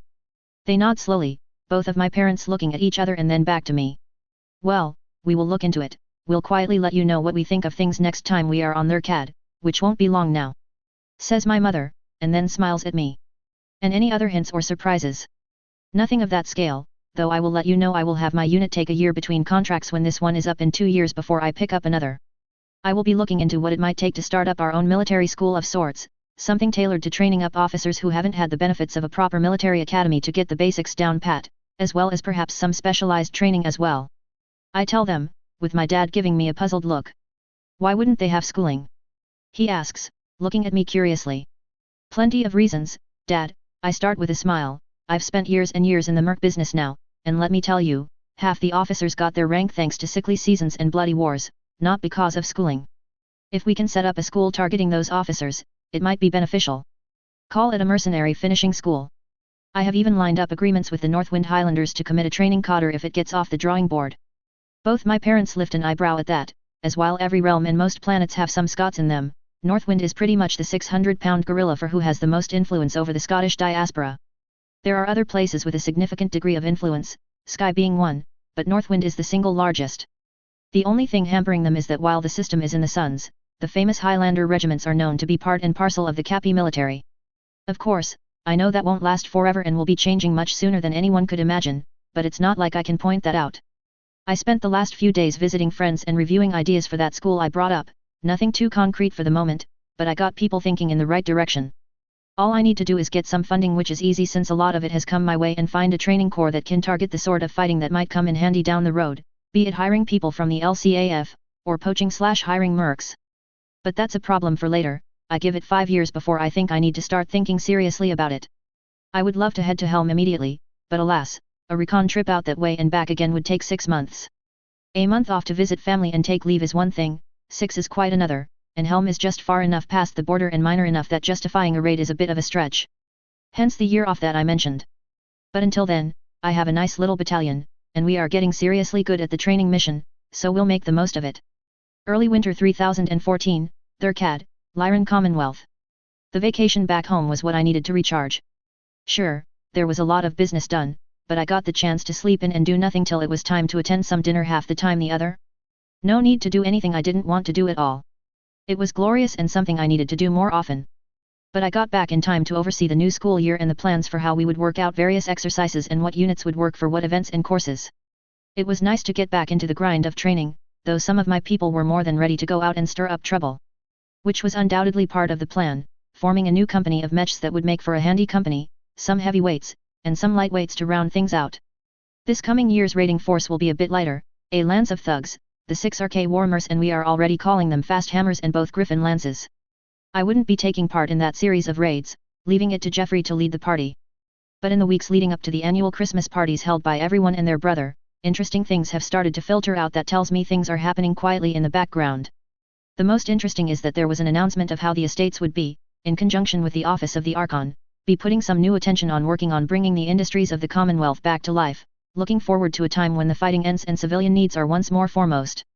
Sounds good at any rate, but as part of it, the announced competitions for various companies to put in bids towards getting a piece of the massive pile of funding out there to help support the revitalization of the industrial base. Of course, the various talking heads on the VIDs are all saying that it's just another case of the politically connected trying to line the pockets of their patrons and backers, and looking at how things were shaping up, it looked like the Archon was taking that as part of her plans, hiding the crucial bits behind a smokescreen of corruption, graft, and waste. Rather brilliant, as that will go a long way towards making sure no one takes it seriously, allowing some key technologies to get the backing needed to build the bridge between the raw basics and the finished plants to produce those techs. Of course, no one expects miracles, and I don't expect AMC's programs to get any real traction for less than a decade or so. For example, if nothing significant changes the equations everyone is running as far as assumptions go. The other interesting tidbit I became aware of was how data was to be handled by various units and ministries. Basically, as a cost-saving measure, all non-time sensitive information or communications was to be delivered by courier, and then there was the rehashing of what intelligence and communications deserved what level of encryption or hand dispatching. As I saw it, it was the first move to limit the possible issues with Comstar. I guess outing you have a warship doesn't do much for trust levels. Weird that. Most things within the new Dallas core were as difficult as possible, as you might imagine. However, there was a surprising number of techs that were still well within reach of what we could still do, but, for whatever reason, have fallen by the wayside. This is why I got with a local Thurcad company specializing in cooling vests with a sideline in body armor and uniforms. It would be an understatement to say they were shocked that no one figured out there was no reason to keep them from making mech warrior combat suits. Of course, it would take years to prototype, test, revamp, and so on. However, when you have a couple of examples of the original SLDF pattern combat suit and all that goes with making them on a data core to go along with it, it makes the process a lot easier, cheaper, and more importantly, faster. The deal was made quickly at that point. It might take a year or so, but I will be able to buy the suits at cost and have the first call on them. Something they are happy to let me have, as they see this as a license to print money and have images of Kroner raining from the heavens in their eyes. Unfortunately, the helmets are out of reach, as the tech for those will need a bit more than anyone can at this time. Not that I can blame them, as I am sure they will make a huge pile of cash once the LCAF gets wind of what's happening. And I get a small cut of things as well, which, while not a huge pile, it means at least I won't have to work for a living should everything fall apart on me. Not that I expect it to, but failing to plan for failure is planning to fail in my eyes. Jeffrey was set to head out towards the Merrick border come January, stirring the pot some more to make the current rebellion even more annoying for both parties. And speaking about parties, we are indeed entering the party season. Getting a schedule set up to have a quiet talk with Nicola Tay at some event at her place has taken longer than I thought, but that isn't a bad thing, as I still have a couple of years before I can move on Helm, so it isn't super urgent. But business aside, we were seriously in the Christmas party time of things here on Thurcad, and while some would say Thurcad is the home of Lyran politics, graft, or business, if not more than one of those at the same time, depending on how jaded you might be, at this time of the year it's the home of the parties where people kept score as to which ones you got invited to, and the people you was introduced to at those parties. Being a mere mercenary major, I'm not by nature high on the must-invite list for most people. My connections from my family score me a few points on that scale, but what advances me in the game of which party is that my unit has a small mountain of Listec. That gets me all sorts of points, as everyone wants to meet the lucky Lastek Merc commander. This has led to the previous month causing my staff and me to get invited to more parties than I ever thought possible. I can't complain, as the networking that goes on at them will pay off incredibly well with even the slightest effort. But after 8 parties going well into the early hours in 4 weeks and still trying to get things planned out for Jeffrey's raids in the coming year, I'm getting my fill. Thankfully, there are only 3 left on my dance card, one hosted by the head of the department within the government that handles industrial recovery, one that I plan on attending mainly because of Mountain Wolf and Blue Shot, and loot. I mean, purchase some of their assets. The other 2? Well, the last of the 3 is the party at the Magistracy's embassy, and the other is the one I was warned months ago that I would get an invite to and that I will be meeting some interesting people. I have my guesses as to who those interesting people are, so I made sure to leave the 2 days before and after blank on my calendar. The first part is so I can rest up, and the second is to deal with anything that might come out of said meetings. The first party went more or less how I expected, nothing special enough of note to get into, though I got the feeling that Minister Garrick had received a hint from someone that if I was to ask about things to ease the way he seemed to think the idea of me getting my fingers in those 2 companies was a good one. If I was reading it right, and that was what was happening, well, not going to say no. But that is to be followed up with later. I have a pile of cash now thanks to getting paid for the core and, of course, my contract, but it's not a bottomless pile. But the big party is here, and with a number of my people, we are all invited. We are all dressed to our best, and while we are invited as part of the same unit, we know full well that it's expected that we mingle and the like. On our arrival, with no surprise on my part, the event isn't being held in one of the vast ballrooms where so many others are held. No, this is the big party of the year, so, of course, it's in the grand throne room complete with the usual pair of griffins standing guard. It's every bit as large as you'd see in any video, as I read somewhere, the Steiners never could build small, and they seem genetically incapable of even conceiving of thinking small, period. A genuinely massive skylight that was probably tougher than most warship hulls, broad areas for people to gather and mingle, wings to either side of the main throne area, and tiering built into the ends of the rooms opposite of the throne for those large events where a cast of hundreds are called to attend. And to make it all the better, it was surprisingly in good taste. Sure, loads of gold and the like to be found, but also stonework and woodwork where not only did they shoot for the best of everything, they put in just as much, if not more, work in making it all work together. All in all, I am very impressed. Of course, there are the to-be-expected Christmas decorations, from the massive tree to all the festive things hung from spots to turn the large open area into something as festive as it appears. And yes, the tree is topped by a Cameron star. Cheeky house lords. Of course, live music both from an orchestra and a choir is being performed off in the West Wing, loud enough that it filters into the main throne room but doesn't drown out even the West Wing, and as we move through the space, can barely be heard in the Eastern. Though as I pay it a touch more attention, I can see where the performance can be heard from discreet speakers set here and there. My people start to mingle, having no real expectation of business or the like, and more than happy to enjoy being able to say they attended this party of all parties. I mean, it's not the Christmas Eve party. Getting invited to that one is a lot harder than any of the others since it is usually reserved for those who are close to the Archon politically and socially, as well as anyone deserving special attention due to actions on their part. New Dallas is important, sure, but I can see why it didn't quite get me to that tier, be it because it isn't immediately useful or because they want to keep a low profile on it. Frankly, I am betting on the latter. While the true, or at least in their own mind, movers and shakers that are present are more or less holding court in the throne room because, of course, they would do it in there, I decided to hang out for the moment in the East Wing. I mean, I knew if things went half as well as I hoped things would over the next decade, I would be one of those, and legitimately so. But until then, I will enjoy my low-level famous but not famous cachet. But considering I was warned I would get an invite and be meeting people at it, I am not all that shocked that within half an hour, I hear a voice at my shoulder who knows fully who I am. "Hello there, Major. I heard you might be attending the party," says a fellow I already knew from my time at the Nagel Ring and a fellow 04 graduate Morgan Cal. Of course, he did better than I did, but to be honest, I am not at the same level as he is in this business. Still, I have to admit, while I went for the semi-historical look for my unit's uniforms, the flashy red and black get-up his unit went with has a certain flair. However, the whole Hound's Head thing is a bit overdone, in my opinion. "Long time no see, Morgan, been quite a while since we were at the ring," I tell him, turning to face him with a warm smile as I speak. "I was wondering if I was going to bump into anyone I knew here," I say, playing out the idea that this was totally by coincidence. Though I have to admit that we graduated simultaneously and already knew each other from a pair of shared classes, it's a damn good way to be discreet. "Well, better than bumping into Swatsky. I heard about how you arrived. I wasn't here on the planet at the time to enjoy the parade, but as I recall, you and he bumped heads more than once or twice," he says with a laugh. "Oh, once or twice," I admit, but since he was so insistent that the age of finding Lestek was well and truly over, anyone who thought that they might find something like that was nothing but an idiot. Well, I say, shrugging playfully. A statement I am sure he is regretting still. I asked around, not only are you fielding, from what I hear, 76 mechs now, but you have another 20-something set aside as spares? And all of those spares are mechs people would kill for. He says with a chuckle. About that, yes, and they are not all Lestek mechs, I say, and while I know what my numbers are, hearing it from someone else is still an experience. Yes, not all. He points out, shaking his head. Just almost all. From what I hear, you have 5 lances of standard mechs, the rest are the good stuff.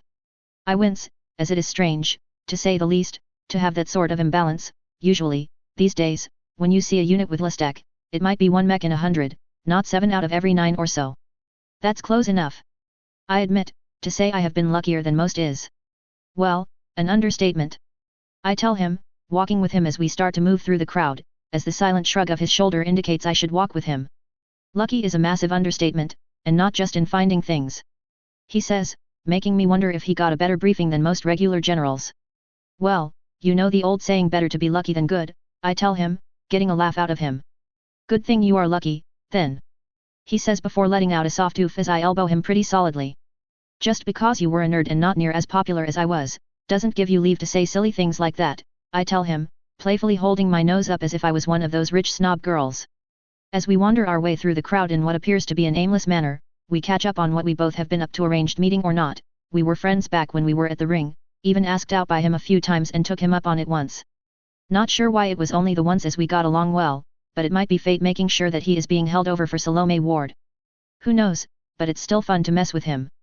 We take our time moving through the crowd, stopping here and there to make small talk with various people before we slip through a side door. So this is where you lead me off to meet the people I am told I would be meeting? I ask him, getting a chuckle from him as we walk through several back corridors occupied by staff moving drinks and food back and forth. Yes, as a matter of fact. General Regis speaks very well of you, and Simon Johnson also seems to have a decent opinion of you. Between the two, that's a pretty solid start to building up your social base here in the Commonwealth.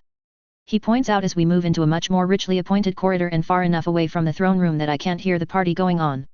Well, not a bad idea to do so, after all, outside of an occasional small contract here and there, not exactly planning on taking any outside of Lyran space, I tell him, smiling as he holds open a door for me as I step into a large working office.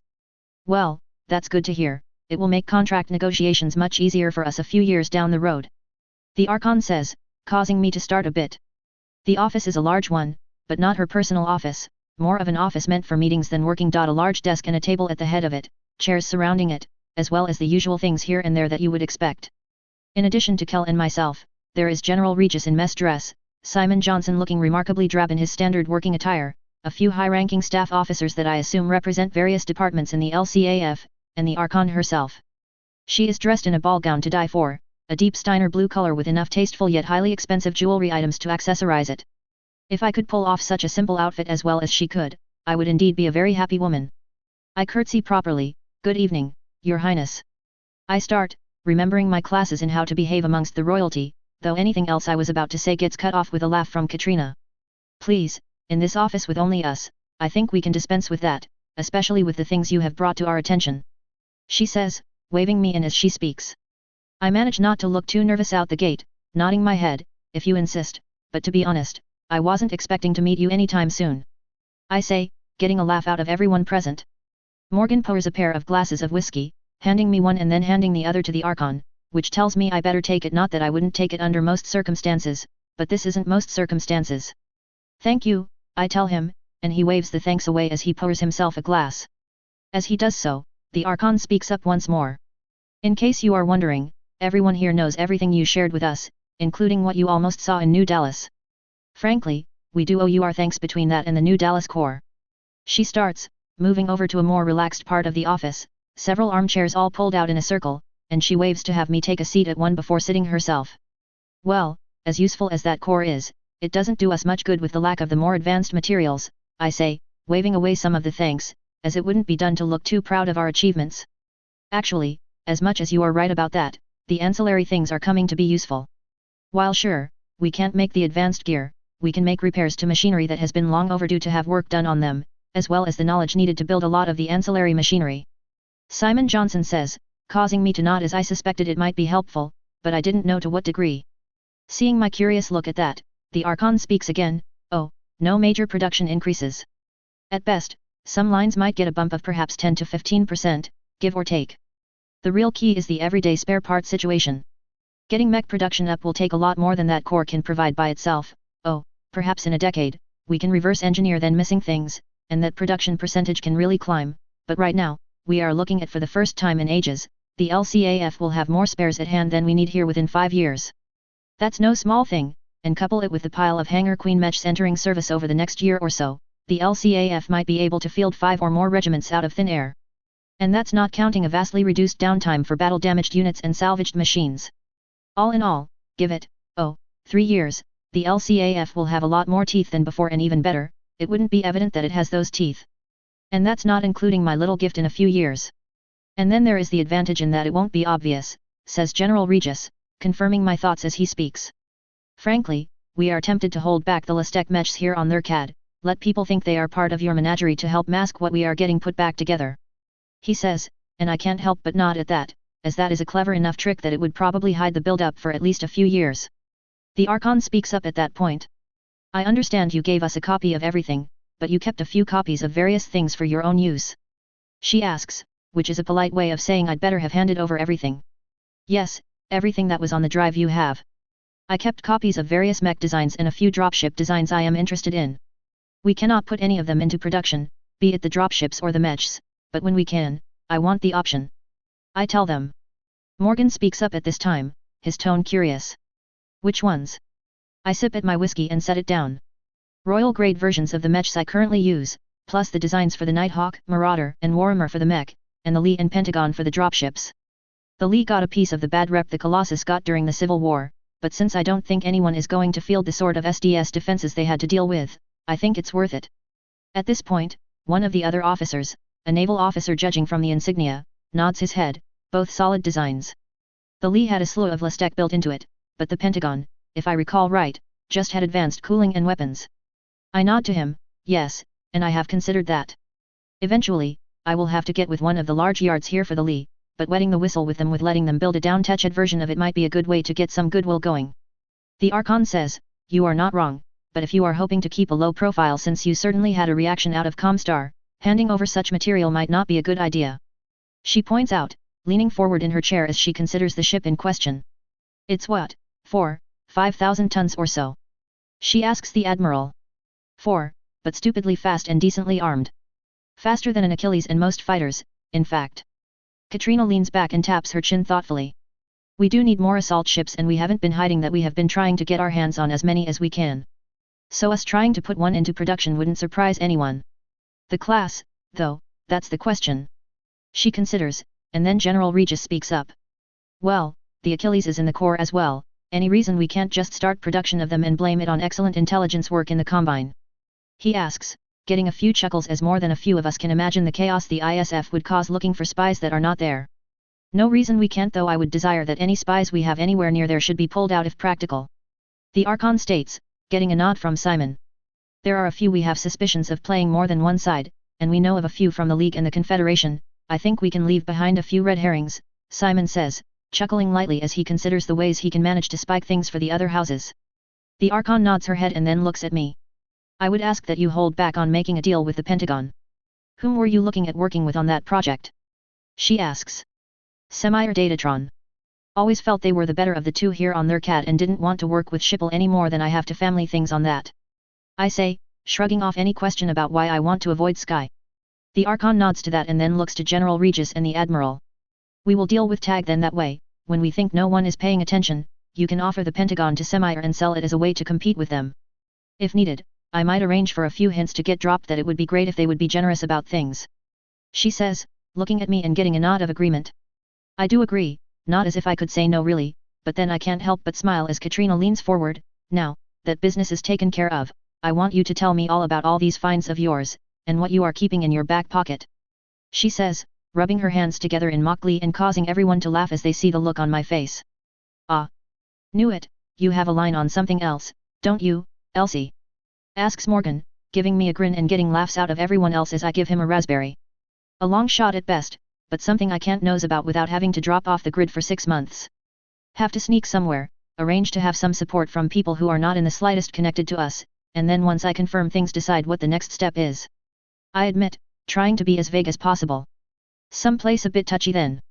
Asks Simon, his professional side coming to the fore. Just a little bit. I admit, and going with the cover story I already used internally, not going to say where exactly, sure everyone understands why, but yeah, the last thing we need is for the snakes to figure out there was something there after all. Ah, the best kind of lie, the truth. I get sage nods from everyone, and then I toss out the only other thing I recall with any detail, though it's something that I can't see a way to get to. Or even the LCAF to get to.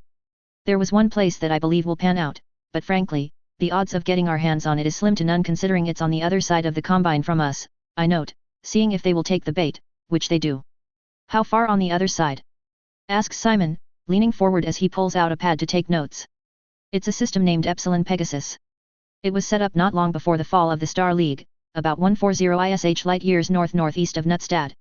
It was set up as a base to start up colonization efforts in that general direction, but better yet, from our point of view, they supposedly did it right. From what I was able to gather, they built into an orbital body. The notes are not clear, a repair yard able to handle all but the largest ships and various black box production facilities to support the yard. I tell them, getting looks of intense interest. As I described roughly the location, Katrina stood up and moved over to a display, pulling up a map of the region in question, and seeing that, I stood up and moved over to point out where I was talking about. You weren't kidding, it is back of beyond. Says the Admiral. If we were to want to investigate the place, we would have to send out a few jump ships working in tandem, with more than a few cargo dropships laden with supplies, even to reach there, especially since we would have gone a long way around to get there. Is it worth it? Asks the Archon, looking between the Admiral and myself. The Admiral shrugs, and I do the same. No telling. From what I read, the yard facilities were supposedly pretty impressive, not quite able to build from scratch, but not far from it. I tell them. I wouldn't head out that way myself, but that is more from a lack of capability and the need to pay the bills. The way I figure things, the easy part of the trip will be getting out to the Elysian Fields, which would be about 20 weeks, and that will get you only halfway there. The rest of the way would be jumping from empty system to empty system. The Admiral concurs with this. If we were to do it, I would, off the cuff, recommend at least 3 jump ships, probably tramps or Star Lords, thanks to their large grav decks. Do we have that many tramps we could spare for that? Asks the Archon. I don't know offhand. We have 5 on the books, but I don't know their condition of them. Obviously, we wouldn't send them off without a serious overhaul, first and foremost. The Admiral says. Perhaps a mix? Monolith as a flagship and the capacity, a few assault ships and CVs for protection, pair of invaders to make the most of the hydroponic facilities they have. Suggests General Regis. Everyone shrugs to that, as this is still pure speculation on all our parts. Something the Archon comments to right away. Look into this, Admiral. Give it a week, and then have something we can take a look at. She says, then looks back at me as she ushers me back to my chair. Now, let's hear those stories. 2 days later, Christmas Eve 3014 Nurcad, Lyran Commonwealth. I don't recall how long I told stories of my time running around in the periphery, and I'd honestly forgotten how the Archon, Arthur, and Morgan headed out to slum it out in the periphery. Guess that's one reason Morgan never gave me shit for doing the same, though with what I think was in better style. I do recall it was well past midnight before we all called it a night, though Morgan and I spent some more time getting caught up on things that evening/morning, and we arranged a time for him to come over to where we were set up to check out some of our gear. I wasn't a big enough name to get invited to the big party at the Triad, but with a bit of luck, that might change in a few years.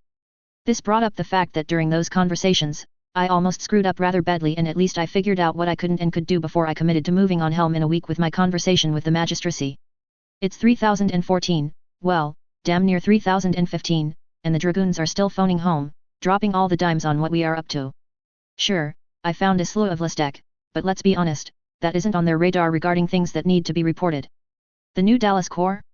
If that got out, they would have to report it, but fortunately, everyone is buying off on the idea that the Archon got talked into wasting a mountain of money on one of her building the peace projects, so as far as I can tell, no one has the slightest clue about it.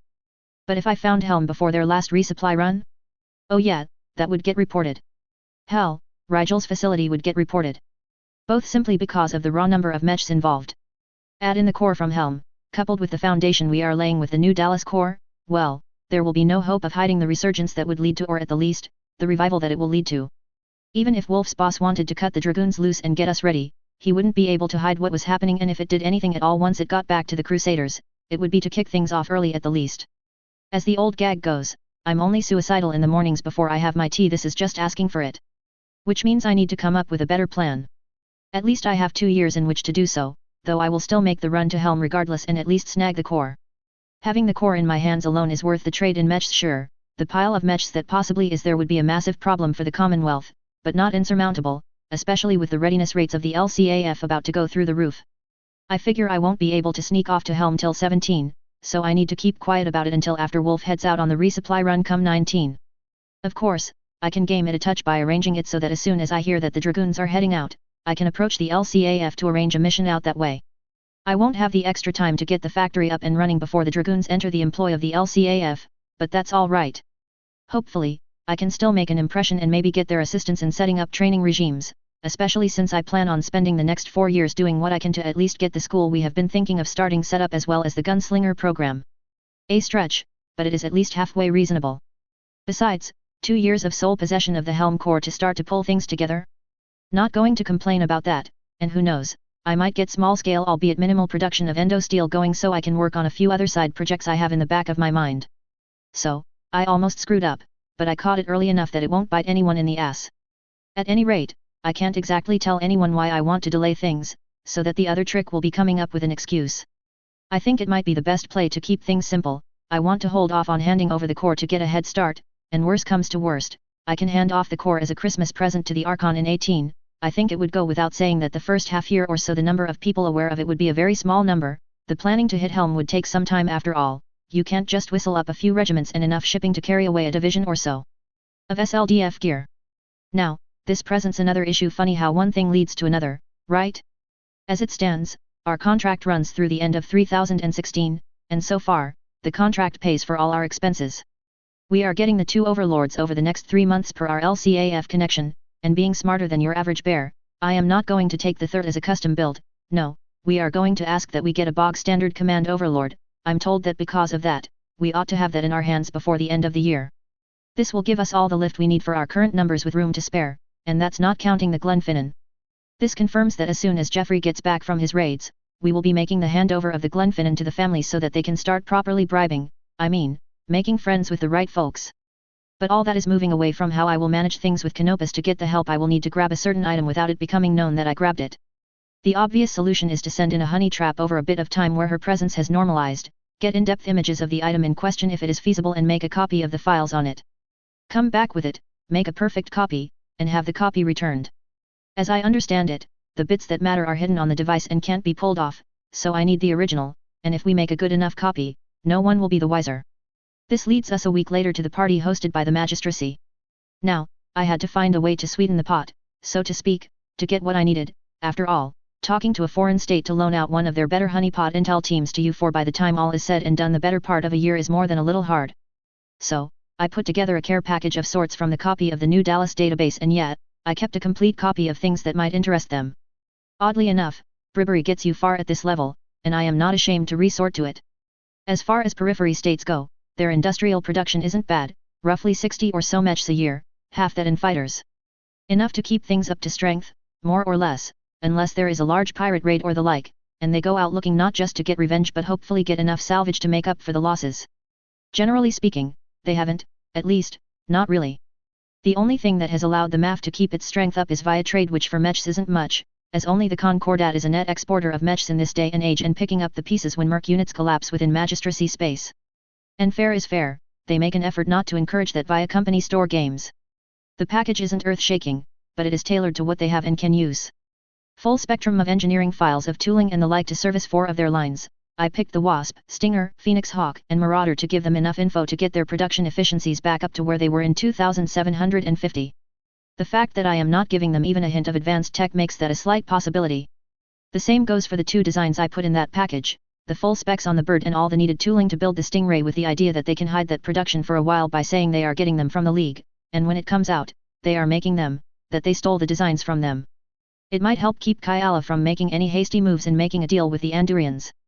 The other design was more of me having a laugh. They have the Wasp, Stinger, and Phoenix Hawk in production already, so I included the same total package for the standard Crusader. Gotta collect them all, right?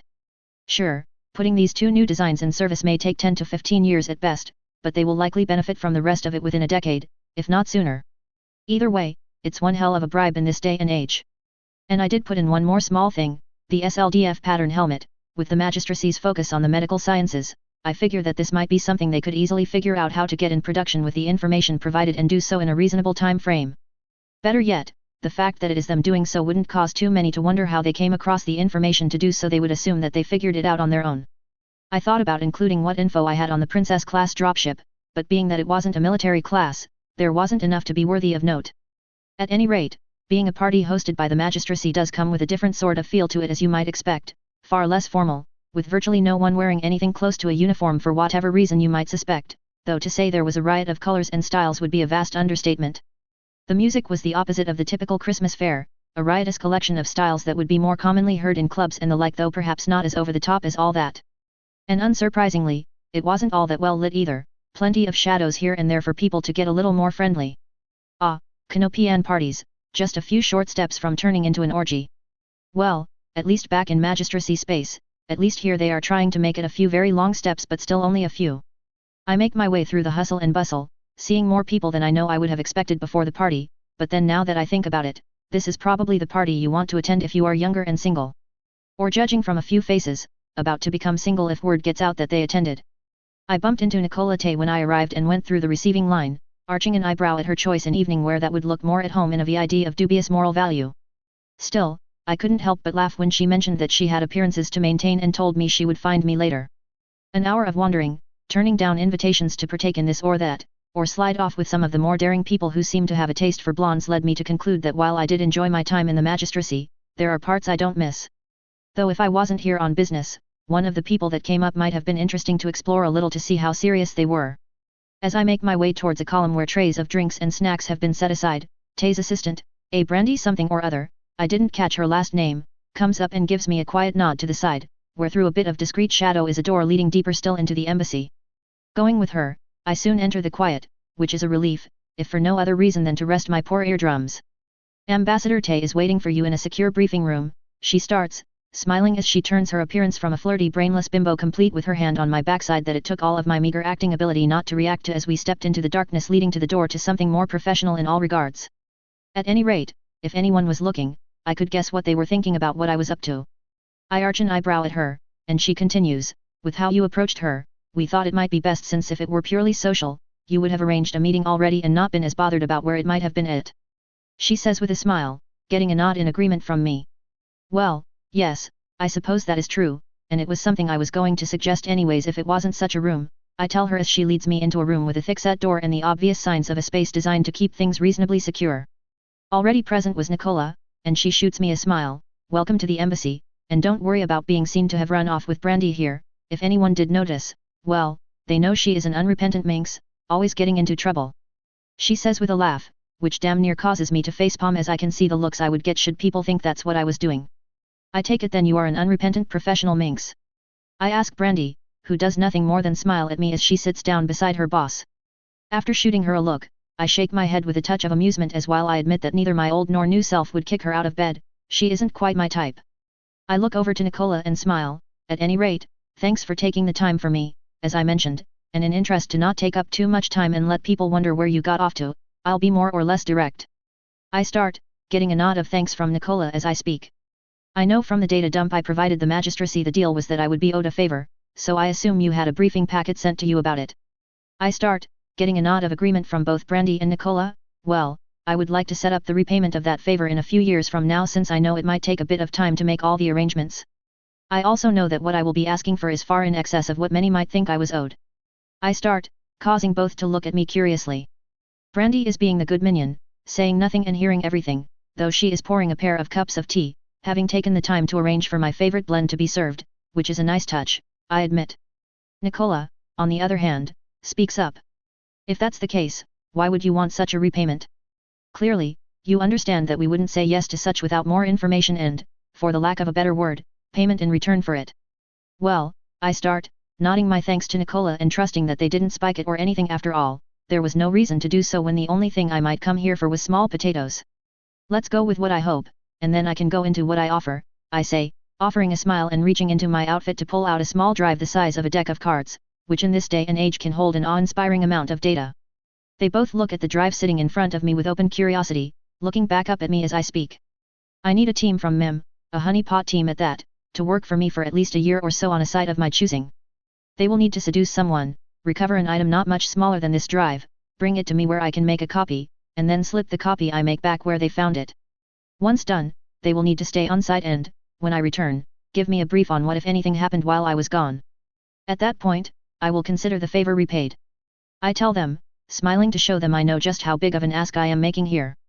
That's pretty bold and, like you said, highly unlikely something we would say yes to, so I believe there might be an additional argument you plan on bringing to the table as it was. Asks Nicola. To that, I nod. Indeed it is, and needless to say, I never gave it to you.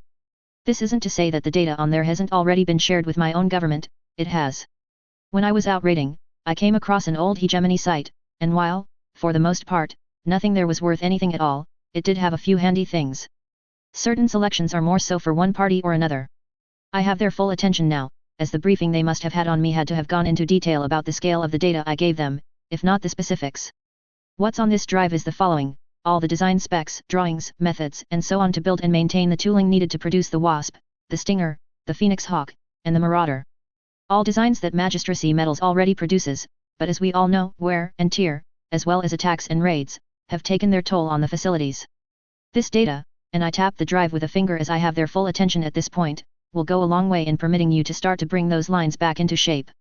Oh, it won't be 100% what it was in 2750 this decade or even by the end of the next, but I think we all know that it would allow for a noticeable increase in efficiencies in the production of those mechs as well as spares, correct? This time it's Brandy that speaks. It would be, and I agree, that isn't a small thing in the least. If you were to ask for a much simpler, shorter-term mission run by us to get you some information you wanted, I think we both would be tempted to say yes.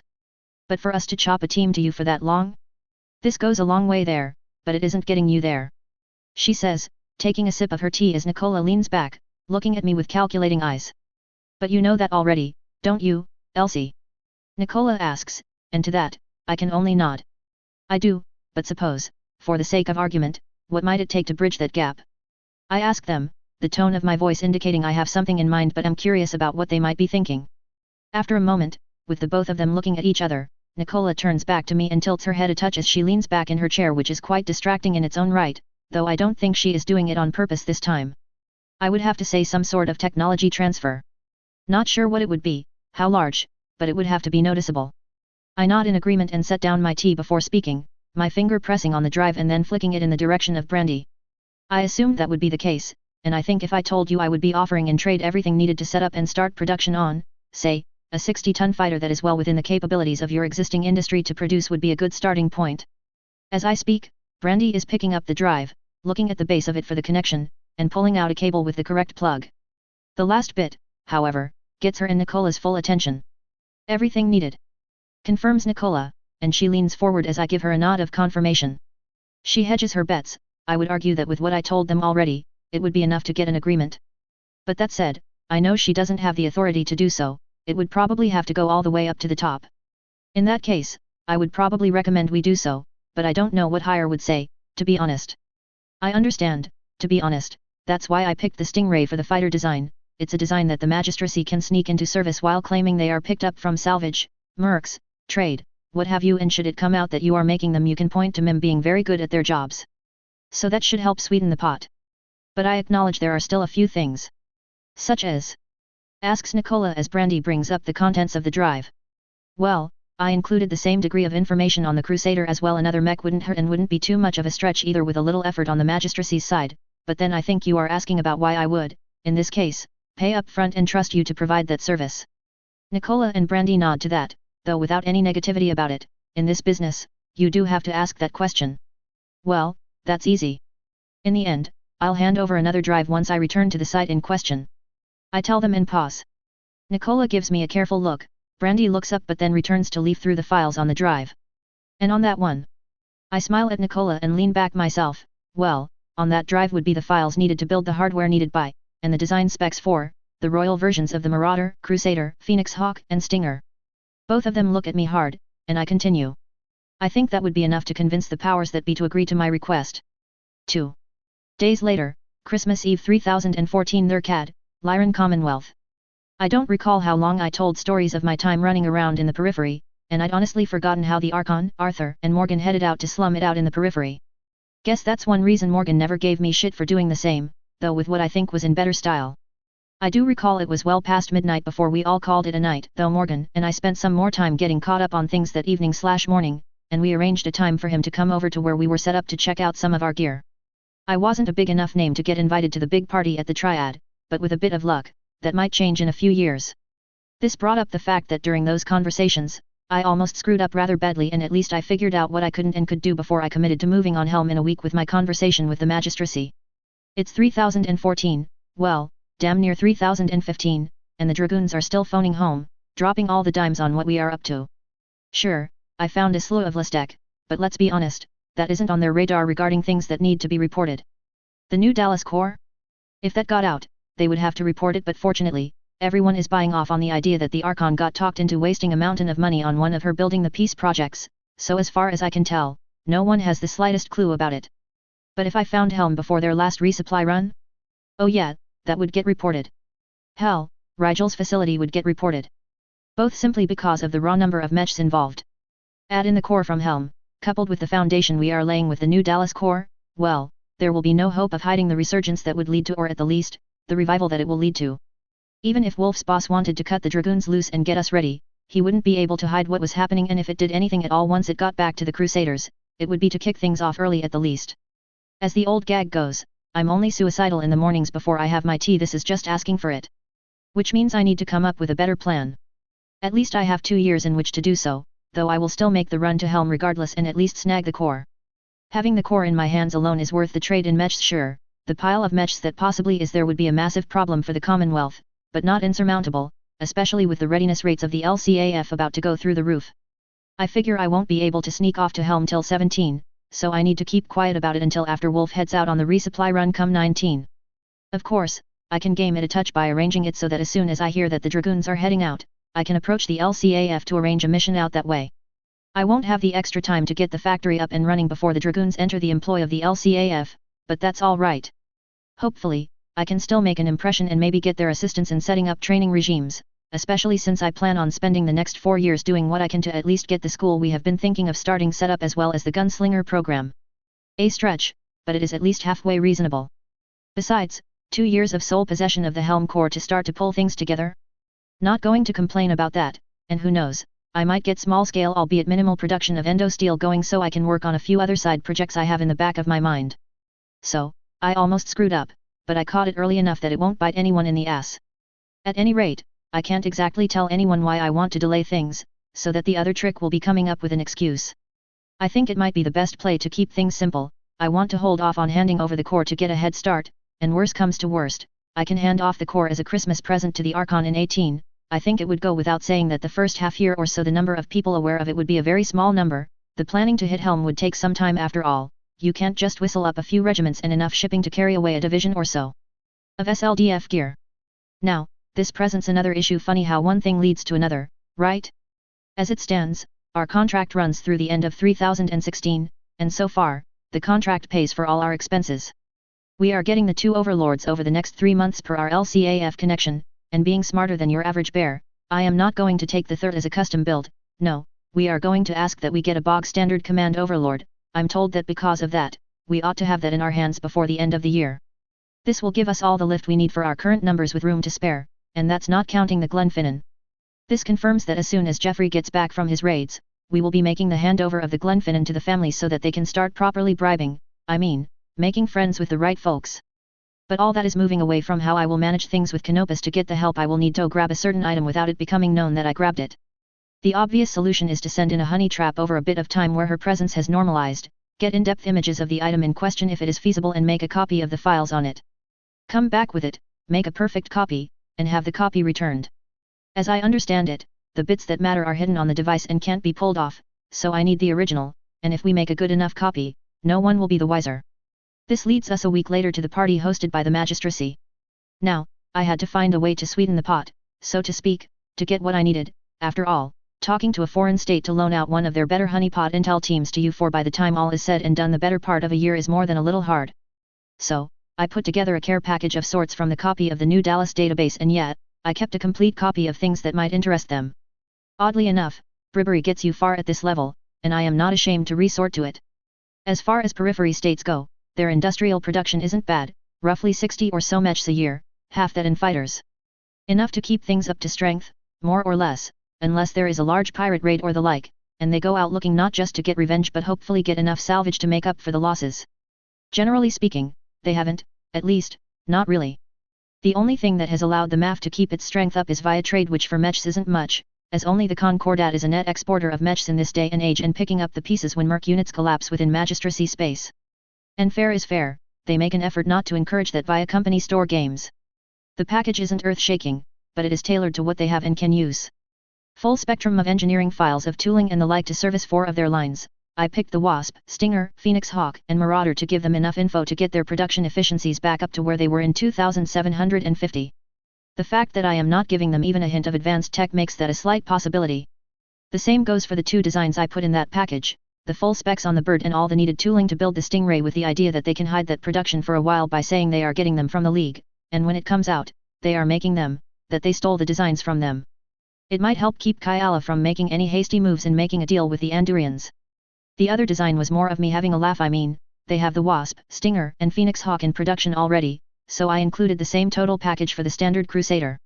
I mean, gotta collect them all, right? Sure, putting these 2 new designs in service may take 10 to 15 years at best, but they will likely benefit from the rest of it within a decade, if not sooner. Either way, it's one hell of a bribe in this day and age. And I did put in one more small thing, the SLDF pattern helmet. With the magistracy's focus on the medical sciences, I figure that this might be something they could easily figure out how to get in production with the information provided and do so in a reasonable time frame. Better yet, the fact that it is them doing so wouldn't cause too many to wonder how they came across the information to do so. They would assume that they figured it out on their own. I thought about including what info I had on the Princess class dropship, but being that it wasn't a military class, there wasn't enough to be worthy of note. At any rate, being a party hosted by the magistracy does come with a different sort of feel to it, as you might expect, far less formal, with virtually no one wearing anything close to a uniform for whatever reason you might suspect, though to say there was a riot of colors and styles would be a vast understatement. The music was the opposite of the typical Christmas fair, a riotous collection of styles that would be more commonly heard in clubs and the like, though perhaps not as over the top as all that. And unsurprisingly, it wasn't all that well lit either, plenty of shadows here and there for people to get a little more friendly. Ah, Canopian parties, just a few short steps from turning into an orgy. Well, at least back in magistracy space, at least here they are trying to make it a few very long steps, but still only a few. I make my way through the hustle and bustle, seeing more people than I know I would have expected before the party, but then now that I think about it, this is probably the party you want to attend if you are younger and single. Or judging from a few faces, about to become single if word gets out that they attended. I bumped into Nicola Tay when I arrived and went through the receiving line, arching an eyebrow at her choice in evening wear that would look more at home in a VID of dubious moral value. Still, I couldn't help but laugh when she mentioned that she had appearances to maintain and told me she would find me later. An hour of wandering, turning down invitations to partake in this or that, or slide off with some of the more daring people who seem to have a taste for blondes, led me to conclude that while I did enjoy my time in the magistracy, there are parts I don't miss. Though if I wasn't here on business, one of the people that came up might have been interesting to explore a little to see how serious they were.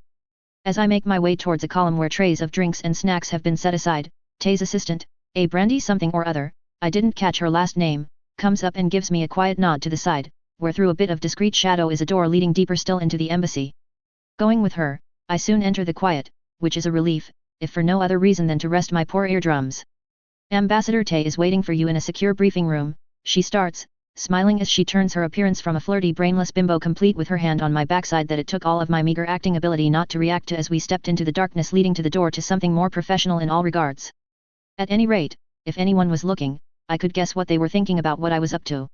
I arch an eyebrow at her, and she continues, with how you approached her, we thought it might be best, since if it were purely social, you would have arranged a meeting already and not been as bothered about where it might have been at. She says with a smile, getting a nod in agreement from me. Well, yes, I suppose that is true, and it was something I was going to suggest anyways if it wasn't such a room, I tell her as she leads me into a room with a thick-set door and the obvious signs of a space designed to keep things reasonably secure. Already present was Nicola, and she shoots me a smile, welcome to the embassy, and don't worry about being seen to have run off with Brandy here. If anyone did notice, well, they know she is an unrepentant minx, always getting into trouble. She says with a laugh, which damn near causes me to facepalm as I can see the looks I would get should people think that's what I was doing. I take it then you are an unrepentant professional minx? I ask Brandy, who does nothing more than smile at me as she sits down beside her boss. After shooting her a look, I shake my head with a touch of amusement as while I admit that neither my old nor new self would kick her out of bed, she isn't quite my type. I look over to Nicola and smile, at any rate, thanks for taking the time for me, as I mentioned, and in interest to not take up too much time and let people wonder where you got off to, I'll be more or less direct. I start, getting a nod of thanks from Nicola as I speak. I know from the data dump I provided the magistracy the deal was that I would be owed a favor, so I assume you had a briefing packet sent to you about it. I start, getting a nod of agreement from both Brandy and Nicola. Well, I would like to set up the repayment of that favor in a few years from now since I know it might take a bit of time to make all the arrangements. I also know that what I will be asking for is far in excess of what many might think I was owed. I start, causing both to look at me curiously. Brandy is being the good minion, saying nothing and hearing everything, though she is pouring a pair of cups of tea, having taken the time to arrange for my favorite blend to be served, which is a nice touch, I admit. Nicola, on the other hand, speaks up. If that's the case, why would you want such a repayment? Clearly, you understand that we wouldn't say yes to such without more information and, for the lack of a better word, payment in return for it. Well, I start, nodding my thanks to Nicola and trusting that they didn't spike it or anything after all, there was no reason to do so when the only thing I might come here for was small potatoes. Let's go with what I hope, and then I can go into what I offer, I say, offering a smile and reaching into my outfit to pull out a small drive the size of a deck of cards, which in this day and age can hold an awe-inspiring amount of data. They both look at the drive sitting in front of me with open curiosity, looking back up at me as I speak. I need a team from MIM, a honeypot team at that, to work for me for at least a year or so on a site of my choosing. They will need to seduce someone, recover an item not much smaller than this drive, bring it to me where I can make a copy, and then slip the copy I make back where they found it. Once done, they will need to stay on site and, when I return, give me a brief on what if anything happened while I was gone. At that point, I will consider the favor repaid. I tell them, smiling to show them I know just how big of an ask I am making here. That's pretty bold and like you said, highly unlikely something we would say yes to, so I believe there might be an additional argument you plan on bringing to the table as it was. Asks Nicola. To that, I nod, indeed it is and needless to say, I never gave it to you. This isn't to say that the data on there hasn't already been shared with my own government, it has. When I was out raiding, I came across an old hegemony site, and while, for the most part, nothing there was worth anything at all, it did have a few handy things. Certain selections are more so for one party or another. I have their full attention now, as the briefing they must have had on me had to have gone into detail about the scale of the data I gave them, if not the specifics. What's on this drive is the following: all the design specs, drawings, methods, and so on to build and maintain the tooling needed to produce the Wasp, the Stinger, the Phoenix Hawk, and the Marauder. All designs that Magistracy Metals already produces, but as we all know, wear and tear, as well as attacks and raids, have taken their toll on the facilities. This data, and I tap the drive with a finger as I have their full attention at this point, will go a long way in permitting you to start to bring those lines back into shape. Oh, it won't be 100% what it was in 2750 this decade or even by the end of the next, but I think we all know that it would allow for a noticeable increase in efficiencies in the production of those mechs as well as spares, correct? This time it's Brandy that speaks, it would be, and I agree, that isn't a small thing in the least. If you were to ask for a much simpler, shorter-term mission run by us to get you some information you wanted, I think we both would be tempted to say yes. But for us to chop a team to you for that long? This goes a long way there, but it isn't getting you there. She says, taking a sip of her tea as Nicola leans back, looking at me with calculating eyes. But you know that already, don't you, Elsie? Nicola asks, and to that, I can only nod. I do, but suppose, for the sake of argument, what might it take to bridge that gap? I ask them, the tone of my voice indicating I have something in mind but am curious about what they might be thinking. After a moment, with the both of them looking at each other, Nicola turns back to me and tilts her head a touch as she leans back in her chair, which is quite distracting in its own right, though I don't think she is doing it on purpose this time. I would have to say some sort of technology transfer. Not sure what it would be, how large, but it would have to be noticeable. I nod in agreement and set down my tea before speaking, my finger pressing on the drive and then flicking it in the direction of Brandy. I assumed that would be the case, and I think if I told you I would be offering in trade everything needed to set up and start production on, say, a 60-ton fighter that is well within the capabilities of your existing industry to produce would be a good starting point. As I speak, Brandy is picking up the drive, looking at the base of it for the connection, and pulling out a cable with the correct plug. The last bit, however, gets her and Nicola's full attention. Everything needed. confirms Nicola, and she leans forward as I give her a nod of confirmation. She hedges her bets. I would argue that with what I told them already, it would be enough to get an agreement. But that said, I know she doesn't have the authority to do so, it would probably have to go all the way up to the top. In that case, I would probably recommend we do so, but I don't know what Hire would say, to be honest. I understand, to be honest, that's why I picked the Stingray for the fighter design. It's a design that the magistracy can sneak into service while claiming they are picked up from salvage, mercs, trade, what have you, and should it come out that you are making them, you can point to them being very good at their jobs. So that should help sweeten the pot. But I acknowledge there are still a few things. Such as? Asks Nicola as Brandy brings up the contents of the drive. Well, I offer the same degree of information on the Crusader as well. Another mech wouldn't hurt and wouldn't be too much of a stretch either with a little effort on the magistracy's side, but then I think you are asking about why I would, in this case, pay up front and trust you to provide that service. Nicola and Brandy nod to that, though without any negativity about it. In this business, you do have to ask that question. Well, that's easy.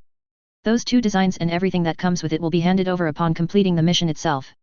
I'll even toss SLDF Neuro helmets in as a freebie. I tell them and pause. Nicola gives me a careful look. Brandy looks up but then returns to leaf through the files on the drive. I think that would be enough to convince the powers that be to agree to my request. That would be a safe assumption, I agree, Nicola says slowly, thinking things over. These are not small things I am offering here, and we all know it. You don't just give away this sort of thing without good reason, and when it usually happens, it's usually not from an independent actor, it's from a state. Well, I start, that's what I am asking for. I think that it's more than enough to convince the powers that be to agree, but I understand you can't say yes yourself. Or rather, you can't say yes yourself without causing any end of the drama. And since I don't have a fast timeline on this, we have time to do it right. I point out. Both Brandy and Nicola look over at me, with Brandy speaking up next. How so? I think you would want to move on whatever it is sooner rather than later. Honestly? If we had this talk last month, I probably would have put a faster time frame on it. I point out, giving a slight shrug as I speak. But on further thought, there are countervailing issues that are best avoided by not acting right out the gate. And besides, taking the time to arrange proper setup makes things much safer for everyone. Nicola nods her head, that I can understand, and probably is another reason you wanted this discussion to be on the quiet side. She says. Yep, this is sensitive enough that I will have to insist on one thing, though I think with the time frame we are looking at I plan on arriving at my target in early 3018. It isn't as big of a deal as it could be. This is something that doesn't go by HPG, someone hand carries it out there to make the argument, and hand carries the response. I point out, putting in as serious a tone as I can manage. Don't trust our cryptos or Comstar? Asks Brandy with a slight grin. A grin that turns into a frown as I respond. Nope, and I have a good reason, not that I am able to share what that good reason is, mind you. So, you will have to trust me on that one. That gets their full attention, as no one in this sort of business takes that sort of statement with calm. Really? Asks Nicola. Really, though I think the issue is more in Comstar than your own people. I don't trust anything. I want to keep a true secret to Comstar, and I am willing to spend the time and money to arrange for whatever it might be to be hand carried. They both look at me for a long moment, neither speaking as they do so. After what seems like a few minutes but probably isn't, Nicola speaks up once more. Right, well, let's get into some details here. She says, starting the conversation into what exactly it is I need in proper detail. 3015 to 3018, Thurcad, Lyran Commonwealth.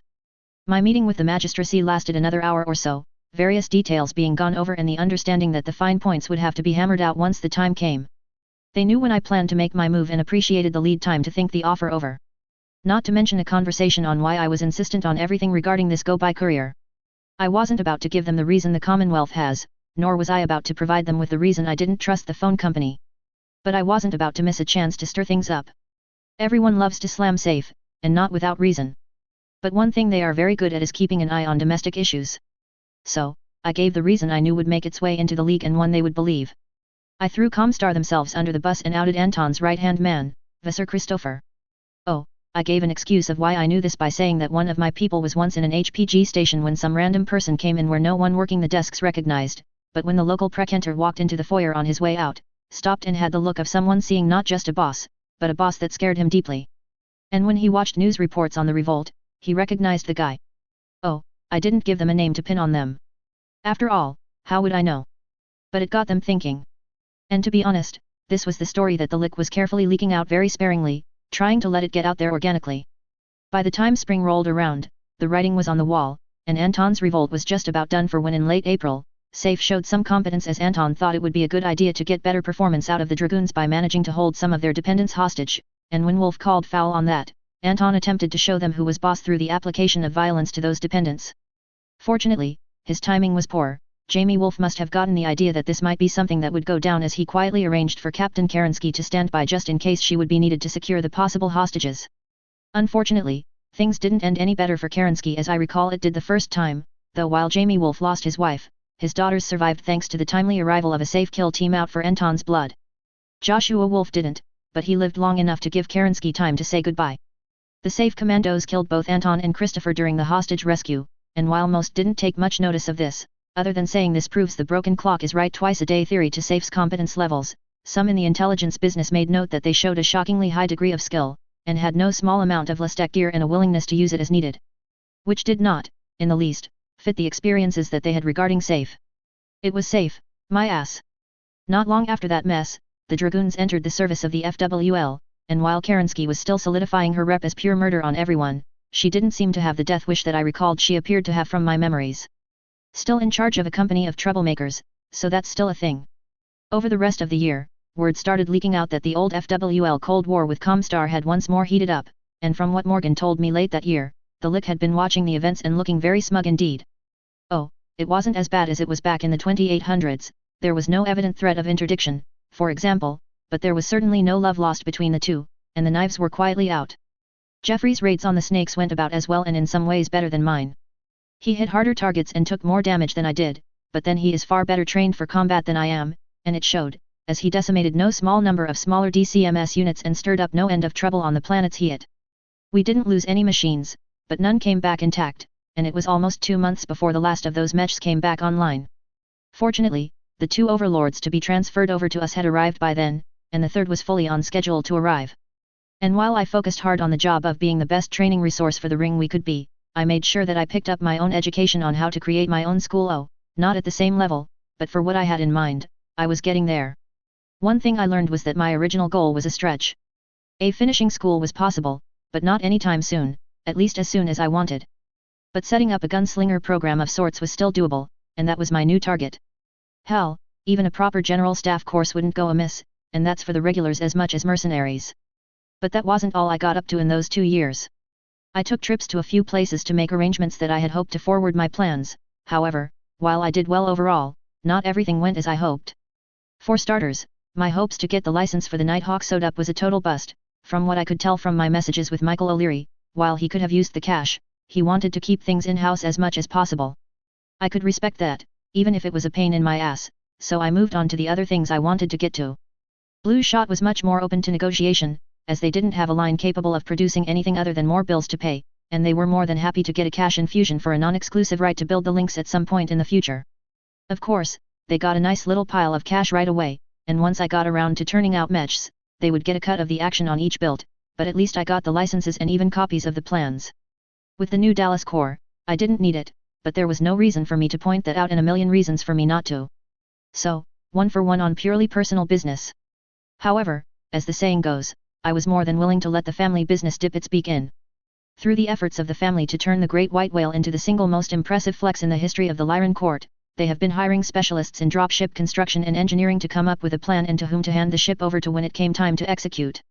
This was important to me because hiring those engineers gave me a path to get into the door to Semi or Datatron, and with a few other friends giving me the proper introductions, I got far enough past that door to talk dropships. It comes down to me wanting leads, and no one builds them since no one has the plans, the materials, or the weapons needed. Well, I had the first, and with the announcement that AMC won the pile of grant money to study ferrofibrous, ferroALU, and endosteel, it wouldn't be long till I had the second.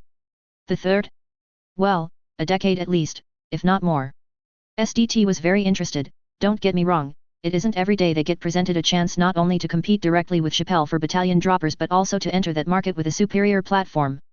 They balked at the costs, not of buying the plans off of me, though that was part of it, but the expansion needed for the yards, as they didn't want to stop their existing lines.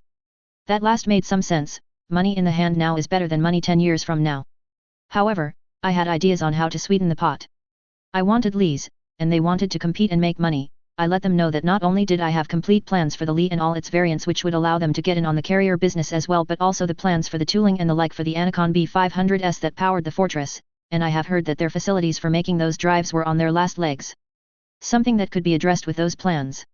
And not only that, but if we could come to an agreement that worked for both of us, I could arrange for a first rights contract for the Faro ALU output of AMC once it was up and running, and not just for use on the Lee. That got their attention. Frankly, I think it was the tooling data on the Anacon drives that made it happen, as they were happy to come to an agreement that they would put the Lee into production once the Faro ALU production started in exchange for what I had offered and the first 6 ships out of the yards at no cost and first right of refusal for the next 2 dozen for purchase at cost, and they didn't have to pay me a single kroner now. Well, I held out for one, just for the principle of it. That last bit was the part that sealed the deal, though I made sure through our lawyers that the usual safety and escape clauses were built in so that no one could backstab the other. And while I hope to be in a place to exercise those rights for a first refusal, I know that, at best, I can take them up on 6 or so max. But still, that would eventually take care of lift issues in the long term. Of course, the near term is a right pain. The third overlord arrived, a nice command job as ordered, and still with that lovely new dropship smell. And even better, based on where they are, they understood the desire for a certain Scottish taste in interior decoration. If you serve in my regiment, by God, you will do so in first-rate spaces and accommodations. It all wasn't wine and roses. My desire to keep a low profile was finally pushing the limits of my capability to pull off. Between the raids Geoffrey did and the amount of Lestec we were running at the Nagelring, a school well known for its highly well-connected student body, I was certainly coming up in the pecking order. It didn't help that, finally, someone looked at our tartan, the name of the system we technically called home, and the history of Clan MacCleary, that people started asking about if we were trying to be some House Cameron cosplayers or the like.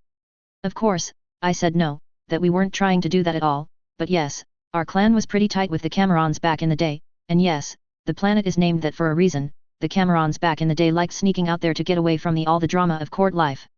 Not surprisingly, that last bit most everyone that asked me, mostly Lyran nobles or people connected to such, understood fully. If anything, they were a little jealous. Sure, my stature at court grew, and I wasn't entirely on the invite list for the Christmas Eve party at the Triad level, but I could see it from where I was, and perhaps worse, it was strongly suggested to me that I start hosting our own now and then. Joy, so not me. Fortunately, it was very much a thing my family was glad to help with, as it gave them an excuse to host a party that wasn't technically one of theirs, giving them a chance to show off without looking like they were. It was while Neomite was off running the third series of raids, and we were in a position to start looking at new contracts. It didn't hurt either that she lucked out when Neomite returned from her raids. They were hitting on targets where the intel wasn't accurate, units had moved away from and not towards. So, instead of getting a lot of combat experience, they got lots of good training. It also meant no salvage, which sucked, but not so much that I considered that tour a waste. The original plan was to take a year or so off for organizational reasons, but my wanting to wait till after the Dragoons left in late 19 meant I had to take some deal to keep the balance sheet looking good. Oh, I had plenty I could afford to keep things running sans contract for 24 to 30 months easily without stress, but I didn't want to run any risks. So I wound up extending the current contract till the end of 3018, that should give me time to make the recon run to Helm, get back while the wolves are busy on that deep raid, and once they leave, call in everyone for the long-delayed Helm run.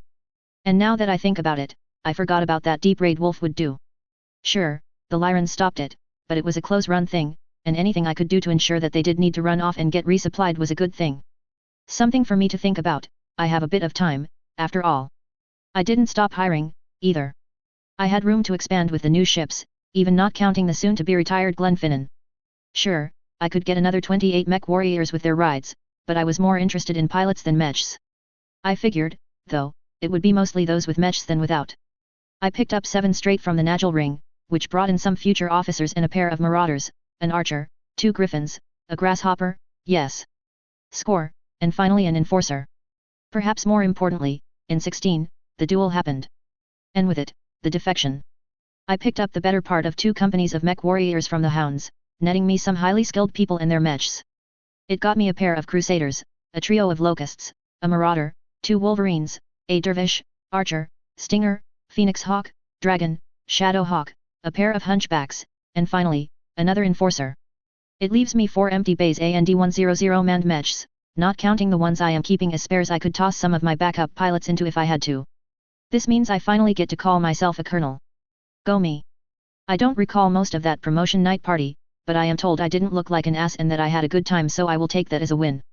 But with the influx of new people into the battalion, And yes, even at 100 mechs, my TONE has us at a battalion in strength with a command company. Jeffrey was up to lead off with 2 entire companies of mechs plus his battalion command lance to go out and get a feel for our new people.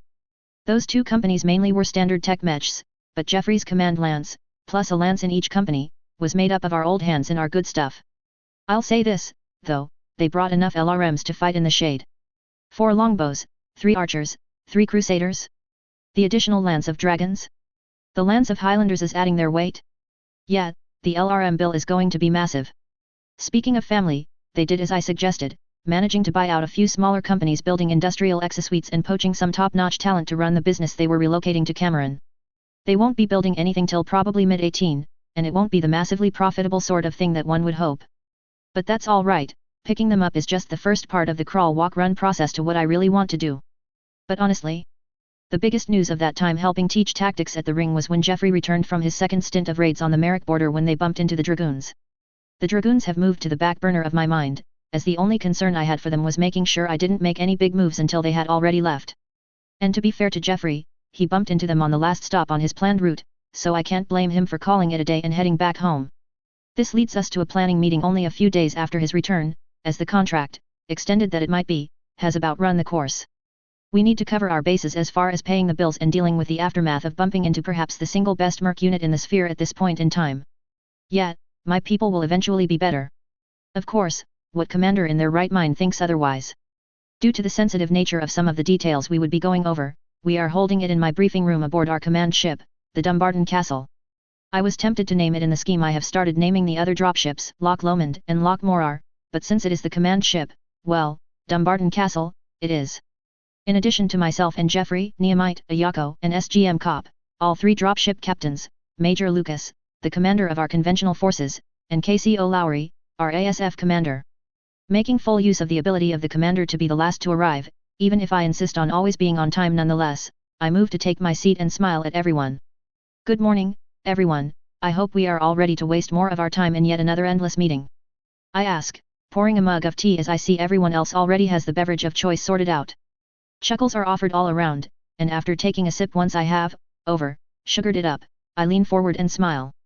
Going to go over what we will be doing next year, I say, as 3019 is only a few months away, and things are about to get interesting, even if I am the only one that knows it.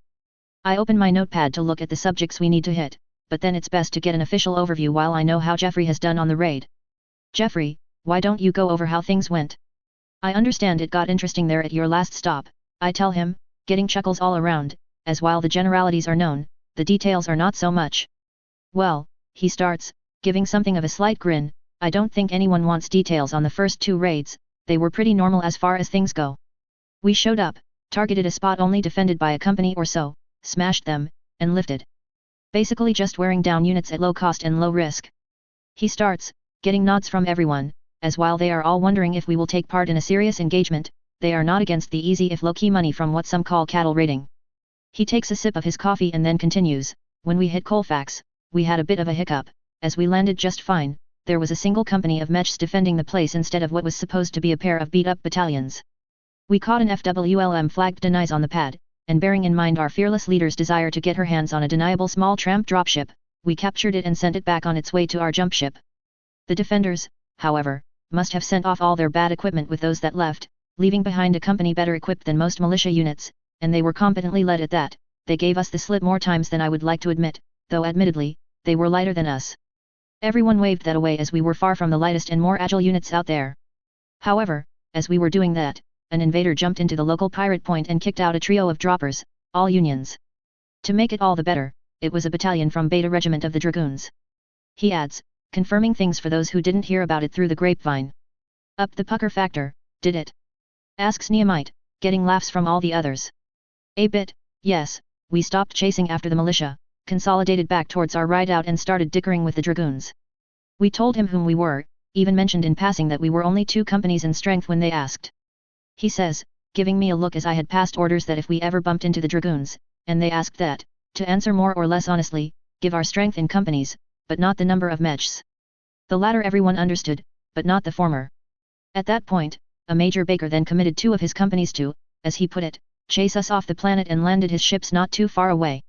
He continues and smiles. Of course, I think he assumed he would be holding the advantage, as the two companies he committed to the OP are on the heavier side of things, but I don't think they had the slightest clue that we run a slightly different TONE, and I don't think he understood how much Lastek we actually run. Gave him a rude surprise, did you? Asks Ayako, smiling as she looks towards Jeffrey and gets a few chuckles out of it. Not out the gate, no, starts Jeffrey, giving Ayako an amused look as he taps a few buttons on his pad to bring up a map of the battle area and starts up a presentation on what happened and all that goes with it. I had a few lances of mechs out front, screening us, and then as soon as they made contact, we started folding them back towards where we were set up in a fire sack. He starts, icons showing on the screen showing the happenings. Started by presenting them with our standard machines. Asks Neomite, who is looking at the screen as the icons move on it. Yes, we figured that as long as they saw what they expected to see, it would serve to our benefit. Which it did, as they had a host of heavies, a handful of mediums, and 2 of those new Marauder 2s people have been talking about. At Jeffrey's comment on the presence of the Mad 2, Lucas speaks up, are they all that they say they are? Those 100-ton Marauders. Sorta, starts Jeffrey, wiggling his hand as he speaks. Firepower-wise, it's a standard 3D. However, that said, it's synced pretty well and can jump.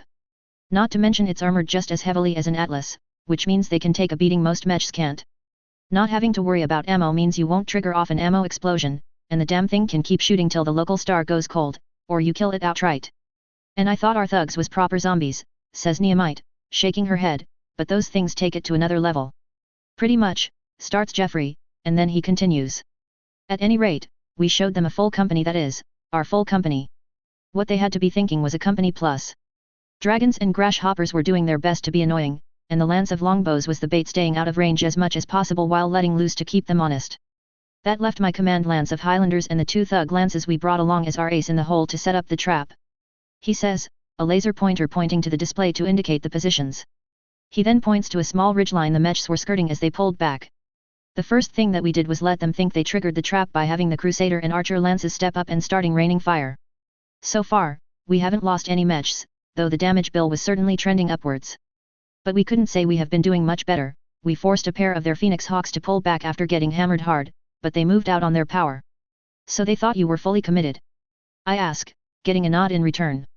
How did they take to the arrival of the rest of your mechs after that? Jeffrey smiles and gives me a butter won't melt look.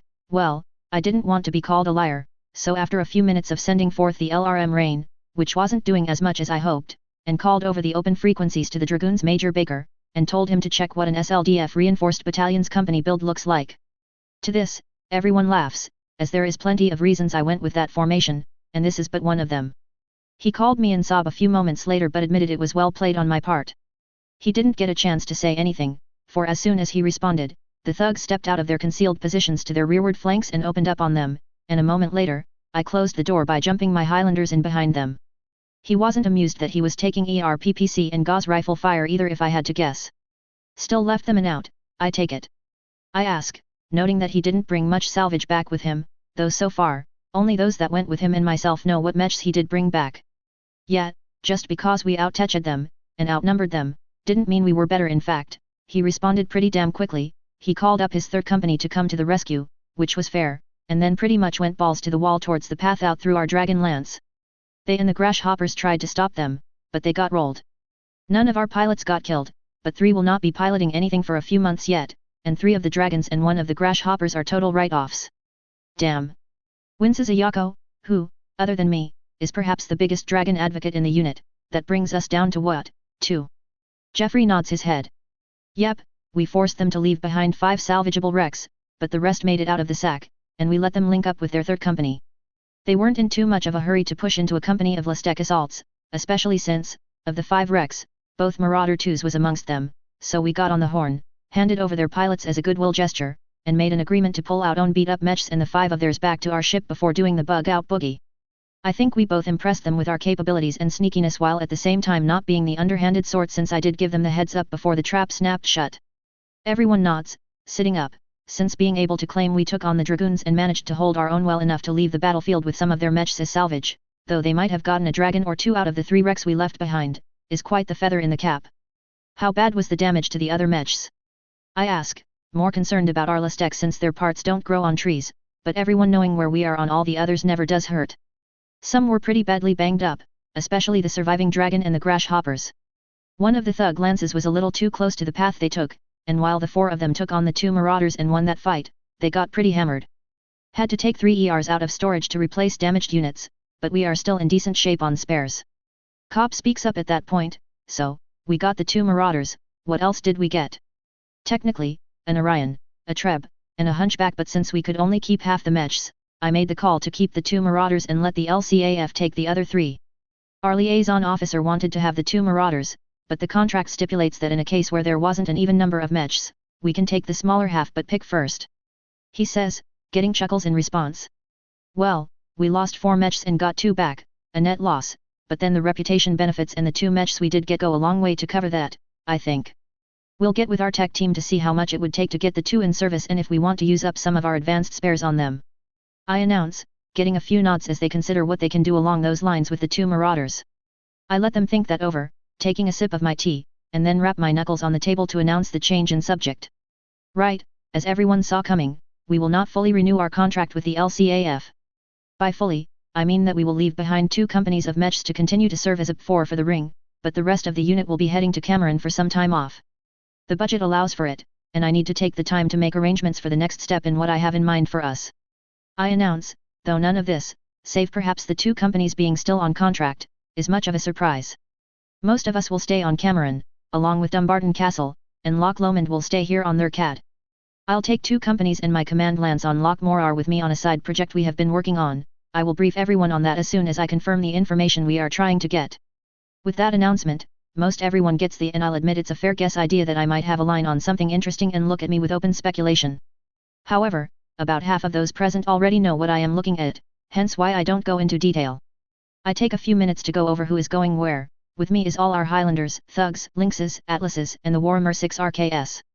Staying at the ring is both our Griffin Lances, our missile support Lances, as well as a grab back of other standard tech mechs, which will give a nice spread of mechs to take up the role of a P4, with the 8 Griffins providing the ability to train under extreme E-war conditions.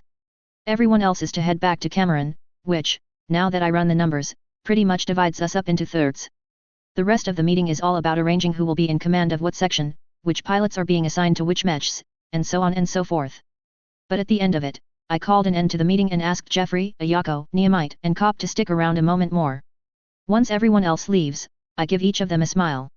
Right, as you can guess, I will be executing that plan we have been discussing for far too long. Jeffrey, I want you ready to pull out of their CAD at the drop of a hat. The contract allows you to run to bail me out, and the same goes for you, Nehemite, they're on Cameron. I've already made arrangements for my family's jump ships to be notified that you might have to pull them out of their shipping contracts to move on a moment's notice. However, in your case, Jeffrey, the Loch Tula will still be doing shuttle duty based out of this system, so if it's here, you can use it. They all nod, and then I look to Cop. Right, as of now, pick 4 others to support you and me to make our move on the site we have been talking about. In a few days, I will be sitting down to finalize the deal we made with the magistracy, and I already had word passed to me that the team they are so graciously loaning to us arrived last week, so I will be sending them out to the target system this week I believe. Once they leave, we will wait a month and follow, but not on this ship. We will be taking that denies that you scored, Jeffrey. And what about this ship then? Asks Ayako. Back up. You'll be standing by 1 jump away, and 2 weeks after the denies jumps back to your location, you'll jump in for a raid and pick us up under the cover for that raid. I might, and I pause to look to Nehemite, call you forward to a nearby system just in case. I'm thinking Solaris, but don't consider it a sure thing. Nehemite nods, taking notes along with Jeffrey and Ayako. At this point, Jeffrey looks up. Solaris? I take it the target isn't in Combine space. Nope. I tell him and smile as I lean back. I found a letter in the database we pulled from R-True that I pulled and deleted out of it and kept in my personal files. I've been playing about, looking for information to confirm or deny, and while I haven't been able to do so to the point where I can be 100% certain, but I start, smiling as I see the others lean forward. One of the Department of Mega Engineering admin geeks had a cousin who was both a glass half empty and falling towards the floor as we speak sort of guy and a fan of spelunking. She was being told of the said cousin who mentioned that he found where a river had gone under a mountain range and had a massive cave system formed as a result. He had been pushing to turn that system into a full-on Castle Bryan but wasn't getting any takers, even though he had built a fallback facility there just in case. The others were listening in with such total concentration that I swear if I dropped a needle, I would hear it drop. Evidently, and this is a guess on my part, this major keeler was posted at a major fleet and army supply center, and seeing how things were going at the end of the league, based on what I read in history, and putting things together with this letter I found, decided it might not be a bad idea to shift supplies to this backup site, since when Minoru Kurita showed up and didn't find a thing before throwing a nuclear temper tantrum, everyone seems to assume that there is nothing to be found on Helm. I think there might be, after all. January 3019, Thurcad. Despite my best efforts, we didn't arrive with pomp and circumstance, but we are certainly leaving in style. Yes, leaving behind a third of my unit at the Nagel Ring, but the rest of us? We are marching out to our dropships in style, and thankfully, the weather is working with us.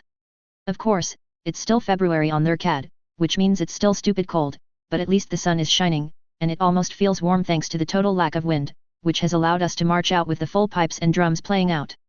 From what I am told, our band wishes we did this in the summer, but all things considered, thanks to a hefty bonus of the good scotch being offered to them once they reach the dropships, they are game enough to put on a show. And put on a show we did. We sent some of the more mundane mechs out ahead of us, but I broke out all the spares we were taking back to Cameron and had pilots march them out, giving the sort of Lestec parade that you don't see these days. 66 Lestec mechs, counting the WHM6 RKS. Which I am coming to really have a deep appreciation of. If for no other reason than the smile I get every time I hear over the jump frequency during an exercise, a student yells something along the lines of "How in the hell did those warmers get there so damn fast?" We are not leaving right away once we get loaded. We will be sticking around 4 or 5 more days, mainly to give my people a long weekend to have a good time and for me to drop in on a few people and make some last-minute arrangements.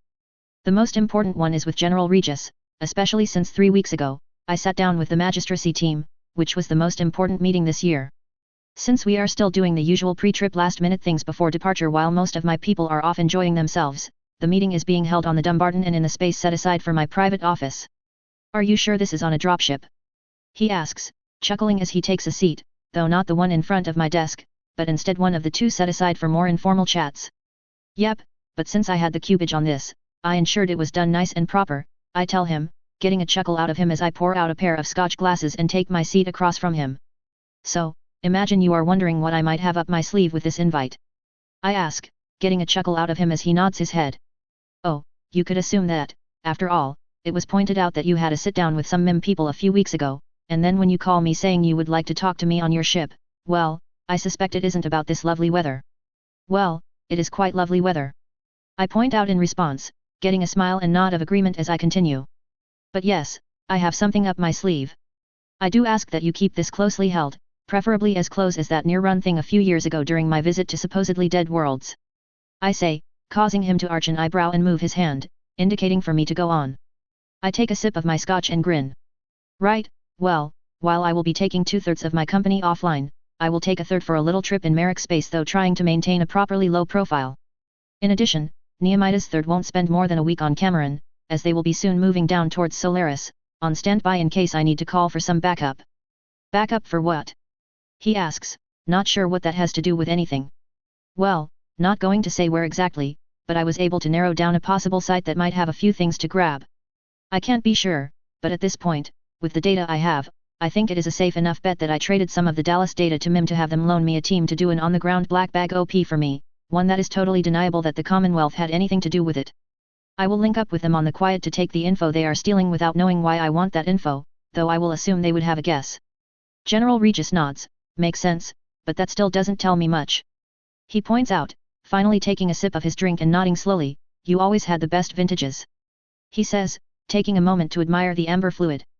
I smile and wave my hand to the bottle. "Feel free to take the bottle with you," I offer, getting a chuckle from him, and then continue with what I want to say. "Worst case, as far as the evidence points, is I get another R-True site." I start, causing him to lean forward, setting the glass down. "That's the worst case?" he asks, confirming my statement. "You found what, 60 some Lestec mechs and a few thousand tons of parts?" "Yep, and that's the worst case." "And let me say it for you, what's the best case?" I say, getting a nod out of him as that is what he was about to ask. "Well, frankly, I don't know, but from the various sources, and yes, those sources are all over the place and more than a little suspect, I don't have the lift to pull it out of there. In fact, you could put a mammoth on every collar on the Loch Tula, and we would still be leaving things behind." He nearly spits out his drink, as I did time that last bit deliberately. "That much?" He coughs and sets the glass down. "That much, but honestly, I think that's a low-order probability. But just in case, I wanted to give you the heads up so that if I get stupidly lucky, you already have something of a plan to put everything together to pull the equipment." He nods slowly and then looks at me carefully. Where is this place it? I chuckle softly and wiggle a finger playfully. In Merrick's space, but not very deep. I am sure if you thought about it and gamed out a few things, you could figure it out. Once I know what is there, I plan on leaving and calling in reinforcements and the mule. And if you luck out, well, at that point, I'll be making an HPG call back to their CAD, telling Jeffrey to open a sealed envelope for each possible outcome, that way, there is no indication as to what it is being sent out. He nods to that and chuckles. Well, let's hope your luck pans out, I think we both would love to see that happen. He says, smiling as he leans back. I laugh at that and nod my head in agreement. Well, I'll pop back into Lyran space and link up with my other element at Solaris, so if you want to have one of your secret squirrel types hanging around, you know where. Regis laughs and nods slowly, might suggest that, as you have my curiosity up. But that does remind me. He starts, causing me to lift my own eyebrow. Elysian Fields. He says, causing me to sit up, as I am curious about what is actually there. We did send out a small fleet to check it out, 4 of our 5 tramps and a pair of Star Lords, bringing enough supplies to be able to be gone for 10 years at the worst case. We got a message a few weeks ago as the 2 tramps slated for the return trip, if things worked out, arrived at Winfield, and they sent the message that things went very well, though no details. They should be back here at their CAD in just over a month, where they will give us a brief on what they found. Evidently, they are very pleased, so I think your best guess came out pretty good. I can't help but grin. Well, glad it did. I had a pretty good feeling about the place, but as I said, it was far beyond my ability to do anything. Though I admit, hitting a button to start kinking out droppers was something of a fantasy I had about the place. He laughs. Well, I don't know what they found, but we will soon. When you get back, if I can, I will let you. If I can't, well. He says, shrugging lightly, and I smile. You can't, no big deal. I agree, smiling as I let him know I understand fully. We spent a bit of time arranging some loose details just in case, and I suspect he had an idea of where I was thinking but knows my luck well enough to believe I might pull something off and understood why I was keeping things closely held. But the important bit was that the pump, so to speak, was primed so that if things went as well as I had every reason to believe that they would go, we could pull something off nice and neat. And 4 days later, we blasted off, heading towards Solaris. About an hour after leaving orbit, I got a simple message shot to me from General Regis that frankly got a laugh out of me, as he shows that he is no dummy, both by getting a reference that only we would understand but putting the clues together to figure out where we are heading. If this doesn't work out for you, don't throw a temper tantrum as that one idiot did. Vale, Terra. Julian Tiepolo sits in front of a large window overlooking the mountains covered in snow, with more slowly falling through the early evening air. He had a large fire going and a plenitude of snacks, and yes, hot chocolate at hand because, after all, who doesn't like a large mug of hot chocolate on an evening like this? Even with the subject of the discussions he has been having most of the day, he isn't letting it destroy his mood. He looks over to the man sharing the view with him, sets down his mug, and then laughs softly as Tojo Jarlath speaks up. I still say no matter how old I get, having marshmallows in your hot chocolate is a must. He says, finishing his own mug and setting it down. Your secret is safe with me, Julian says with a smile, and then turns serious after a moment now that they have had their break from the usual subjects. So, where are we sitting as far as the league goes? He asks his Prekenta Ram, arching an eyebrow as Tojo sighs and shakes his head. Still nothing but a mess. Kirstofer truly ruined things for us there, especially since I have come to the conclusion of 2 things. He says, leaning back and rubbing his forehead slightly as Julian looks at him curiously as to what those 2 things are. And those are? He asks. First thing, I am now convinced Safe made him as being one of our people, and a senior one at that, not sure how, and I have heard several stories on how they did so. But the one I think might be the true one is that someone was in one of our stations on business and noticed that when he showed up like an idiot through the front door, the rank and file had no clue who he was, but the senior staff, when they say him, got the look of death warmed over, as one would when seeing a highly ranked boss type with a rep for taking heads in any other business. Later, that person saw a video where he showed up next to Anton and mentioned that story where it reached the ears of Safe. He says, shaking his head at how sometimes the smallest things screw everything up. That makes sense, says Julian, frowning. And while the sort of things that the intel field gets into is not a mystery to him, it really isn't his thing, but that sounds right. Just damned bad luck, then. Pretty much, and painfully so at that, as say what you will about Safe and its foreign operations and how horrible they are at it, they are damned good at handling internal issues. They might even be the best out there at it, so I am not too surprised they picked up on that and gathered enough information to give them enough to decide he was our guy. Tojo says, wincing as he hates getting shown up, but at least this happened before he had any control. And the second? Asks Julian. I fucked up. He says, deciding to tear the band-aid off and admit it. The original plan was to send in one of our teams to take him and Anton out when things looked to be moving into a situation where someone we didn't have control over might get their hands on them alive. As I recall, you managed to kill them both before they did so? And Safe got the credit for it. And that was the mistake. Admits Tojo. Thing is, the original plan was to use some of our commandos and their specialist equipment to get in, kill them, and get out with none being the wiser. However, I didn't consider the stupidity of one or both of them to take the dependents of the dragoons hostage and how violently they would react to that. Julian winces and then looks over. As I recall your report, the team was able to present themselves as safe.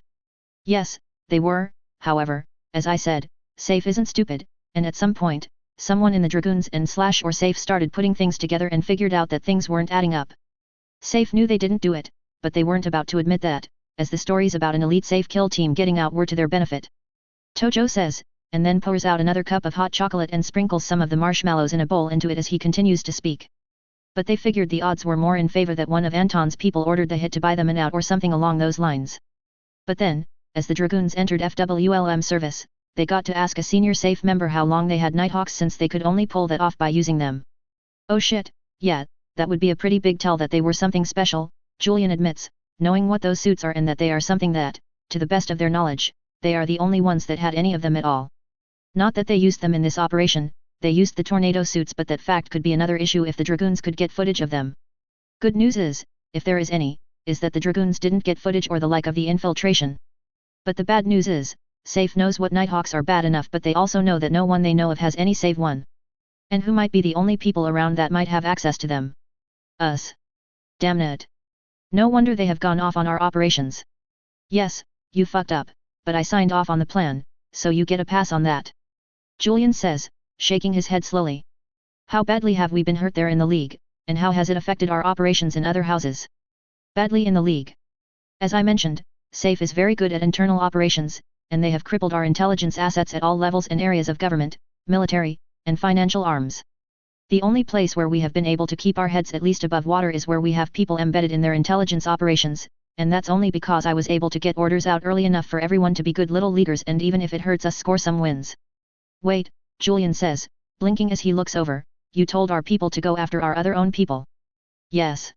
As I saw it, we were going to lose them anyways, and this way, when things finally come to a close, they will have gold-plated bios, long experience going after Comstar cells and scoring successes.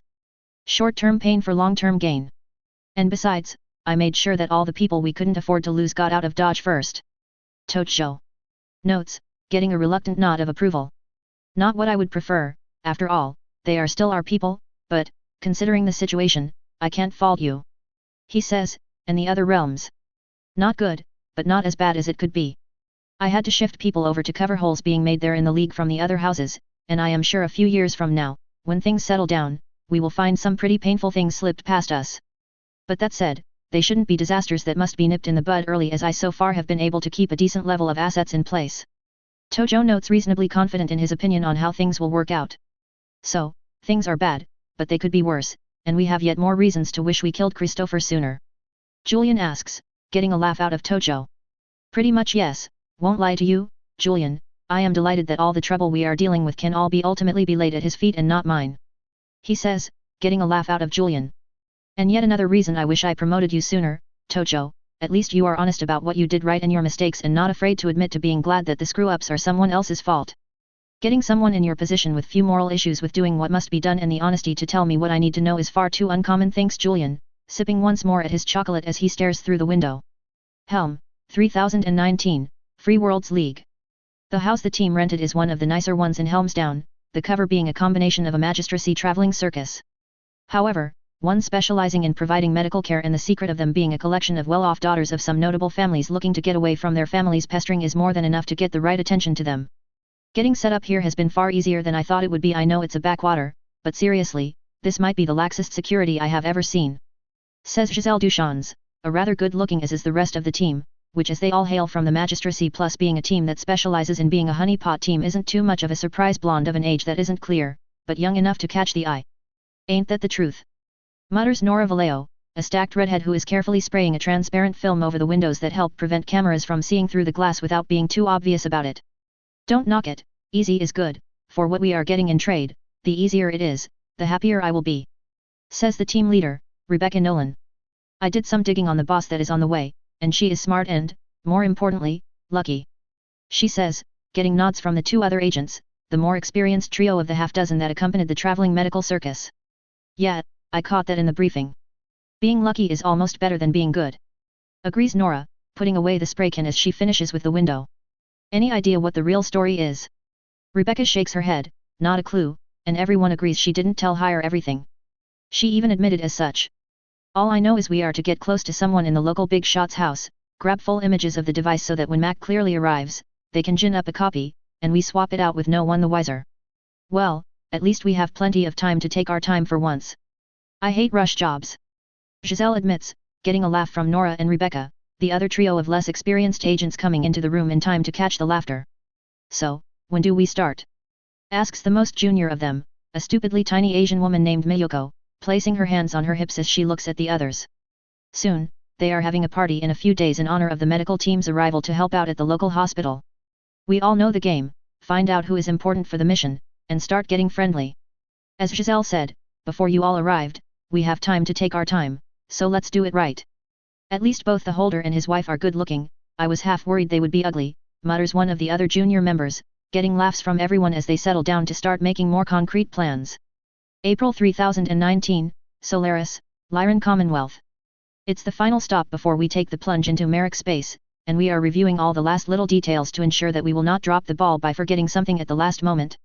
Fortunately, things are looking good.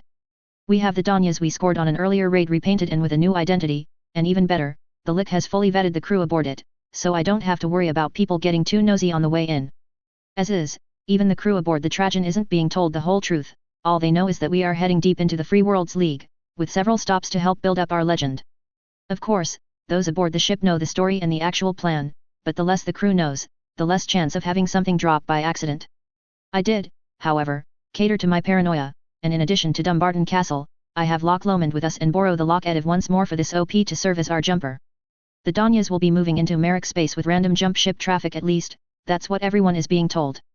Being the paranoid sort, I took up the offer of help that the local Lick agents offered, having been sent a message that it would be appreciated if they gave us whatever assistance they could provide within reason. And in this case, within reason we're spending a few weeks cooling our heels while a jump ship captain they trusted Reed, had been compromised by them came through the system and was available to take us in. We transship the gear we take with us, the handful of extra personnel, spare suit operators just in case, and a few people to ensure our equipment returns to the Dumbarton Castle. The plan, such as it is that 4 weeks after we jump out, the Loch Ediv jumps out as well, making for Amity with the idea that the attention they are sure to get will lead to any reserves hanging out in the area to head to both Amity, which has been a frequent target recently, or Stuart, making life a little easier for us when they jump out for Helm. This leaves me 12 days from touchdown on Helm, and at that point, it's Katie bar the door, everything will be changing, and not by small amounts. June 3019, Helm, Free Worlds League. Audrey Gibbs has been with the Magistracy Intelligence Ministry for more years than she cares to think about. To be sure, she has taken advantage of the training it has offered, not to mention the travel, and with the ability of their medical institutions, she is much older than she looks, which has always been a plus in her eyes. No one she knows will turn down looking like they are in their 20s, after all, when they are really in their 50s. The same can't be said of her team, particularly the 3 women who make up the direct action arm of it, responsible for the sneaking around, seducing the seducible, and generally finding things out they shouldn't. But that's all right, in her eyes, nothing beats the real world for teaching young agents how to do the job. And this is certainly a different sort of job than her usual. Sure, she and her team have been tasked with this sort of thing before, even been on ops that were more to the benefit, at least directly so, other states or organizations. But never has she been placed under the local command of someone not from the magistracy, especially a merc. But if anything is considered normal in this business, nothing is ever the same. Plan to expect the weird and all that. The basics, as she has been given, are simple enough. Infiltrate a local petty noble house, swap out an item for a perfect fake, the item to be determined, and no doubt a few smaller tasks surrounding that. But while no one else has been briefed on what they are getting in return save her, she is more than willing to admit it was well worth it. She is no mech warrior nor industrialist, but with her line of work, she knows enough to know how important the information is to anyone, not just the magistracy. Having a bit of a brief of what is going on, she has already set her people on getting tight with the locals, especially the nobles in question. It isn't hard, after all, they are new and exotic, and they are on Helm as part of a traveling circus tailored to support the local medical establishment, which is buying them no end of goodwill. This means that it wasn't hard to get pretty much free rein to move through the holdfast, enough that she feels pretty comfortable in the idea that no matter what it is that needs to be swapped, she does so with little to no fuss. It looks simple enough that she almost feels insulted that it is being given to her, not someone more junior. But needs must, and orders are orders. This is why she is sitting in a bar at the local spaceport, having drinks with her second-in-command, who is coming along nicely, she thinks, watching the arrival of the cargo dropship that is bringing in the people she has been expecting over the last few weeks that she has been here. So, what do you think she is like? Asks Barbara Abend, her second-in-command, as she nurses her drink slowly. Heard all sorts of rumors about her and how she seems to have a weird ability to sniff out all sorts of finds. She says, looking at her boss. Audrey laughs at that. Yes, she does have a habit of that, doesn't she? And here we are on Helm of all places, makes one wonder if she has figured out if there was that big find that was rumored to be here. She has to know that a certain snake went over this place pretty thoroughly back then, so not sure what it is that makes her think there is something here, and I don't think she would be wasting her favors and the like unless she has something.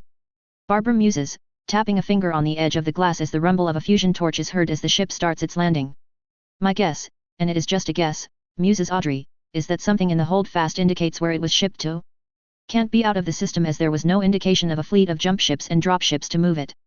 She comments as she thinks out loud. Moved to another planet or moon in the system? She asks out loud, seeing a shrug from Barbara.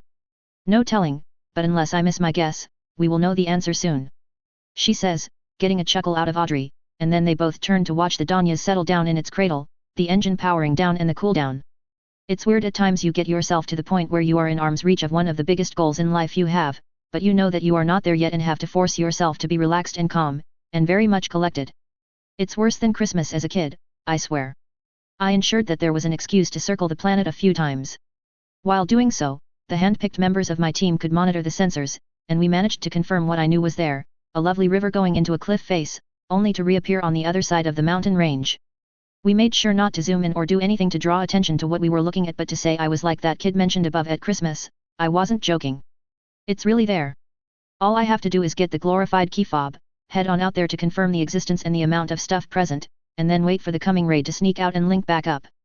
But that shouldn't be too hard to get, especially with the experts in town. I would have given it a try, but let's be honest, a spy I am not, and odds are I would mess things up by the numbers. Best to leave this to the experts, in my opinion. We leave the security team on the ship. The fewer faces to get out there and meet up with the spy types is just a good idea, and head out to make the connections needed to meet with the MIM team. I was told to make myself visible publicly, and they would find me. Which tells me they are probably already watching me. I'd be disappointed if they weren't, to be honest. I don't know what most of them look like, but I do know what two of them do, and sure enough, as I make my way through customs with my nicely prepared fake documents saying I am from Northwind, I can see them both off in a restaurant having a meal. Of course, they don't even look in my direction, but I have no doubt they know me. Of course, they make me wait for it, as I take an hour or so checking the place out, playing the tourist. Helm isn't a bad place, but it certainly isn't a place that will be on anybody's list of must-see places.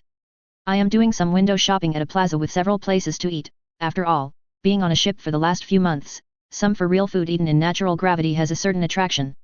As I sit at a sidewalk cafe, about to flag down a waiter, Audrey casually walks up and sits at the same table as if this was normal. It was, though you couldn't tell by my reaction. So glad to see you again, I say to Audrey as she settles into her seat, and I smile as she waves off the waiter's offer for her order as I place mine. Been a while, and glad I caught you. How long are you staying? She asks, seeing me wiggle my hand as I give the waiter my order. Not too long, a week perhaps, and then we head back out. Anything to do around here? I ask her, playing the role, and we soon devolve into a pleasant conversation about the ups and downs of the system and what you can do to kill time while waiting for their ship. Of course, when I got back to the ship, I found what I expected, a small chip outlining when, where, and how to link up to them in a way that would avoid any suspicion, not that there was a massive safe presence on the planet, but good habits are good habits. Later that night, I found myself in SGM Cop having a sit-down with them, and per an agreed beforehand discussion, going into some detail as to what we are looking for. I got to the point where all the evidence I had suggested that Keeler saw what was coming from a mile away and made plans to keep the supplies out of non-SLDF hands, which was by all appearances pretty successful at it since Kurita threw a nuclear temper tantrum. I tell them, the conversation has started with the usual housekeeping stuff. The place they picked out is pleasant enough, a small house in the countryside far enough away from everything that it's easy to get to without being seen, and isolated enough that it's evident if anyone is watching them. Of course, it has downsides, but considering the options, I will not double guess the pros. But, they didn't find it, so obviously, you have some idea of where he might have taken it. Asks Audrey, and I nod in agreement to the question. Some. Not a lot, but some. I don't think it left the system, and with the amount of searching done for it over the years, I don't think it is still on Helm proper. It isn't out in the old naval base since that place got searched and nuked to hell, so I guess it is on one of the other planetary bodies in this system. I present to them, which is more than a little reasonable based on what everyone already knows. So why have us in place to replace something out of the locals' offices? Asks Barbara. I don't see what they might have offhand that would have anything to do with that sort of thing. I nod to her in agreement and smile. Normally, I would agree with you. However, one of my notes indicates that he worked hand in hand with the local government to move things around. At the same time, the fellow was a loyal leaguer. He also felt that letting that much firepower fall into non-SLDF hands was a bad idea and was more than happy to help. Barbara still doesn't catch it, though Audrey starts to nod slowly. You think there might be some files, or the sort left behind, and the device you are looking for will be the key to finding it. Both Cop and I nod, more or less yes. It won't be a map with a large X on it, life is never that easy. However, we do think there will be enough data stored that we might be able to milk out the data we need to narrow things down. I don't expect to find it this trip, just getting the information, I can mine and return with much more lift and firepower to secure it. So, a memory card of some sort? Asks Barbara, thinking of the various items they have seen in the household.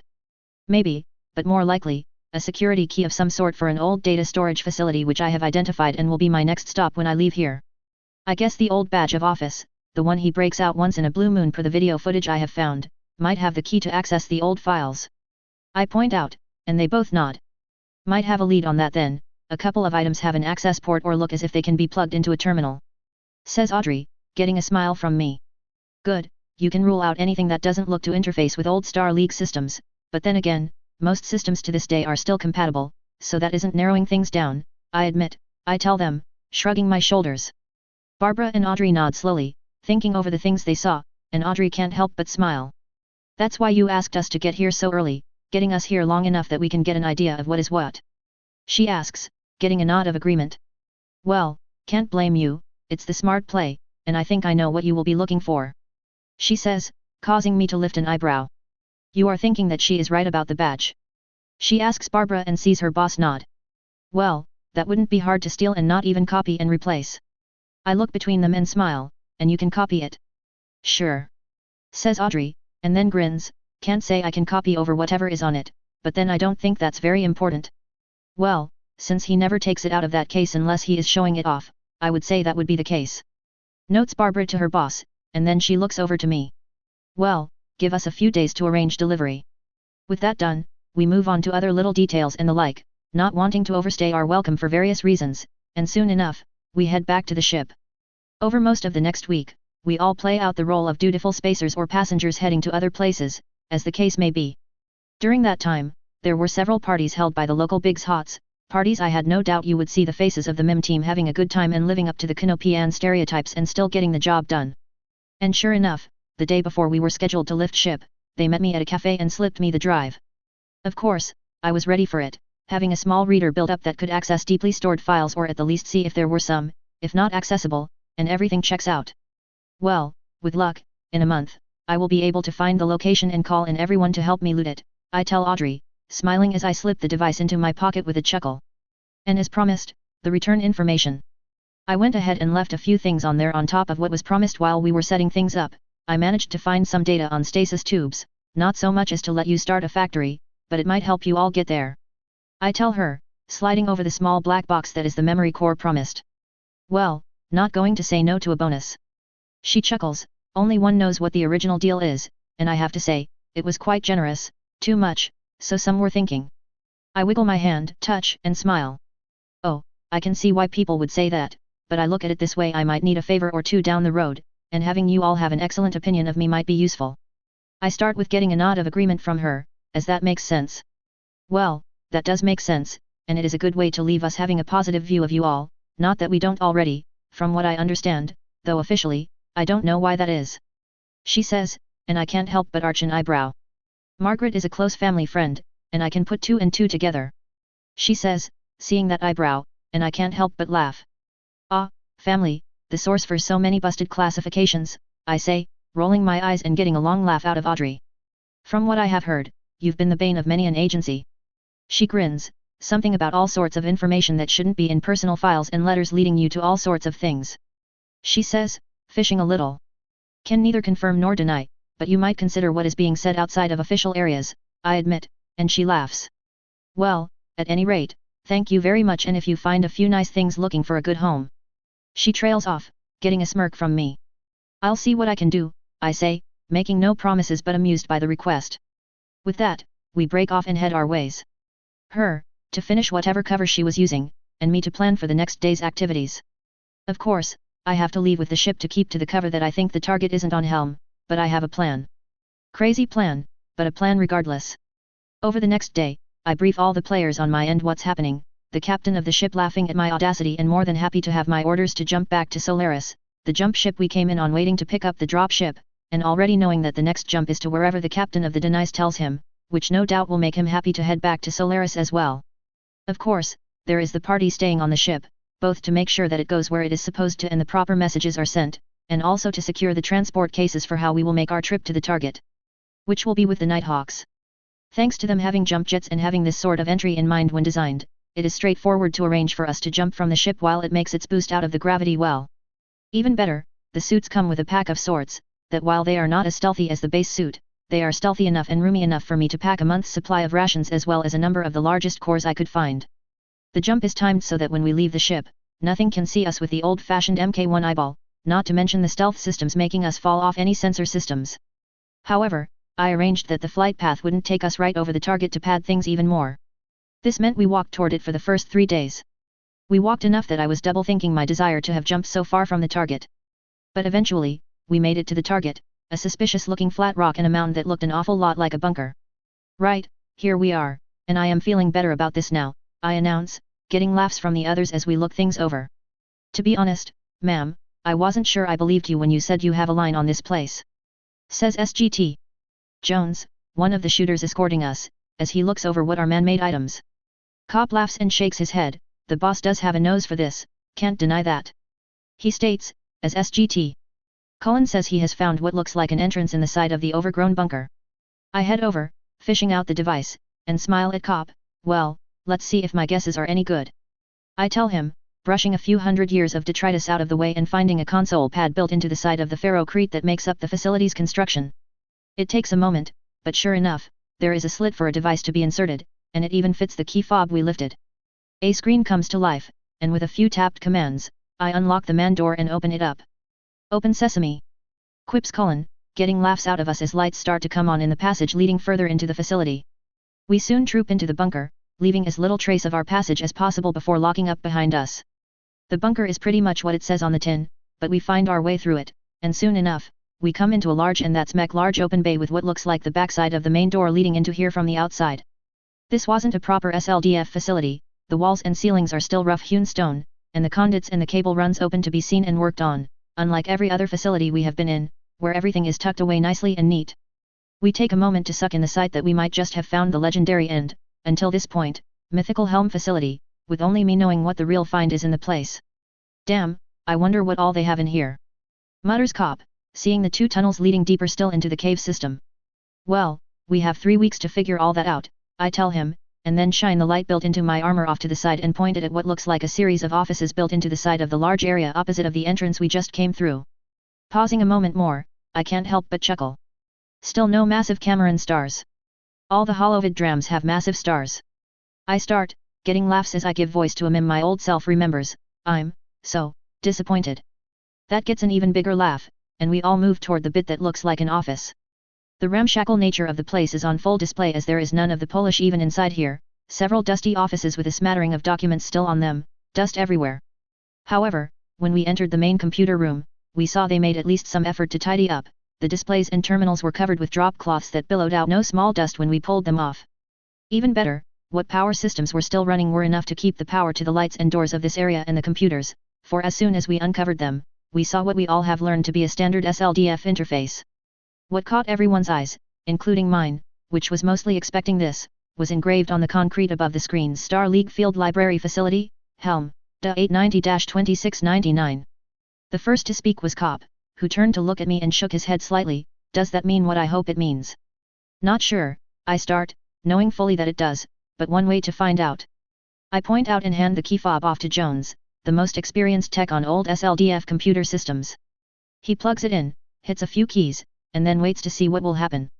I already know, but I'm holding my breath as much as everyone else is. And sure enough, in bright, bold letters on the screen. The advancement and diffusion of knowledge is the only true guardian of liberty. James Madison. But I think it just might. The next few weeks go by faster than I thought they would.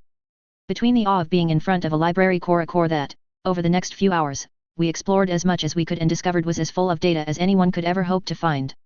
Medical, scientific, civil, and military were there. Historical, cultural, you name it, it was also there. Frankly, I was glad I brought a pair of the largest cores I could find. We all wanted to dig into the inventory screens to see what was there, but I put my foot down on that, noting that it was getting late, and on something like this, a whole night's sleep is a must, as the last thing any of us wants to do is mess something up due to a lack of rest. Disappointment? There was that, but they all agreed it wasn't a bad idea. We set up a sentry duty rotation and turned one of the conference rooms into an ersatz bunk room for everyone. This isn't to say that come the following day, everyone wasn't eager to start sorting out what we found and how much trouble it will cause us. First, we must start making a copy of the database. Though we see there was one already packaged up and ready to be put on a core, I told them that while they can pull that copy on one of the cores I brought along, I want the other 3 cores to have new installs put on them in different file formats that the system can export them as. I want to make sure, I told them, that no matter what, someone can read the things once we return home. I don't want to have this all at our fingertips and be unable to read any of it for the decades it would take to sort out the encryption. That takes about an hour to set up and start the process. Of course, a file this big won't be done in a few minutes, per Jones and Cullen. In fact, they estimate that creating the archives and copying them over will take the bulk of the day, if not into the night. That's fine by me after all, we are here for a few weeks. The time that we have in spade. But then, the part we all had been waiting for was the depot inventory. And here, we are not disappointed in the least. My old memories recall reading bits and bobs of various SB bits, and as we got closer and closer to this stop, I kept remembering the ones where they hit this place. And let's be honest, they all hit this place, but some stories were better than others, and the best of the bunch almost matches what we got here. It isn't assault heavy like the easy on the tabletop, or was it easier? I can't recall, it's only been 1,000 years. But it is about the same degree as the raw numbers. Spares? A mountain of them, and of all sorts of things.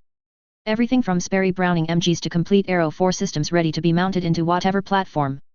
Heatsinks to endo steel chassis parts. Pocket calculators to replacement TDSs for Royal Grade Stalkers. Ammo?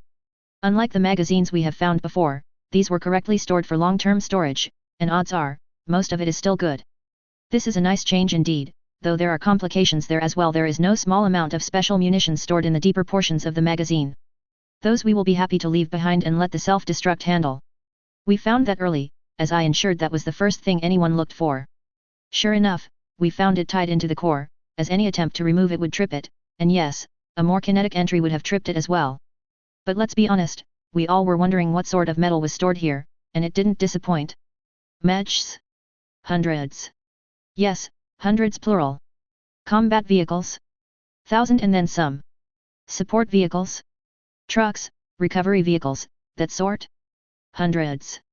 Which struck everyone as odd until I pointed out that if you were getting ready to head beyond the edges of the known universe, what was more critical, logistical, or combat vehicles? Oh, yes, Christmas came very early indeed for us. April 3019, Nagayan Mountain Complex. While the computer system had an inventory of what was stored there, we couldn't believe the list presented to us. Even I, who had those memories from the past, couldn't really believe it. I recall what that one story had, over 500 mechs, 2,600 vehicles, and skewed heavily towards the heavy metal. But I was actually glad that the real thing wasn't quite that massive. Still pretty overwhelming, don't get me wrong, but not quite that bad. Honestly, the single largest category regarding the weight of the material is spare parts and munitions, mostly the former 671,932 tons of parts alone. 671,000. Forget the mechs, this alone will put the LCAF in such a supply position that even the social generals can't screw it up. Okay, that last bit might be wishful thinking. But the lift to take it all with us is mind-boggling. The Mammoth, the largest ship that can land, can handle just north of 37,000 tons of cargo. We'd need 18 of them for this alone. The vehicles come in per the system just shy of 2,000, a few hundred non-combat machines, including 4 dozen SLDF issue mobile HQs, but the 128 Wayland mobile bases were interesting. I'm calling dibs on some of those, but I wouldn't be shocked if there were fights over who gets the rest. One thing that caught our eye, and we already knew this at one level, is how the SLDF was a massive fan of logistical simplicity. Battalions and regiments comprised singular designs, be it mech or tank, they like to keep different makes to a minimum. This is why despite the large numbers of vehicles in the main, there wasn't a massive variation of vehicle makes. I have no interest in building a significant combined arms force at this time, though I have been considering it. Seeing the vehicle options, I've debated changing that timeline. I decided not to do so, though I will form up some conventional forces, both because I see a use for them in the near future but with a few exceptions, not out of what is found here. Alicorns? How do a few regiments of them sound? Vectors? There are plenty of them. Almost a couple hundred von Luckners, 3 dozen Nightshades, a regiment of Kangas, and 50-ish Beagles. A battalion or two each of Polyxetas, Valas, Padillas, Thors, Marksmen, and Long Toms. SGM Cop joked that when the SLDF left, they left behind their artillery park and said he was glad they left over 100 recovery vehicles to help us shift the stuff when it came time. A few oddballs were found, a dozen Rotundas, some Cortez NS, and to the amazement of everyone, 2 Verns disassembled for transport. I might claim those 2 just for the laughs. Sadly, or perhaps not, considering the drama that would unfold over having them, there are no mobile HPG systems. Some other random odds and sods, but nothing too unexpected or notable. The mechs are rather nice, though on the smaller side on average. Highlanders? Plenty enough, and they are the standard version, not royal, but 46 of them are nice, and I have my eyes on those. More Lynx mediums at 32 of them, 34 thugs, but all of them are royal, as are the 2 dozen mongooses. These are the mechs I am picking out for myself. The rest of the mechs? A slew of Wolverine 6RS, nearly a regiment of them alone, a battalion or so of Griffin 2NS and Shadow Hawk 2HS each, over 40 Kintaros, the same of Phoenix Hawk specials. Plenty of lights though, 18 OSTS Coots, 20 Spiders and nearly 30 Nighthawks. Yet, when it came to heavies, there was one type only, 50 ISH of a mech I won't touch if you paid me, the Bombardier. Because the LCAF is a bit skewed to the heavier side of things, this is useful as it will let them quickly beef up their lighter elements. However, with all that, there were a few more things in the inventory that we quietly deleted from all the copies as we felt they were something that we wanted to keep to ourselves and keep the fact that we have them as secret as can be. We were going to stash 5 mechs aboard the castle when it arrives for pickup in a few weeks, a pair of Exterminators and 3 Spectres, and yes, they had the full stealth setup built in. But perhaps most importantly, over a company worth of Nighthawks. I am still determining how many of the vehicles I will take and how many I will give up for cash. Still, I know I will grab a large chunk of the Vectors, a chunk of the Waylands, and yet, my artillery park will be lovely as I plan on calling dibs on the Valas, Padillas, and the Pollexes. Yeah, the Pollex is an oddball, using an artillery piece as AA, but it will serve in the role I have in mind for it. We spent the weeks locked up inside the complex, exploring everything and looking everywhere. We confirmed the numbers in the system, which told me that MacCleary's effort to hide the place worked perfectly. It was quite the experience going through everything. The ad hoc nature of the place certainly comes out in spades, as there is little in the way of proper Polish anywhere. Nothing crude, no, there was an effort to make this place secure and, even better, to ensure that all the vehicles were set up for long-term storage. An effort that came into play as while none of us were mech techs, there was enough cross-training between myself and the 2 IT guys that we could assist the 2 shooters that started as mech techs, something we arranged for this eventuality on purpose. We examined the 5 mechs we picked to take with us and left the 2 techs to go over them to find out what would be needed to get them moving. Meanwhile, we investigated the recovery vehicles just in case. The good news is that while they wouldn't be able to get the mechs up to 100% good to go, they did say they should be able to get them to be at least able to walk under their own power. Which left where we could land a dropship without making it obvious that we did so. While it wasn't easy, it was doable. There were a few back doors built into the place, though they appeared to be the sort that, once opened, would be impossible to hide the fact they were there. So, moving under their own power would be a very good idea. Dealing with leaving a trail is easy, spend the first day moving out by staying in the river and only coming out when we near the link-up point. So, all we had to do was to stay out of the way of the techs and sit around and wait for the raid that we know is coming. And let me tell you, those few weeks were interesting as all hell as we explored every nook and cranny of the place. Even I took time out from going through the files we recovered to do the same, as let's face it, no one sees things like this facility, it simply doesn't happen, and have it happen to us, is just mind-blowing. A raid that goes off without a hitch. Things are going so well that I am actively looking for the shoe to drop somewhere. Unfortunately, that shoe was found when we arrived back at Solaris. When we jumped in, the first message we received was from General Regis, who, by this time, had become my regular point of contact for all the sensitive stuff.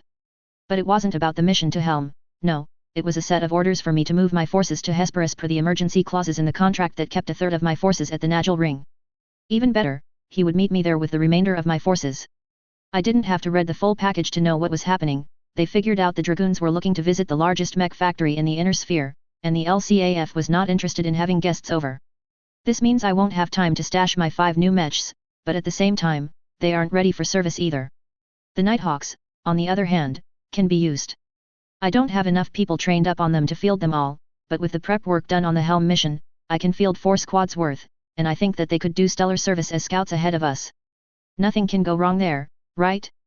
Yeah, I said it. In a meeting, no less. Which I am sure I am going to hear about from everyone when that particular thing blows up in my face. When we arrived at Hesperus 2, the place was like an anthill that was kicked over. A slew of dropships all over the main spaceport, a regiment of Hesperus units based all around, and more spreading out into positions to better secure the facility. So far in the history of the Highlanders, we have avoided getting involved in these sorts of large, drawn-out fights. We are favoring the hit-and-run seal clubbing sorts of jobs. But it seems that time has come and gone. Welcome to the big leagues.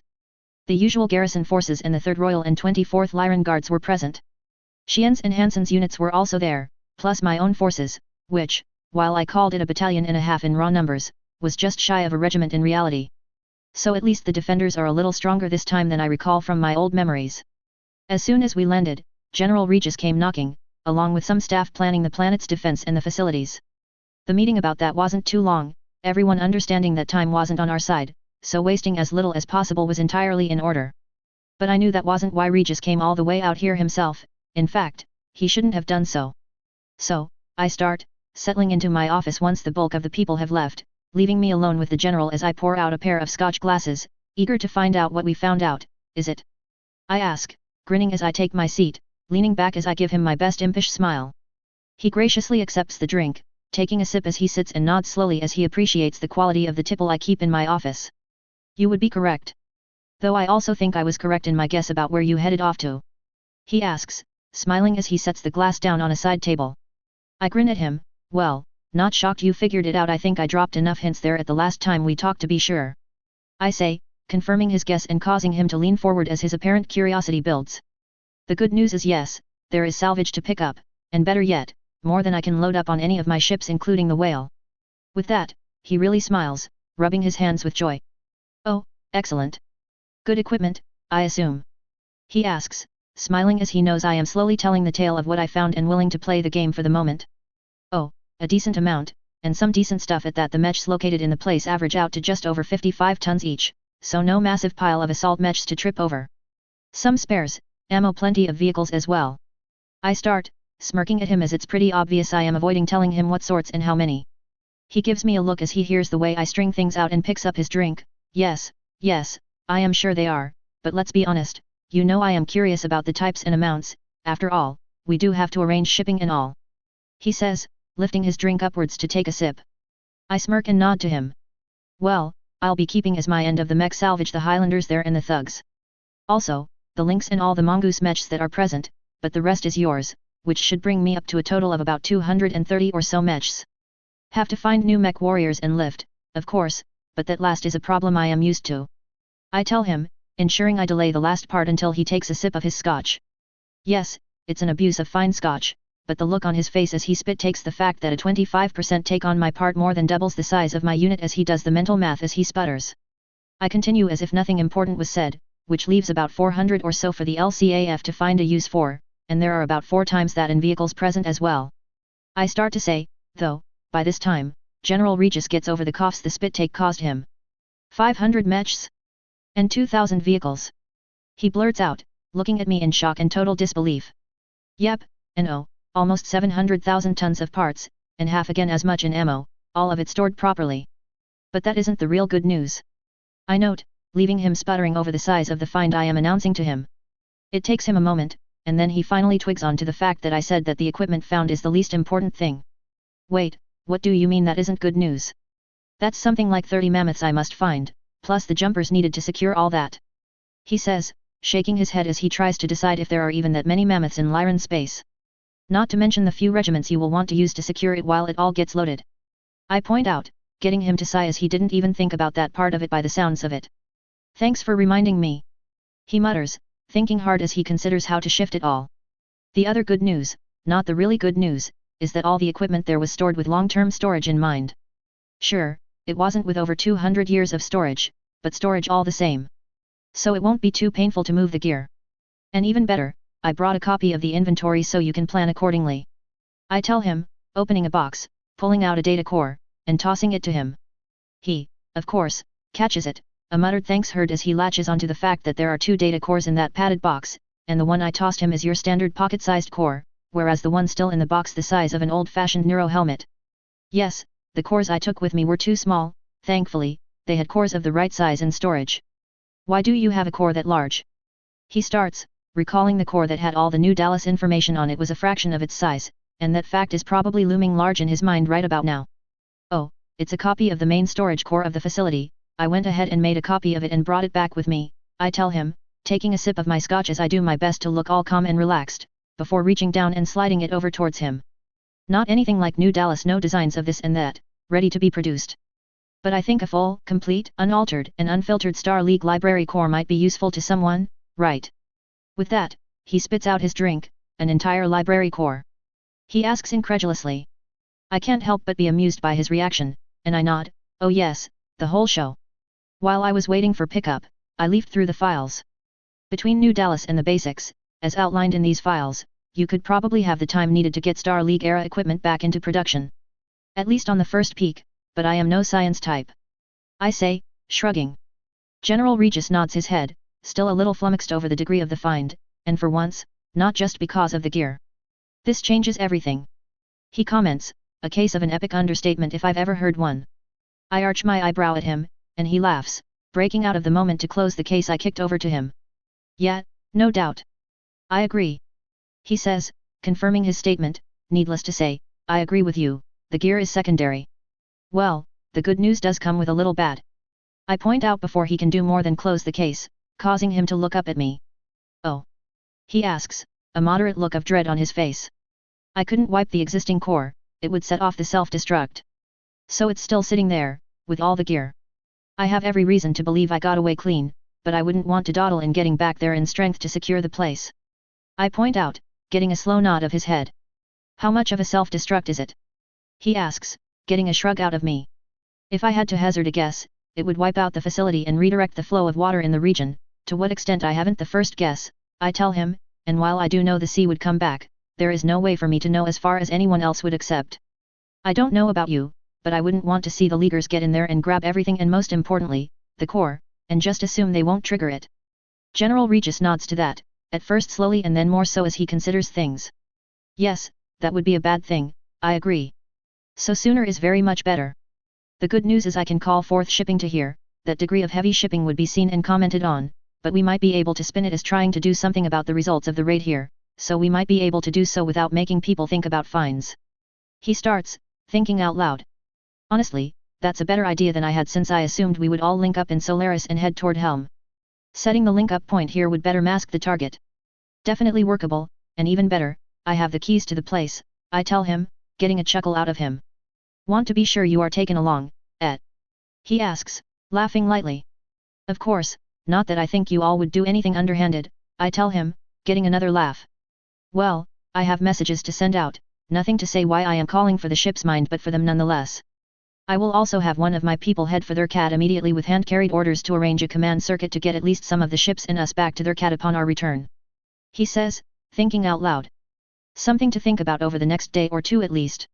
So, he says after a pause, bring up that list of mechs and gear, I really want to know just how lucky you got. Again. He says, getting a laugh out of me. We take a few moments to go over things. His reaction to the two Verns was the same as mine, a case of what the fuck and a laugh mixed. And you want those too? He asks, shaking his head as he fights back a laugh. Yab. And a few dozen of the Waylands and a solid chunk of the artillery park. Dibs on the Pollux, as well as the Valia and Padillas. The rest is all yours. I tell him, getting a chuckle. So, not just a lot of mechs, but arty enough to shake a planet, Ed. Yep, and all Aero IVs. I like long toms, don't get me wrong, but I like the flexibility of the Aero platforms. And there is plenty of ammo for them stored, so we even have time to get production up and running of ammo, so I don't have to be too parsimonious about it. I tell him, getting a nod of agreement. And the Pollux platforms. Base air defense for hard targets.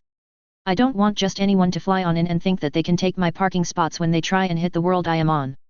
I tell him, which is partially true. He laughs at the description I give him and nods. Makes sense. Taking all the vectors as well, I see, no issues there, not a platform we use, and VTOLs are easy enough to get our hands on. He says, going through the list some more. He looks impressed at the quantity of hover and track tanks and then laughs, almost 500 alicorns? Yeah, the Davian Brigade of Guards only thinks they are the master of the Gauss rifle. He says, getting a grin out of me since they were the ones that benefited from the largest of Furies a few years ago. He gets to the mechs, leafing through the list, nodding as he sees the ones I am claiming, and then starts looking at those left. Taking all the assaults, I see, but I can't blame you.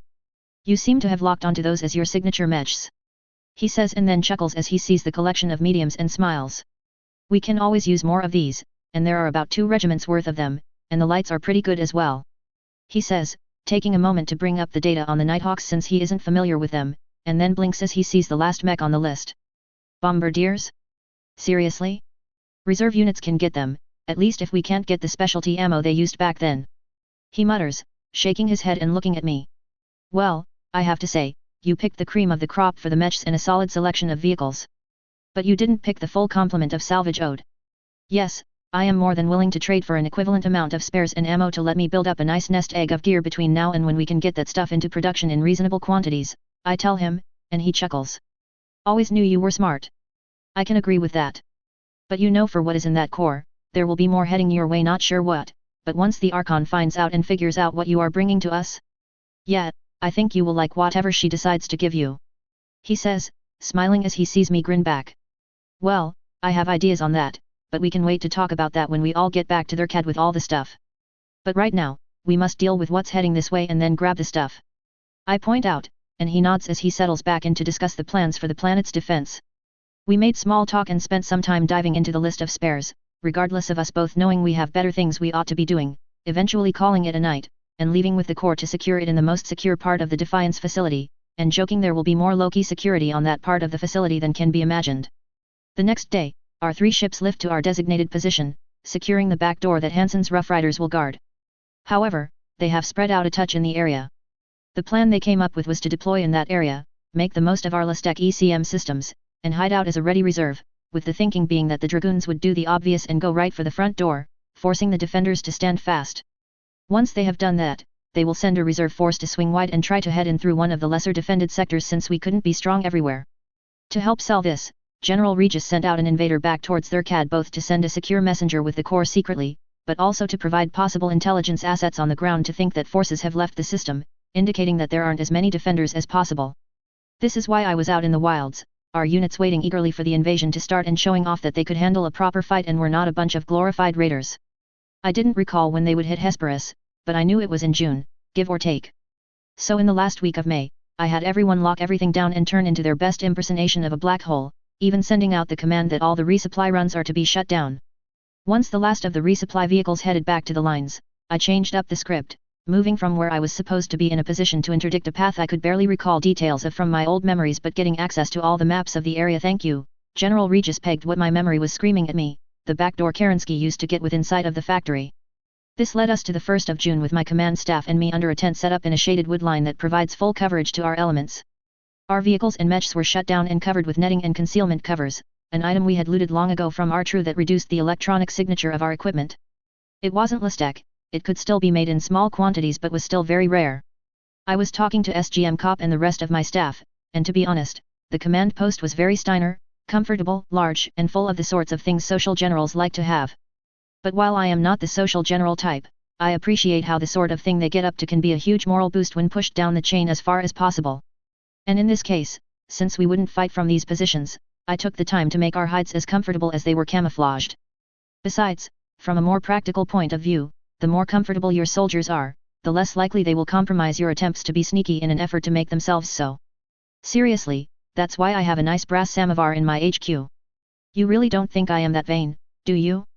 So, you think your folks are ready to screen us? I ask Cop, who will be leading the overstrength platoon of Nighthawks. The plan is to have them screen out far and let us know what Wolf's boys and girls are up to without being detected. Yep, especially since we are not set up to deal with mechs, infantry? Sure. Mechs, screw that. Stay away from them. He says, chuckling. All our armor does is make it easy for AC ammo to go boom instead of right through us. He speaks with the morbid humor typical of infantry facing heavy metal. I can't help but win CE at that, but he isn't wrong. Well, good thing then that the most dangerous tool in your toolbox is your radios, I tell him, getting a laugh out of Cop and the rest of the staff. But seriously, try to stay undetected. I rather you did not see anything than to be seen. These things are an incredible asset, and if anyone can figure out a counter to them before I can have my people back on camera and sort out how to make our own version, it would be the Dragoons. I tell him, which leads him to nod his head. That's why you were so glad to find more than we needed for a company of them. Ayako asks, having taken command of the 2nd HQ Lance. Yep, that's one of the things I had my family invest in exoskeleton manufacturers. Been thinking this over since we found these things in Artru, and between the new Dallas files and what we found on Helm, I think it might be possible to come up with something along these lines, if perhaps mostly for infantry use than with all the stealth gear and the like. I admit, getting nods from the others. I was about to get into what I have been thinking about upgrading our infantry when a tech came in from the monitoring station, while we weren't transmitting a peep, that didn't mean we weren't listening. Ma'am, reports from HQ, Dragoon forces just jumped into the system, estimated arrival on the 4th. He tells me, everyone looking around and smiling. Well, it looks like the 13th Battle of Hesperus is on, folks. Let's see how we do. 13th Battle of Hesperus 2. Warrant Officer Schmidt. Owen Schmidt wasn't exactly a happy camper at the moment. True, he was heading into battle, which always got his spirits up, but there was that itch at the small of his back screaming that something was out there about to drop on them. So far, the Dragoons' attack on Hesperus has gone more or less as he expected, though perhaps not as well as the Colonel hoped, as it fell to the Black Widows to find a path leading to a less well-defended point. Something that they, as to be expected from someone of Kerensky's stature, age be damned, found pretty easily. It wasn't that he was in what many would call a bug mech, a 20-ton Wasp that was custom refitted to Wolf's specifications with an extensive array of 3 cm lasers. After all, when he was voluntold to join the Dragoons when they made their first supply run in 3009, he was a true-born Ristar elemental, one that was on the fast track to legitimately earn the name he was told to use as a surname. So while he couldn't use the elemental suit that he was trained on, and there was a glaring need for pilots not long after New Delos, of all the mechs they could have assigned him to, a Wasp festooned with a slew of small lasers was at least a lot closer to the elemental suit he would prefer to be in than the kit of an infantryman. Armor, he had discovered on New Delos, was a wonderful thing to have. He has found himself taking a remarkable liking to the inner sphere and even the mercenary lifestyle, and while he still has a lingering true-born attitude to free births, he is honest enough with himself not to express it, especially since he wound up getting married of all things to a free birth mech warrior in Beta Battalion. While the expectation from his blood spirit cons was that one of the tranche of warriors would return with Colonel Wolf in his next run to provide an independent report, he has decided that it wouldn't be him, as he honestly preferred it here. No, what gave him that itch was that as soon as Kerensky found it, they were brought under a veritable avalanche of indirect LRM fire. LRM fire that was far more accurate than it had any reason being.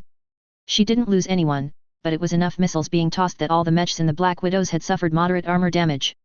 And that didn't include the reception committee waiting for someone to push from the ford.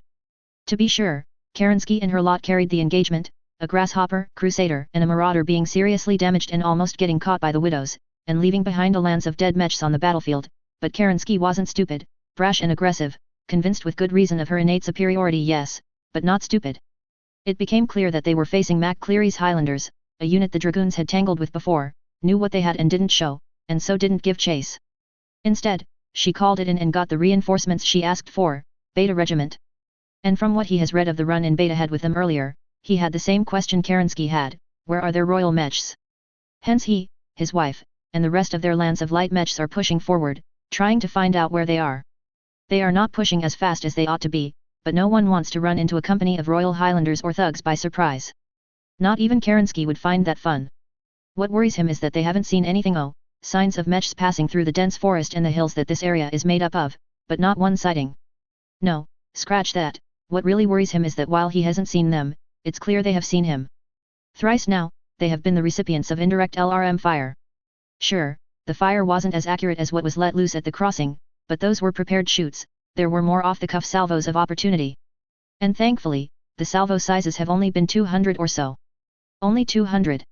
As if that made it any better. Still, better than the 2,000 or so per salvo that was reportedly flung at Kerensky while she was making the crossing. MacCleary clearly has an unhealthy love for LRMs in his mind. Still, between the random fire, the dense terrain, the mission of finding a force that doesn't seem to want to be found, and if found, outmasses and outtechs him, well, he really wishes he was in an elemental suit. Though there is good news, he doesn't have to worry about a point of elementals jumping out of cover and taking him down. Any sign of anything, 3. Comes over his radio from LT. Ellison, well to the left of him in his Phoenix Hawk, whereas he is on the extreme right of the frontage the lance is using. Nothing at all, occasional signs of. He starts, his mech shaking in reaction to what feels like an explosion on his mech's head, and then he gets perhaps the scariest sight he has seen in the last decade. Right on the front of his canopy screen, a large shaped charge is slapped into place, and to his incredulous eyes, someone in some sort of armored suit is giving him a countdown with his fingers. He hits the scram button on his mech, lifting his hands in the air so they, well, not elemental, it's too small even though it's clearly some sort of battle armor, can see his surrender, and he finally understands why so many mech warriors loathe elementals. His radio cut off with that explosion he felt, though thankfully, as he looked through the side of his cockpit, he saw that his wife also chose the smart play. He can see the if not elemental, he isn't sure what else to call them, attach a lead to one of the external hookups. Howdy Wolfie, sorry about the surprise, but we were sorely hurting for light mechs and thought we might borrow yours, thanks for being reasonable. Is heard over the speakers, a twang of some sort heavy in the voice. Go ahead and pop on out, we have some infantry just dying to meet y'all. Well, at least I lost to an elemental, I wonder if they take bondsmen, they have suits. He thinks to himself as he makes sure the man in the suit can see him slowly and carefully make his way out of the cockpit. CPT. Kerensky. Natasha Kerensky has had better days, but all in all, this isn't one of the worst either, save for the fact that there is a fight going on, and her mech is busted enough that she has to sit around while some field techs try to do a rush job to get at least some of the slagged armor replaced. From what she is being told, it will be the better part of another hour before her mech is in good enough shape to take it back into the fight. As is, she is glad she didn't give in to the moment and give chase when she was ambushed at the ford. Her ruminations are interrupted as her radio squawks, and she picks up the headset. Go for Kerensky. She mumbles as she chases down a mouthful of a ration bar with a swig of water. Natasha, this is Jamie, how's things looking? Says Jamie Wolf over the radio. Could be better, got suckered pretty good at the ford, but at least we saw who it was and didn't fall for the bait. She says, getting a snort of laughter from Jamie on the other end of the line. Yeah, that would have been bad, even you would have had issues if you ran into what reports say they have. What is the status of your company? Piss poor, lost 3 outright, 2 more are not going to be good save for a stay in the shop, and 3 including myself won't be ready for another hour to fight. That was a god-awful lot of LRMs they tossed at us, and then that company popped out to add insult to injury. As is, we beat them back, but it hurt us. She admits not, sugarcoating things. After all, in the end, she held the ford, not the Highlanders. After a moment of silence, Jamie Wolf speaks up once more. Well, Beta is pushing, but they haven't made contact with them, and to make things even better, they lost a recon lance all at once 15 minutes ago with almost not a word from them. What caused it? Almost? Asks Natasha after noticing the pause. Yes, almost. LT. Williams was in comms with the battalion when it went down and was shooting the ID of what they saw, which was nothing when they dropped comms, and no one could raise them. However, we did get a glimpse of what it was. Whatever hole MacCleary and her people found all those mechs, it wasn't the only thing they found. He starts, then pauses long enough to get a reaction from Natasha. Don't make me go back there and pull it out of you, Jamie, I can still kick your ass. She says, her curiosity piquing. They found some prototype Star League battle armor. The split second of the footage showed them with a massive demo charge in one hand while it leapt, and more to the point, the feed indicated that the suit from the point of view of the sensors, wasn't even there. With that, Natasha pauses what she is about to say and blows a low whistle. So, baby elementals with full stealth capabilities? That explains how they knew where we were and the timing of the attack on the ford. She says, tapping the console of her mech. Pretty much. Blake says that he doesn't have much on them and just remembers some of the things he got briefed on before we left. They were just coming out of the prototype stage, and they were debating making an infantry version, but then things happened. So odds are, they don't have too many of them. Well, a handful in the right place and time is enough. They stopped us from hitting the back door by surprise, let us know they are watching us without us being able to do anything about it, and they are buying all sorts of time to shift reserves. Colonel MacCleary has to be very happy with herself right about now. She mutters and then turns to come up with a new plan. COL. MacCleary. What part of don't be seen no matter what your people did not understand, cop? I ask, trying to keep my frustration out of my voice, as while the plan hasn't gone entirely to hell, it's well on its way there. My initial plan of sucking them into a fire trap of my good stuff went right out the window. Between the fight at the fort and the skirmishes so far, I am down the better part of a company with nothing more than 6 known write-offs for the wolves, not counting the 4 light mechs cops people handled. It's the good idea very striking, ma'am, says cop, and though I can tell he isn't happy that someone ignored orders, he is pleased with the result. Not that I can blame him on that, considering 10 guys just knocked 105 tons of mech out of the fight with not even a scratch. Well, let him know he is on my shit list, and we will have words on this issue when it's all over, I tell cop, and then lean back in the seat of my Highlander, trying to figure out a new plan. Part of me wonders how happy the dragoons are with mucking up my plans. Jeffrey, I call out over the radio to my second element made up the lighter half of our list deck, start falling back towards Point Loma. I'm going to have Hound Company break contact and boogie down to become our reserve while I set my people up to play anvil.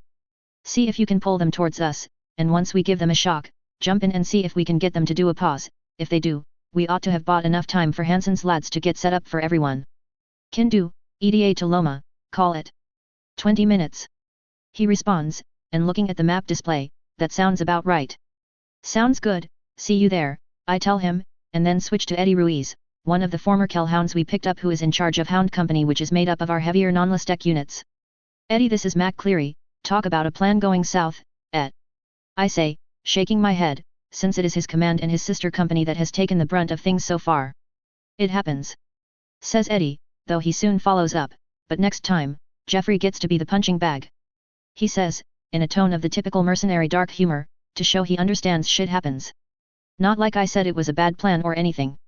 I nod, as everyone thought it was a good one, though, to be fair to Eddie, he did want plans in place in case it went tits up, which is coming in handy, as it turns out.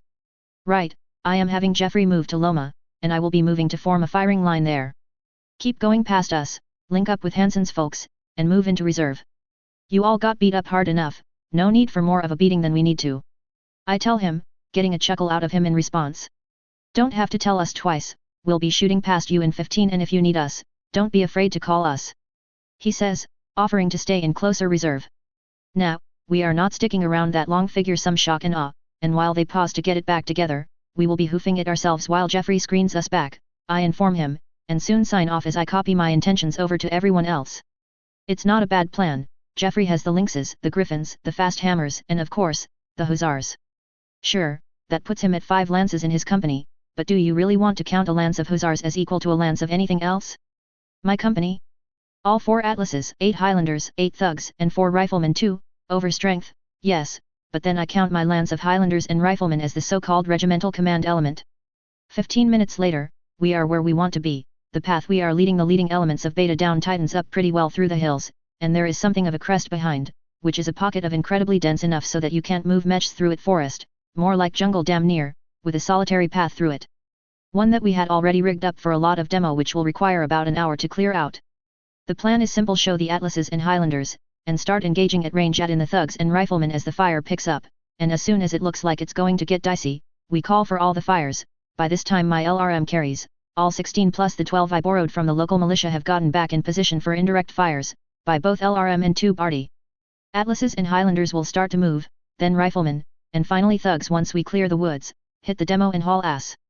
By the time they clear it or find an alternate route, we will be safely in the main defensive lines. As go to hell plans go, it's not bad. I've already lost 7 mechs that the Dragoons are probably recovering as we speak, 2 Hunchbacks, a Shadowhawk, the Ostrok, and all 3 Enforcers. And the Grasshopper that walked away from the first fight will probably be a write-off as well. Sure, I got 3 Wasps and a Phoenix Hawk from them, but let's be honest, nothing about that is even close to an equal trade. What's worse is that of those 7, I only know the full status of the 2 pilots that my Nighthawk teams, when they weren't grandstanding, that is managed to grab and spirit out of the line of fire. I'm sure of 2 that didn't get a chance to eject. Hunchback ammo explosions tend to cause a certain degree of finality when it comes to pilot survival chances, but I do not have a clue about the other 3. The only question is, how many more will they get to grab? I called in some arty to allow us to get a small break in contact as we moved, so we had about 10 minutes to get settled behind the ridgeline and get ready for the coming fight. Contact. 2 fleas peeking out of the woods, 1300M front. Comes over my radio from one of my scouts who are not hunting mechs and doing their jobs instead. Hussars engaging, Jeffrey announces, and I can see in my mind what a flea would think of getting a pot shot from 4 or 8 ER large lasers. And they are scooting. One of the fleas are stumbling pretty badly. Estimate 5 minutes before we see a heavier screen. We settle into waiting for a little more, a ping indicating that Hound Company has made contact with Hansen and is settling into the line. And here they come, announces Jeffrey as the first lances of wolf mechs advance towards the ridge. Light M if you got M. He adds, getting a chuckle out of me as we step up.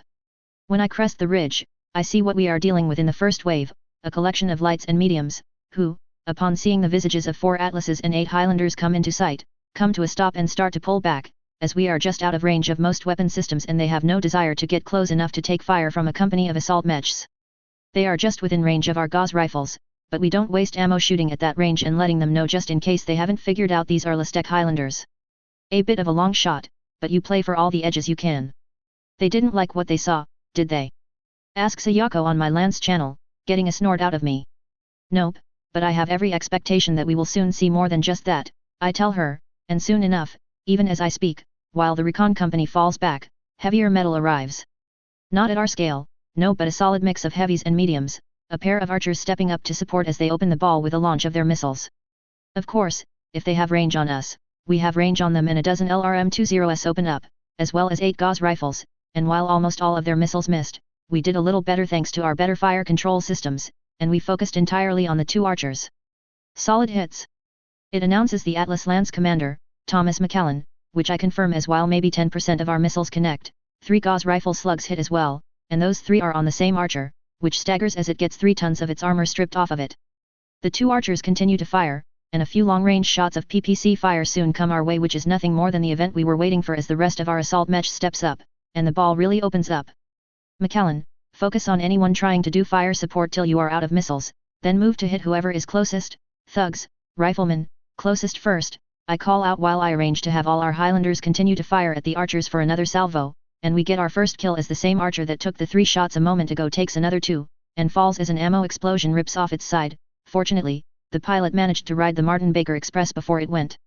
The first wave of mediums, the lights deciding that they are best used to hang back for the exploitation phase, are getting the focus of a lot of ERPPC fire and then a slew of LBX fire. Wolf mechs start to drop, though we are starting to take hits. And here come their assaults. Announces Neomite, and sure enough, a lance of assaults pop out, a stalker, a marauder 2, imp, and an awesome moves up. Highlanders, awesome, stalker, imp, and mad, focus fire, I call out, leaving the rest of the mechs to the rest of mine, and we start focusing down on the 4 assaults, which turn into 6 after the first few salvos comes another stalker and a shogun. What's worse is what's behind them. Well folks, the widows showed up. I call out and then think a moment longer, Ayako, fire with me. Everyone else, keep on the assaults. There aren't many of the widows. Kerensky's Warhammer, McLaren's Marauder, Sheridan's Crusader, and Harlow's T-Bolt are the only ones showing up for the party. I start to peg away at the widows, keeping them honest, though they seem more interested in shooting up the Atlases, save for Kerensky, who is firing a single PPC at one of our thugs. Evidently, her other PPC is busted from the earlier fighting. We lose our first mech, one of the thugs finding itself focused down by both stalkers and the imp, though the pilot bails successfully. Keep up the fire. I announce, Ayako and I pegging away at the closest of the widows, dropping the T-bolt quickly. But the fire that is getting sent to the Atlases is starting to show, though, by this time, there are no more fire support mechs for them to focus on, so they are giving as good as they get and then some. Jeffrey, screen a bit left and right, let's distract them more, I call over to Jeffrey, who sends a lance each of lynxes and griffins to either side, staying out of reach of the heavy metal, but keeping their mediums and especially their lights honest. McLennan is down. I hear, looking to my side as I see one of our Atlas II's face plants, a trail of rocket smoke showing McLennan's exit. Are they still pushing? Neomite calls, getting an affirmative from McCallan, though we are taking a toll on the now battalion of mechs pushing, though there are 2 of us down, there are already 12 of theirs down. Keep up the fire. They can't push too much longer, I call out to the general channel, hoping that I am not making a mistake as my ammo reserves hit below 50%. The last of their assaults finally drop, which might be what will get them to pull back once they see that for themselves, though soon enough, one of our riflemen falls, along with another of our thugs. Fucking hell, Kerensky is too damn good. Calls McNish, she fucking headshot Rory's thug. He says, and then between myself, Ayako, and McNish, we finally put paid to Kerensky's Warhammer, watching her hit the silk as one of our shots collapses her mech's center torso. Seeing Kerensky's mech go down breaks the moral of the push, and the wolf units all of 15 still moving, fall back, something we let them do as I announce the same, and within minutes, we are hauling ass down the path leading towards the factory, the demo going off behind us as I call in the fire to help screen us. What's the damage? I call out on the command channel. I'm pretty sure I know what it is on the blocking force, but I'm not sure on the screen. My lance is intact, but we are all down armor and down to about 25% long-range ammo load. Down to no rifle, LRM ammo. No mech losses, though Olivia's Highlander isn't going to be combat effective. Announces Nehemite, with Thomas McAllen being next up. Dry on ammo, red on armor across all three of us, down a MECH. Thompson follows up, yellow armor, all present, Thug 2 down to 1 mech, red across the board. He says, causing me to wince as I could have sworn McNish was beside us as we broke contact. What happened to McNish? I call to Thompson as I look at my display, seeing Chloe Pearson being the sole survivor of Thug 2. Hit in the back of the head as we broke contact. Says Thompson, and I wince, as that's one of the original people we lost. Oh Manon had to hit the silk, but otherwise, they left us pretty much alone. Says Robert McAllen, thankfully only losing one of the riflemen. Jeffrey? I ask, for as I looked at the display to see what happened to Thug 2, I see more than a few holes in his screen. I think we pissed them off, lost 3 Griffins, a Lynx and 3 Hussars. He says, but then he gives me some good news, but they all ejected, and getting reports that the Hawks are recovering them as for some reason the Wolves are spoked of heavy cover. Guess Texas' decision to ignore orders put some fear in them enough to avoid close cover to not get the same treatment as that recon lance. Alright, that was painful as fuck.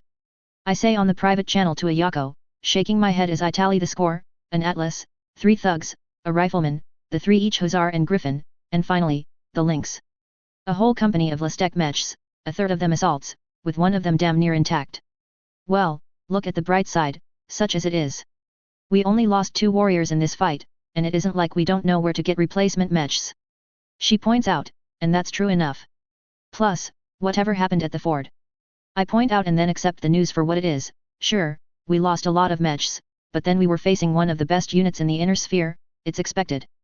And, well, it does come with the job description, and it could have been a lot worse. Hell, it should have been a lot worse. About 20 minutes later, we rolled through the lines Hansen set up, and I got a call from COL. Hansen himself, who was watching our arrival. I hope you gave better than it looks like you got, your mechs look like they have been sandblasted. He announces. Certainly hope so. I reply, having gone over the data while we moved, between the first fight at the ford, the skirmishes, and that last fight, we accounted for roughly a battalion of mechs out of the regiment plus, and the better news? You won't have to worry about the widow, she has had a particularly bad day. I tell him, as while we didn't get them all, the ones they have left are on the lighter end, and well, Kerensky did hit the silk, have to see who scored the kill when we get a chance later. A bit of a pause, and then, say again.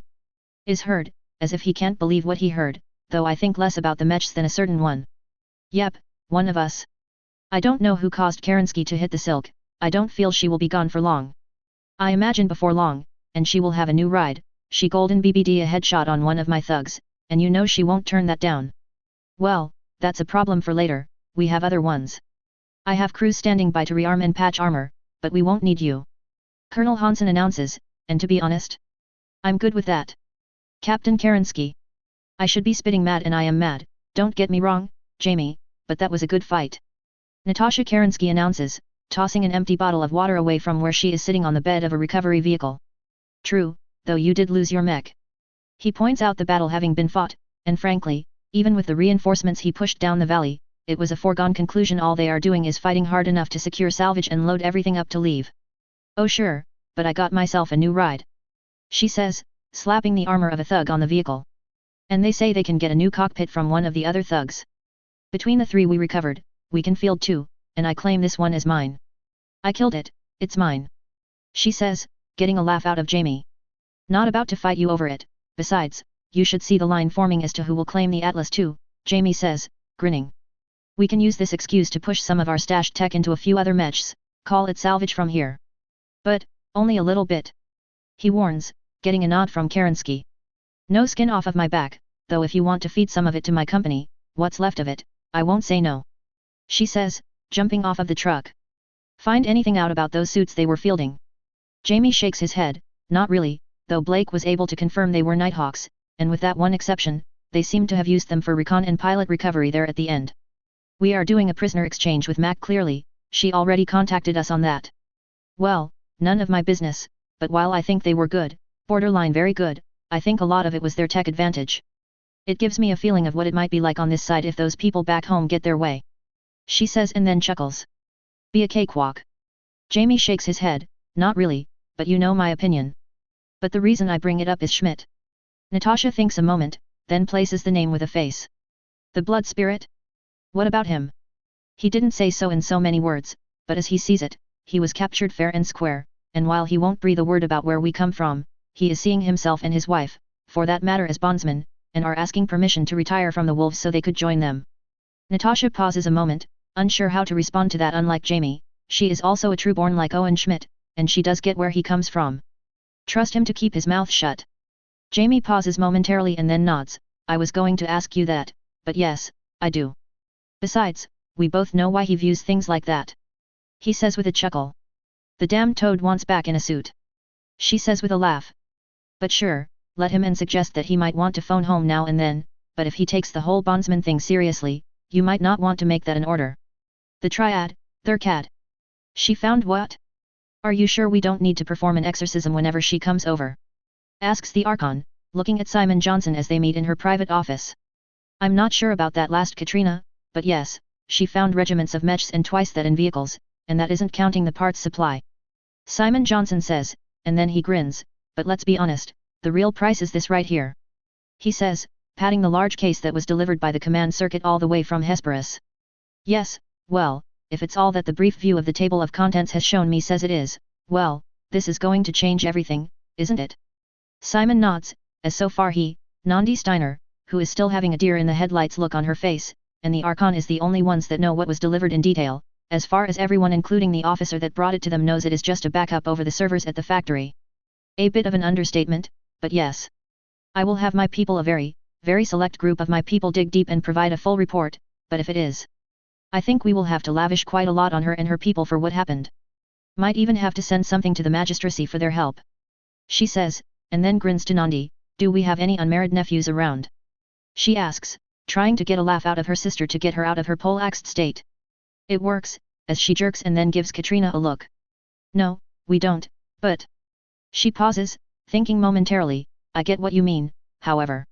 This is something that, if it is as good as it looks, needs to be rewarded at that sort of level. Katrina nods and then looks to Simon, well, it will be a while before we can sit down with her, but the degree of shipping we need to gather is clear. I understand General Regis had a suspicion that she was on the chase of a large supply base as he had already started to line up some shipping, as I understand. She asks, and then it's Nandi who answers. Yes, we will still need to double the shipping he has already tasked out to stand by, and from what I see in his notes, we can use MacCleary's monolith, which will help. But I would have to check numbers on the rest of it, give me a day. She asks. Katrina nods and then looks between them, figure it out, I want the convoy to leave as fast as possible and use the Third Royal as the escort force. It's not Christmas yet, but, it sure feels like it.